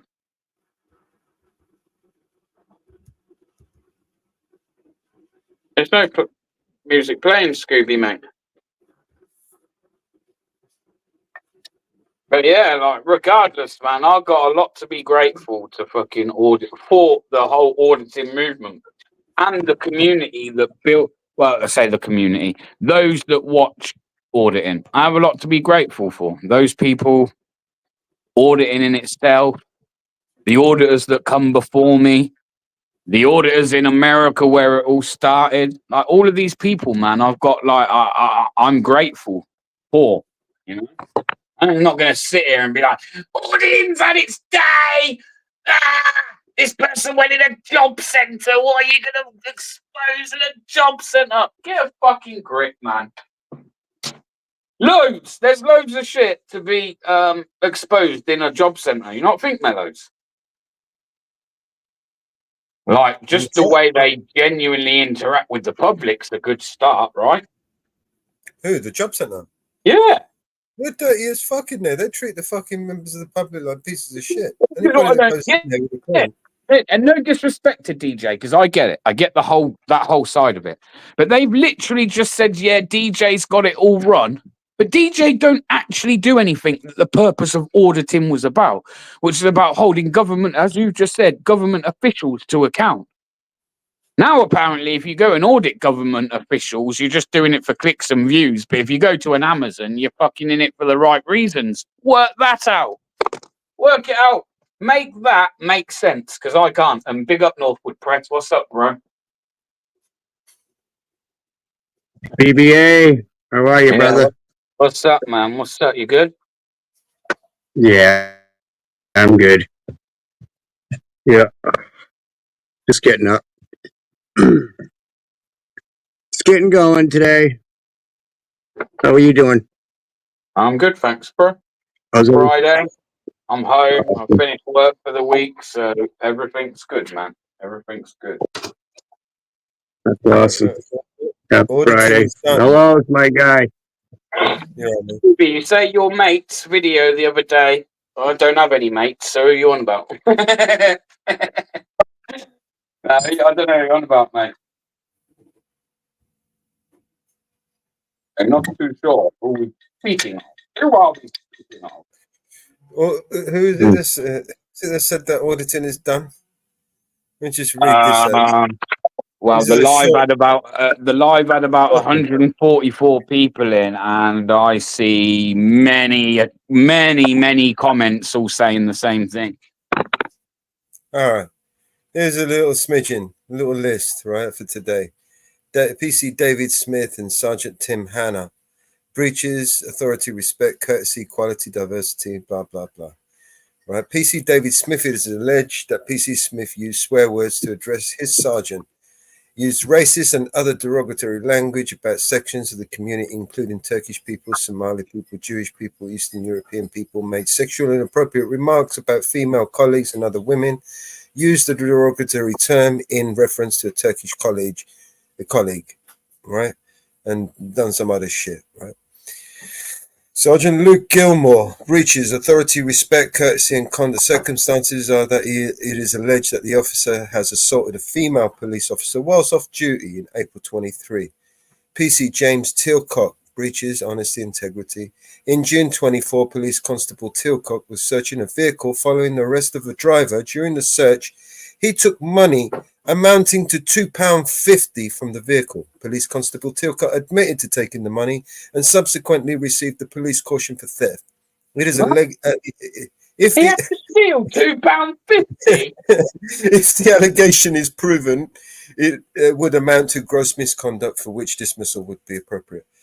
Right. So, Sergeant Barber, it is alleged that around 2:55 hours on the 22nd of January 2022, PC Barber and other officers dealt with a public order incident involving a group of young males at Castle Street, Oxford. PS Barber dealt with one of the males, male A, and when he did so, he used unnecessary, disproportionate, and unreasonable force. Right? Does that sound like auditing's dead to you? PC Sinner Barmania, right? On the 16th of December, a search was undertaken in the officer's jacket. In his police locker, 2 pots of medication were found. One pot containing tablets of a drug, oxandrolone, and the other containing tablets of tanazolo. Both drugs are anabolic steroids. PC Mohammed Patel. It is alleged that on 3 separate occasions between May 2022 and October 2023, whilst off duty, PC Patel was witnessed inhaling nitrous oxide from a balloon and or in possession of nitrous oxide whilst in a car with others. It is further alleged that on February 23, PC Patel submitted a written declaration to BTP Professional Standards Department in relation to it. PC Ozan Yelkin, Sergeant Emil Josh. PC Ozan Yelkin, it is alleged that on 28 September, when responding to a robbery incident and used force to restrain a man when he resisted the handcuffing, PC Yelkin's conduct in relation to that incident breached the following standards of professional behaviour. I asked the question again. Does that sound like auditing's dead to you? Oh, I mean. These are just the court cases that are this week. Because people started going after low-hanging fruit. Don't blame the movement. Blame the people that decided to go out and go after low-hanging fruit, right? Right. PC Corey Cattenhorn, right? Breaches. It is alleged that the officer has used excessive force while arresting an offender. He is heard to making offensive, inappropriate, discriminatory comments. It is alleged that the officer has failed to be honest and act with integrity. Chief Superintendent Daniel Greenwood. This guy's a chief superintendent, right? Greenwood faces allegations of gross misconduct relating to the conduct towards a constable between March 2019 and 2021. And it leaves us there. This is why we need to get bums on the seats in these places so we can hear exactly what kind of conduct he did, right? On September the 4th, 2020, during the stop and search, an officer pressed his taser against a 16-year-old Master Powell's neck and threatened him that if he moved, he would deploy the taser. The officer's actions were influenced by an ethnicity of Master Powell, and the officer improperly assumed that the Master Powell was a greater threat than he was. Right? Some bullshit fucking totalitarian circumstances. It's clearly a power trip when you stick a fucking taser in a 16-year-old kid's neck and you tell him don't fucking move or I'll use this fucking on you. That's a power trip, right? Excessive force, a little bit, yeah. Yeah. PC Kevin Courtney. Mr. Courtney is alleged to have breached the standards of authority, respect, courtesy, discreditable conduct by stating that two colleagues could not understand each other because one was Irish, referring to the colleague as a Fenian. DC Chapman. The hearing relates to officer conduct when it is alleged that he was transported in a vehicle by a driver who was intoxicated, and his subsequent interactions with investigating officers were contrary to the PSPBs. At the this one has got no name to this one. At the family court hearing of 27th of January, police officer A made an admission that 2021 he subjected his ex-partner to domestic abuse, during which he assaulted her and destroyed property. The admission is recorded in court records. It didn't give his name.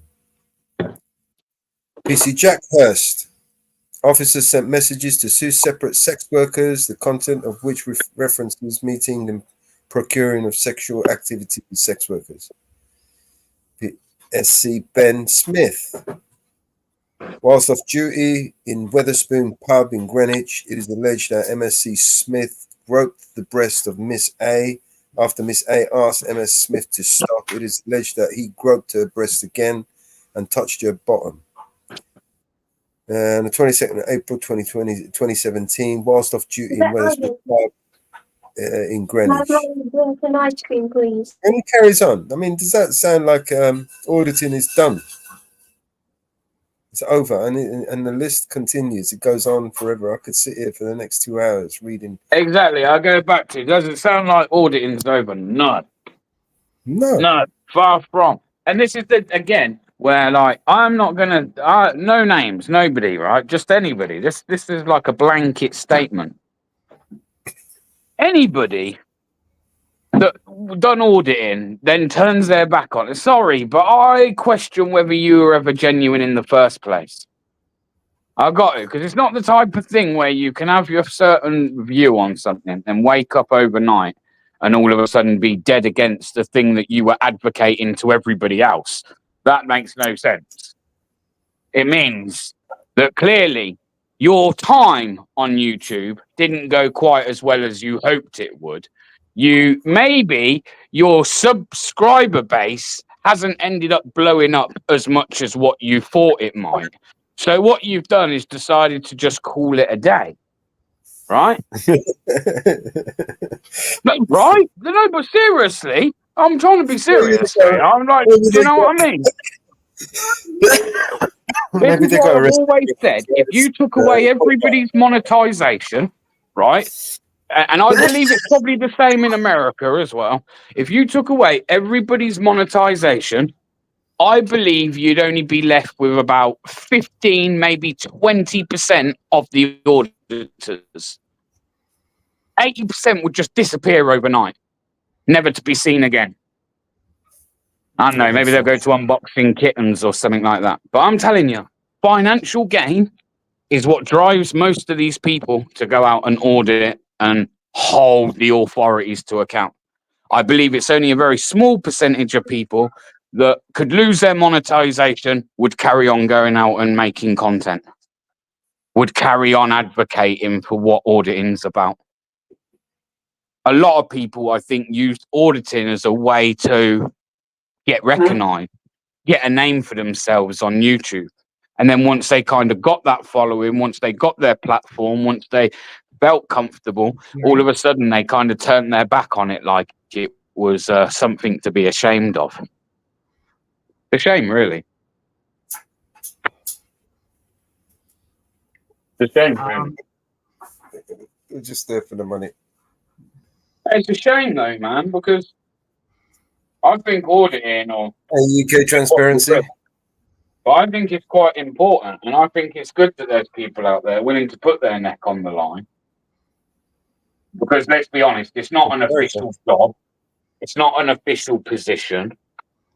Nothing like that. So, someone's got to do it, right? Well, I think so. If we don't do it, who will? If not now, when?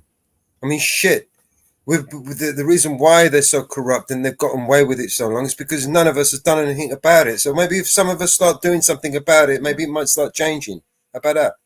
But for me, I just can't listen to people that literally their whole existence on YouTube is because of auditing, and now they want to sit there and slag it off. Like, come on, man. You'd be a nobody without auditing as far as the internet's concerned. Some people. In fact, me, I'd be one of them people. If it wasn't for auditing, none of you would know me. None of you. None of you.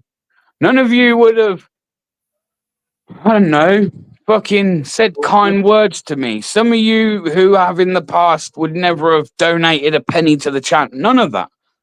I've got auditing to, no, but I've got auditing to thank for that, right? He's dead. Yeah, I literally have that to thank. I mean, but to sit there and be like, yeah, auditing's this, auditing's that, when you've spent 3 years telling everybody else that auditing's the most vital, important thing to fucking society these days, and exactly what you just said, someone's got to do it. Well, no one else is. I mean, shit. Fucking, we're going to leave it to someone else. This is why we're in this mess in the first place, right? And you can't be about the money. Yeah, sure, the money helps. Of course it'll help. It'll make you more efficient, more effective. But, you know, it can't be the primary goal. It can't be the reason why you get up in the morning, man. If the reason is the money, then you're in the wrong job. You're doing the wrong thing. You just go to vlogging, go and do some other YouTube No, shit. go get a fucking 9 to 5. Stop being a lazy bastard. Get off your fucking ass and go get your hands dirty and pull a bit of fucking weight and contribute something to society, like, rather than sit around bitching and moaning about everybody and everything. Like, you know what? If life's that bad, get off your fat ass, yeah, and go make life better. Because life ain't gonna just like, you're not gonna wake up one day and, oh wow, the world's treating me so well. No. You want something fucking in life, you gotta go out there, grab it by the fucking bollocks with both hands, and give it a good fucking squeeze. You know what I mean? You have, mate. You have. If you're waiting around for people to give you your freedom, it doesn't work that way. Right? Freedom is always taken. Yes, Ariel, what's up, bro? Nice to see you in a little while. So, yeah, that's my rant for the day. I'm annoyed that I'm hearing people sound like ungrateful bastards. And now auditing needs to be, you know, I just don't get it. There's no need for auditing. No need for it. Nah.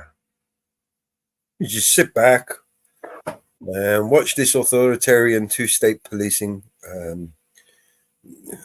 take over. And You know what I've been so hard to deal with the most when I hear that shit, yeah, is I'm hearing it from a so-called, what they used to like to call themselves, the auditing community, yeah? The same auditing community are now the ones all acting like traitors. well, not all. Not all, but there's a lot. Yeah, there's a big brush you're painting everybody in, man. Yeah. I did say before I started it was a blanket statement, didn't I? There are a few out there that do it for the right reasons. There's a few. I mean, listen, I might not always act in the right way. I admit that. And sometimes maybe in the way that I act, it doesn't, maybe it sometimes looks like my intentions are disingenuous, maybe. But when I was demonetized, I probably had the most busiest period I've ever had on my channel when I was demonetized. Yeah. You know, I didn't sit around like certain content creators. Oh, I can't put out another video. I'm going to go out and film, but I'm not putting any videos out until I'm monetized again in 3 months' time. So by the time you drop those videos, they're kind of no longer relevant to that current time that you've dropped it, right? You need to get that out straight away. If it's something to do with the police, and it's kind of like, you know, you can't just be sat on that for 3 months before releasing it. Because by the time you release it, it's kind of old news, right? But there's people that will literally sit there and go, oh, I'm not putting anything up because I'm not monetized. I must be monetized. You got people this morning fucking putting up community posts going, I want to go out on my next trip. Please donate to me so this can happen. No. Like, get off your ass again and do something to make money so you can go out and do what you do. Or think outside the box. Think of a way that you can still run your channel on minimal money, right? Don't sit there and basically tell your viewers that if they want to see more fucking content from you, they've got to pay for it. Like, because no offense, you're not the only person out there, yeah? People will jump ship before they start paying you to bring them content. That's just a fact. You know, I'm nothing special. If I started saying to all of you lot in the chat now, right, that's it. I no longer can afford to go. I'm never going out again because whatever. I want to go out though. Can you lot pay for me to go out on Monday? You're going to go, fuck off. There's like 20 of 1,000 auditors that ain't going to ask me for money. There's a few I remember tried that. Right? I remember. Do you remember them? I remember them. Oh, I can't go anywhere. I need some money. Send me some money so I can go to here and I can Well, do one this. of the people's, like the person I see this morning, that was like, wow, you're still doing that. Like this same person had donations off of Nunya for things like gimbals, and like 2 years later, still no gimbal. Still no gimbal. I remember. No, Nanya went and bought everybody gimbals and shit. Right. Remember? Yeah, used to. Ask yourself why he doesn't anymore. Ask yourself why so many people have a negative opinion. It's because some of these fucked up, man. Like, they literally spoil it for everybody. Yeah. Well, it's about the competition thing, right? Shouldn't be about competition. Again, if it's about competition, it's not about the work that they put in, the good work that they do. Because I mean, exactly. there are assholes. Yep. That's exactly There are it. assholes. There ain't no competition. Listen, there is no competition. I'm not in competition with no other person that's on YouTube that does the same kind of content as me. I'm not in competition with nobody. Because it ain't a competition with them. It doesn't mean they're not in competition with you. No, I know, but this is what I'm saying, like that mindset. What the fuck? Like, again, if you're in competition with someone, you're in it for the wrong reasons. Mm-hmm. If it's all about being the next biggest fucking, you know, the next in with the Joneses or whatever, then you're in it for the wrong reasons, man. Yeah, it's about it's about fucking George Orwell's prediction. That's what it's about. It's about preventing it if we can. But I think it's gone past that. Well, at this point, it's about documenting George Orwell's prediction, right? We are, whether you like it or not, in an authoritarian regime, right?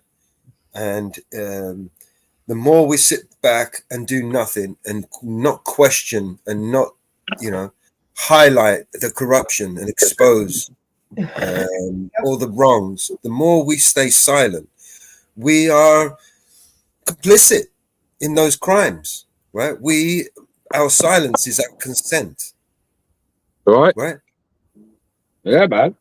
It's just like our election. It's like our election here in the U.S. You know, when you see, it doesn't matter who he is. It could be somebody that you fucking hate, but when you see him being violated, right, and being unjustly punished by your government, right, you shouldn't cheer. You shouldn't be happy about that. Even if you do hate that fucking moron that's just been violated by your government, you should not cheer him. Because when you cheer that, you cheer your own demise, right? When you allow that to happen to somebody that you don't like, you allow them to do it to you. Injustice done to one of us is injustice done to all. Hey, Sooner we fucking realize man. that, I smoke to that.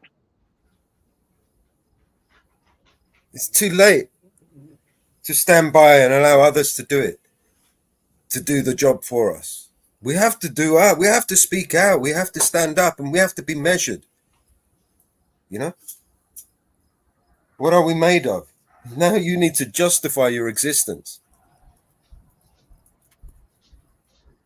And You're that worth your UK's got it right. Oh. You want to go on a trip further out and do some local videos till you got the money to pay for it.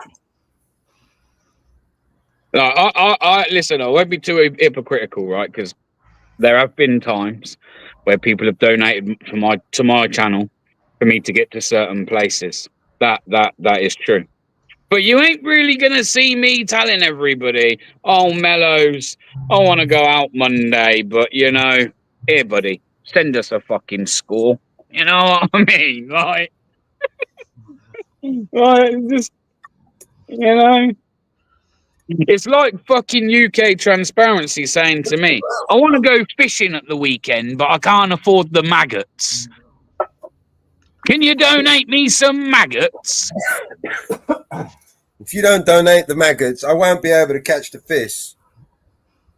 You know what I mean? When actually you can use plenty of other things other than maggots, sweet corn, bread, luncheon meat, dog biscuit. Dog biscuit's a good one for carp fishing. There's a little bit for you if you didn't know. Dog biscuit is brilliant.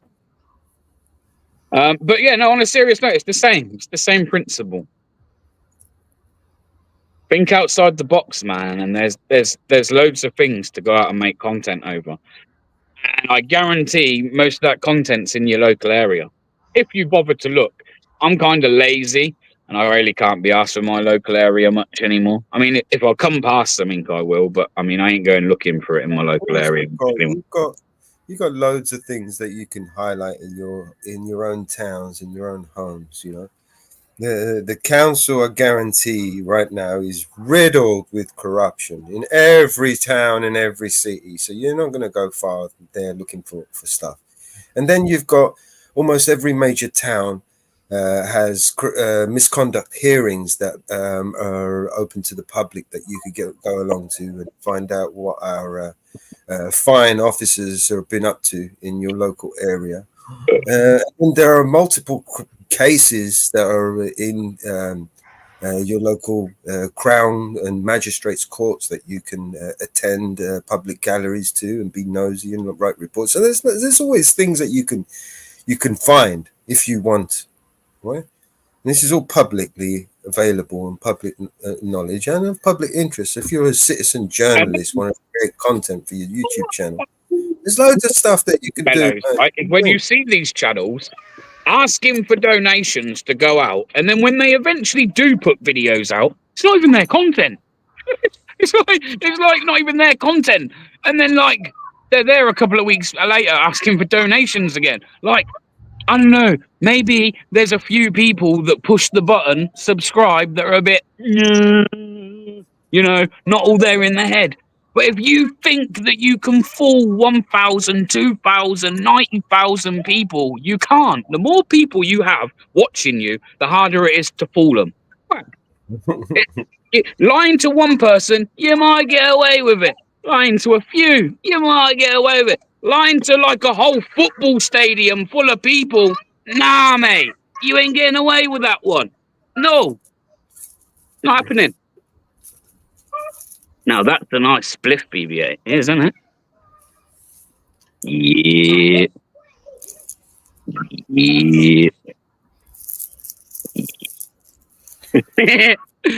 We tend to put a bit of tobacco in ours. Not this one, Scooby. Not this.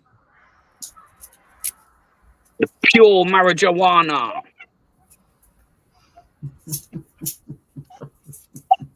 Whoop.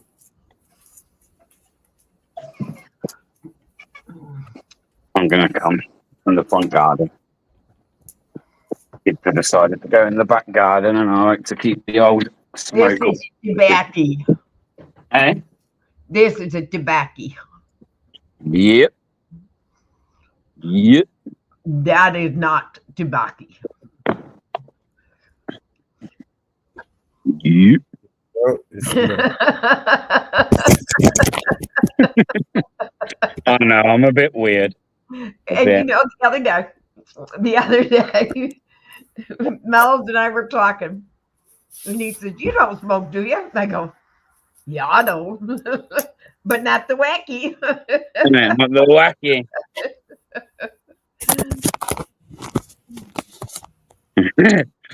Mellows has got the wacky. What time is it? Almost. In 30 minutes, it's going to be 4. It's always 4:20. Yeah, I know it's always 4:20 somewhere. Always 420. But it shocked Mellows. He didn't even know I smoked. As long as he's known me, he didn't know I smoked. Well, that's because I've never seen you smoke online. I always take the camera off before I smoke.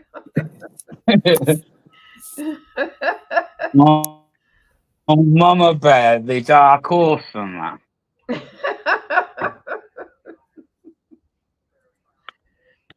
Yeah, watch this, yeah. I can't even remember this now. Fucking watch this. Oh no, maybe. Have you eaten your ice creams, kid? You had your ice cream. Have you had your ice cream? Huh. Did you see what I posted it in Discord? No. Yeah, did you see that what I posted in Discord?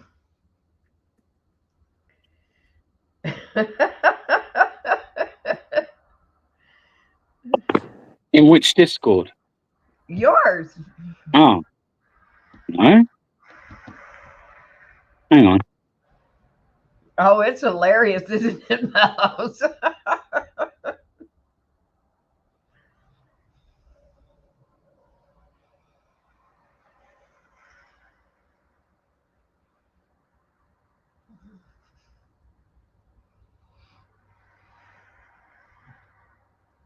He's gone to watch. He's going to come back laughing. You know that.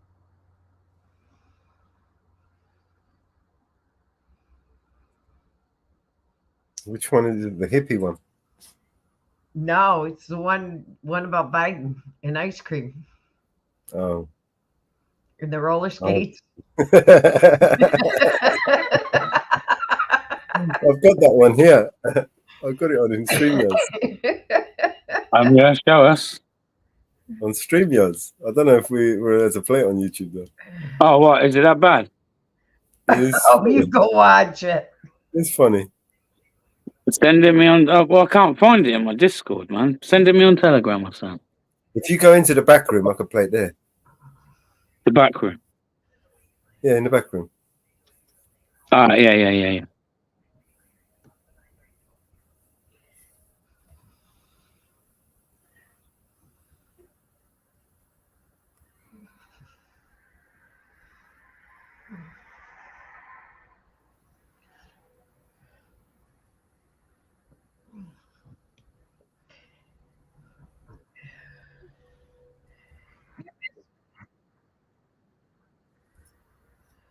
Forgotten which one I put it. What branding I put it in.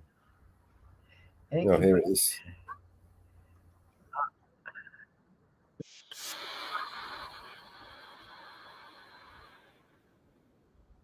Put it on Mama Bear.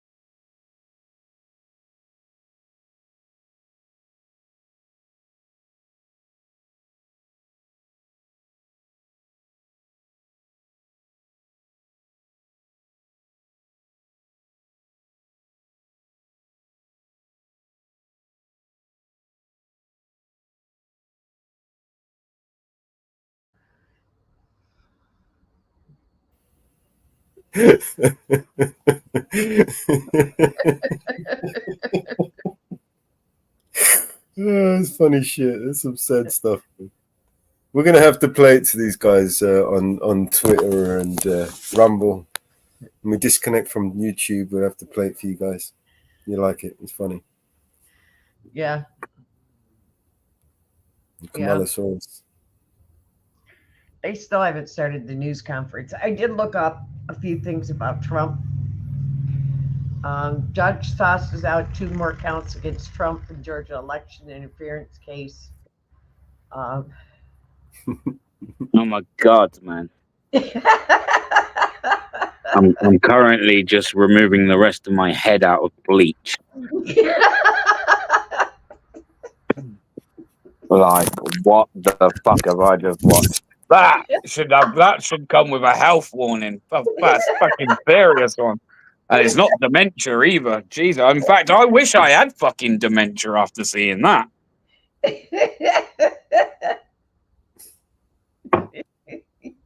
That's funny, man. And he's there with his favorite chocolate ice cream. Kamalasaurus. Oh, that's funny. Not for YouTube, right? I don't know. Why can't you? Can you not play that on YouTube? I don't know, man. I don't think they're gonna like it too much.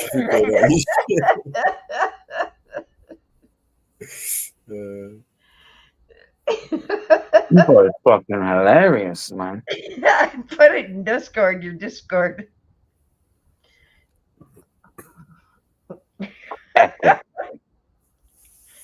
I posted it the other day in Discord. I was thinking when we disconnect from YouTube, we just bring everyone over onto Rumble and X, and then we play it for them. All right. That was hilarious. We died laughing the other day about it. We put the link. We posted the link. We didn't get in trouble for posting the link. For now. Yeah, we didn't get in trouble for posting the link. So that we didn't get in trouble for. So, but yeah, that was hilarious. When I seen that on X, I sent it to Mellows. And I told he had his camera up, and I said, "Don't shut your camera off. I want to see your facial expression." And he watched it, and he had his camera up. He died laughing. It was hilarious. And Bear's sitting and sending that to people. I can tell you right now. Yeah. Me? Oh no, I don't even have it. I just if I had it, I'd probably post that shit. Okay, wait, let me get the link to it. Let me get the link. Let me get the link.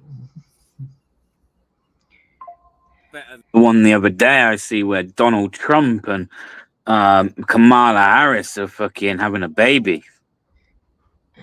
You got to seen that one, right? Where they're like kissing and then he's there holding her pregnant belly. I'm sure you've all seen that one, right? There's the link in private chat.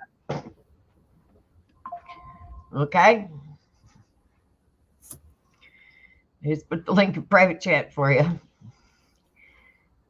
And if anybody else wants the link to the video we are talking about, it is in. There is the link to it.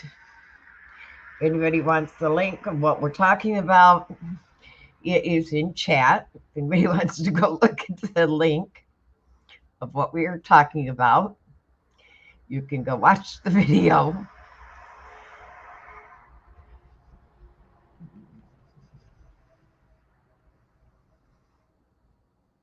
And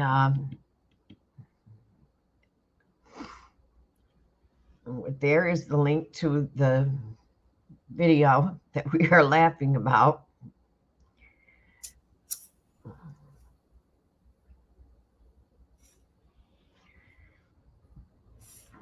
And the news conference still has not started.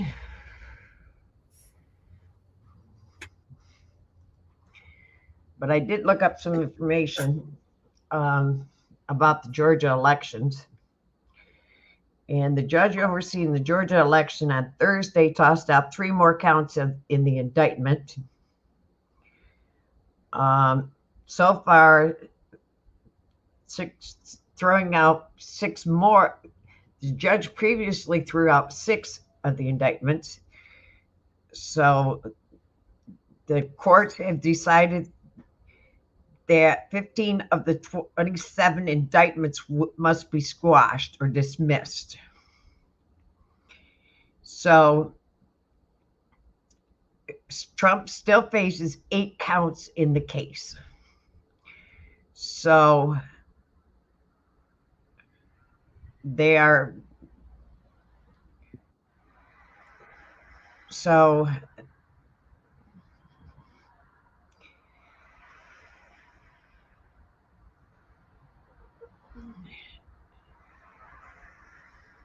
they are slowly working down on the indictments.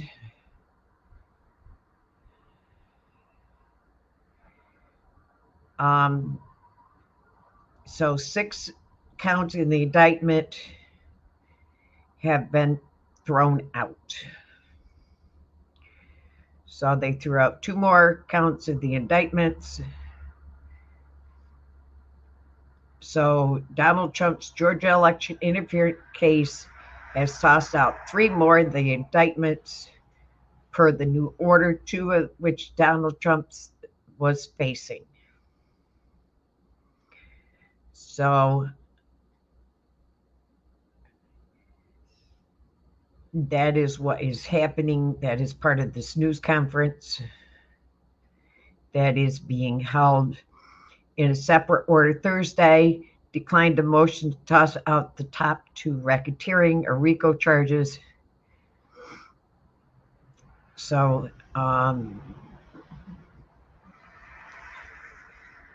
4 defendants subsequently took plea deals in exchange for agreeing to testify against the other defendants. Georgia Court of Appeals paused the case in June. The resolution of appeals of disqualification rules allowing district court to stay on the case. Oral arguments in that appeal are currently scheduled for December 5th, a month after the presidential elections. The former president has blasted the district attorney investigating and being politically motivated. So that is part of what the news conference is about.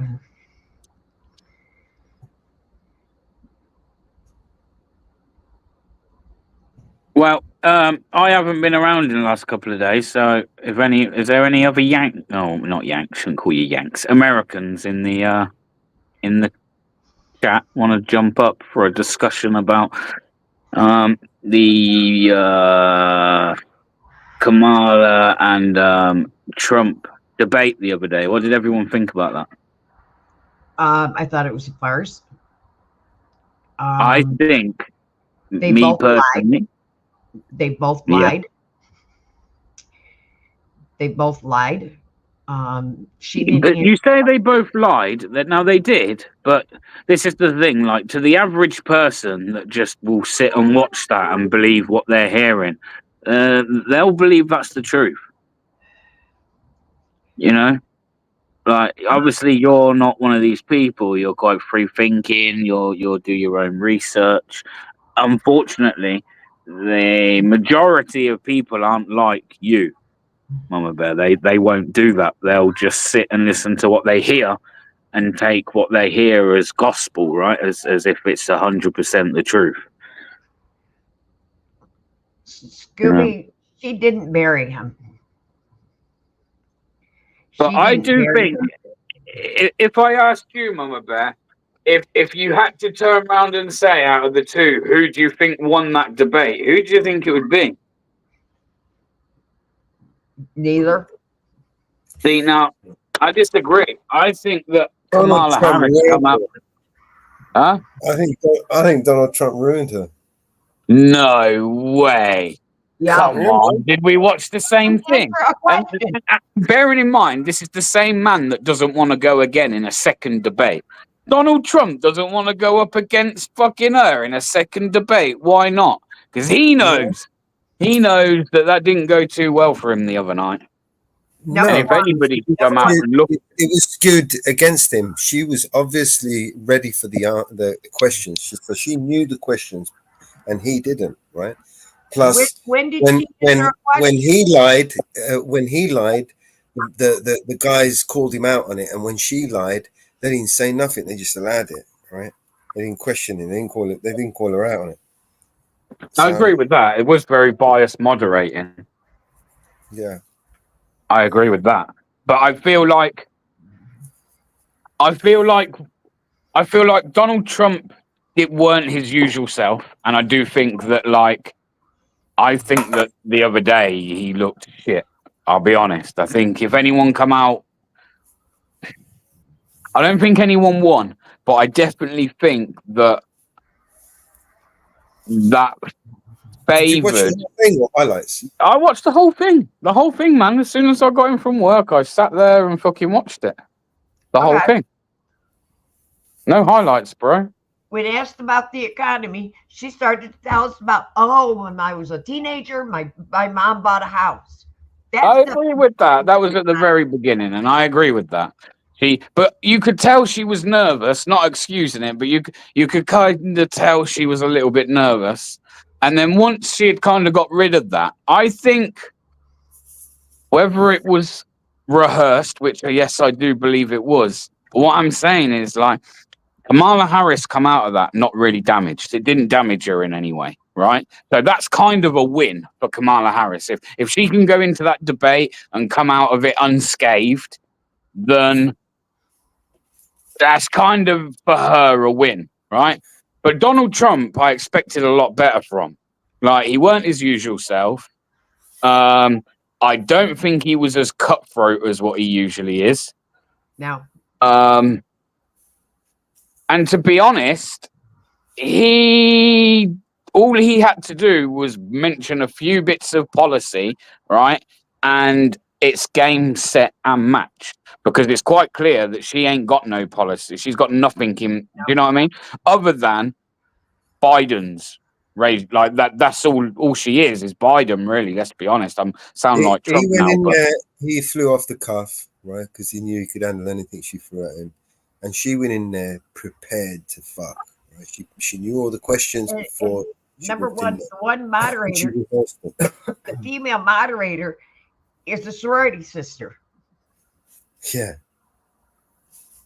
That's a sorority sister. Thing with Trump is, he's too predictable. He literally played him like a banjo, and he played her a tune. He's the banjo, she's playing it, and all of a sudden out comes this noise. She literally played him like a banjo, man. And sorry, I don't even like Kamala Harris in any way, shape, or form, by the way. So I don't think I'm sat here like, oh yeah, brilliant, Kamala, but I'm just saying what I see.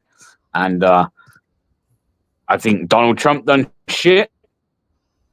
And she held herself better than I thought she would. Yeah, even if it was rehearsed. The fact that I expected. She did hold herself better than I thought she would. But she doesn't have a plan. I reckon she had help as well. Those earrings were her people talking in her ear.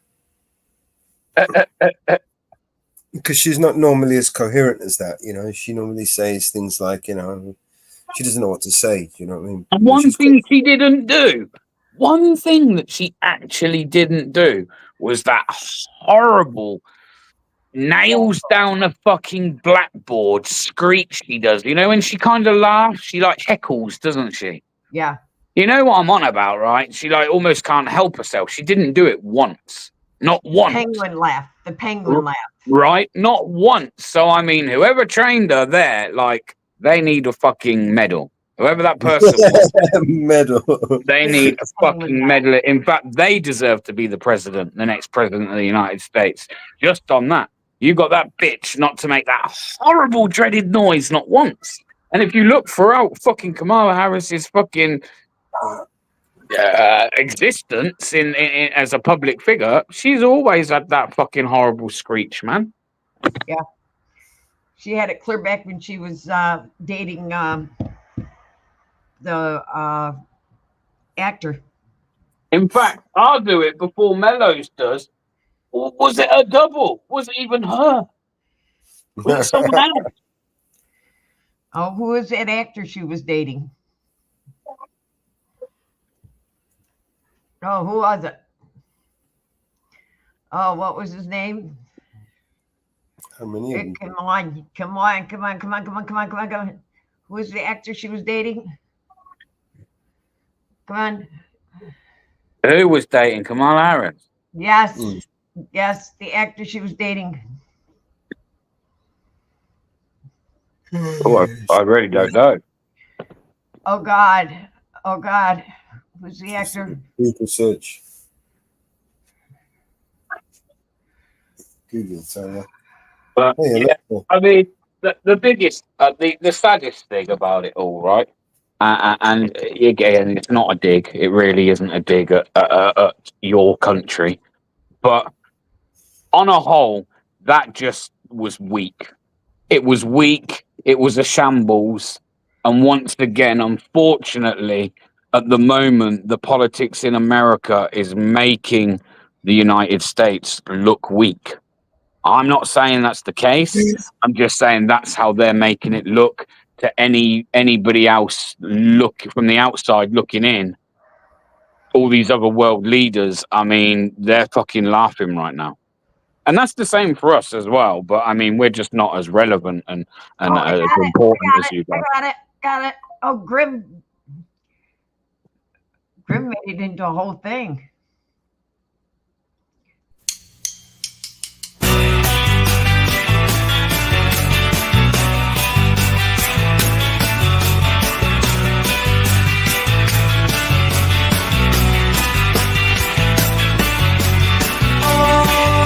Times have come. But now they're gone.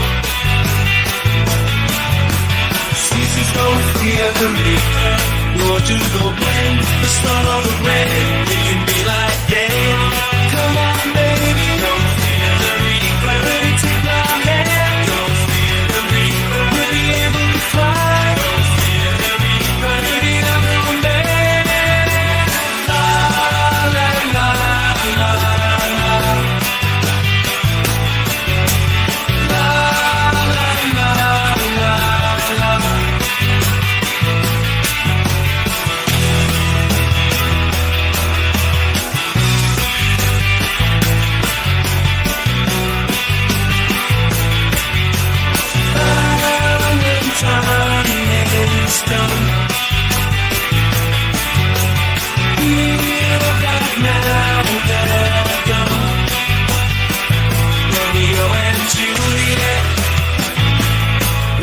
Together in eternity, Romeo and Juliet, 40,000 men and women every day. 40,000 men and women every day. Now they 40,000 coming every day. Like, yeah, come on, baby, don't fear the reaper. Take my hand, don't fear the reaper. We'll be able to fly. Don't fear the reaper. Baby, I'm your man. La la la la.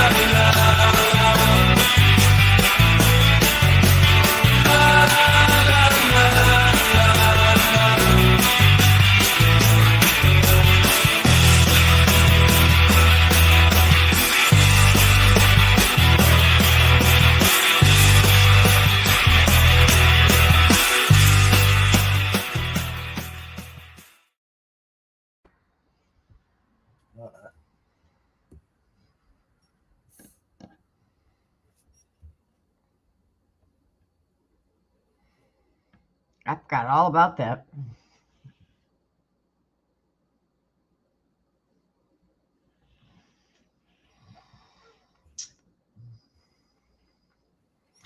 She had quite the Hollywood personality.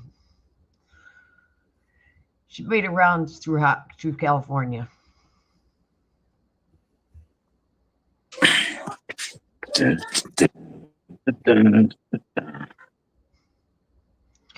From San Diego's mayor right down through LA.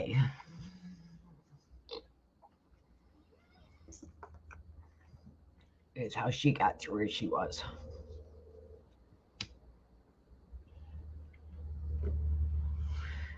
Yep.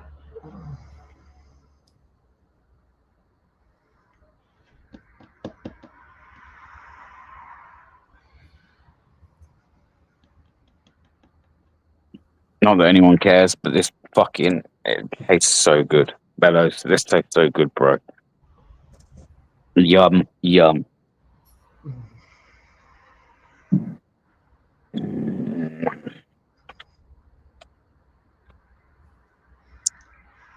Yep. Yep.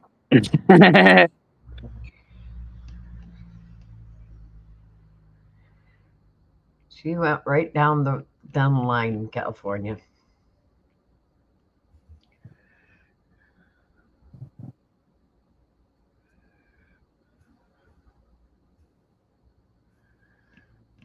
Big time.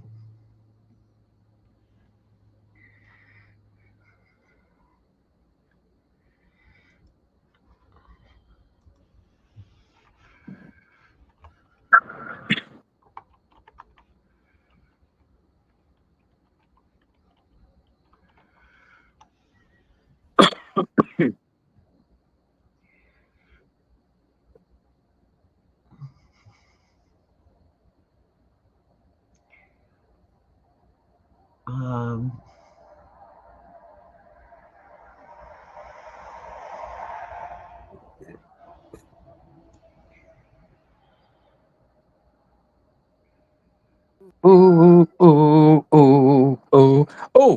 Oh, Mellows.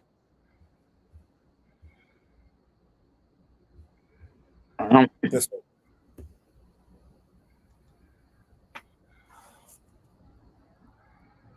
What's up?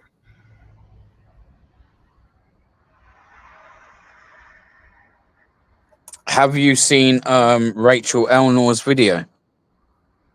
Not recently. No, she That put one up. she dropped on YouTube today. No.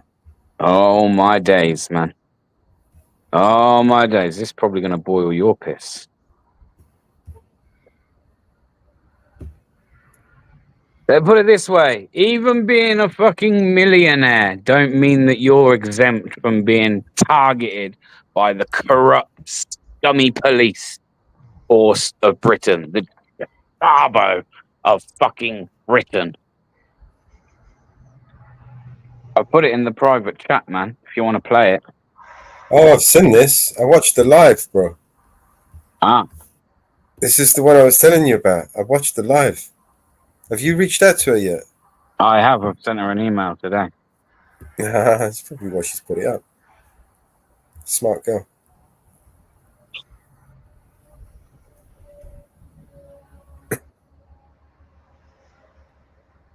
Yeah, I watched this. Let's play this one, Marvel. Is that the link in the back? Most of it's her talking, to be fair, but I'd play it, man, and I'm sure she'll be happy for it to be played as well. It's in the back chat, yeah. I've also commented on the video, Bad. I've also commented on the video, letting her know that I've emailed her.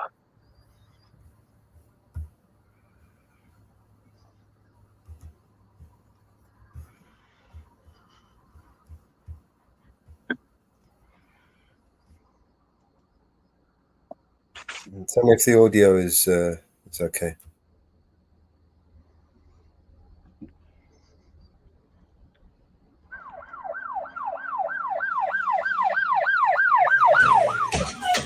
How are you doing? Greetings, freedom lovers. First of all, I want to say huge gratitude to everyone who has sent me such amazing messages of support following my fourth incident with Derbyshire Police, and this is incidents actually since 2020. where they have come at me in various different ways, shall we say. Now, I posted last night on Telegram an abbreviated video of what happened. This happened on Tuesday night at about 11:30 p.m. So I was in bed asleep. Now, my front gate is chained and padlocked, and I did that because I wanted to increase my security while I was standing for election with my address on like 47,000 leaflets. It feels really good, actually, to have like a security gate, a really strong boundary. So one of the first things I said to the police, and I didn't have the presence of mind to record this because I'd just woken up, but I asked them, how did you get inside the gate? And it clearly says visitors by appointment only. And they said, oh, well, we took it off the hinges. So immediately my castle doctrine had been violated. I posted the video about 8 o'clock yesterday evening, just on Telegram, this abbreviated video. So it's had almost 4,000 views as of today. So I'm filming this on, where are we, Thursday. And it's had an overwhelming response. I did actually send the full video. My son had the presence of mind, my son Paul, who is 25. He had the presence of mind to come downstairs and film the entire incident. So I did actually send it to various people who know about these things, about what action, to get some advice on what action I should take. Anyway, have a watch of the video, and I'm going to see you on the other side of the video, and I'm going to be on the other side of the river, just going to cross over the road, and I'll talk a little bit more about the situation. But have a look at this. Let me know in the comments what you think. Hello, Rachel. This guy just smashed our door. You can't believe it. Look at this. I need you to open the door. What you doing? I need you to open the door. Otherwise, we'll have to cause some further damage. What you doing? This is outrageous. This guy got bullied. Step back from the door, please. What the hell are you doing? Oh my God! Just let him. Oh my God, what are you doing? We do not consent. We do not consent to We this. do not consent. You don't have the right to do We this. do not have the right to do this. We do not consent. We do not. Look at this guy. This Oh, is you're terrifying. You're screwed. You're cooked, my friend. This is Are terrifying. you sure you want to do this, mate? Are you sure? Are you sure you want to do this? Surely you need a warrant to do We do not this. consent to you coming into our property. Oh my God! I can't believe you're doing this. Molly. Open the door, please. Molly. I can't believe. What's your badge number? 14317. You've already got it. Molly, Stand back Molly, from the though. door. Is it Molly? Stand back from the door. Is it You're Molly? videoing Stand back this. from the door, Is please. it We Molly? are videoing Stand back this. from the What's door. your name? Oh my God! What's your name? What's your name? Oh my God!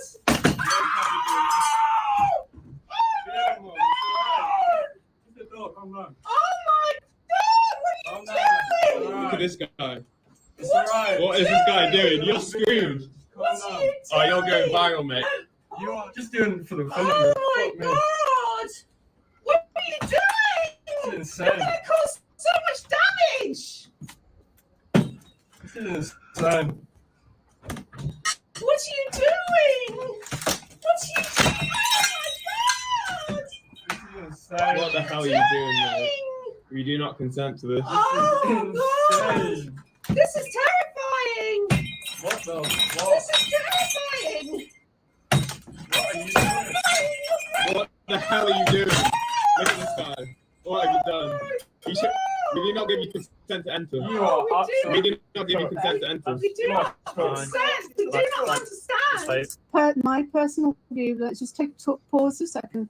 My personal view is that this whole situation is absolutely unlawful. Okay, that's your personal view, not based on any legal basis. 8 seconds to decide whether you want to put on this machine or not, otherwise we're going to custody.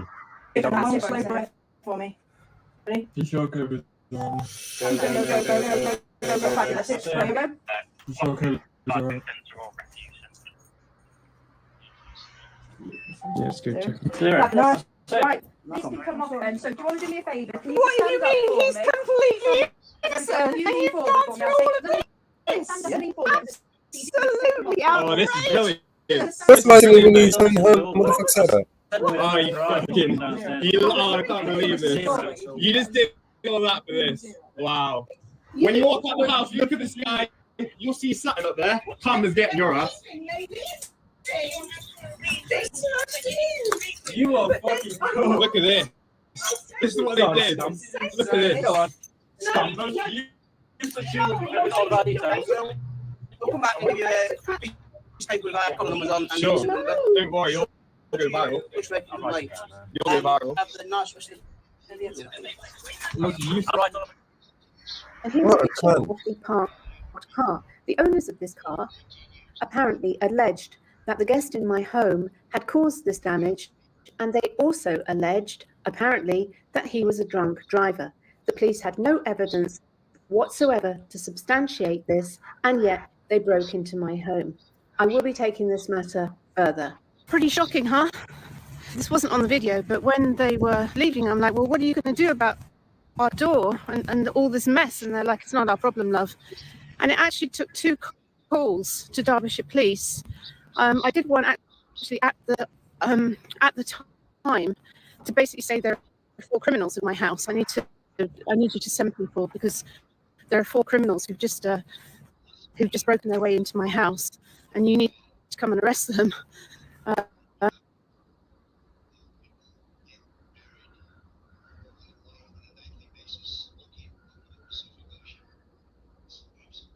At the door with a blanket because it was like drafty, and we were completely vulnerable. And eventually, a sergeant at Matlock Station agreed to send a guy to board up the door, which he finally came at about 4:30 a.m. and I kind of got to bed eventually.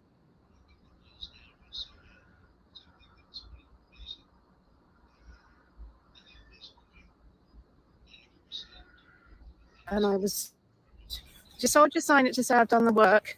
I had to make sure and change the wording to say that Matlock Police would be invoiced, not me, because the standard wording is you will be invoiced within 7 days. Like, no, I won't be invoiced for this. Matlock Police will be invoiced for this. But the interesting thing was that the guy who came to fix the door said, oh, this is a regular occurrence. I do this all the time. Yeah, I'm constantly going and boarding up doors that the police have smashed in. It happens every day, all the time. If you don't have a glass door, by the way, they cut it in half with a chainsaw or something. He was saying, if you've got a solid door, it doesn't matter how thick it is, they will saw it down. And I mean, it's actually quite shocking. But I get that each of these incidents really call me to research and investigate, what are these rights and what are our rights? We have basic fundamental law rights. And I did say to the sergeant on the phone, what about castle doctrine, which is an ancient right, which is your home is your castle, and not even the king under castle doctrine, not even the king in common law is allowed to enter your castle without permission. And in America, castle doctrine is a huge thing, because you can shoot people for violating your castle doctrine in certain states, I believe. Don't quote me on that. And, when I spoke to the sergeant, I was talking about human rights and Magna Carta, and he said, oh, no, that's all been overridden, by legislation. I'm like, it can't be overridden by legislation. Fundamental human rights cannot be overridden by legislation. And the reason we have that is to stop totalitarian regimes. That's why we have these laws. And to protect the rights. Mellow, you gotta reset. It's really bad. It can get to. This is the conclusion it can get to, and that's why the International Declaration of Human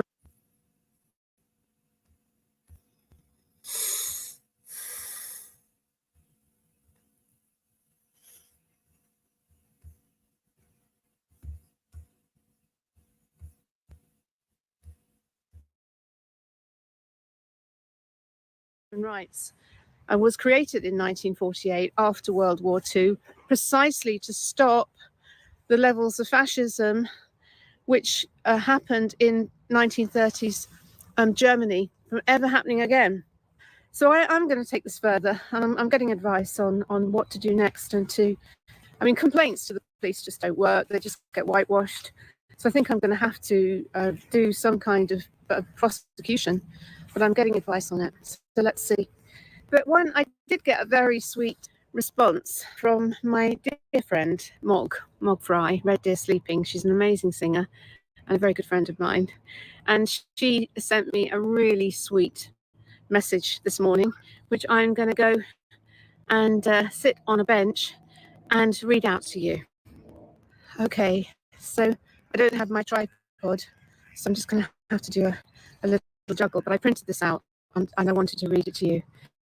She says, maybe an invitation for the monks and nuns when they make their next visit from Plum Village to visit the Derbyshire Police to help bring them back to their hearts. And she sent me this excerpt from Remembering Thich Nhat Hanh, Brother Thai, with Krista Tippett. And this is what it says. I'm Krista Tippett, and this is On Being. Today we're remembering Thich Nhat Hanh, who died last week. I interviewed him in 2003 at a retreat center in eastern Wisconsin. And for the first time at such a gathering, more than 50 people who worked in the criminal justice system were there, about half of them police officers. Sherry Maples was a police captain from Madison, Wisconsin, who helped make this possible.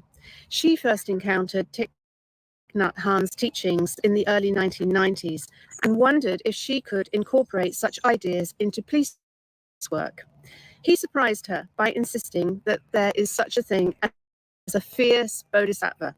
Bodhisattva, in Buddhist tradition, being a person who has reached enlightenment and chooses to stay on earth to serve others. Like many of his followers, Sherry Maples grew to call Thich Nhat Hanh Thai, or teacher. But on her first retreat with him, as a person who carried a gun for a living, she balked at his most basic principles. I think balked is how you say it. As a cop, what started to happen to me there got very interesting, because I don't know if you've attended the 5 mindfulness trainings, but that was one of the things that happened at my first retreat. And I just assumed, well, I'd listen to this, but I can't do that. I'm a cop. I mean, I might be in a position where I have to kill somebody at some point. I can't think about taking these. And Sister Chan Chong, who is one of probably the senior monastic here, was at that retreat. And she pulled me aside and she had this very wonderful conversation with me. The essence of it being, who else would we want to carry a gun except somebody who will do it mindfully? Of course you can take these trainings. And what happened to me is my heart started to soften and kind of break open for the first time. Hiya. Oh, so I'm just filming a video. You're talking to yourself. Okay, where was I? So, and what happened to me is my heart started to soften and kind of break open for the first time. I had gotten very mechanical about how I was doing my job. I had no idea that I had shut down in that way. And I came home, and especially that first week when it was so new and everything felt so fresh, I started to understand that on a very, very deep level, that it's possible to bring this into your work as a cop. Because as my energy started to change, the energy that I got back from other people started to change, even including the people that I had to arrest and take to jail. But probably the first example of that was I was on a domestic violence call, and it was one of these calls where I would have just arrested the guy. I would have just, hey, enough's enough, you know. This was a scenario where breaking up is hard to do, and there was a little girl, and they were exchanging custody, and he was kind of holding the little girl hostage, not wanting to give her back to her mum. And there had been no violence that had taken place, but both mum and the little girl were very scared and intimidated. And ordinarily, I would have said, that's it. Slapped the handcuffs on him, taken him to jail. But something stopped me. And it was, I had just come out of this retreat. And I got the little girl got him to give me the little girl, took care of her, got her and her mum set, told them just to leave, went back, and I just talked to this guy from my heart. And within 5 minutes, I mean, I've got this big gun belt on. I'm about 5'3", right? And this guy's like 6'6", and he's bawling, you know. And I'm holding this guy with this big gun belt on and everything. And he was just in incredible pain. And that's what I started realizing.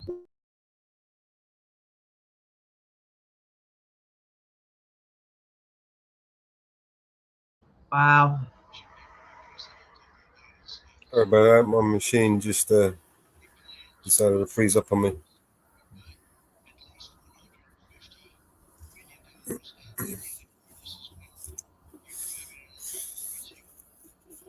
So, yeah. Even when you're a rich multimillionaire, this shit will come and find you, right? Yeah. Do Trump's you know who this girl is? I don't know if you remember who this bird is. You might not know her from over there. She was made famous from a TV show. You must have heard of the Dragon's Den. Yeah, I have. Yeah, she was one of the millionaire investors on the Dragon's Den. Trump's news conference is going on.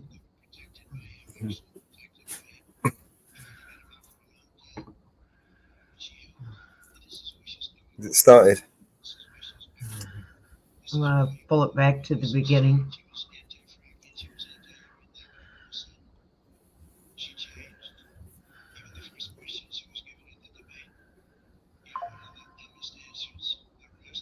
You can hear something squeaking in the background.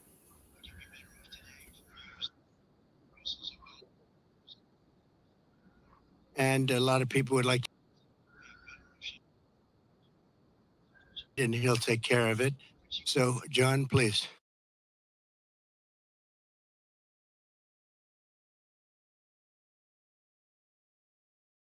Well, I was only expecting to come speak with the president today, and he's gracious enough to invite me to speak to you all, which is an important moment for the city of Rancho Palos Verdes.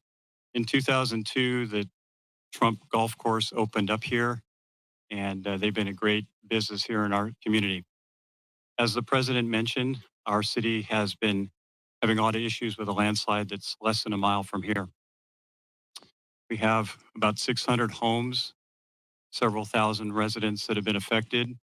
They've lost power, gas, and it's been moving at an unprecedented rate for the last couple of years because of the rain. We believe we can solve the problem, but we really need the assistance of the state of California and the federal government. We have solutions out there for that, but the problem is bigger than the city of Rancho Palos Verdes. And so it's important that we get the attention and the help of the people of California and of the federal government. So I'm here to thank the president of having me here today. Obviously, I'm a tiny bit nervous. This is a very big deal. Thank you. So anyhow, we very much appreciate you all being here. And of course, I know you're here for the president, but covering what's going on in our city is really important. And it's meant a lot to our community of 42,000 people. So thank you so much.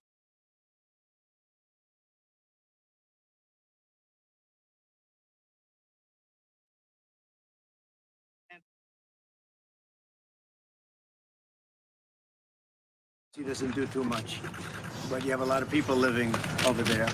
And I think John would like to see the help of the state government and the federal government. And so far, they're missing in action. Okay? Thank you. Thank you very much. Appreciate it. This is Trump National Los Angeles, and it's been a tremendous success for a long time. I guess Lily would be 18 or 19 years, I think, right? And I built it. And I have a little bit of a motto, but we never have to advertise because it's always loaded up with golfers, very good golfers. It's a world championship course.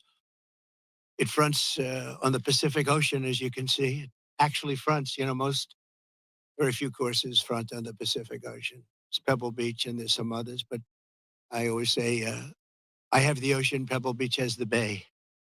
The ocean's better than the bay. And this course is one of the best courses anywhere in the world, and it's done really well, and we've had a lot of fun with it. So it's been great. It's a major property, as you can imagine. We do also lots of weddings and lots of events. And, Is he talking about his golf course? in the For ballroom right fuck's behind sakes, you. this guy. And people get married literally on a nightly basis, Yeah. looking over the Yes. Pacific Ocean. So we have something that's very special. We're proud of it. Well, thank you all for being here. Come on, any shit. Before we begin, I want to Come on, but you got some express my sweet support for all of background, the maybe. families affected by the Oh, thanks. landslides in Rancho Palos Verdes. The slides are something can be taken care of. This area is very solid. But you go down a couple of miles down, you'll see something that's pretty amazing. The mountain is moving, and it can be stopped, but they need some help from the government. So I hope they get the help, and I'm sure John will have the help. And I want to thank the mayor for the great job he's doing. I tell that to the people, what a great job he's doing. I just It's met with sliding the into mayor the and ocean, just like especially out of want California, to salute sliding all in of the the ocean. public safety and emergency personnel who are working down the road, as well as the utility workers who are fighting to restore service to local residents. It's another thing when you live along the coast. Sometimes that happens. It's a little bit more difficult, but when they fix it, it's there's nothing like it. There really is nothing like it. I'm here today in California with a very simple message for the American people. We cannot allow Comrade Kamala Harris and the communist left to do to America what they did to California. The state of California is a mess with people leaving, and nothing's going to stop them. They're going to other states. Some are going to other countries. But what they've done, Gavin Newsom and Kamala, and I want to say Kamala more so, she destroyed San Francisco and she destroyed the state. When you look at the kind of destruction that's taken place, it's all man-made or woman-made destruction too. It's things that should have never happened, but we're not going to let that happen with 4 more years of her in the White House, because if you have what happened to this country as what they allowed to happen in California and San Francisco, one of the great cities of the world 15 years ago, and today it's not in a very good position, put it mildly, in this state, which is probably the best piece of real estate in the world. The state, you have the sunshine, you have the ocean, you have everything, you have the perfect weather, the best weather, and they've hurt it so badly, so badly. Decades ago, San Francisco was known as one of the most beautiful cities anywhere in the world. A friend of mine, a friend of a lot of the people here, Bob Tisch, used to say San Francisco is the best city in the United States, the best city there is. And he passed away a number of years ago, but he wouldn't believe it. He used to always talk about San Francisco as our greatest city. He owned Lowe's, good company, great company. And he would say it constantly, and now you see what's happened. And it can be brought back, just like our country can be brought back, because we're a nation in decline. The decline of this whole state is one of the sad chapters in what's gone on with the radical left lunatics that we have to put up with. As the San Francisco district attorney, Kamala was the godmother of sanctuary cities. She was right out there at the forefront, and also the movement of defunding the police. She was there right at the beginning. She boasted, quote, "We are a sanctuary city and we always will be." Well, they're sanctuary cities of crime. One of the people that Kamala gave sanctuary city to and put in as DA was Edwin Ramos, an illegal alien MS-13 gang member who savagely murdered a father and his 2 sons after mistaking them for members of a rival gang. She knew this, and she came to his defense. He had previously been arrested for robbing a pregnant woman and killing many, they say. Kamala refused to get him out of our country, and he went on to do very significant damage. She also gave sanctuary to illegal alien Ronnie Aguilera, who murdered a 14-year-old boy nearly decapitating him with a sword. He enjoyed watching this take place with a sword by his hand. Kamala launched her tenure as DA with a San Francisco police group described as a, quote, fire sale for plea deals. They made plea deals. The only one they don't make a plea deal with is Trump. They go after their political opponent, especially when they haven't done anything wrong. So more charges were dropped yesterday in Atlanta, Georgia. It's all politically inspired. It's all against their political opponent. We won the case in the big case. They said the big case, the big case. I've completely won that case. The documents case in Florida. Case was thrown out with deranged Jack Smith, deranged prosecutor, that if he devoted his efforts to violent crime and to the border, which they should have, would be in a lot better position as a country. In one sweetheart deal, Kamala gave only 12 years to a monster known as David Taylor, who got high on crack and murdered a 65-year-old mother with a hammer and a pair of scissors. He wanted to come out, and she wanted to get him out as quickly as possible. In another plea deal, she gave only 6 years to a man who killed a disabled veteran with a knife and then left his body to rot in a bathtub. Kamala refused to seek the death penalty for a gang member who murdered San Francisco police officer Isaac Espinoza during a traffic stop, very innocent traffic stop.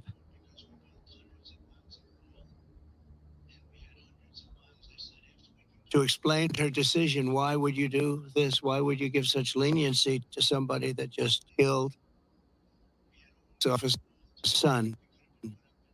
They major the San Francisco Police Officers Association has refused her single race since she became district attorney.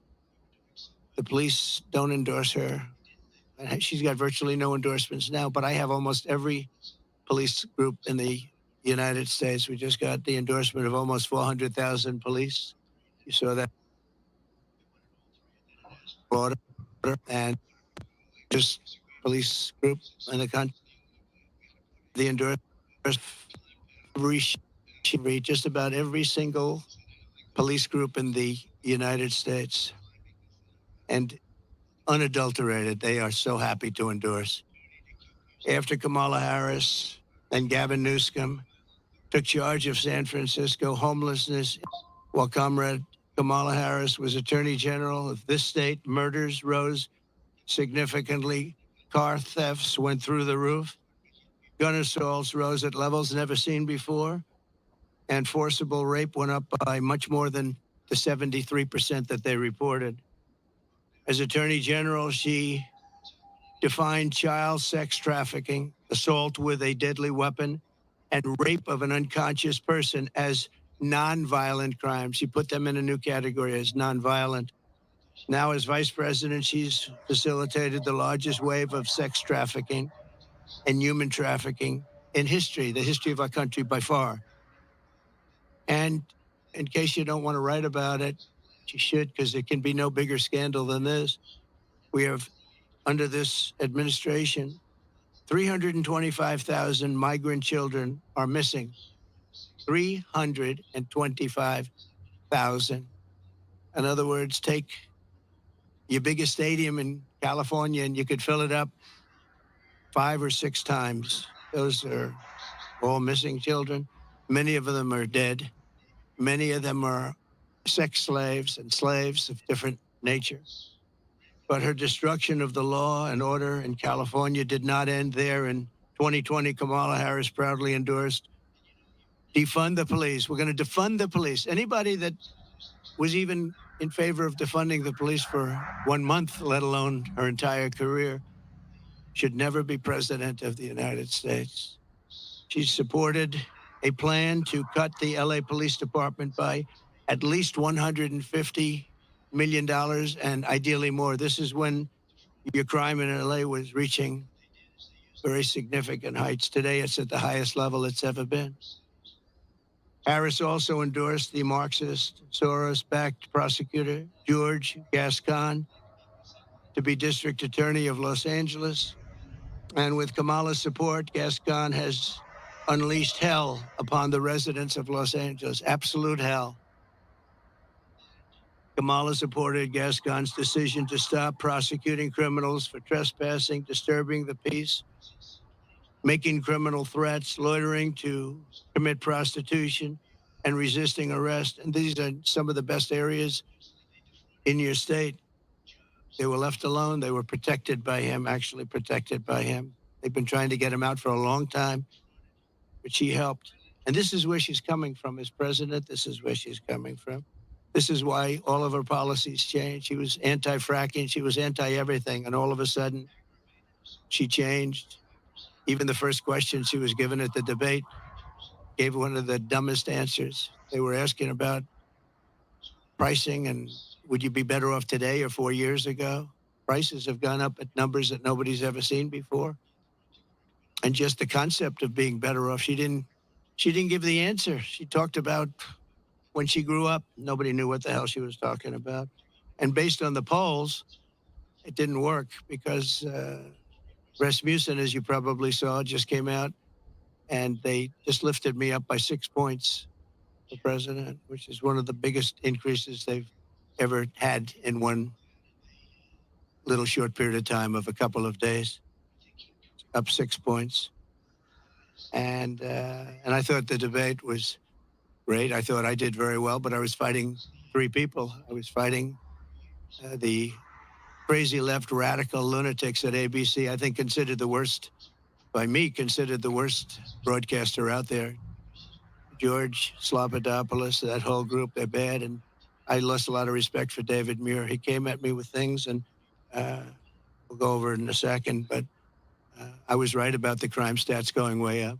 The fact is the FBI didn't report them, and we're able to keep the stats essentially flat.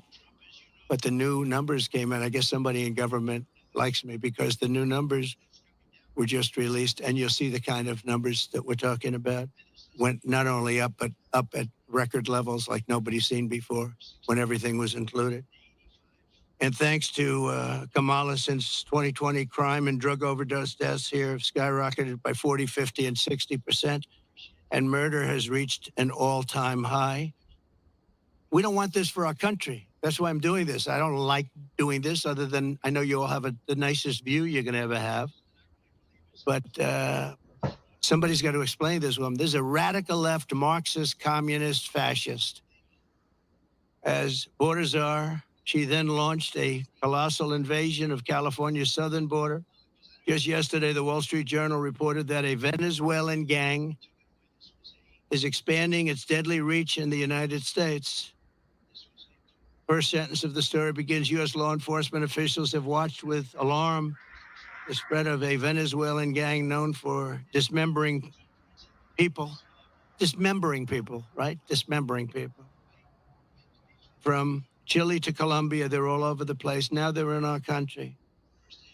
They're known as MS-13. They're considered the meanest, toughest gang in the world. In Long Island, not so long ago, two young 16-year-old girls were walking to school, and they carved them up with a knife. They killed both of them. They carved them up with a knife. They didn't want to shoot them. And we got them out. I got them out so fast, and we did a big number. And I wanted to thank ICE while I'm at it, because ICE has been unbelievable. Border Patrol has been unbelievable. And she wants to get rid of ICE. She wants to dismember ICE. She wants to take them out. And if you didn't have ICE, you'd have a problem in this country. ICE would go in. I remember in Long Island with us, they had a gang that was brutal, MS-13 gang. They came out of prisons from different places. And they formed, for whatever reason, Long Island seems to be a place. And I'll never forget the scene of ICE going into a rat's nest, they call them, when you have a lot of them together, rat's nest. And they walked into that nest, and you just saw arms and fists and feet. Everybody was flying. And 3 minutes later, he saw it. 3 minutes later, they walked out with these guys, dragging them out by their feet and throwing them into paddy wagons and bringing them into jails. And then we got them out of the country and moved them back to where they came from. which Obama was unable to do when he was president. Obama was unable to do because the countries wouldn't participate. They wouldn't allow him back. But I called those countries, 3 of them. Guatemala, take a look. Mexico, too, to a large extent. And I think probably the worst of all, we had 4 countries. Colombia was rough. We had 4 in South America. But the South America is no longer the problem. We have bigger problems elsewhere. Guatemala, a lot of problems in Guatemala. A lot of bad people coming out. We called, I said, let me speak to the president. I told him, you're not getting any more foreign aid. We got $750 million a year. I said, no more foreign aid. Why? Because you send people over in caravans and you won't take them back, and they're criminals, and we don't want them in this country. And you wouldn't take them back with Obama. They would put planes on the runways, big planes on the runways, so you couldn't land the planes loaded up with prisoners. And I said, that's okay. You can keep doing it. We're not paying you 10 cents. And they called me back 20 minutes later. One of them the next day, 3 countries. And they said, we would be honored to take MS-13 back. We like them very much. We're wonderful people. And we got them out by the thousands and thousands. We got them out. And that I attribute to ICE and Border Patrol.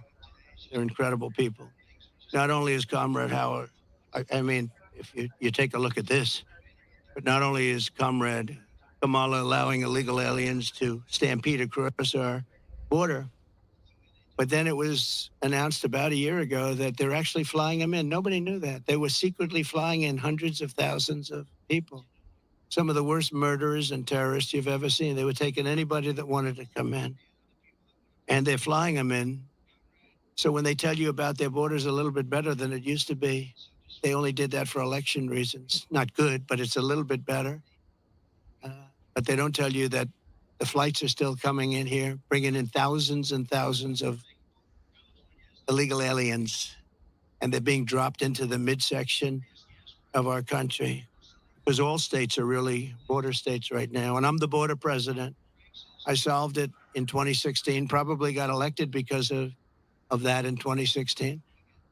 And really, there was nothing to do in 2020. I said to my people, I want to talk about the border, what a job I did. They said, sir, nobody cares you did it. It was good. We went from a terrible border to a great border very quickly. I did a great job. And then I come in and I look at what's happening now. And the only difference is that the border in 2016 was 1/20th what it is now. We have the worst border in the history of our world, of the world. There's never been a border like this. And I want to be the border president. And I hope you call me the border president, because I'm going to show you what a border security job we can do. And we're going to do a job like never has been done before. There's never been a border like this. I believe the real number is 21 million people are here, and many are thugs, criminals. And remember this, if you go to South America and if you go to these countries that have taken their prisoners out of their jails to empty their jails and dumped them into the United States like we're a dumping ground, you're going to see their crime rates have gone down by 50, 60, 70, and 80%. If you look at Caracas, Venezuela, they took their criminals and drug dealers and rapists off the street and they dumped them into the United States of America. Dumping ground, they call it. We're a dumping ground for Venezuela because we have stupid people running our country. And you think Biden's bad? This one's going to be worse than Biden. Over the past 3.5 years, Kamala has resettled 500,000 illegal migrants from Haiti into American communities, including over 200,000 who Kamala has illegally flown into the United States by airplane when they couldn't get through the border because the border guards backed up. They were refusing to let them in. They don't want to. They love this country. They're saying, you can't do this to our country. They flew them in right over the top of the border guards, and they're doing it right now. They're doing it right now. In Springfield, Ohio, 20,000 illegal Haitian migrants have descended upon a town of 58,000 people, destroying their way of life. They've destroyed the place. And people don't like to talk about it because even the town doesn't like to talk about it because it sounds so bad for the town. They live there. They're proud. They love the town. For years, it was a great place, safe, nice. Now they have 20,000, and I actually heard today it's 32,000. It's the new number. Illegal aliens are now coming in from all over the world, from prisons, jails, mental institutions. They're coming in at levels that we've never seen before. We cannot let this happen to our country. And I will be your border president. And I hope you call me a border president. I never thought I'd have to say that again, because we fixed the border and now it was 100% beautiful. And that includes fentanyl and drugs and everything else. We had it fixed and now nobody's ever seen anything like it. And I guess they want to do it because we built hundreds of miles of wall and we had hundreds of miles, I said, after we completed, much more than I said I was going to complete. And it had a huge impact. But after I completed it, we had all of this wall to be put up. It could have been put up in 200 miles, could have been put up in 3 weeks, would have been totally sealed and much larger than I originally said, but it worked so well. We were doing so well.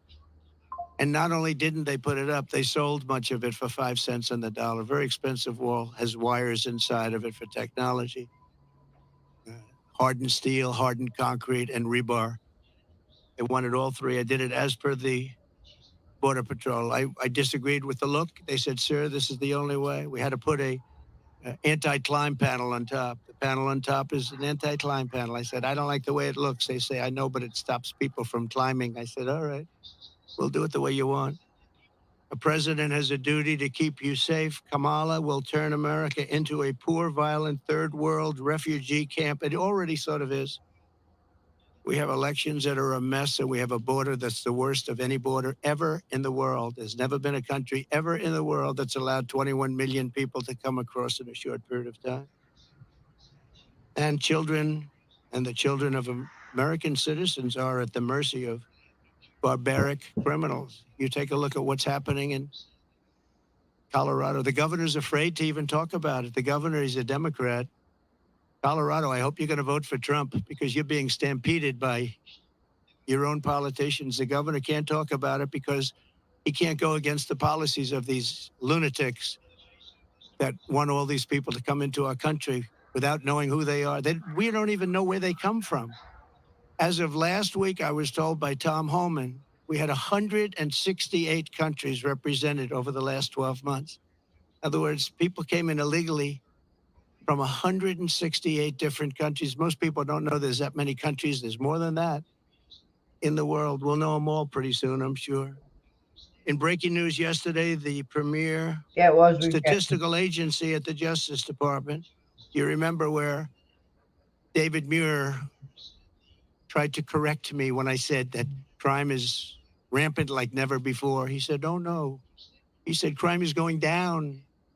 I said, where are you coming from? And, you know, you wouldn't have to need a Bureau of Justice statistics to know that crime is worse than it's ever been. And I guess they probably watched the debate and they heard this foolish man, this foolish fool make that statement to me that, no, crime is coming down. The FBI said it was coming down. The FBI defrauded everybody because what they did is they used statistics not including some of the worst areas and some of the worst cities.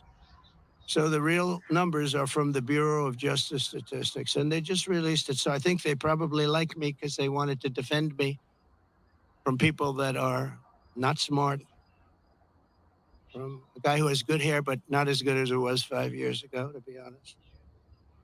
And they just released brand new numbers just out last night, late, showing that since 2020, so this guy, David Muir, was correcting me, the FBI. Now, the FBI defrauded, just like they defrauded on the jobs, 118,000 jobs that didn't exist. The FBI, in this case, defrauded. So violent crime, just out, nationwide is up 40%. Rape is up 42%. Car theft is up 42%. Aggravated assaults are up 55%.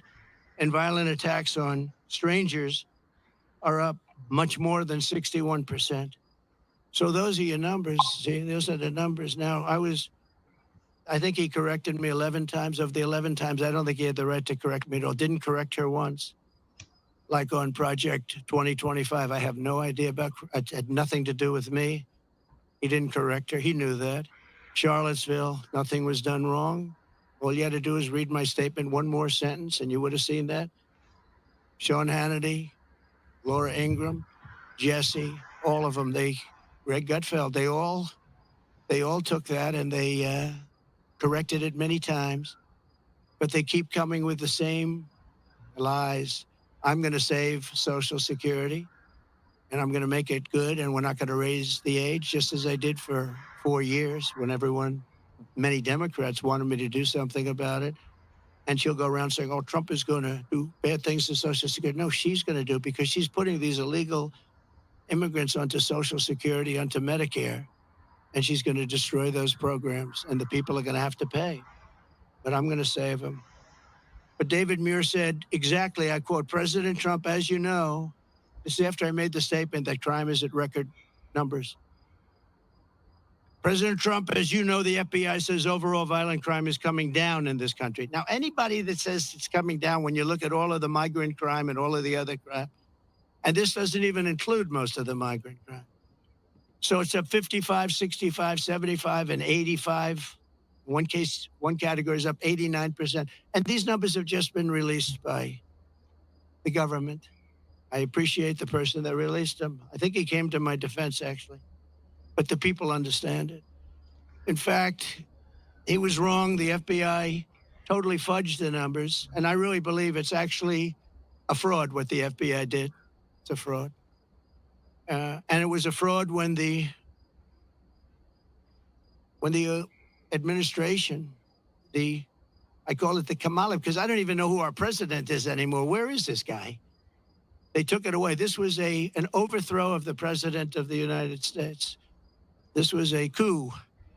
He got 14, think of it. He got 14 million votes. She got no votes. She was the first one that lost, and now I'm running against her. They went in. I was 19 points up in the poll. I saw their poll. They went up after the debate with Biden. I have debates with everybody. But the first debate, we had 2 debates. We didn't have one. First, I had Biden, and he was 19 to 21 down. And that's when they went and they said, you can't win, you're going to get out. And he said, no, I'm not going to get out, which was his right to say. They said, well, if you don't get out, we're going to execute the 25th Amendment. And he said, like I said, I'm going to get out. And he hates her beyond I think he hates her probably almost as much as he hates me. I think he still hates me a little bit more. But he hates her. He hates her. He hates what she did. And, when they talk about democracy, well, that's not democracy. He had 14 million votes. She had none. And she was the first one out of the 22 people or so that ran as a Democrat. She never made it to Iowa, first state. She never made it to Iowa. She was the first one out, and now she's running. So you tell me how that works. They wanted to be politically correct, that's all. But we're not going to let her destroy our country.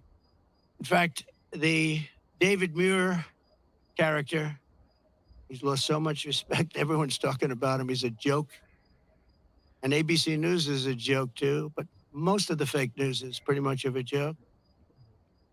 He said that the FBI, and he didn't know this, I guess, at the time. He probably did. But the numbers and the cities that weren't included in those numbers were Chicago, Los Angeles, San Francisco, Oakland, New Orleans, and many others of similar crime numbers. In other words, so they didn't include the worst crime numbers in the country. Look at those numbers. Chicago's not included. Los Angeles not included. So they could say the numbers are flat, but they didn't include the big boys. And that's a fraud on the public.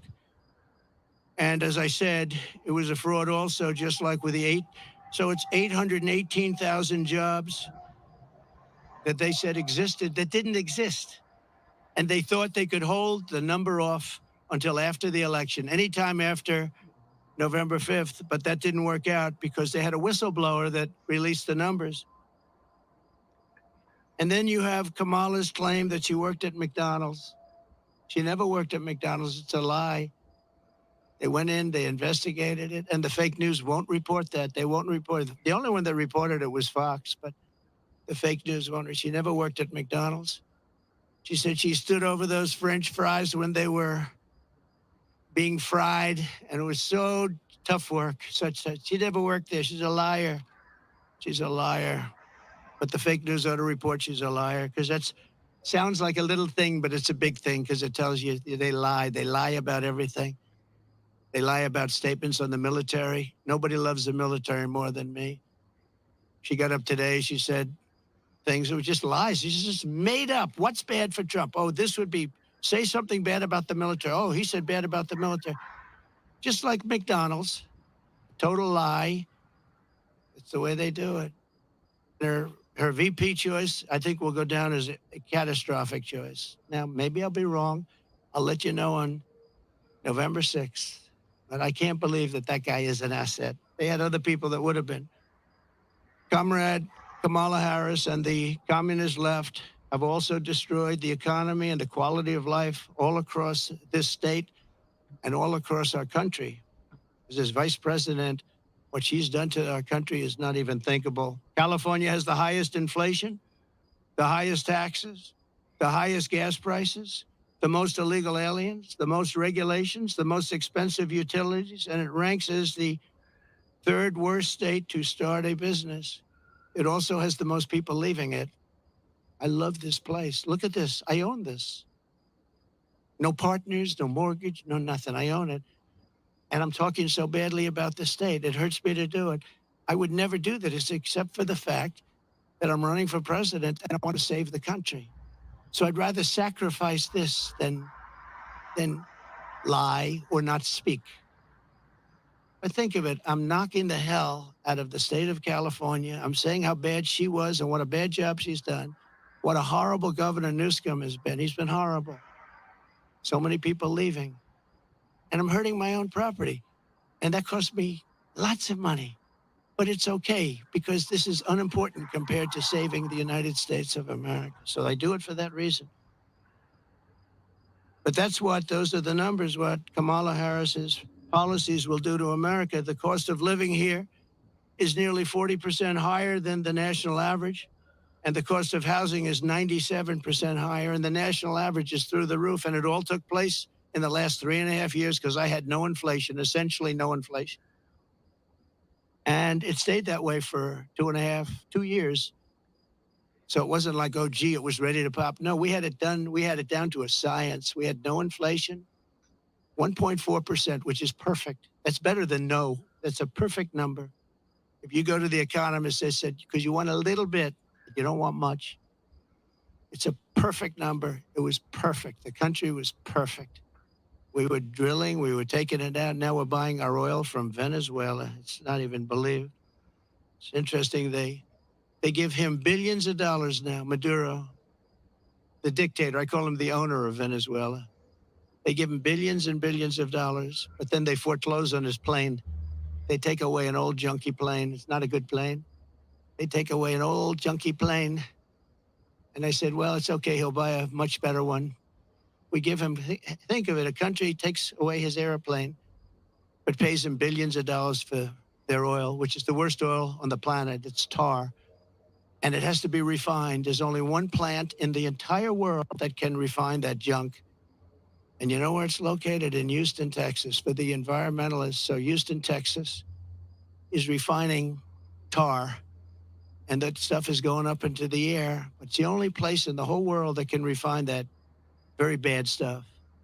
The state is rapidly going busted with a record $68 billion budget deficit last year, $68 billion deficit for a state.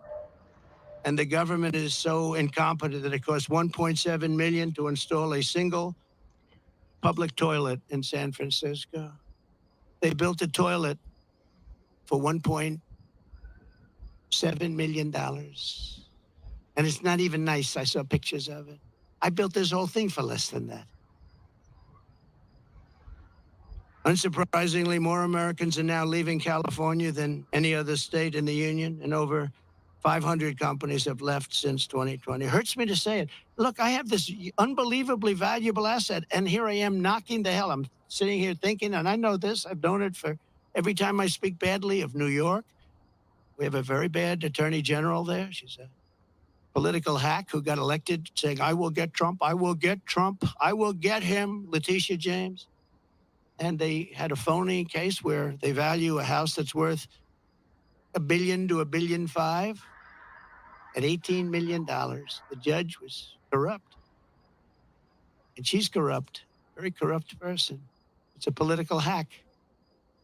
And then we have the other cases that they're all headed up by the White House. They sent their people in, one person in particular, but they sent their people in to head up the cases in the state.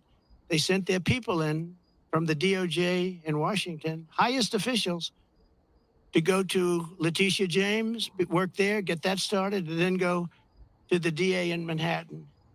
But I think the appellate courts are going to see what's happening. I really do. I believe in that. But it's hurting New York because businesses are moving out of New York because of it.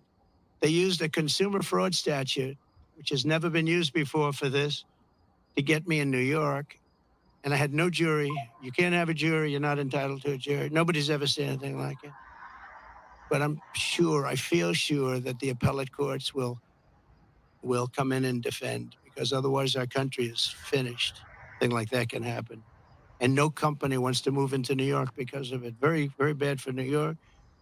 In the face of this crisis, the Kamala Harris Democrats in Sacramento, they're in Sacramento and all over the place, just passed a bill that I think the governor's rejecting. I hope he rejects, but I think he was given a lot of pressure. $150,000 home loans for only illegal aliens. But the fact that it even passed, I would imagine he'd reject it if he hasn't already done so. They also passed a law that allows state authorities to take children from their parents if they don't, quote, affirm their child's gender identity. When Kamala Harris said the values that she has have never changed, I really think that was probably the only true statement that she made. They've stayed true, and you look at what they are. They're the same as what they were 5 years ago, 10 years ago. They want to confiscate your guns. They want to take your guns away. They're going to take your guns away if I'm not elected. Anybody that owns a gun, if you vote for them, you're crazy. Any Jewish person that votes for Kamala is crazy. She wouldn't go to see the Prime Minister of Israel in Congress. Think of that, because she had a sorority party, which she considered to be more important. It's a big deal when a Prime Minister comes to Congress and speaks, and she doesn't want to go because she's at a sorority party. But that wasn't really the reason. The really reason is that she hates Israel. And I say that Israel will not exist in 2 years from now if she's elected president. And she'll be very happy if that happened. Israel will not mark me down. You know, they have a hat, and I didn't put it. They say, you know, Trump was right about everything. I've been right about everything. So I end on that, and I just want to say that I'm going to hopefully be elected. Polls have gone way up since the debate. I'm going to be reelected and come in for a second time. We did, as I said, much better the second time than we did the first, but some bad things happened. But we're doing it now, and more importantly, I'm looking to the future. We're going to make our country bigger, better, greater than ever before. We're going to turn it around. We're going to get rid of the criminals that have been allowed to come into our country and prey upon our citizens, their children. We're going to get them out. And it's an honor that you're here. If you'd like to take some questions. No?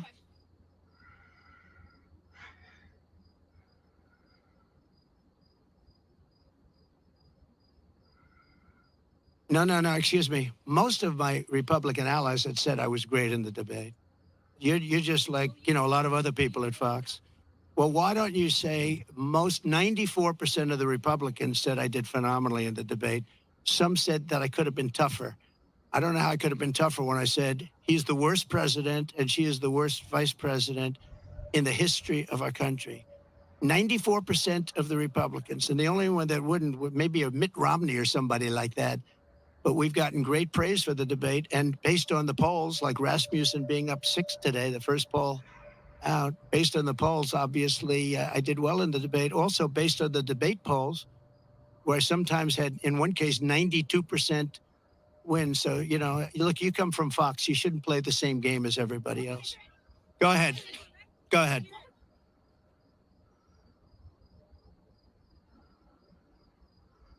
Well, I don't know what they would say. Laura's been a supporter of mine, just like a lot of people are supporters, and she's been a supporter of mine. She speaks very positively of the campaign. I'm not sure why you asked that question, but Laura is a supporter. I don't control Laura. Laura has to say what she wants. she's a free spirit. Well, I don't know. I mean, look, I can't tell Laura what to do. Laura's a supporter. I have a lot of supporters, but I don't know what exactly you're referring to. That's okay. Yeah, please. I just don't know. Laura's a supporter. I don't know. She is a strong person. She's got strong opinions, and I don't know what she said, but that's not up to me. She's a supporter. Please. Okay, a lot of people do. It's a very big plane.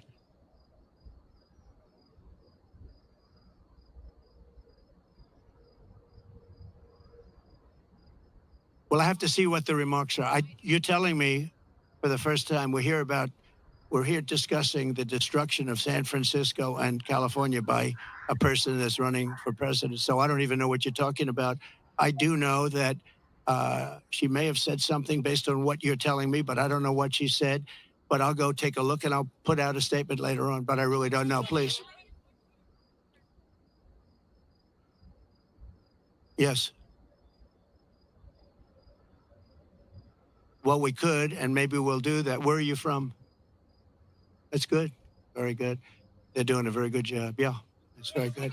No, I will, maybe Springfield, maybe Aurora, maybe both. We'll go there. I can say this, we will do large deportations from Springfield, Ohio. Large deportations. We're going to get these people out. We're bringing them back to Venezuela. You know, he told Biden he's not accepting anybody back. They moved all their criminals. Not all of them, but the rest are moving in now. They emptied their jails in Venezuela, emptied their criminals, emptied the nests. They call them nests of bad people. They're all now in the United States, and they're now taking over cities. It's like an invasion from within. And we're going to have the largest deportation in the history of our country. And we're going to start with Springfield and Aurora. Okay?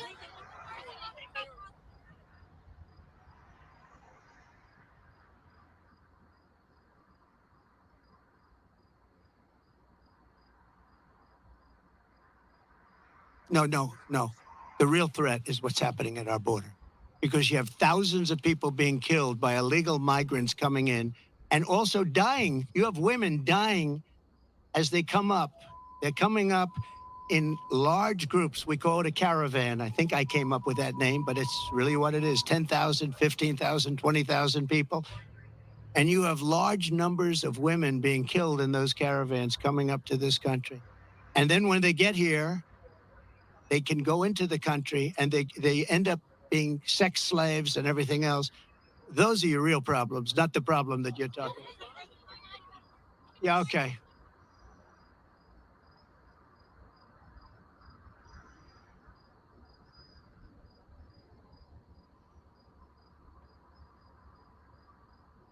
Well, you know, if you go to the people of California, they don't want to have sanctuary cities anymore. They're tired of sanctuary cities. Sanctuary cities are really blocks that protect bad people from deportation and other problems. And they're going to do it. And our federal government has tremendous power. But we're not going to let states, even like California, even though I know it's largely a sanctuary state, essentially, but we're not going to let that happen to the people of California. They want these people out. They're just as scared as everybody else. The people of Ohio are scared. The people of Colorado, you have a governor there who's very weak. He doesn't know what to do. And he doesn't want to talk about it. A lot of it, as per your question, they don't want to talk about what's happening. They say it's so bad for the city. Let's not go public. Let's live with it for a little while. Maybe it'll go away. It's not going to go away. It's going to get worse. It's going to get so bad. You know what we're experiencing now is they're just getting settled in. There's 21 million people that have come in. They're just getting settled in. It's going to get much worse. It's going to get worse at a level like nobody's ever seen before. Go ahead.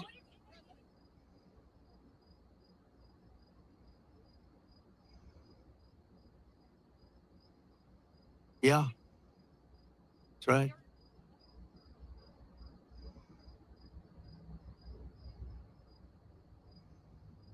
By lowering taxes and regulations. And what they're doing is they're seeing that every time it looks like Kamala's doing well, companies want to leave.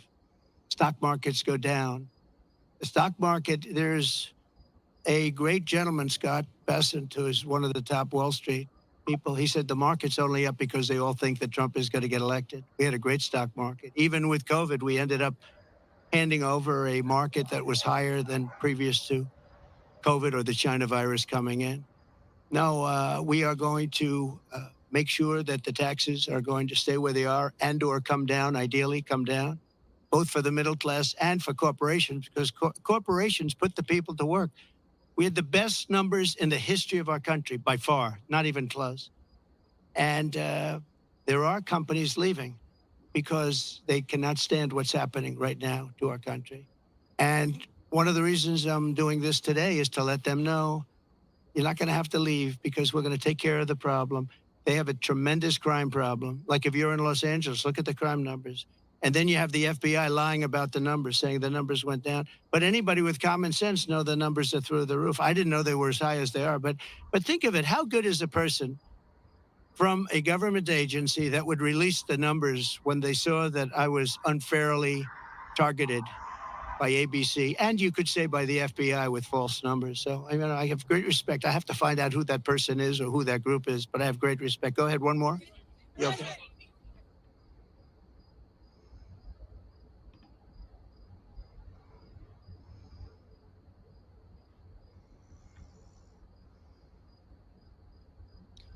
I'll be able to make phone calls and solve most of the problems. I may actually have to meet a couple of times. But, you know, Viktor Orban, and you've heard me say this, but it wasn't long ago, he said the only way you're going to solve the world problem is Trump has to be president again. And I don't say it. I didn't say it. I sort of would be embarrassed to say it. But he said everybody was afraid of Trump. He said China was afraid, Russia was afraid, North Korea was afraid. Everybody was afraid. We had no wars. We defeated ISIS in 4 weeks. And they said it was going to take 5 years, right? The generals in Washington. I went there and met a great general and some great people. And I said, go to it. And he took them out in 4 weeks, 100% of the ISIS caliphate. I flew there. I flew to Iraq, to the field, and they took them out in a very short period of time, short order. We have a great military, but, you know, a great military needs a leader. If you don't have leaders, then you end up with Afghanistan, the worst withdrawal from a country in the history. Look, I've gotten to know great people. I went to Arlington at their request, and I stood, and I was with them for hours, and I stood with them. They did a ceremony, and then they asked me if I'd go down to the graves of their children. They called them their children, that they always will be their children. And there were tears all over, as there should be. And they said, sir, could you take pictures with me by the grave of my son, in one case, a daughter? And I said, I'd love to.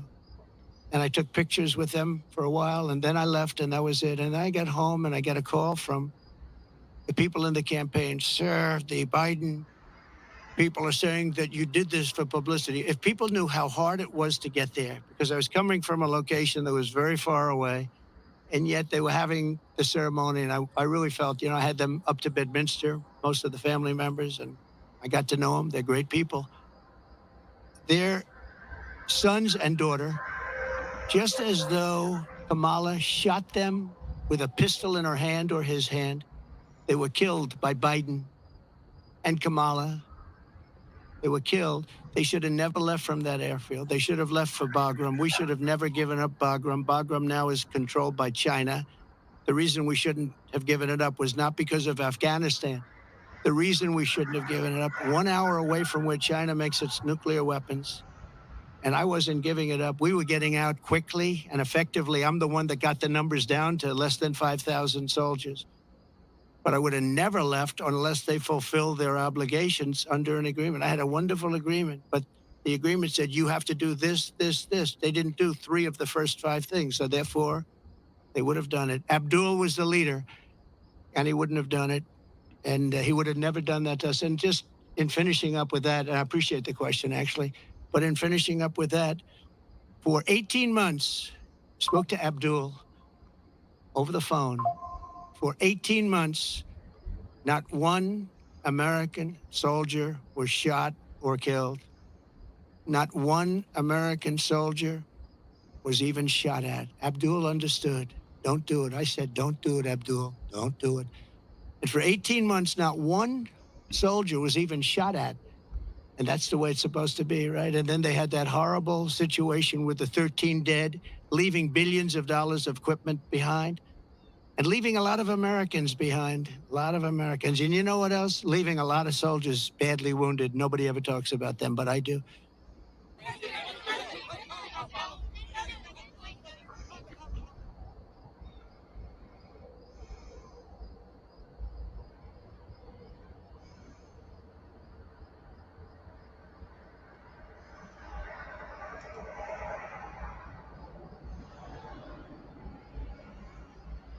Well, I would have a great relationship with them. And what you have to do is start all over again. You cannot have these policies of high taxation. You can't have these policies of politics where you go after your politicians. You have to have an honest voting system because, you know, you don't have an honest voting system. They send out millions and millions of ballots. They go all over the place. Some people get 2, 3, 4, 5. You have a very dishonest system over here. If I ran with an honest vote counter in California, I would win California. But the votes are not counted honestly. It's a very dishonest system that you have in California. And I'd make it business friendly. Right now, it's business unfriendly. Look, Elon Musk is a friend of mine. He endorsed me very powerfully. He endorses me every time he speaks. He really wants to see us win because he knows we can do a great job and turn it around. He left California. I said to him, Elon, did anybody ever call you? It's a big company. He moved to Texas. A lot of people moving to Texas. Great state. Excellent governor and excellent lieutenant governor. Great people. They love entrepreneurs. They love the people that live there. They want to keep their taxes low. Taxes are way too high here. But I said to Elon, so you have a big company and you're moving it to Texas from California. Did anybody call you, like the governor, to try and get you to stay? No. Did anybody see you, write a letter, do anything to try and keep you to stay? You have thousands of jobs. He said, nobody ever called. There'd be so many things you could do. This would be the easiest place to turn around if they knew what to do. Look at it. I mean, look at the weather. We're standing out here on the Pacific Ocean in the most beautiful weather. A lot of states don't have weather like this. They don't have Pacific Oceans. So it's many things you could do, but you start with lowering taxes and making it friendly. But think of it, Elon Musk, a great guy, brilliant guy, big company, lots of jobs, leaving. Nobody even calls him to try and get him to stay. I would have been on him. I would have said, let's have lunch, let's have dinner, and then let's have breakfast the following morning, right? I would have tried to talk him out of it. Yeah, go ahead, please.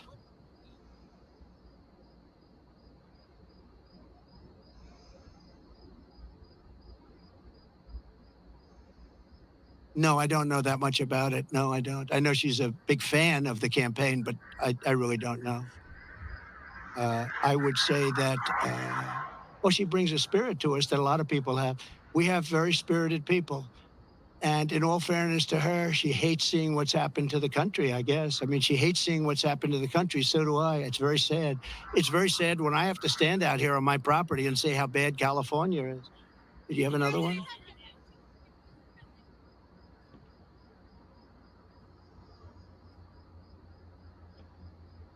They are. Well, we're going to help them. And I told John, the local mayor, but I told John we're going to help him with his slide problem. You know, there are ways of fixing that. We discussed it. He knows better than anybody. And he needs help from the federal government. He needs help from the state government. And it's a very wealthy area. But you also have people living here that are elderly and have fixed incomes and have houses that are going to be, you know, shoved into the Pacific Ocean if something's not done. And he wants it taken care of. He's a great mayor. He wants it taken care of. He wants nothing for himself. He just wants to help these people. And John, I think you said you have about 600 houses on the site that's sliding. And he'd like to be able to save those houses for people, that some of which will never be able to have a house again. You know, it's pretty sad.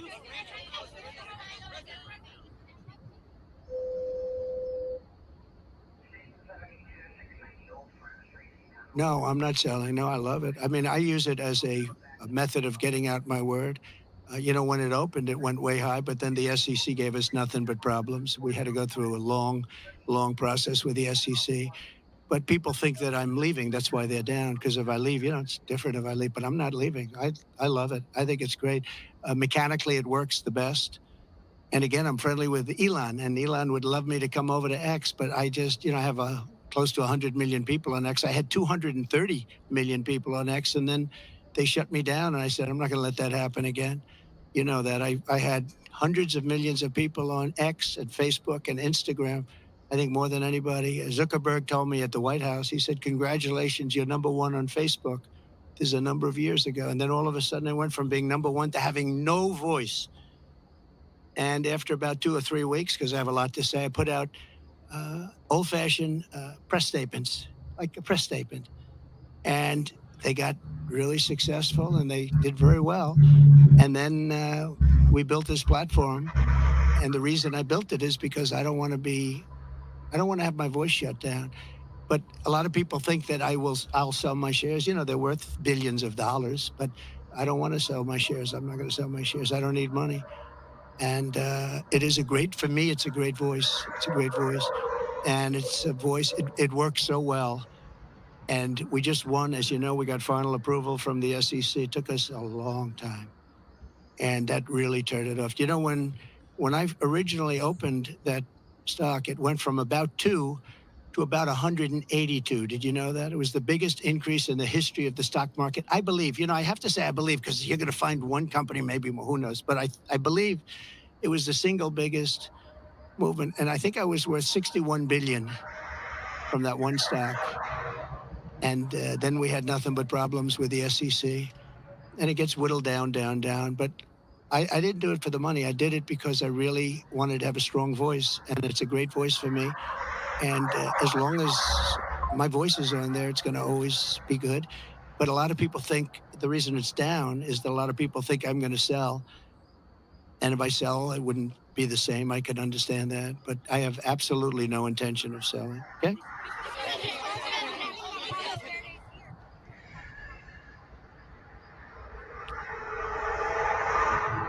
I agree. I agree.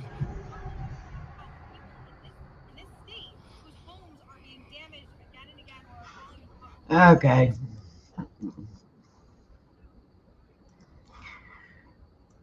Enough of that. He went, and then I guess enough of that. He's putting me to sleep. He is putting me to sleep with that shit. He is putting me to sleep. If he hasn't already put Mellows to sleep, he is putting me to sleep. I can't deal with any more of that. 1 second, Mama Bear. I think someone's going to join us. Who's going to join us?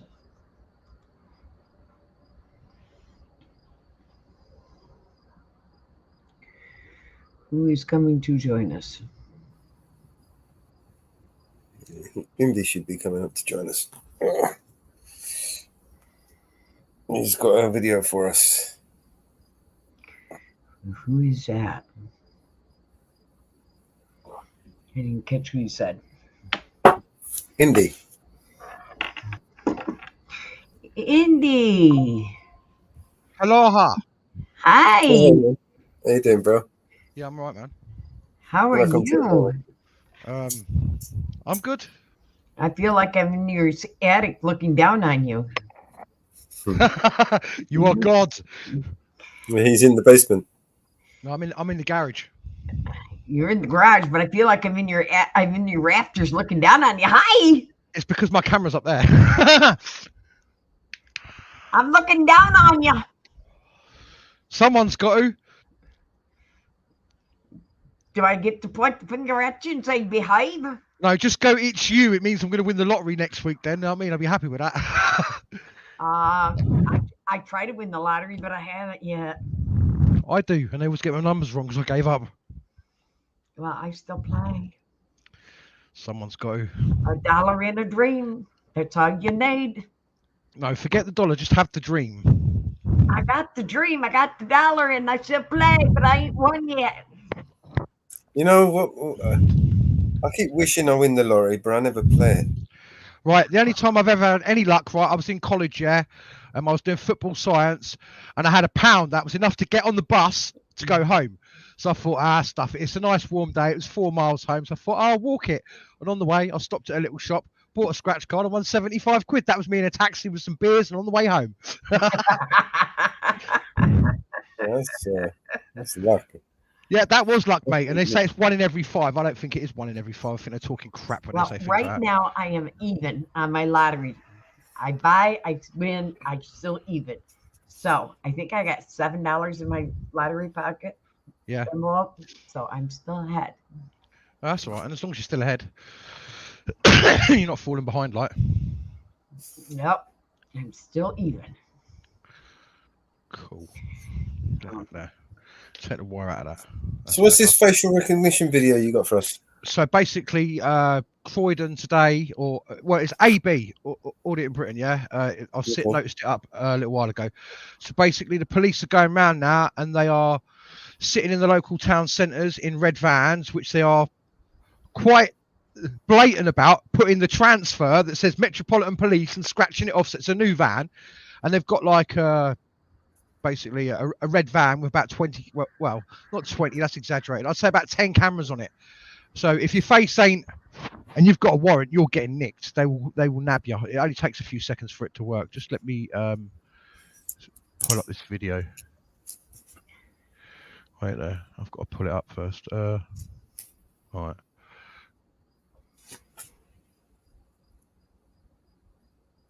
Right, just let me go onto YouTube quickly.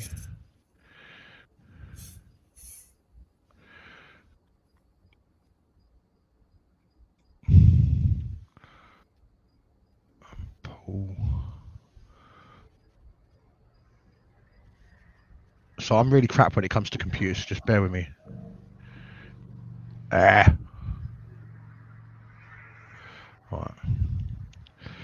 So yeah, that's what the police are up to. Driving about and just lifting people for the sake of it. There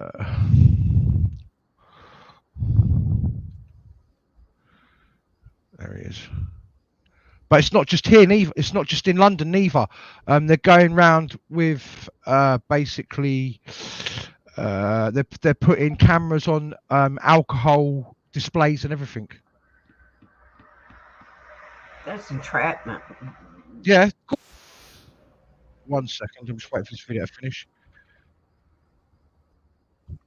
Yeah, so they're basically expecting people to come in and start shoplifting. Oh, come on, hurry up.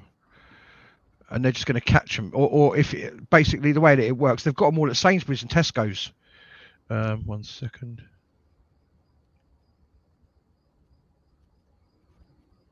There it is. Right, hopefully it will come up.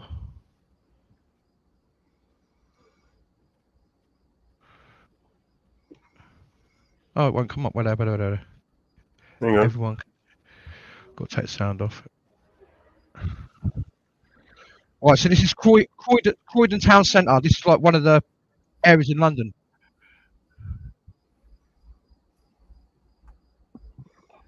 Full screen it. There's no audio. Wait. There's no audio. Yeah, you're sharing the whole tab instead of a tab. Try sharing the tab. That's what I've done. No, you're sharing the whole screen. Am I? Okay, 1 second. Right.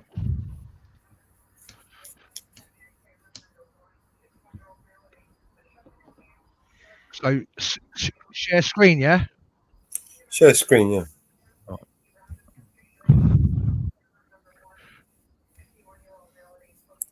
You see it says tab, window, entire screen. Just go over to the tab.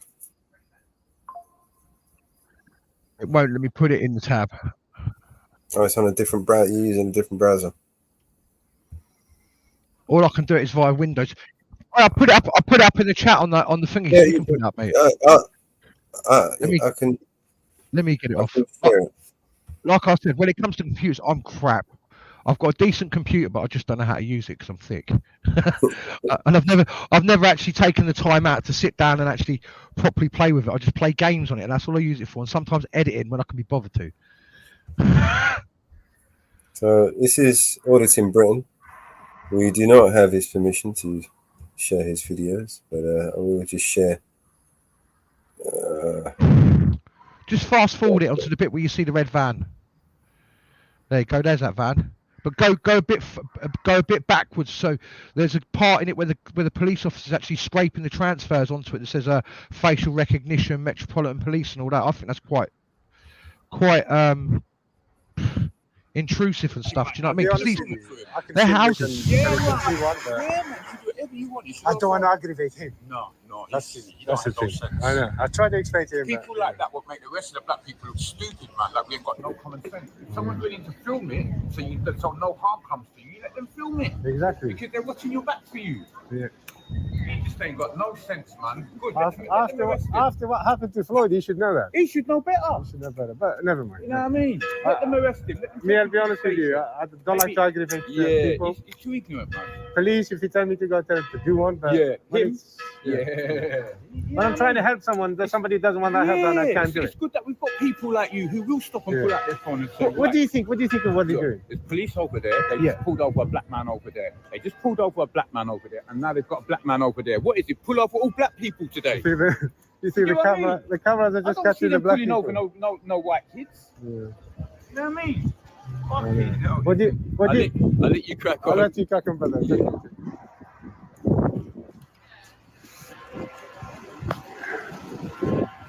Yeah, as I was saying to this guy, me, usually when I film a stop and search or an arrest, the person just loses it. I usually try to calm them down. As he continue, I just leave it. What can I say? It depends. Actually, it depends on how I feel on the day.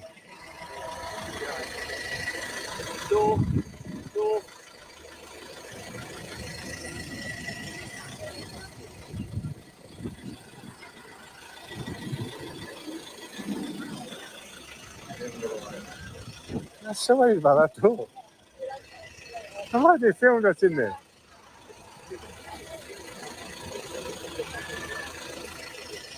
Oh boy, this could be a long day. You know what? The only thing is, I hate covering my face. They're so brazen about it as well. This officer is very argumentative. I like it.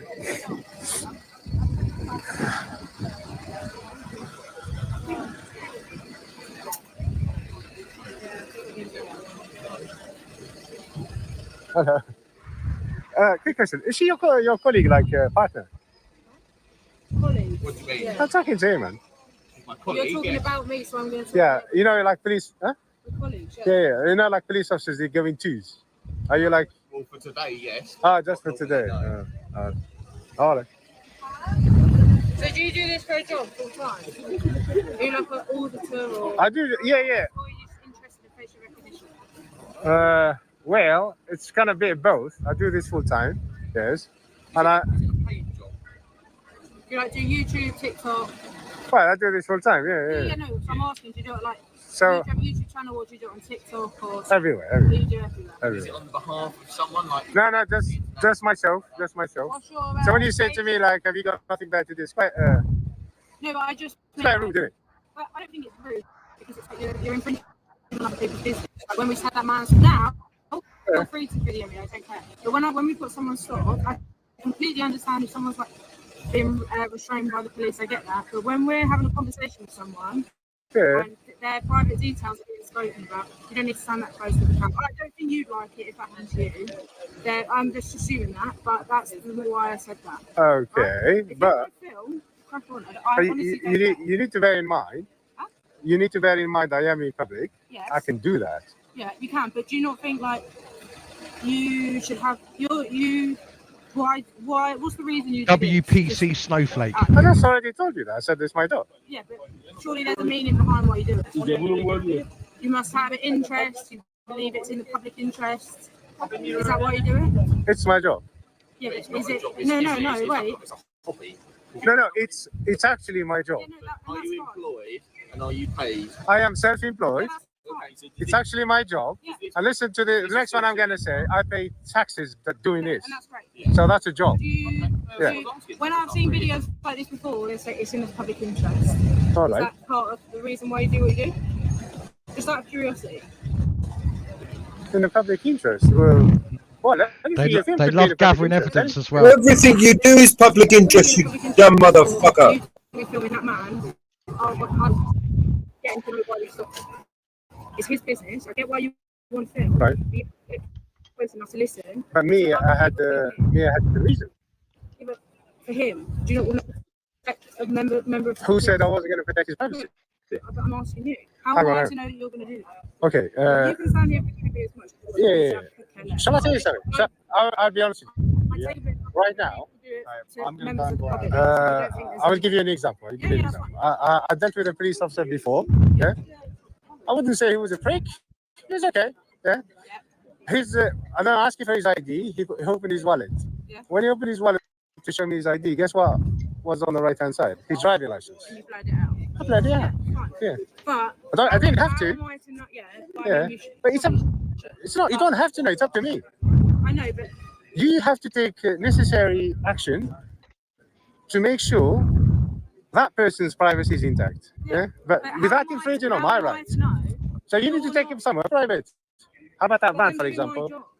I'm not expecting people to be standing over my shoulder with a camera recording me. Well, you better expect it, lady. Yeah, but I'm just saying that as a decent human being who's You got a camera on your fucking shoulder. That's what I'm saying. If you want a video when people are being restrained and completely Just everything they say is just totally contradictory. Look what you're doing. Look what you're doing. Camera, she's got camera.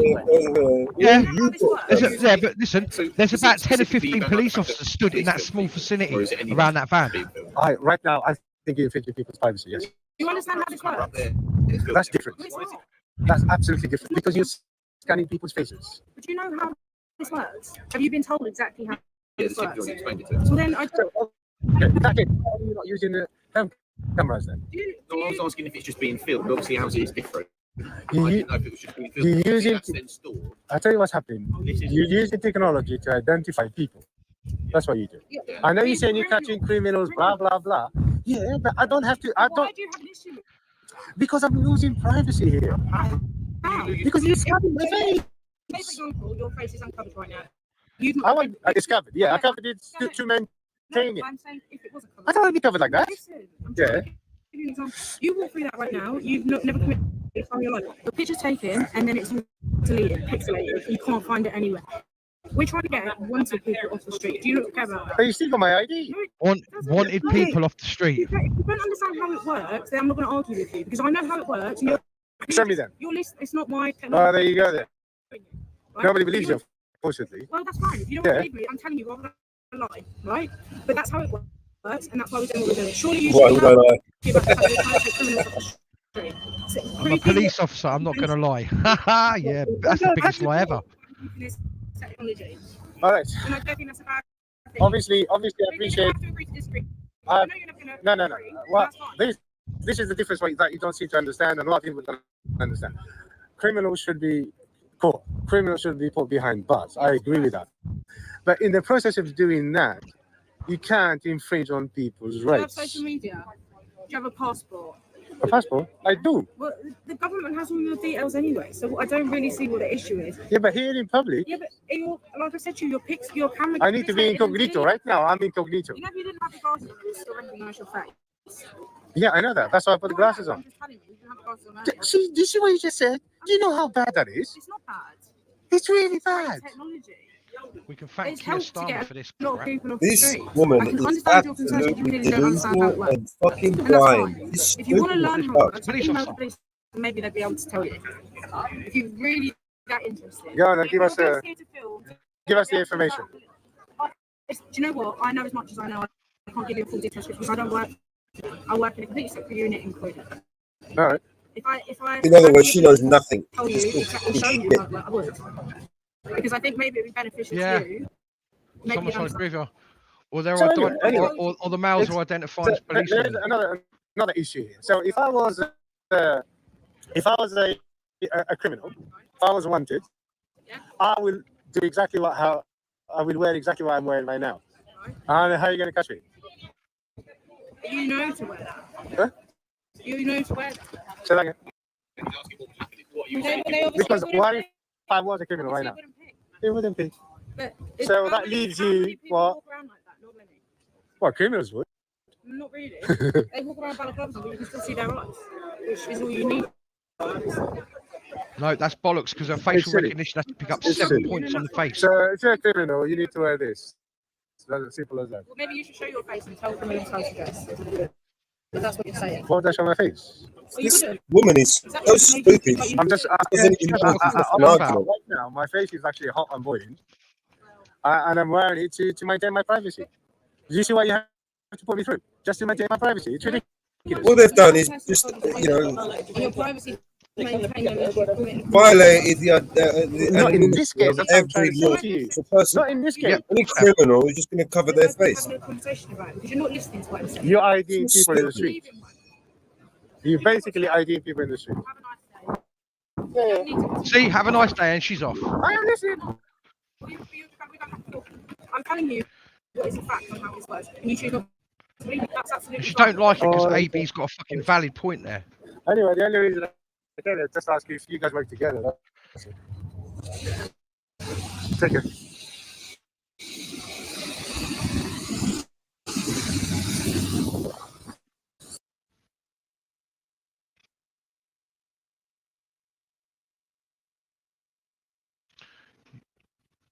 They're full of shit, all of them, every single one of them. You can't trust anything they say. I shared it, Mel's. I shared it.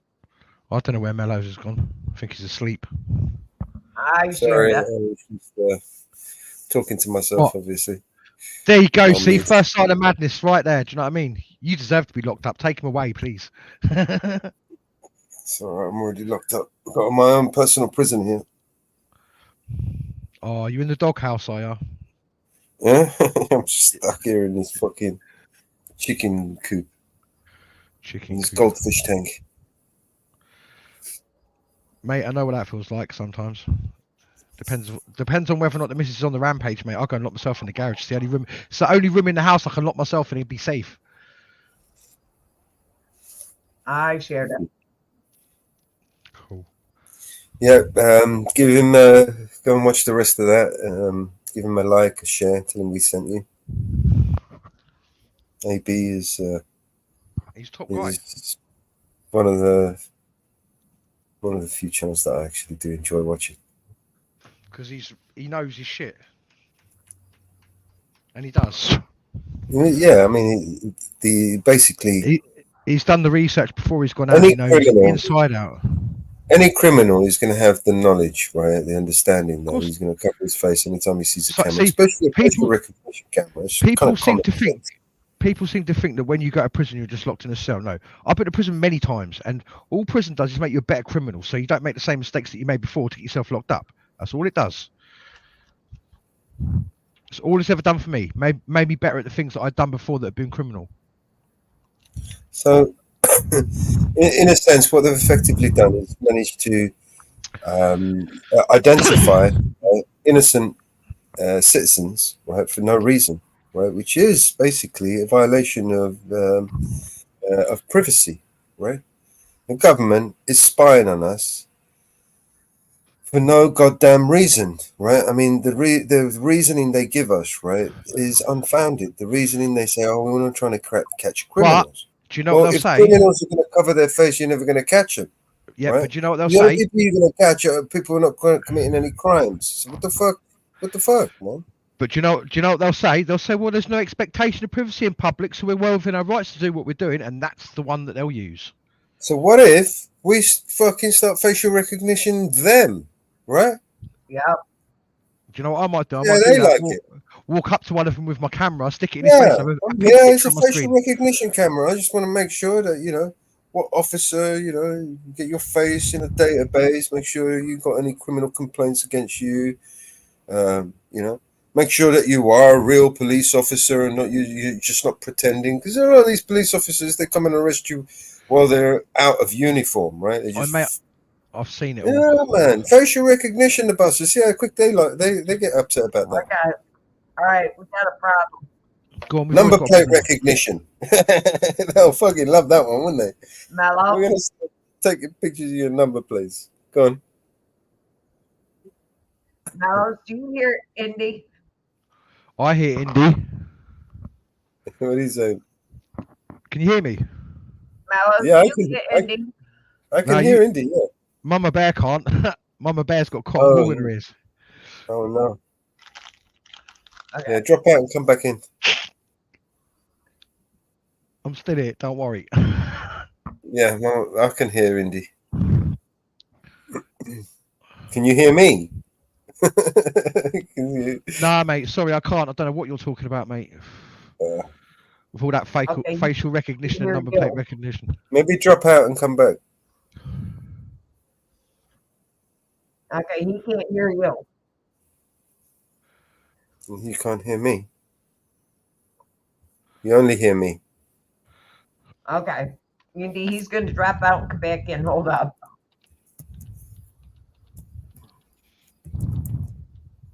Nope. You guys are talking over each other. There, I just wrote in the chat. Mama Bear, I can hear you. And I'm talking to Mellows. Okay, hold on.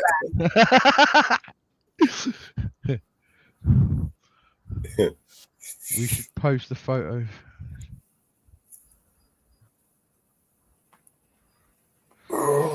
No, because you set yourself up to be done for things there, Thomas, if you do things like that.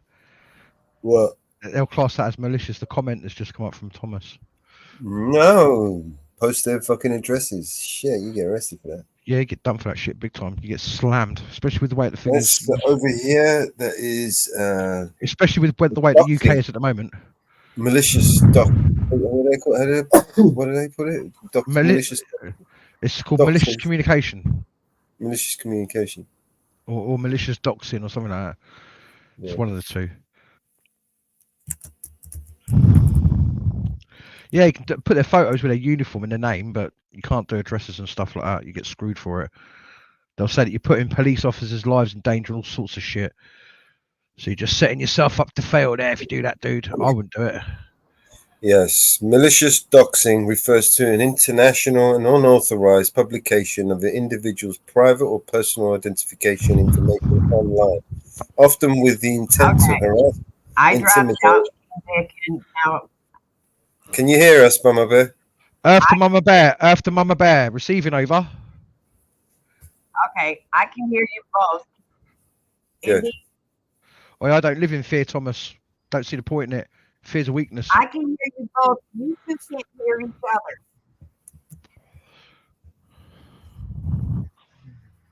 Can you still not hear me? I can hear you both. You can hear what? Mellows, can you hear Indy? I can hear Indy. Mellows. I can hear Indy. I can hear you. Indy, can you hear Mellows? Yeah. Indy can hear me. Yeah. All right, I got an echo from somebody. Well, it's not off me because I've only got one thingy open on my computer. That is it, and that's StreamYards. So Indy, it can't you got YouTube open? No. I'll drop out and come back in if you want. I know that much not to put it out and put it back in again. So. Well, that's silly. That's silly. That sounded disgusting then, didn't it? Let me drop out and come back, see if that helps. And if not, I'll fucking dive out the window next time. Mama Bear, can you hear me? Oh, Mama Bear, can you hear me? Hello?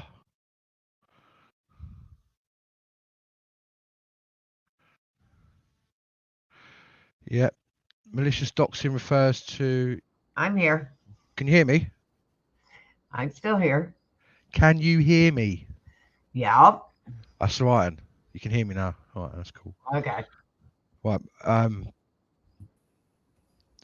Mellows, can you hear me? I can hear you. I can hear you both. Mama Bear can hear me now as well. Thank fuck for that. I still got the echo. Right, I'll drop out now. Okay. There's no echo. You still have an echo. Do you still have an echo, Mama Bear? Not from you. I think the echo's on him. Oh. Yep. Where it's from, I don't know. Not now.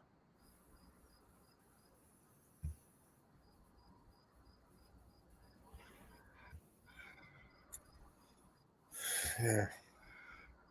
Now it's double quiet. Yo. How are we doing? I'm all right. Everyone, I can hear you clear. That's all right.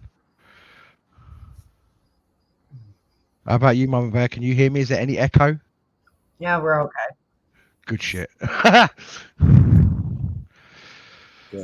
Oh dear. Right. What was we talking about? Some shit about shit.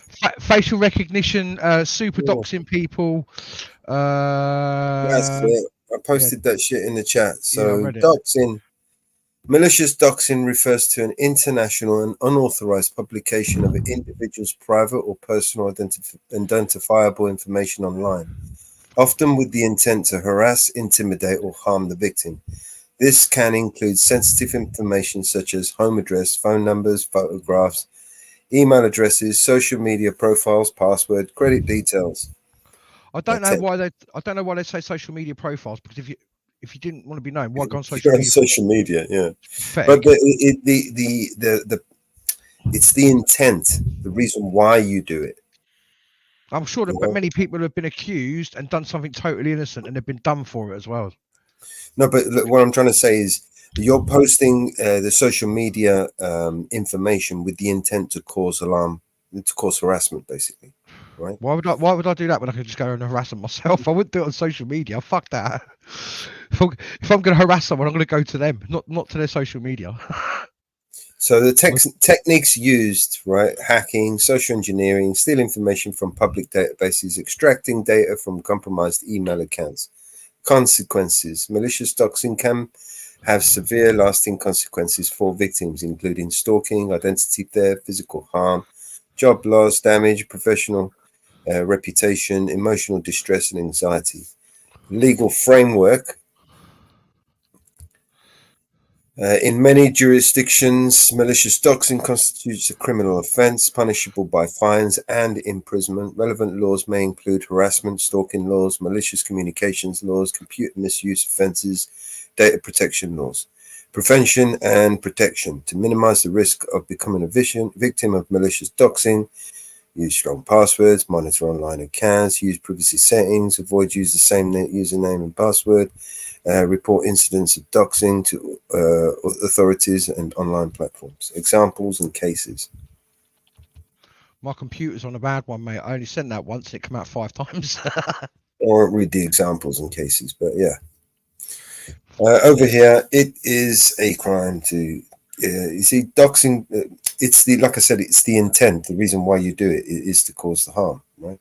I mean, you can, posting somebody's personal private information is it doesn't do anything for you. I mean, I can't see why, what on earth that you could excuse that as public interest or any sort of journalism. Do you know what I mean?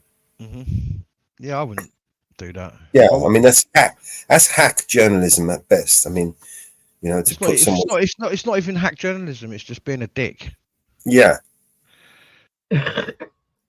No, I mean, you understand the meaning of a hack job. I mean, the journalism, they're going, to defame somebody, just, So yeah, anytime you post in chat, it'll come up to multiple channels because we're hooked to multiple channels. Ah, that's the reason why I'm thinking my computer's on the piss here. It's been drinking something I should have been drinking. It's a crime to murder thousands of innocent people and blame some boogie. Okay, it is, but still, what can we do? Yes, our governments are treasonous. Oh yes, They're big time. illegitimate, illegal, and should Just- be busted just- as soon as possible. But we Just don't remember, have Mellows. the strength Just to do remember, Mellows. You've got to watch what you say. that. They are treasonous. I mean, this is fact. Oh, I know. No Yes. fact. With a big And if they hashtag want next to come to and it. put me in prison for calling them treasonous traitors, then by all means come and do it, man. But I've got the receipts. Remember, you know, in Discovery, I will show them the world all the receipts. Right? You put me in jail for the rest of my life. It ain't long now anyway. So Yeah, that's why I look at it. I mean, I'm already past my sell-by date, my prime, so fuck it. Anything happens now, it's a bonus. any years they give me, I won't do them all anyway. Do you know what I mean? So I think it's despicable what they've done. They've like let all criminals out that should be serving like sentences, and they're filling the prisons up now with the 50,000. players. They let 5,000 of them out. People making Facebook Yes, posts. They let 5,000 criminals out there. I was watching a party outside Wandsworth Prison the other day, live on TikTok. Right. So And these someone. are- Go on, Yeah. sorry, Mellows. And these are hardened criminals, right? Criminals criminals. with seriously like indictable crimes, you know, serious crimes, sexual offences, you know, even pedophiles, right? I mean, Yep. shit. Sex offenders. Oi, listen, your Nightbot's got an attitude, mate. He says, "Oh, look who decided to turn up." Yeah, I'm thinking of Nightbot, giving- stop it! You're going to lose subscribers. I'm telling you that Nightbot has got rid of all our subscribers. Hey, BX, how are ya? What's going on, Swag? Sorry about the Nightbot. I'll give him a slap later. Yeah, Nightbot pissed everybody off. Yeah. I was sitting there thinking, am I reading that right? Look who decided No, to he show gets- up. I was thinking, I'm thinking he gets this week's really rude. pretty good, man. He gets really rude. Ask it a question. Oh, Yeah. And at Nightbot, ask it a question. Any question. Until you're going shut up or some shit. It'll be rude at them.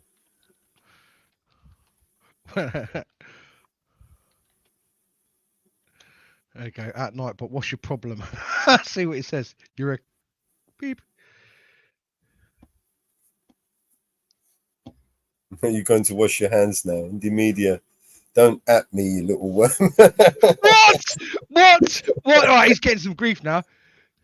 I'm going to add some more replies and make it a bit more organic. I aim to put like fucking hundreds of replies in there, so it just seems more random. What does that say, Mama Bear? Stop spamming. He's giving you crap. Hey, You haven't even done Danielle. anything. Now you got to put at Nightbot, otherwise it won't reply. I have put. Oh no, but all right. Okay. Then.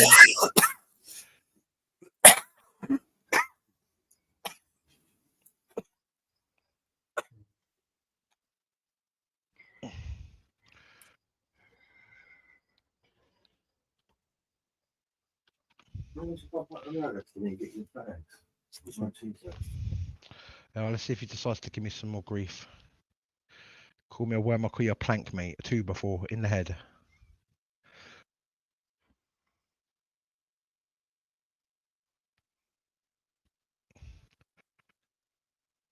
This is how you verbally abuse a computer. What's happening, BX? It's cheeky, man. It's cheeky, man. Indie Media, stop spamming the chat. I'm going to spam your phone. Okay, then you haven't got my number, so that's good. What do you want? I know. This is what I want. I bet he hasn't got an answer for this.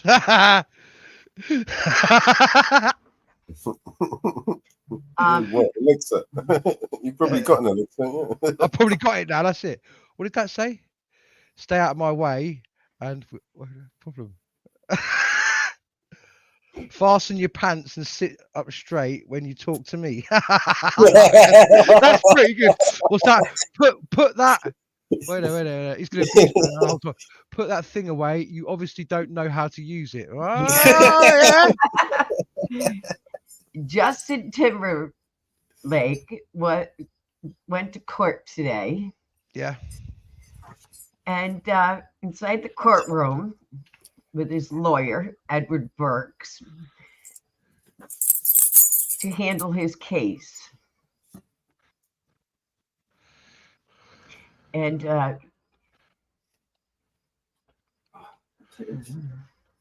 he was telling people he was not behind the wheel, even though he was drinking. He went in the courtroom today, walked quietly, and decided to, afterwards, pleaded guilty. He took a plea deal to 25 hours of community service to be done within the year, to pay a fine of $500, and his license in New York State will be suspended for 90 days. So he did plead guilty today.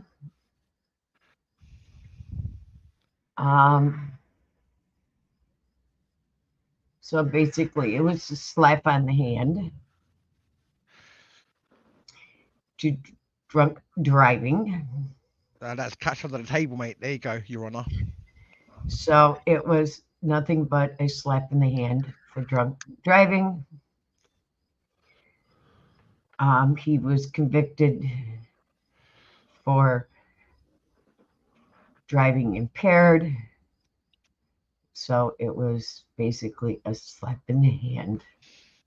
See, if that had been me, I'd have gone to prison, mate. See you later. There's 2 years for you. Don't pass the go. Don't pass £200. Bye. He got 25 hours of community service to be done in 1 year, $500 fine, and his license suspended for 1 year.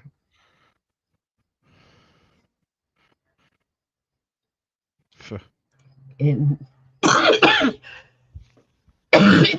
court today. Says it all, really, doesn't it? So. Says it all. And Indy, suck it from the back. I would, but I'm not into that sort of stuff, and I don't think my missus would appreciate it. Sorry, Nightbot.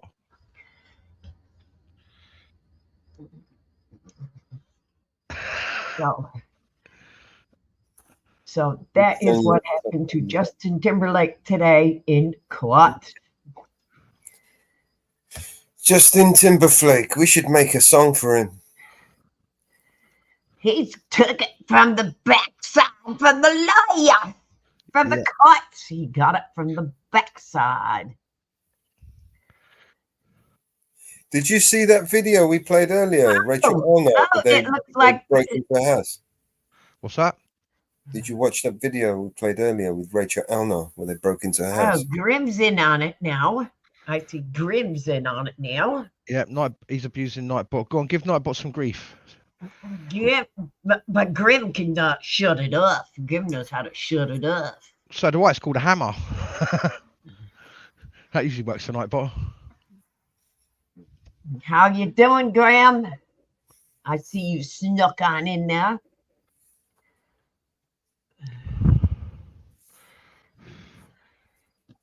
What's happening, Graham?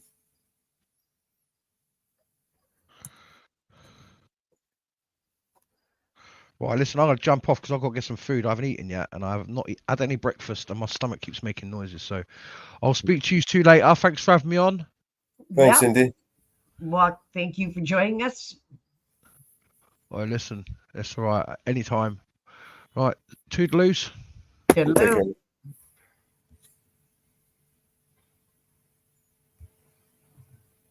Yes, Indie Media. We'll put his link in the chat.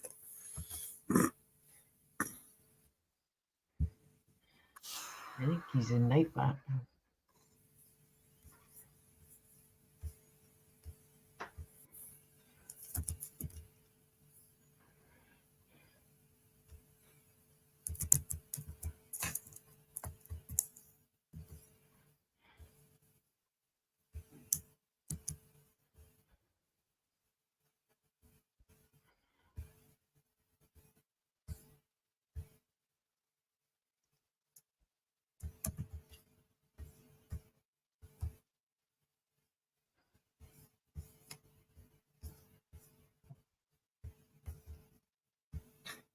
No, he's not.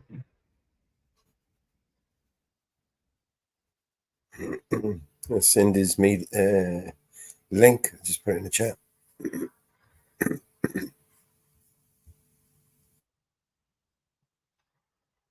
Hi, Untrackable. How are ya?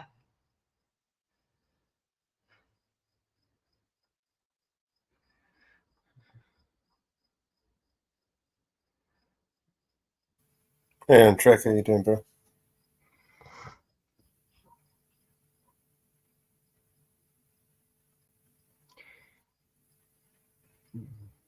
Because he's always bad.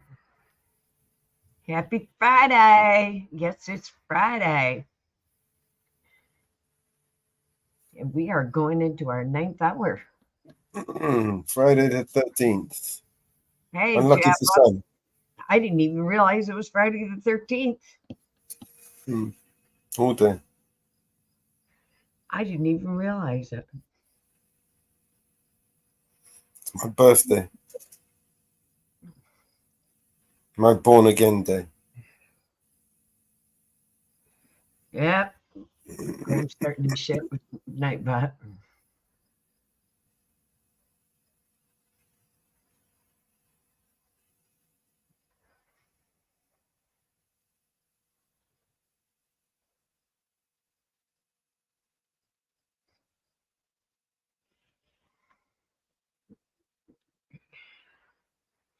I did hear good news from Grim yesterday. Mrs. Reaper is home. That is good news. She is home, but Grim's on a new diet.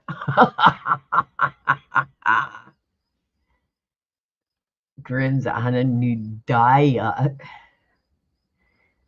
He's on a seafood diet.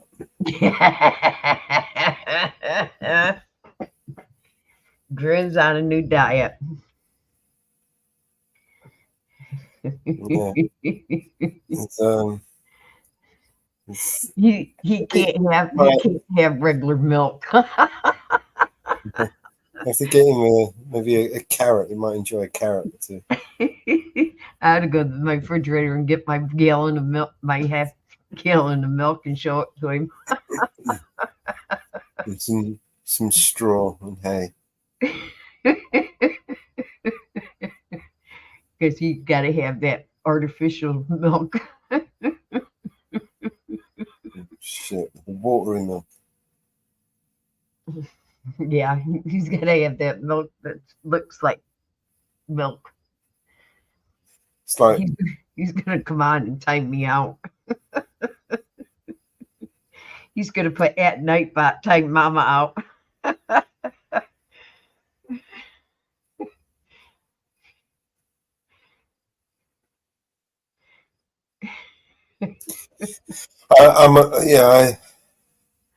Most of the time I'm on a seafood diet. Just seafood and I eat it. You can't have any of this either, but I'm not going to be mean because Mrs. Reefer can't eat it either.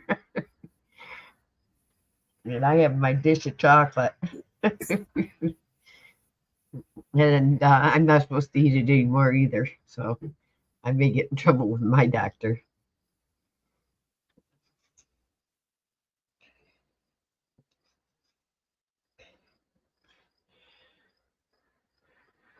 Check out the new video, Who's the Boss? We got the little thing yesterday on his channel. Who's the Boss? And I said, happy wife, happy life. And I got a feeling he made a video of it. Did you put it up on your channel? No. Is it on the StreamYard? I don't think so, probably. Put it up on the StreamYard so we can watch it. Because we're on our last hour. Are we going to pull up another one?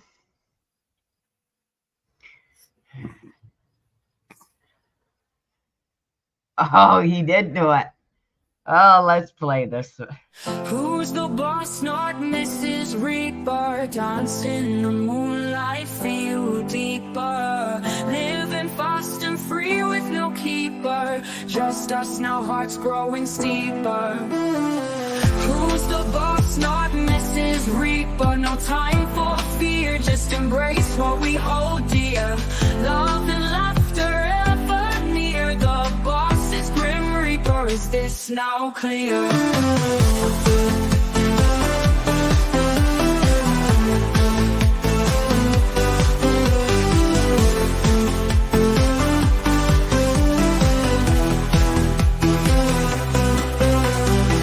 Laugh and cheer, no grim disguise. Under stars twinkle in your eyes. Forget the tales of old goodbyes. New dawn breaks across the skies. Who's the boss, not Mrs. Reaper? Time for fear, just embrace what we hold dear. Love and laughter ever near. The boss is Grim Reaper, is this now clear?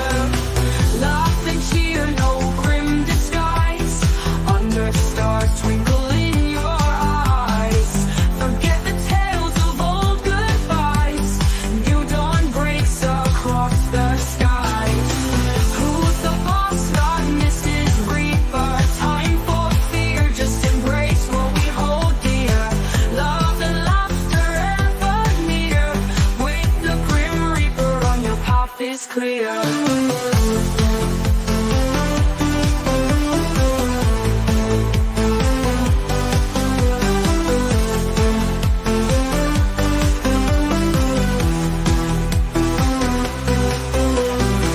Chase the dreams that never tire. Set the night sky all on fire.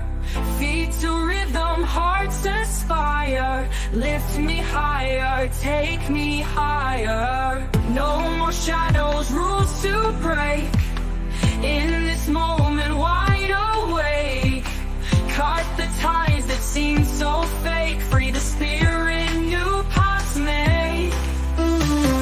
Who's the boss, not Mrs. Reaper? Time for fear, just embrace what we hold dear. Love and laughter ever near. With the Grim Reaper on your path is clear.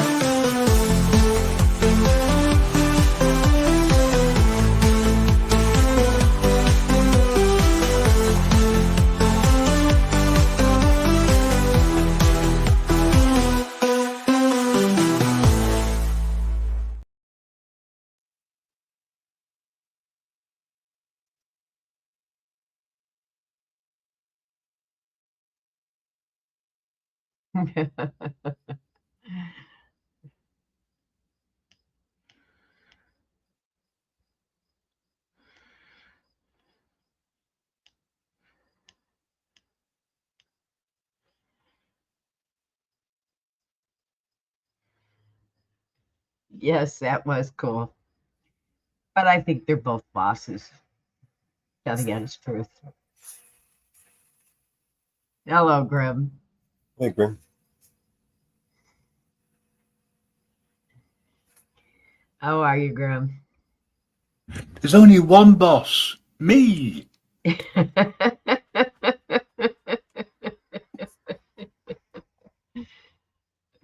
And may you never, ever forget it.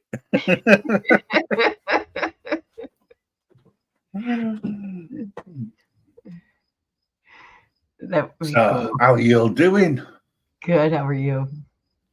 I'm all right. I sort of nip up for more than 30 seconds before you close the show, because I didn't know whether you were starting another one or what. So, and it's time for me to get to sleep anyway. I just realised, I've got pussy bombed on that one. It was a black pussy. Very furry. Happening this morning. Alpha and Omega. I'll stop talking fishy tales. I don't know if we're going to spin up another one or not, fellas, and say.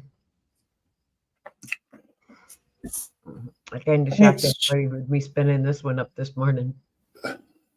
Oh, was it you that started this 10 hours ago nearly? Yes, it was. I saw you dancing away to Mama Beth said. Yes, it was me that spun it up this morning. Yeah. And you were rocking and rolling in your chair. Yeah. I saw it. It was me that shocked everybody by spinning it up this morning.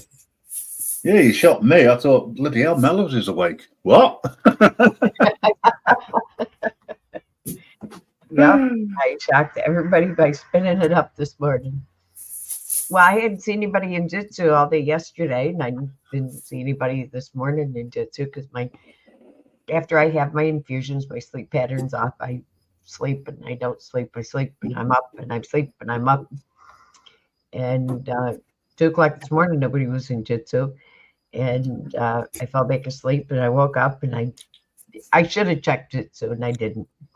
I saw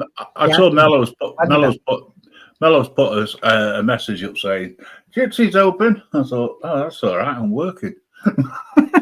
Well, I'm blacked out of Telegram.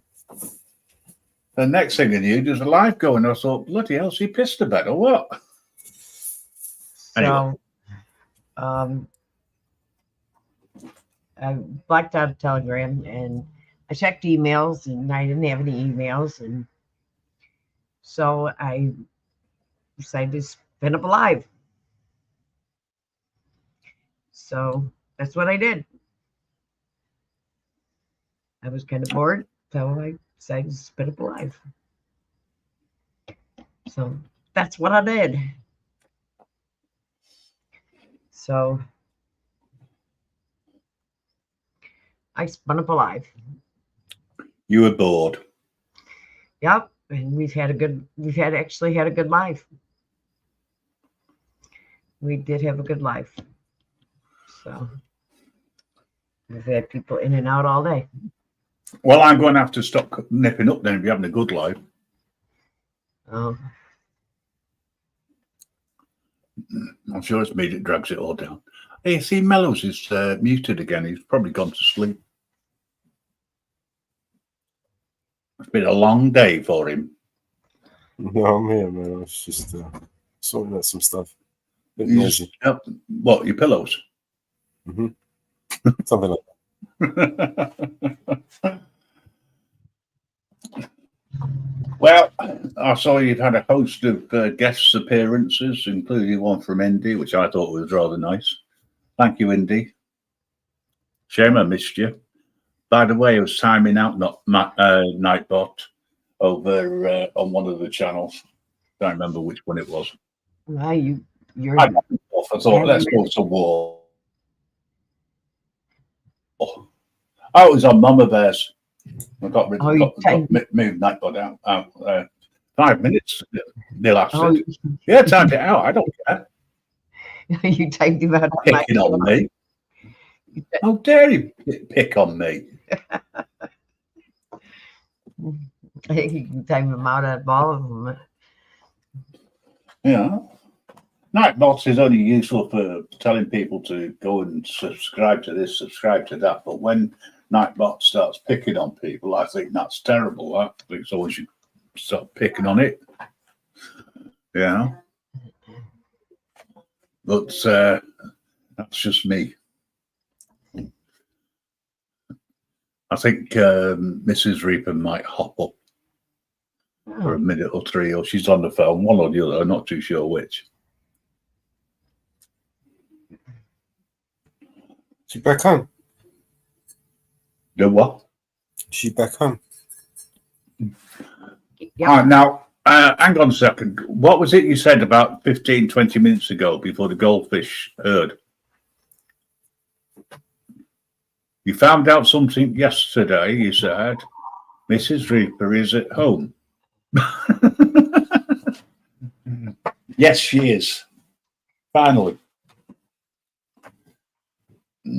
Now it's Brand new diet time. Skinned. I'm gonna. I said it. Mellows didn't. Yeah, no, that's what I'm saying. He's got a memory like a goldfish. And yeah, it's either that or it just doesn't sink in. You have to say it 3 or 4 times for it to. Well, I haven't talked to register. Mellows. I haven't talked to Mellows. I That's didn't all talk right. to all day yesterday. No, it's not a secret. No. Yes, and here's the thing. I've got to get used to red top milk Mellows. Full-skinned milk. Yep. Shall I go get my milk jug and show it to you? It's like water. Yeah. I'm starting to sort of get used to it in coffee, in lattes, because at least it makes the milk frothier. That's about the only thing I can say. And I can taste the coffee. But I'm also, because it's like water with a little bit of colouring in it, I'm going to start drinking tea as well. So, as I only like loose tea, not tea bags. It's got no flavour either. No, well, see, the missus bought a load of tea bags. Unfortunately, she bought Tetley's. God knows why. Apparently, she likes Tetley tea. I'm just going to cut the bags open and pour it into the new teapot I'm getting. But at least when it brews properly. Yeah. Yeah. And if I remember right, it's 1 for each cup and 19 for the pot to make a decent cup. I have allegedly. My great grandmother was English, and she had the balls, the tea balls, where you steam the tea, and I have a lot of them from my grandmother's, and over the years I've collected a lot of them where you steam the tea and you have the fancy tea. I have a lot of them where we use the loose leaf tea. Oh, that's different. Sorry, I've just broken something that I got sent in the post and it's lit up. That's good. And here's me thinking it was a drink. If I drank that, I would know about it. Fucking hell. One of them neon things. Now, if it hadn't moved, I'd be forced to go to a work social do tonight. Yeah. On Friday the 13th. Yes, it's Friday the 13th. I wonder how many people would have survived me turning up in full uniform. Being a work do, and put my sittle outside. Yeah. Where is your car tonight? I wonder how long that will light up for and last for. Right. Yeah. What time is it? Oh, yeah, sleepy times. See, it's not just Mellows that goes to sleep early. I do as well. Yeah. Just that I don't go to sleep during a show. Unlike some people I can think of. I fall asleep during the show.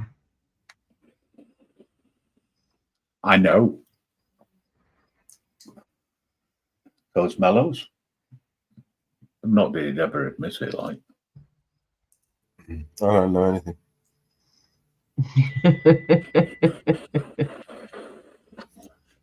Sorry, I didn't mean to wake you up then.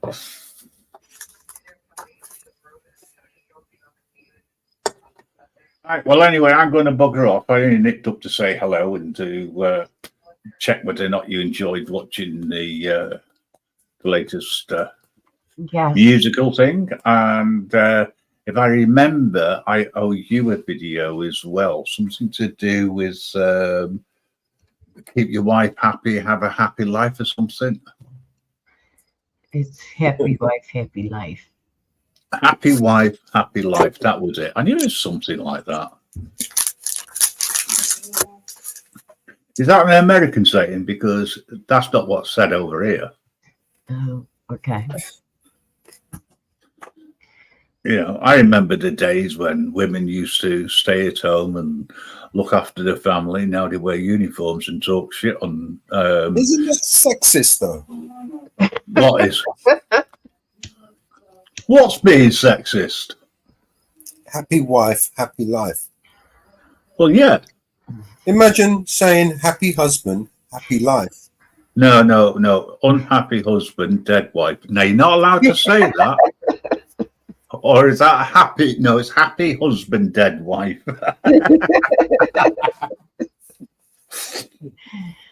Not that I'm promoting anything at all, please. All views and opinions do not necessarily reflect those of the channel owners, as we are multi-streaming. Oh, seriously, yeah, probably not the. It is. I mean, think about it. And what about those people, you know, like and gay people, for instance, who marry, you know, two men marry? I mean, is it really happy husband? What do they call themselves? Well, hang on. Whoa. What about when two women get married? Wife and wife. Wife and wife. I'm confused. Well, I'll tell you what. The very first. Who's the husband and who's the wife? The very first female all female marriage that I went to, at the reception, I turned around to the bride and bride, and I said, "So, which one's the husband?" See what I mean? Totally confused. You know, we've got to change that whole thing. That it's got to be one of those prohibited sayings. Yeah, it's sexist. It's politically incorrect. Politically incorrect. You know, it's. And what happens if you get married and you're? Here's one. It has happened. Happy marriage, happy life. What there happens? You go. Mama Best fixed it. All right, hang on. So you've just ruined the punchline, but I will still say it. Right? What happens when you marry, and you're marrying the opposite side of the sex, right? So male, female, usual traditional crap, and one of them decides to have a sex change. You're in trouble. You're confused. That is. Which one's the trans? Can't you tell? Happy marriage, happy life. I ended it. And never upset the cook if you know what's good for you. Whoa. Never upset it right. Never upset the cook if you know what's good for you. All chef. Well, the husband is the cook. You never upset the cook if you know what's good for you. Period. Listen, if you don't like your arsenic, get a different. It should be partner. Happy cook, happy life. Yeah. No. It should be happy partner, happy life. Because you don't have to be married to have a significant other. This is true. That's true. You're discriminating against the unmarried people. Yep. Happy partner, happy life. And in your case, my feelings are hurt. We've got to think about your partner. You know, Bella. You know, because out of all of this, right? You know, again, by the way, that done. The bloke gets the end of the stick, right? Allegedly. Be very, very careful where you poke that, by the way. Someone got the end of the stick. Depends on how sharp it is. The woman got shafted on this one, that's for sure. Huh? The women It used to be happy wife, you know. They got a raw deal out of it now because they're no longer relevant, right? It's partner, it's cook, it's marriage. Wait a minute. They got a promotion. So they did very well out of it. Well, it doesn't mean now it means now they don't have to be happy. Well, now they're just seeing as equals. There's a promotion for you. Well, that also all depends on the setup at home. Happy home life, happy life. I'm confused. I'm offended. Well, I don't know why I'm offended, but it's. Well, go and talk to someone who gives a shit. And what about the unicorns? What about the unicorns? Indeed, Exactly. That's exactly my question. They're extinct, sir. There is not. That's if they ever were any in the first place. I thought it was just a group of people who went around sticking a dick on their head, but but apparently that's a dildo. Was it Dido? Not sure which. Unicorns are from Scotland, aren't they? Oh, what are you trying to say about Scots? Don't you be anti-Scottish now? No, I'm just saying Scottish. Unicorns are a Scottish thing. It's their Sasquatch. You know, they got a lot of those over there. They got unicorns. They got Loch Ness monsters. But I don't know where the Loch Ness monster is these days. He's probably back in Buckingham Palace. I think he got sold to the Americans several times. Yeah. Well, they bought a London Bridge and they got a Loch Ness free. Yeah, buy one get one free.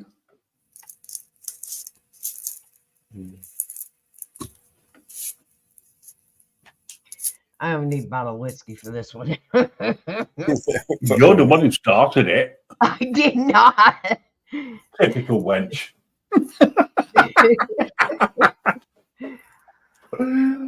I'm getting told off by the medieval people. So, what happened with these women's rights anyway? I mean, after 200 years of fighting for them, then what? Hey, I ain't for all these women. Just give them to the trannies. Come on. Hey, whoa, wait a minute. Who was it who gave women the rights in the first place? Oh, yeah, the men on a temporary basis. And then they took it back and gave it to their trannies. Who said that? To themselves, yeah. I believe in some of the women. I still believe men should open the door for women. I still think that. Oh, no. I think that men should shut the door on the women just as they're walking through. It's much more fun. You do realize that women actually threw themselves in front of horses and got trampled on in horses in protest. I felt really sorry for the horses. Remember that? I still believe that men should buy flowers for women, and I also think women should buy gifts for men. Well, wait a minute. If I bought flowers for my missus, she'd say, "Who and what and why?" Because I don't believe they should buy. Do you think they should open the door? I don't believe in buying flowers for dead people. Do you think they should open the door and pull chairs? What, from underneath them? No, Graham, you're getting, because I don't believe in buying flowers for dead people. Well, what's the point? They're never going to see them. Correct. Hi, Daniel. How are you? All right, Daniel. I don't believe in buying flowers for dead people because you're not going to see them. I don't believe in going to see people at funerals because, if you don't see them when they're alive, don't go see them when they're dead. Well, the last person I went to see, they were going up in smoke at the time. Natural fuels. I don't believe in that, Thank you for subbing to Vigilante Media, Daniel. Hey, Daniel, thanks, man. That I don't believe in. I believe a gentleman. I was raised by my dad that always opened the doors for women, always pulled out a chair for women, and I still believe in that. That's a gentleman. Well, I am so glad that you and I are unlikely to ever meet, because I would insist that you opened the door, and then just as you were about to sit down, I would pull the chair from underneath you.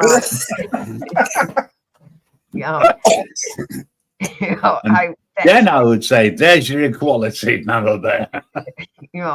That's the way I was raised. And I was also raised, the woman said, "Thank you." That's the way I was raised. Women, they can't say they never had it, right? They had their women's rights. And I'm no, they don't. Right. I'm not the kind of woman that would say, "Why you open the door for me? I can do it myself." I'm not that kind of a woman. Well, you don't open the door for yourself, or do you just expect men to? I open the door for myself if a man doesn't. But if a man doesn't, I always say thank you. I'll tell you what, a woman once opened the door for me, and I said, and I turned and I said, "Well, what are you the side of fucking cliff?" I always say big old. There's the male ego, and then there's the female ego, but there also is room for both. No, there isn't. The female ego is much bigger. I'm still that person that Allegedly. Hey, Ariel, how you doing? I'm not that person that's over and above.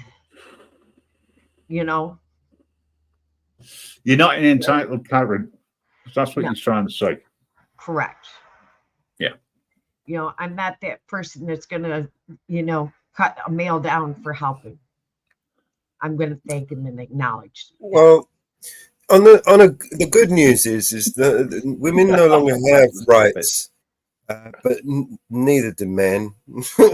So don't worry about it. If you're in between, you've got both lots. You ain't got no rights unless you decide to switch. If you switch, then you got a few rights. No. If you're in between men and women, right, then you got all the rights because you got both halves. The question is, which is real, the top or the bottom? And is your DNA correct? Well, I'm confused. I know, it's not difficult to confuse you, I know. Listen, I told him once. There are still women in this world that... Well, I'm offended. I need to phone the police. What, the police, please? Again? I'm going to dial 999 and say, look, I'm offended. I was on the internet and someone said something to me, and now I'm well, have me arrested. I'm feeling funny. I don't know how. I'm offended. Have me arrested. Come get me. Come get me. Come get me. Go and arrest somebody. Who gives a shit? Anyone. Just knock on someone's door and just arrest them for me, please, because I'm offended. Come get me, please. I need a vacation. Vacation? What, to Britain? I want to come to Britain. I want to come to London. I want to see the London. I want to see the Eiffel Tower. And I want to see famous bridges. And... Bridge. Please. What do you want to do, Mama Bear? She wants to see our bridge. I can go to Wales and see Graham and Mrs. Reaper. And some sheep. Please. Nah. I want to see loads of sheep over there. My Welsh is coming on really great. Bah. Bah. You got a spare bedroom? Or at least greenhouse, will that do you? Greenhouse. We're close to window. It's warm in there. I don't understand why it's called a greenhouse. There's nothing green about it. See, at least I can come visit and have vacation. Got a shed. We'll have to get a GoFundMe or give some. Mama Bear, I've got it. I'll get you a new coffin to sleep in. How's that? And then I can dig 6 foot under, and you can have a bed to lie in as well. Yeah, sit on it. Really excitement. I want to see, there's so much in London I'd love to see, in Britain, and, No, I get it, because I want to go over to America again. I'll probably go to Cape Cod, get stoned, and stay there. My brother's got a motorhome he's going to sell. I don't want to buy one. I just want to borrow one. It's got really nice kitchen in it. Does it drive on the left or the right? Drives on the. Sorry. Wheel in the middle. I can find one of those here. We drive on the right side of the road. You have to think that. Our steering wheels is on the right. It drives on the and left. We drive on the left. We drive on the right side of the road. You drive on the opposite side. It's really nice fifth wheel. You claim to drive. Hang on, whoa, let's get it right. You claim to drive on the right, and you say that is correct. However, the left is correct, not the right, because the right is wrong. Now work that one out.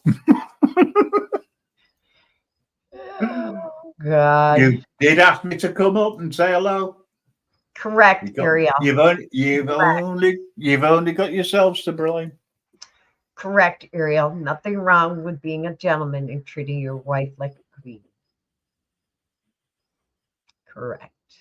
Well, I think that if that is the case, then I know a very good psychiatrist, Ariel.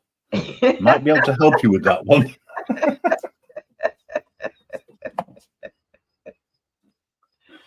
And listen, if you talk to the right king, you just say off with your head.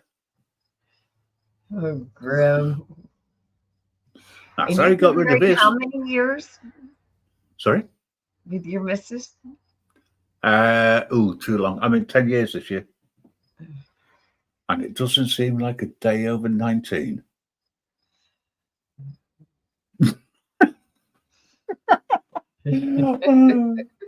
I can see the wheels going round and they're thinking, And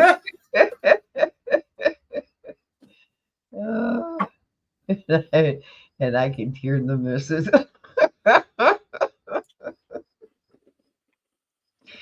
Good thing she's on the phone. Oh, she'd turn around and say, yes, it's 10 years, but we've known each other, blah, blah, blah, blah, blah. And I go, that's the reason why I get it all wrong, isn't it? Bad memory. Let's see, who chased who? No, I decreed it.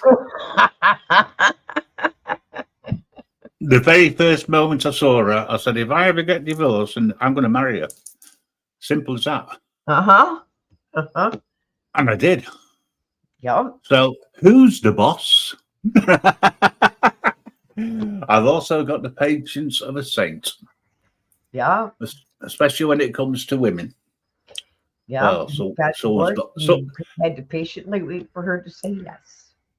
Well, no, it's not that. Look, you've got superior mentality, lower mentality. So the more superior you are, the longer you're prepared to wait. Simple. I decreed it. I have to wait for her to actually realise that I'm right, she's wrong, as always.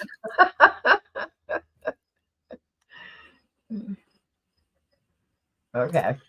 I suppose it does help, though, when you're best friends first. But then she thought stupidly, oh, it'll affect our friendship.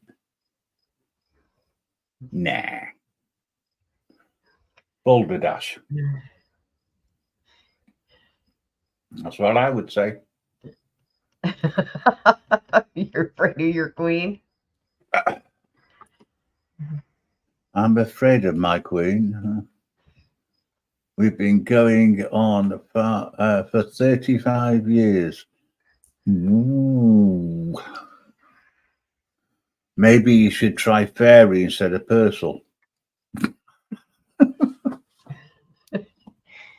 But I am so happy you've been together for 35 years.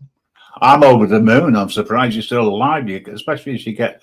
I mean, listen, mate, seriously, at 15 years, you could have applied for parole 20 years ago.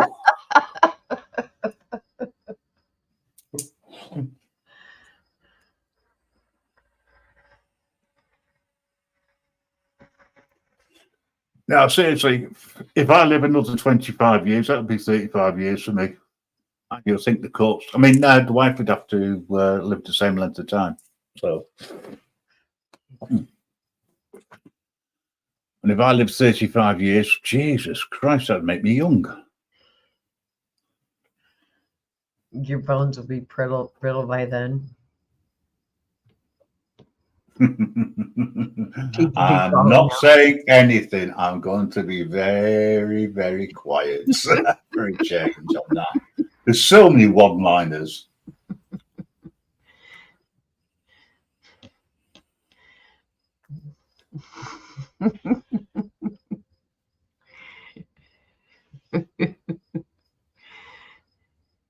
And you ever notice, Ariel, you guys can talk and she'll finish the sentence?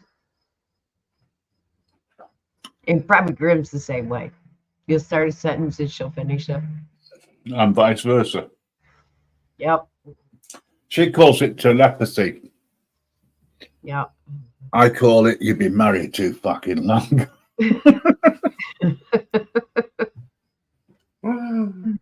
Yep.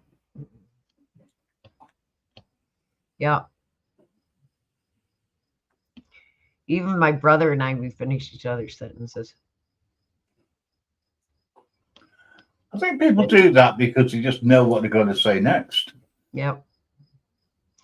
We'll call each other, and I was just going to call you. Oh, Ale, it gets even worse than this. I'll wake up just before she rings me. This is over the last couple of weeks while she's been in hospital. Yep. Or I'm texting her and she rings me. It's like, what the hell? Is she watching me or something? Yep. So if she passes before me or vice versa, I think it's going to be murderous living afterwards. I feel as if I've been haunted. Yep. Mm. Yep. My son's the same way. You know, yesterday after the earthquake, you know, I was getting ready to text him. He calls me. You know, when something happens with my granddaughter, he'll start texting me and I'll call him. It's like we knew something was going on. Yeah, you just get that instinct feeling. Yep. Yep.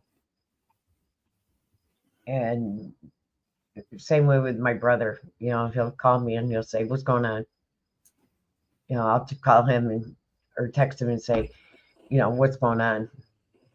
That used to happen with me and Lucifer, my brother. Never happened with God, but with Lucifer, yes. Yeah. He'd always ask me, you know, when the next shipment coming. Yep. So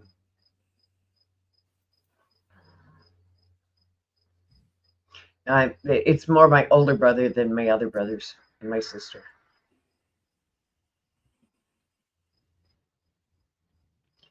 But my sister and my one brother are close. And they do it.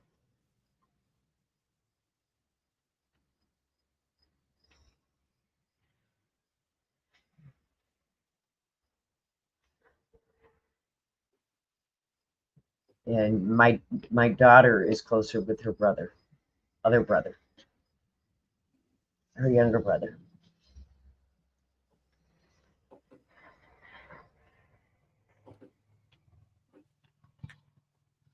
It's funny how that happens.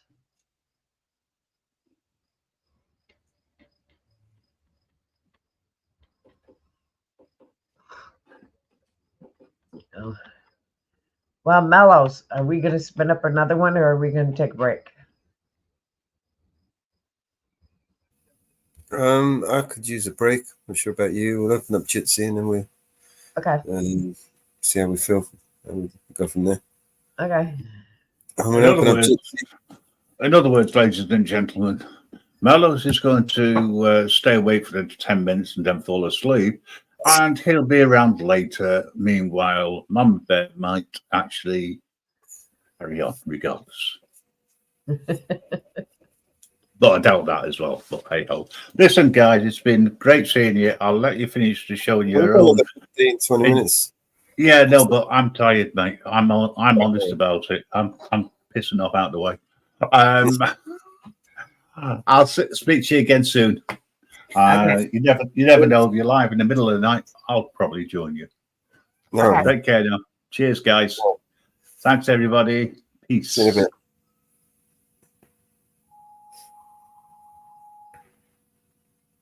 All right. Let's Yes, let's end this up, and we will join you in Jitsu.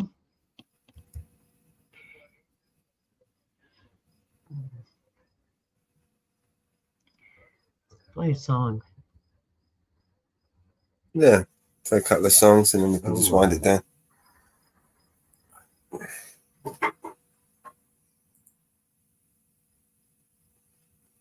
God, it's almost 4:20.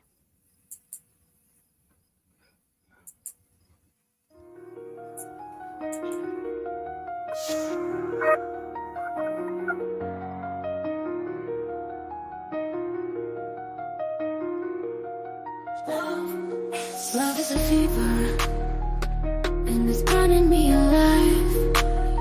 It can be tamed or satisfied.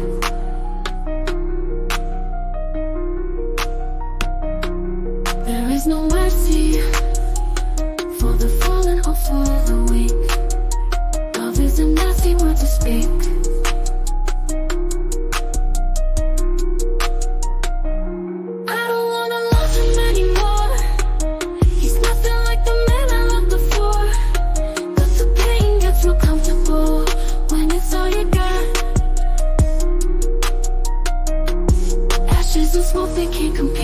Even hell can take the heat and not be sliding off of my seat for his flame. His love is like fire on the floor. It's got me running for the door, but I'll be crawling back for more of his fire on the floor. It don't matter what you say, you can't survive it, there ain't no way. Tonight I'm gonna stay and play with his fire on the floor. Wanna play with his fire on the floor. Chow chow. This kind of love don't need no better satin sheets. Nothing soft or sweet to drink.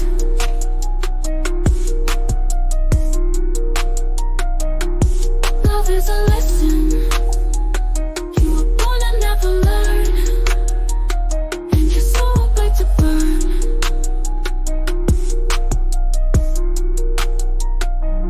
I don't wanna love him anymore. He's nothing like the man I loved before. And there's a sign above the door saying no way out.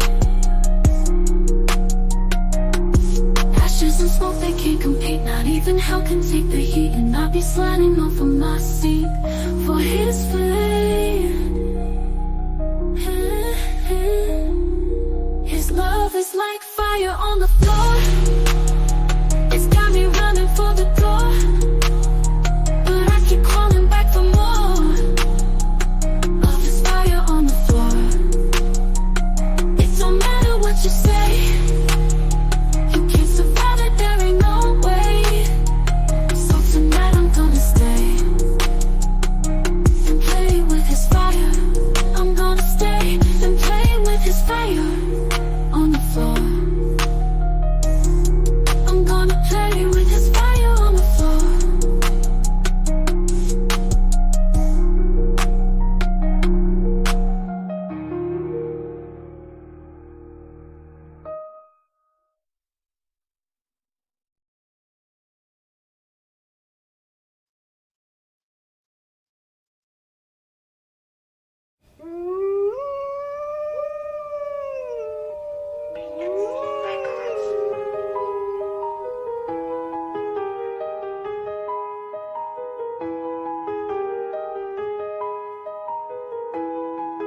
There's a monster under my bed and at my window there's a dragon. I accepted the challenge, it turned me into a savage. I broke a promise to myself again, I don't know why I am so vulnerable. They try to help but I won't let them in, I guess rock bottom's where I'm comfortable. Both my feet planted when most people would have panicked. I embraced the storm, I found beauty in what was damaged. I'm not afraid of the boogeyman, instead I look at him like he's a friend. There's not a monster out there in the world that's scarier than the one that's within. There's a creature in my closet, I can hear him mumbling around. The demon screaming in the distance creates such a humbling sound. The monster that's outside my window, he's like family to me now. The things that people are afraid of never let me down. I'm not a sadist, no, but I'm hated so. The religious freaks say I'm the biggest beast, and then I've made it grow. When I spray this flow, I created more. Creatures alike when I heat up the mic, I'm a bleed of the night, but I'm tainted though. But the darkness I'm finding, I sparked it and shined it. They find it, this mind is woe. What if they label me a demon seed? Wanna disable, now I see him bleed. Injure me fatally and see them grieve, no. Yeah, I would not believe the creature inside me. If you deceive belief, it's alive. Let me disagree when people define me or trying to take his. Whatever the fuckery told him, you don't wanna break this. You forsake his, what is sacred, then it's over no matter what your faith is. I'm a creature.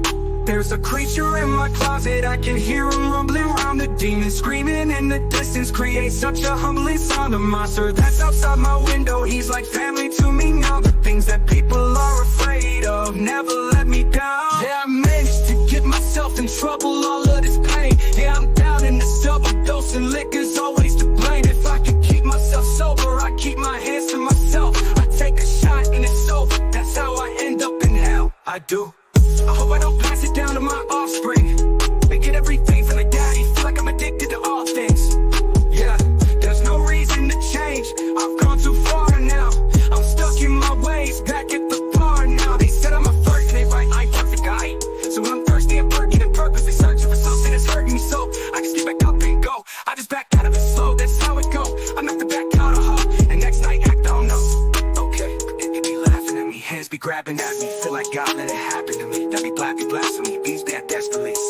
Okay, yeah, I think I better let it go. Either that, or I gotta let it know that I can't do that. There's a creature in my closet, I can hear him mumbling around. The demon screaming in the distance creates such a humbling sound. The monster that's outside my window, he's like family to me now.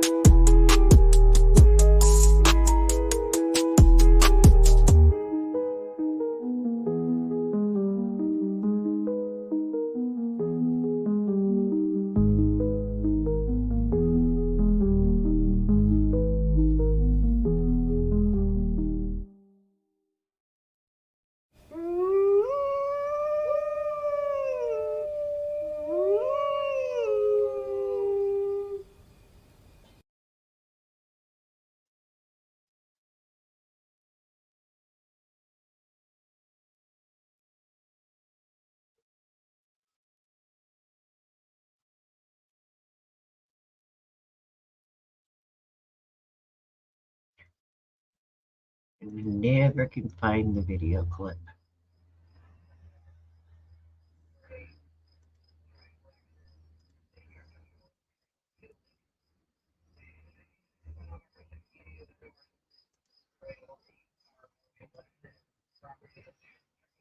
What are you looking for?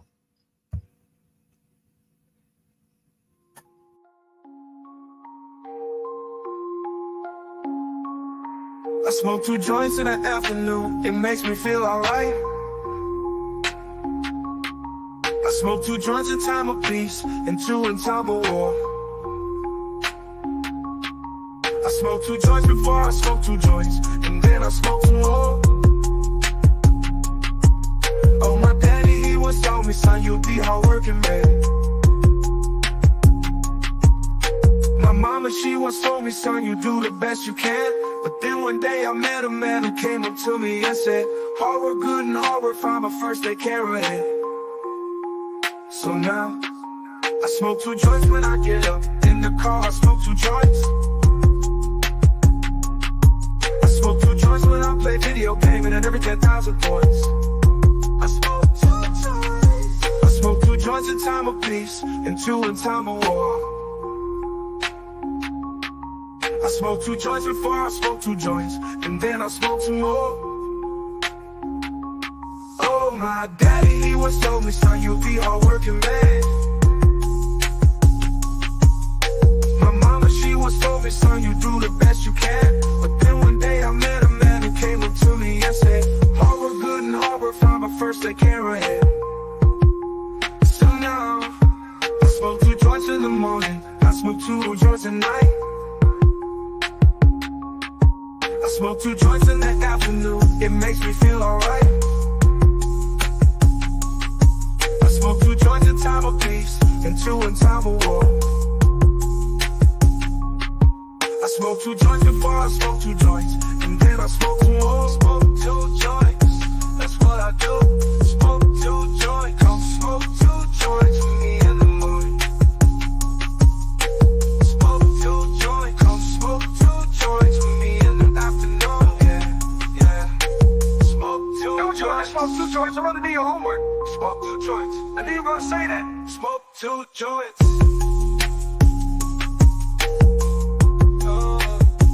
Smoke 2 joints, that's what I do. Smoke 2 joints.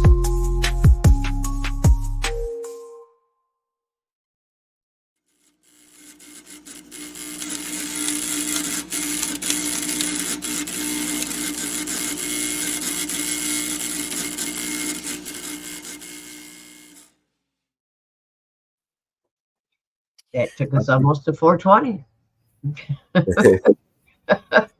And we are at the end of our live. Let's say good night to everybody. Thank you, everybody, for tuning in. And we will be back. We will see you on the next one, episode 73. So stay tuned for that one.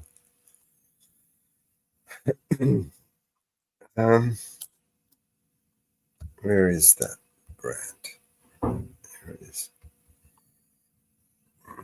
Anything else you'd like to add to that, Marvin? Nope. Thank you all for joining us.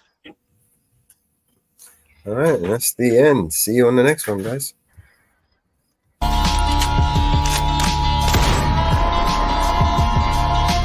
This is your emergency broadcast system. All civil unrest has gone global. All capital buildings and cities are under siege by the United States government to quell the domestic terrorist threat. All residents of urban neighborhoods and cities are being ordered to stay in their homes until the threats are eliminated.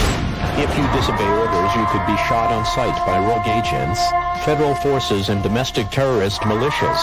This is your emergency broadcast system. This is a national alert. Imminent threat is nationwide. You must stay in sight of your homes or risk being shot on sight. The conspiracy is upon you. Your conspiracy friends were right all along. Now you must learn to survive. If you hear this, you are the resistance. This is your emergency broadcast system. End of broadcast.